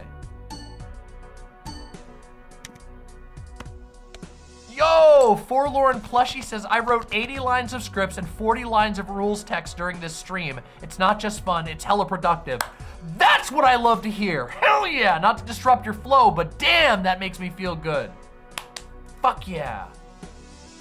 Shrazly says, I had to leave for a bit. What got hacked? My Dark Souls 2 save, we got attacked by a hacker, and my Dark Souls 2 save got bricked, so I'm gonna have to fix it off stream, which is a real bummer. But also, it's just how life is sometimes, you know? Sometimes you don't get to have anything nice. Good job, Forlorn Plushie. St. Helen says, I logged like 4 hours of work during the stream too. Do you know how good that makes me feel? Do you know how incredibly good that makes me feel?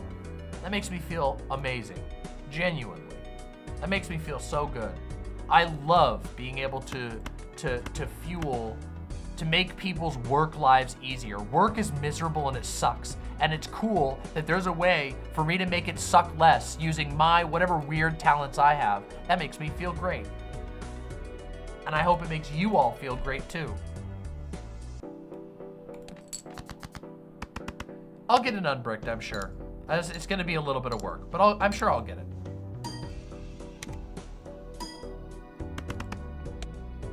We won. Look at that too. We're going up, up, up. And we got to level up our 2-pair. I'm still kind of focusing on 2-pair, though honestly, if we wanted to, we could fairly easily spin this into a high card build. What we need for the high card build to work, and I know this because I've won with them a million times, we either need a card that scales off of money, or we need a reliable generator of planet cards, which we do not have a reliable generator of planet cards yet. But if we can get a reliable planet card generator, well, that's good. Then we can keep leveling up high card until high card gives us an unreasonable amount of base points, which will make it viable. The thing is, high card is incredibly weak, so you have to have a special setup in order to make it work. When you make it work, it really pops off because you can literally play with anything. You don't have to gamble at all. But we don't have it yet. Layla Bug, hey, catching up on stream. What did I miss? A lot. A lot. You missed a lot today. Today was a busy and crazy day. I recommend watching the whole VOD. I promise it will be, a free Mega Buffoon Pack.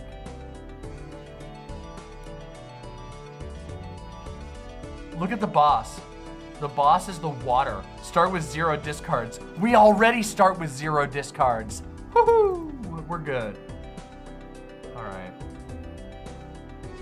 2 jokers. I think we should just play it. We want to level up. We want to level our things up, so we don't want to take shortcuts this time.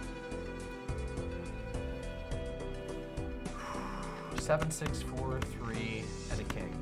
All right, there we go. No, wait, we want the 7 in there. Let's play the high cards. Let's level up our high cards if we can.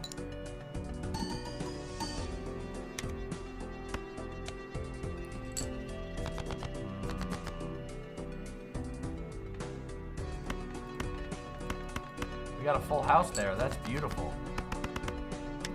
A big, beautiful full house.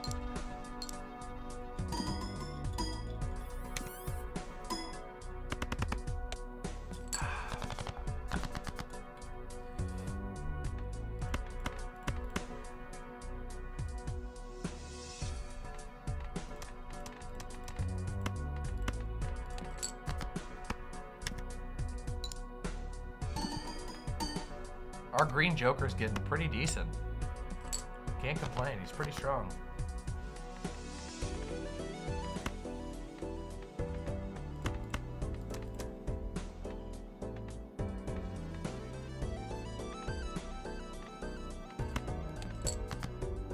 I was hoping we could get that planet, our Blue Seal 9 in here.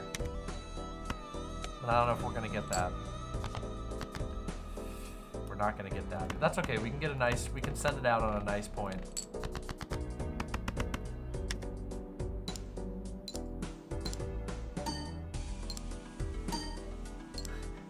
Gayfesh says, Demon Mama, I'm convinced that Skibidi Biden is proof that humanity is a failed experiment from one of the shitty gods who only graduated from Harvard God School because their dad bought a library. Oh, you might be right. That's, I mean, I don't know. That's, Skibidi Biden is a shocking level of cringe. It's an incredibly powerful level of cringe. Oh, we don't want either of these. Neither of those are good. All right, let's open a mega pack. Let's see it.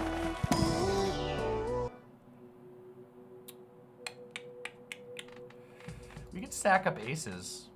We have an above average amount of aces. All right, let's stack up some aces. I don't want any more 10s though. Oh, stack up aces, whatever. Aces are good. Stacking up aces can be very valuable for our build, so. Ooh. Oh, 9s. We like that. We like aces and 9s. We're gonna get this. Being able to re-roll for cheaper is a good thing.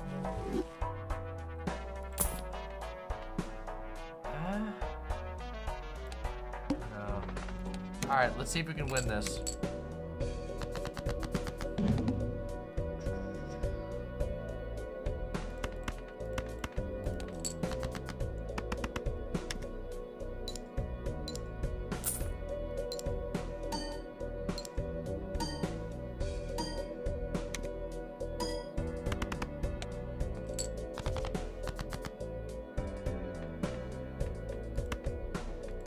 Let's do this. King. There we go. We're gonna play some high cards in here. Will Skibidi Biden make a DNC appearance? That's the thing. The DNC is considering not even doing a real, like, DNC. Oh, shit. We got 5 of a kind here. How many more 9s do we have? We got plenty of 9s. Wait, we could make this crazy. If we can get a 5, if we can get another 9, we can win with a 5 of a kind, and we could get a planet for a 5 of a kind, which would be busted. Oh, that would be so cool. Hey, lucky card strikes again. Wow, that's really good, actually. Come on. Oh, oh, you didn't.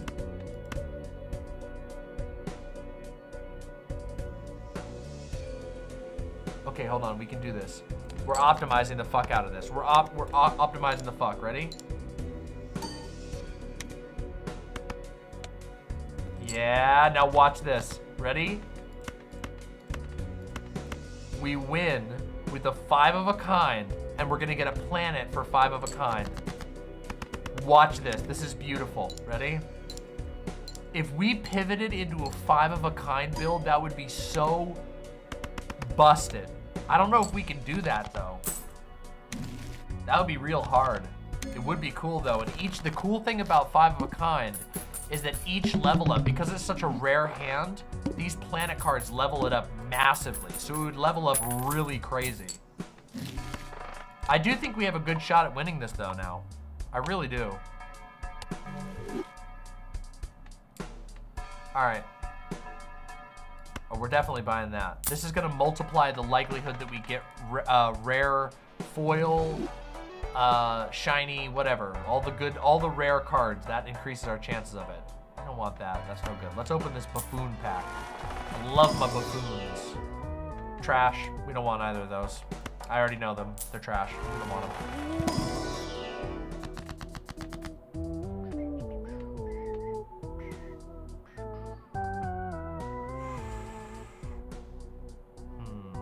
That's not useful. Temperance is good, but it's only 11, so we should take Emperor. Hermit, that was already great. Traded 4 gold for 20 gold. That's amazing. We don't need this, but we can keep it just for now anyway. There's another ace. Let's add that in.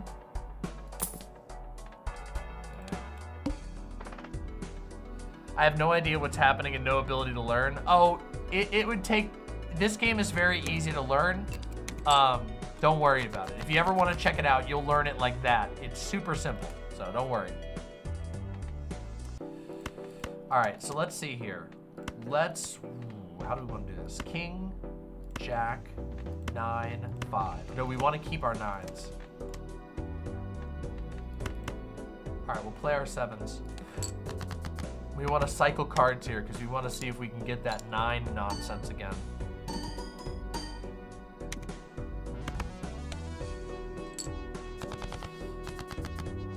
Definitely coming together. Look at those 8s. Wait, we have 9s, not 8s, right? Oh wow, we just lucked out and got a bunch of 8s. Full house. Our 2 pair is almost as valuable as a full house. That's pretty cool. That's definitely pretty cool. Real Gamer Hours, who's up? Hey, High Progressive, hope you're doing well.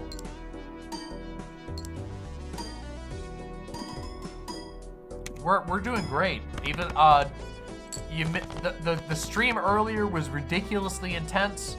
I definitely recommend rewinding back and watching the old Keffals section if you're interested in that kind of thing. Our Dark Souls 2 game got hacked and it corrupted my save file, which that kind of bummer, but I'm not bothered. We're having a great time. I'm sitting here, I'm sipping my sody, I'm playing poker. You know, it's good. It's all good. We're all good. We're undisturbed. After this, I'm gonna go eat some food. Then I'm gonna rest like crazy, you know? Ooh, that kind of sounds awesome. That sounds amazing, St. Helen. Sounds like an epic night. It's been a bit of an epic night. It's been a weird epic night, but it's kind of been an epic night in some ways. Epic does not necessarily mean 100% good, but... Oh, no, don't do that, Gay Fesh. Oh, don't spread it, no!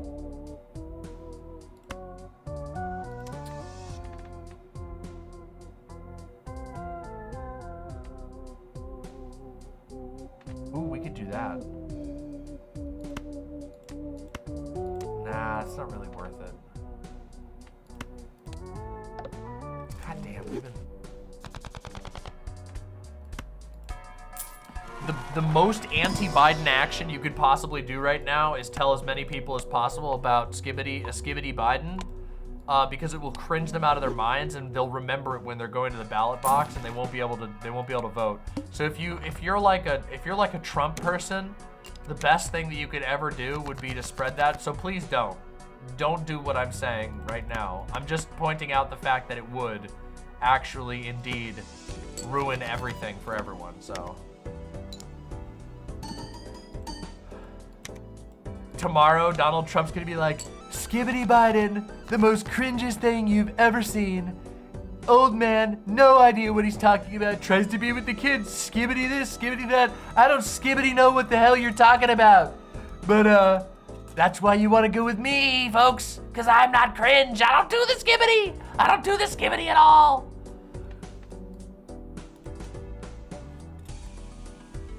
We're so cooked. Hey, Simone Pierre Dubé. Thank you so much for joining as a member. Deeply appreciate that. Thank you so much. Thank you to everyone who supported the stream tonight. Your donations genuinely make the stream possible. So thank you so much. Oh, oops, sorry. I forgot to put the game back on. Thank you, Fought Knight. Ooh.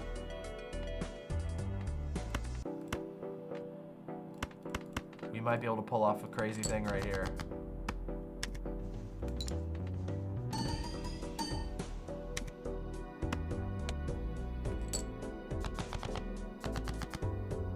Oh, it's coming together. Hold on, it's coming together. Can we make it happen? Or will we goof up here and drop the ball? Can we make it happen? Can we make the dream happen? We have enough. I don't know if we have enough to get the planet too, which I really want. I want to get the planet. That's what makes the dream happen.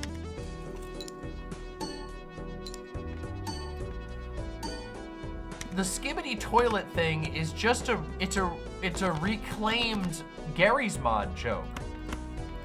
The guy's head coming up out of the toilet was an old ass Gary's Mod joke. I remember there was this old YouTube compilation thing that was like called like Idiots of Gary's Mod or something, and the head being in the toilet was originally from that. And it's in Gary's Mod is where that thing comes from. So they're like repurposing a boomer meme. Like Skibidi toilet in and of itself to me is not cringe, but Skibidi Biden is.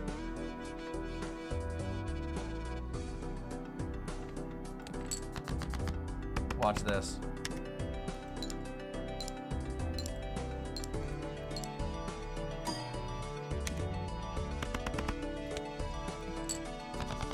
Beautiful, and look at that.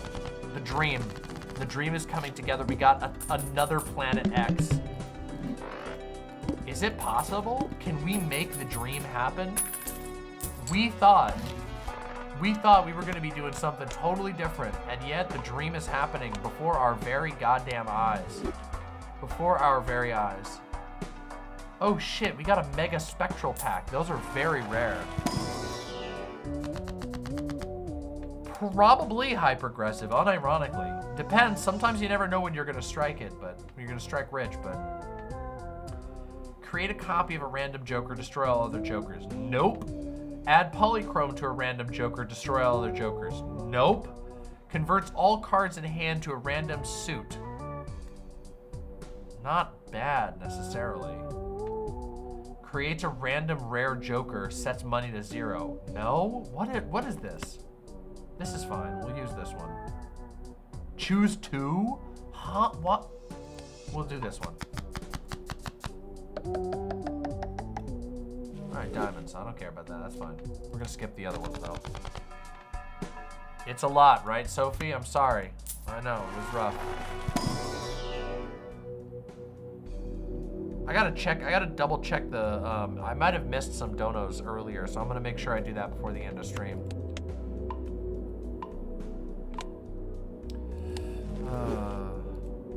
Welcome to the future now, or welcome to the present, I guess. We don't have many 8s. That could be useful, but not useful enough. Oh.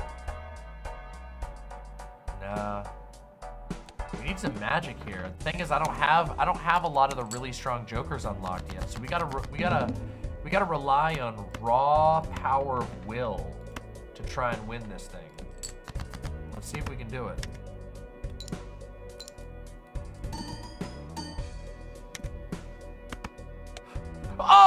No! No, I didn't play a 2-pair. That was a single pair. I thought, oh, you scared me for a second. Oh. I thought, I was like, I'm fine, it's a pair. And then, oh shit. He gave me a heart attack. Legit gave me a fucking, oh. I was like, oh my God.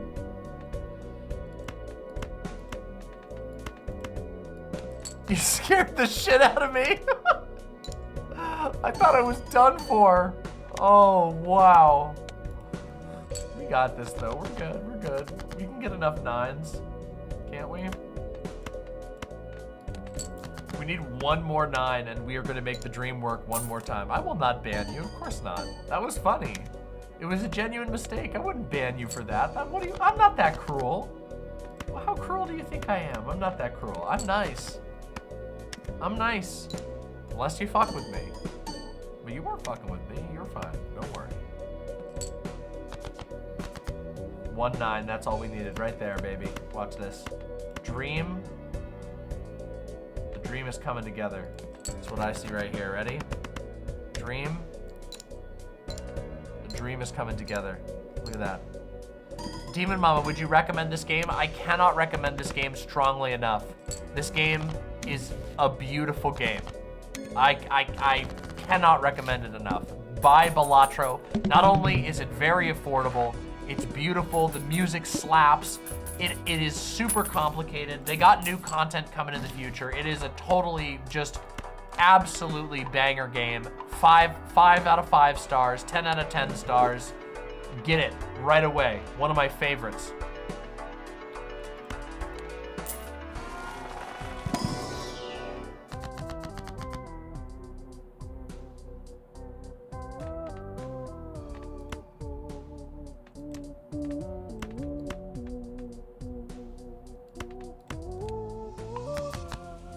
We could make some, what if we got flush 5s?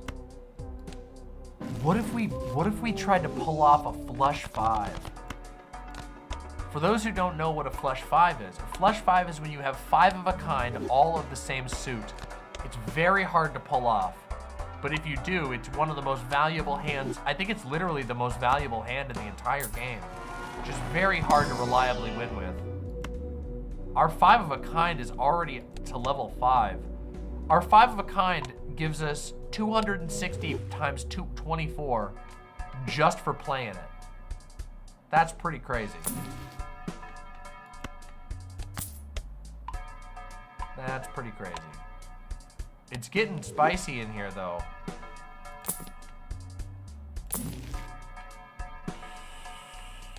It's getting spicy in here though.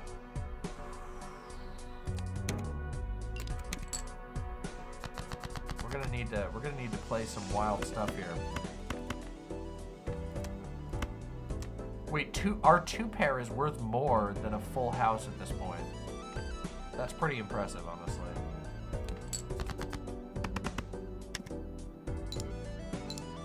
I'm getting sleepy too.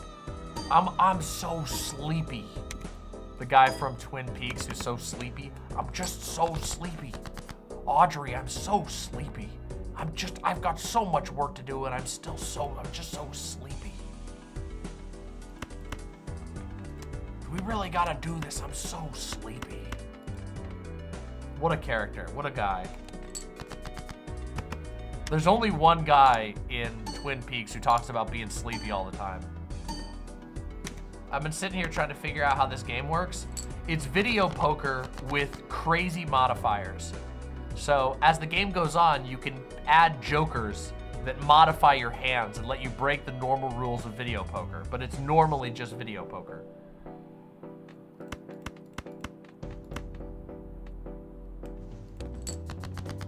I am planning on doing a whole playthrough of the Alan Wake series soon. I have not played Alan Wake 2. I've played the first Alan Wake, and yes, it pulls a lot on Twin Peaks and other Lynch stuff. Oh, we won. Oh, okay. But I plan on playing through all of the Alan Wake Remedy games in the near future.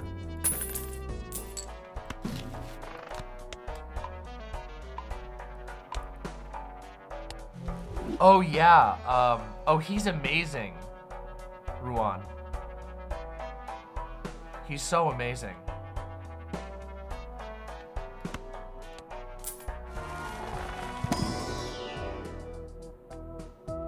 An icon, genuinely. Man, nothing for us there.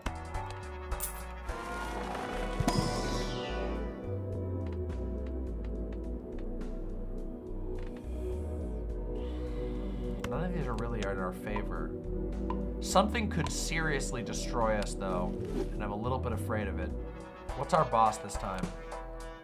No repeat hand types this round. This guy could be the end of us. We have to be very careful with this boss. I'm very nervous about this.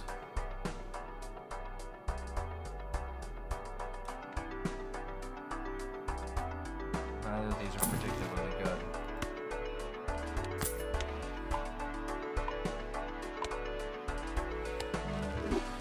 Well, to be fair, Mixed Dizzy, he's not the sleepy guy. The sleepy guy is another character. But, in fact, the 75-year-old giant is perhaps arguably one of the most, like, good and positive characters in the entire, in the entirety of Twin Peaks. He's like a benevolent spirit of some sort, as far as I can tell. At least that was my read of him. But he's not sleepy. He's not a very sleepy guy. Oh shit, oh I got a little scared there for a second.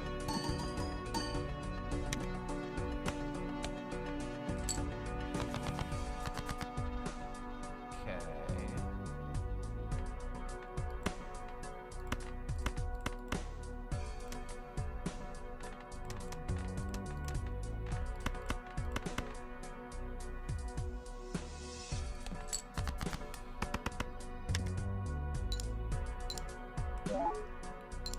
No, I don't think he does, Brutus Magnuson. I really don't think he does.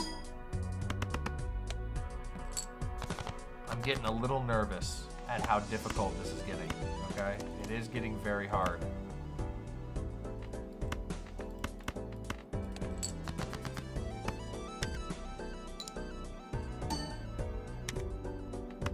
Oh, Mixed Dizzy, you're missing out. Twin Peaks is magical.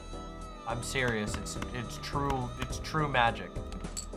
Twin Peaks: The Return is the single greatest season of television that I've ever seen in my entire life, and I would be willing to defend that.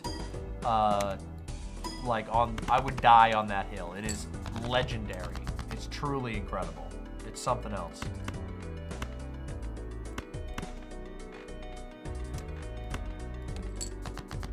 Are there creatures in it? Yes, there are most certainly creatures in it. Yep.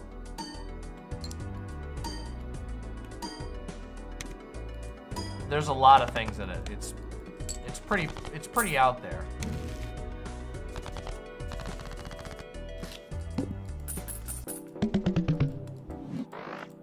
We are coming close to the end of this run.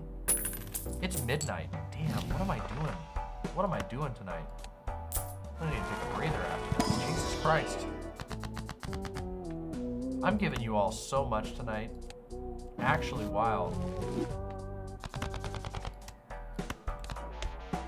Maybe I gave too much.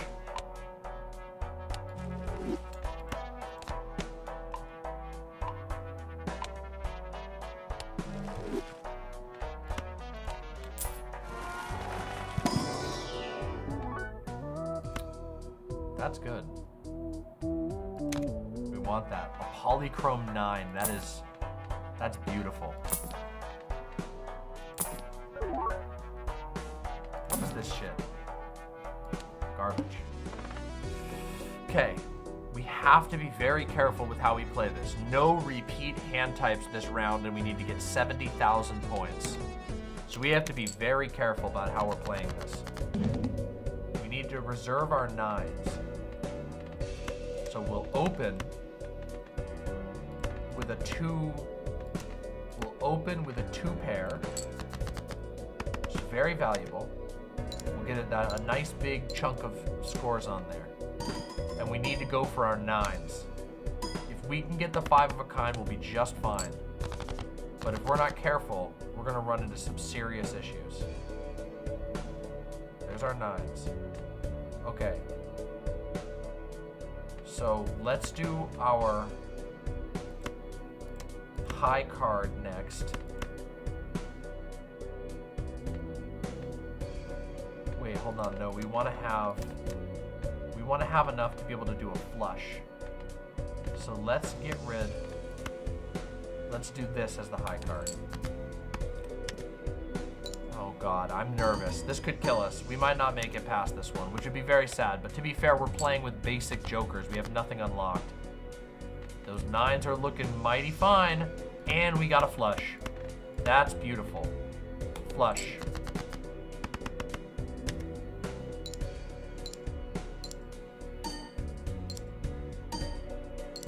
We're running out of hand types to play.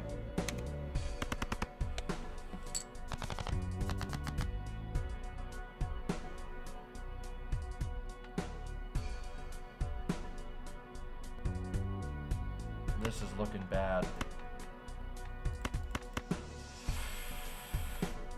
No score on this one. That sucks.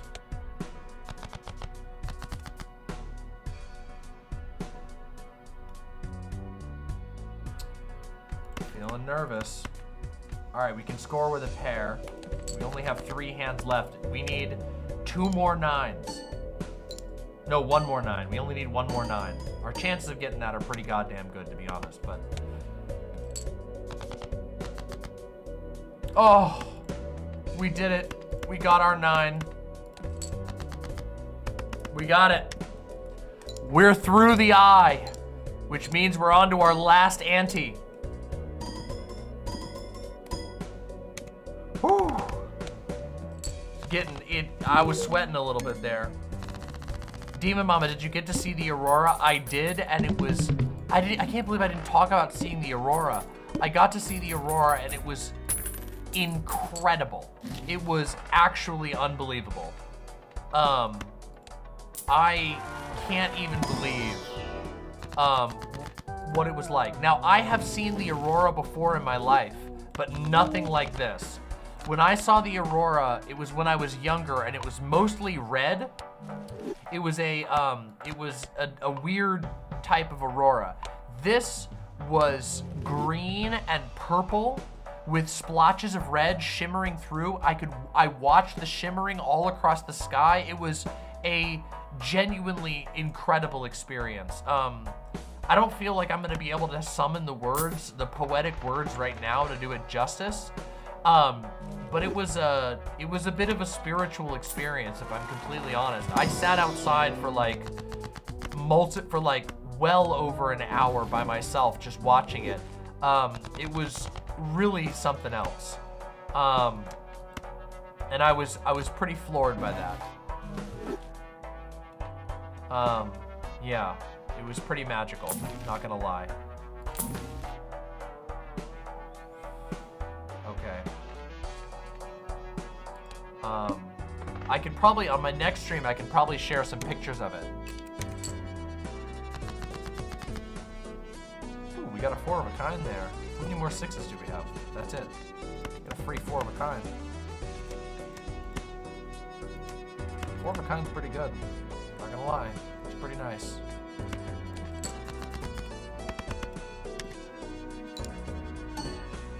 We could make, there's a small chance that we're able to make a flush 5 here, which would be beautiful. Oh, my stomach's hurting. Oh no. Oh no, that's so sad. I don't want my tummy to hurt. No, no tummy hurty.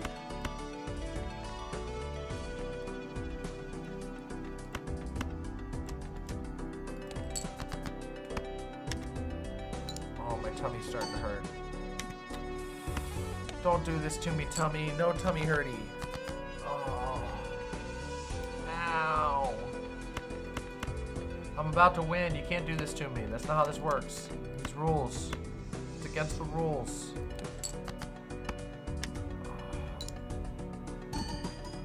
Ow. No. I'm gonna be very brave about it. I need to win. Okay? Okay, I need to win with y'all.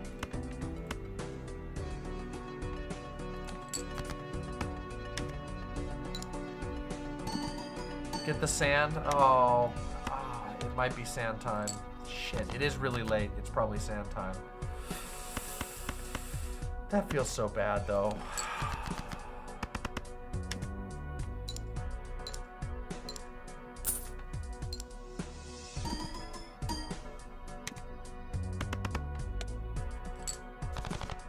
We won. That sounds incredible, smallmouth.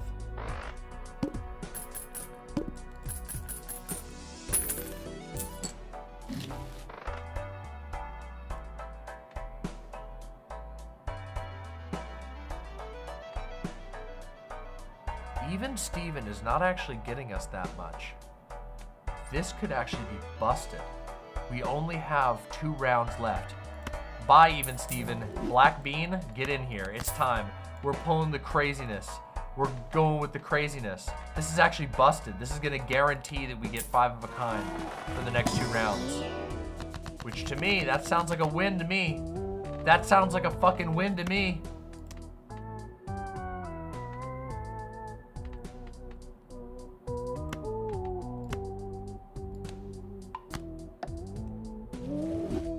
Oh shit, why did I do that? Oh well, whatever. 9s. Nah, we don't want either of those. There's a 9.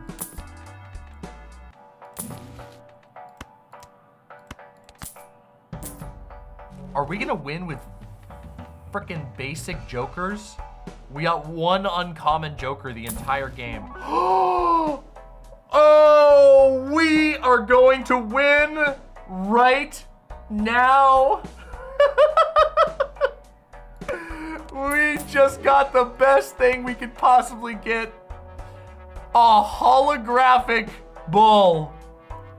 10 mult, 192 bonus chips because it scales off of money. Oh my God, that did not just happen.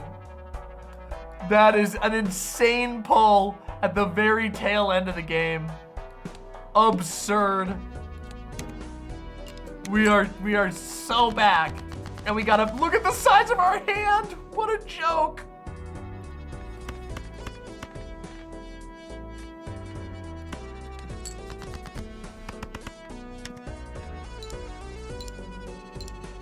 This is what happens. You hack me in Dark Souls 2, and I come play Balatro, and I flex immediately.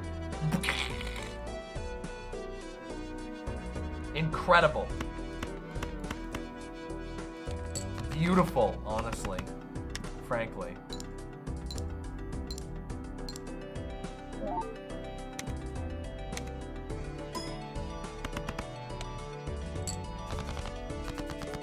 We don't even need this. The crazy thing is, I don't even think we're gonna need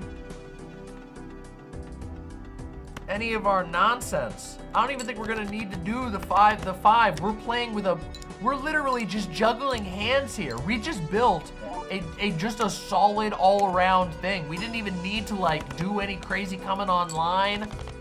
We just built good. Wow. That's how I do it, John DeBrazen. That's hell power.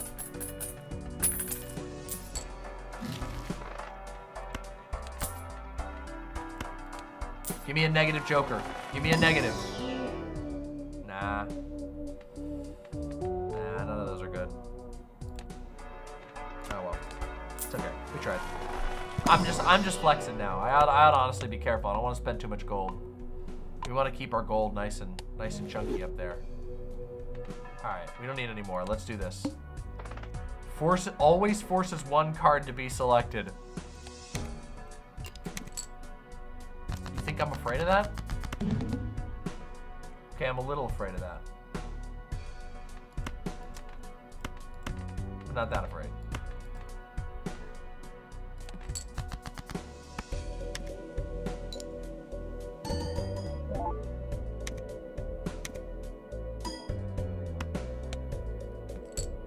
We got this. We're winning with unmodified high cards right now.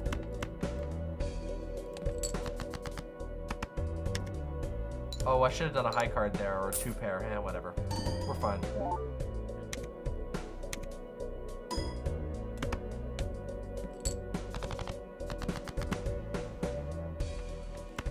Watch this. Okay, ready? Hold on, watch this. Oh, shit. Oh, we can't flex. We can't flex because we don't have enough because of this bullshit. Oh, that's so silly because it always forces this one to be selected. Hold on, let's try. Hold on, we're gonna try one more thing. There's one more chance that we have. Hold on a second. There's a small chance. Come on, give me another sun. Hold on, give me a second, give me a second. Give me a sun, give me a sun. Nah, we didn't get to flex. But it's okay, it's still gonna be sick. It's just not gonna be the same level as sick.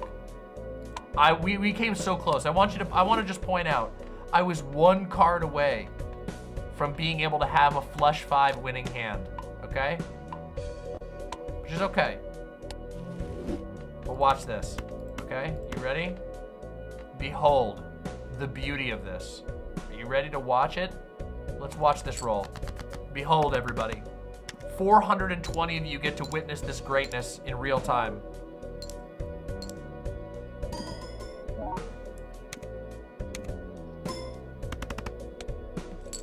$91,000 obliterated it.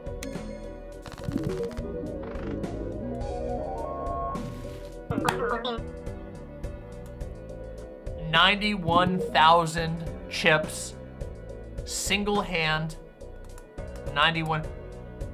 1 card away from being a flush 5 victory with a hodgepodge skill ass deck.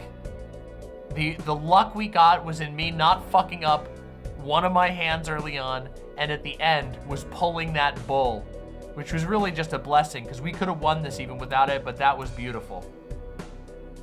What did I say? You just gotta count the cards, not that hard. We played 367 cards, discarded only a tiny little 46, purchased 67. We discovered 44 new things this run. Made it to ante 9, which is a victory. Round 23.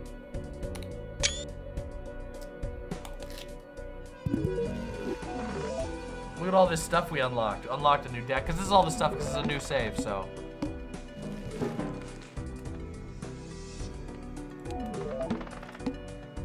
I feel pleased. After everything that went wrong today, I still got to end it off with a dazzling note. This is why you watch my streams, because I can channel the magic for you all.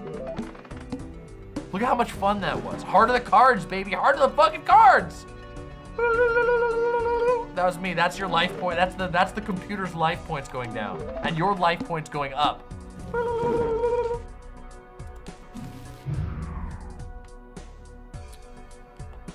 All right, everybody. All right, everybody. You know what time it is, okay? It's time to wrap this up. I want to say thank you all very, very much for being here. It was a wild stream, but we got to end it on a beautiful note. Oh, one last thing I have to do before we wrap up, which I want to just double check and make sure I didn't miss anybody's donations, because everybody's been so, oh shit, I closed my, god damn it. There we go. Let me just check and make sure I didn't miss any donations real quick. Mixed Dizzy with the tier 2 sub. Sorry that your computer things are being naughty. I empathize. Thank you very, very much, Mixed Dizzy. Witch Night Melody. Oh, I read that one. Uncle Gumbald with the tier 2 sub. Thank you so much, Uncle Gumbald. Demon Mama, here's our secret and previously agreed upon bribe for you to not play Mr. Krabs memes. I play both sides so that I always win. And Periwinkle43 with the tier 1 sub. Thank you so very much. So, Mixed Dizzy, Witch Night Melody, Uncle Gumbald, Long Tortoise, and Periwinkle43. Thank you all very, very much. That is every dono read on a wild-ass stream. Thank you all for joining me. I will see you all very soon. I have to go desperately rest and desperately eat some food. I will see you all very soon.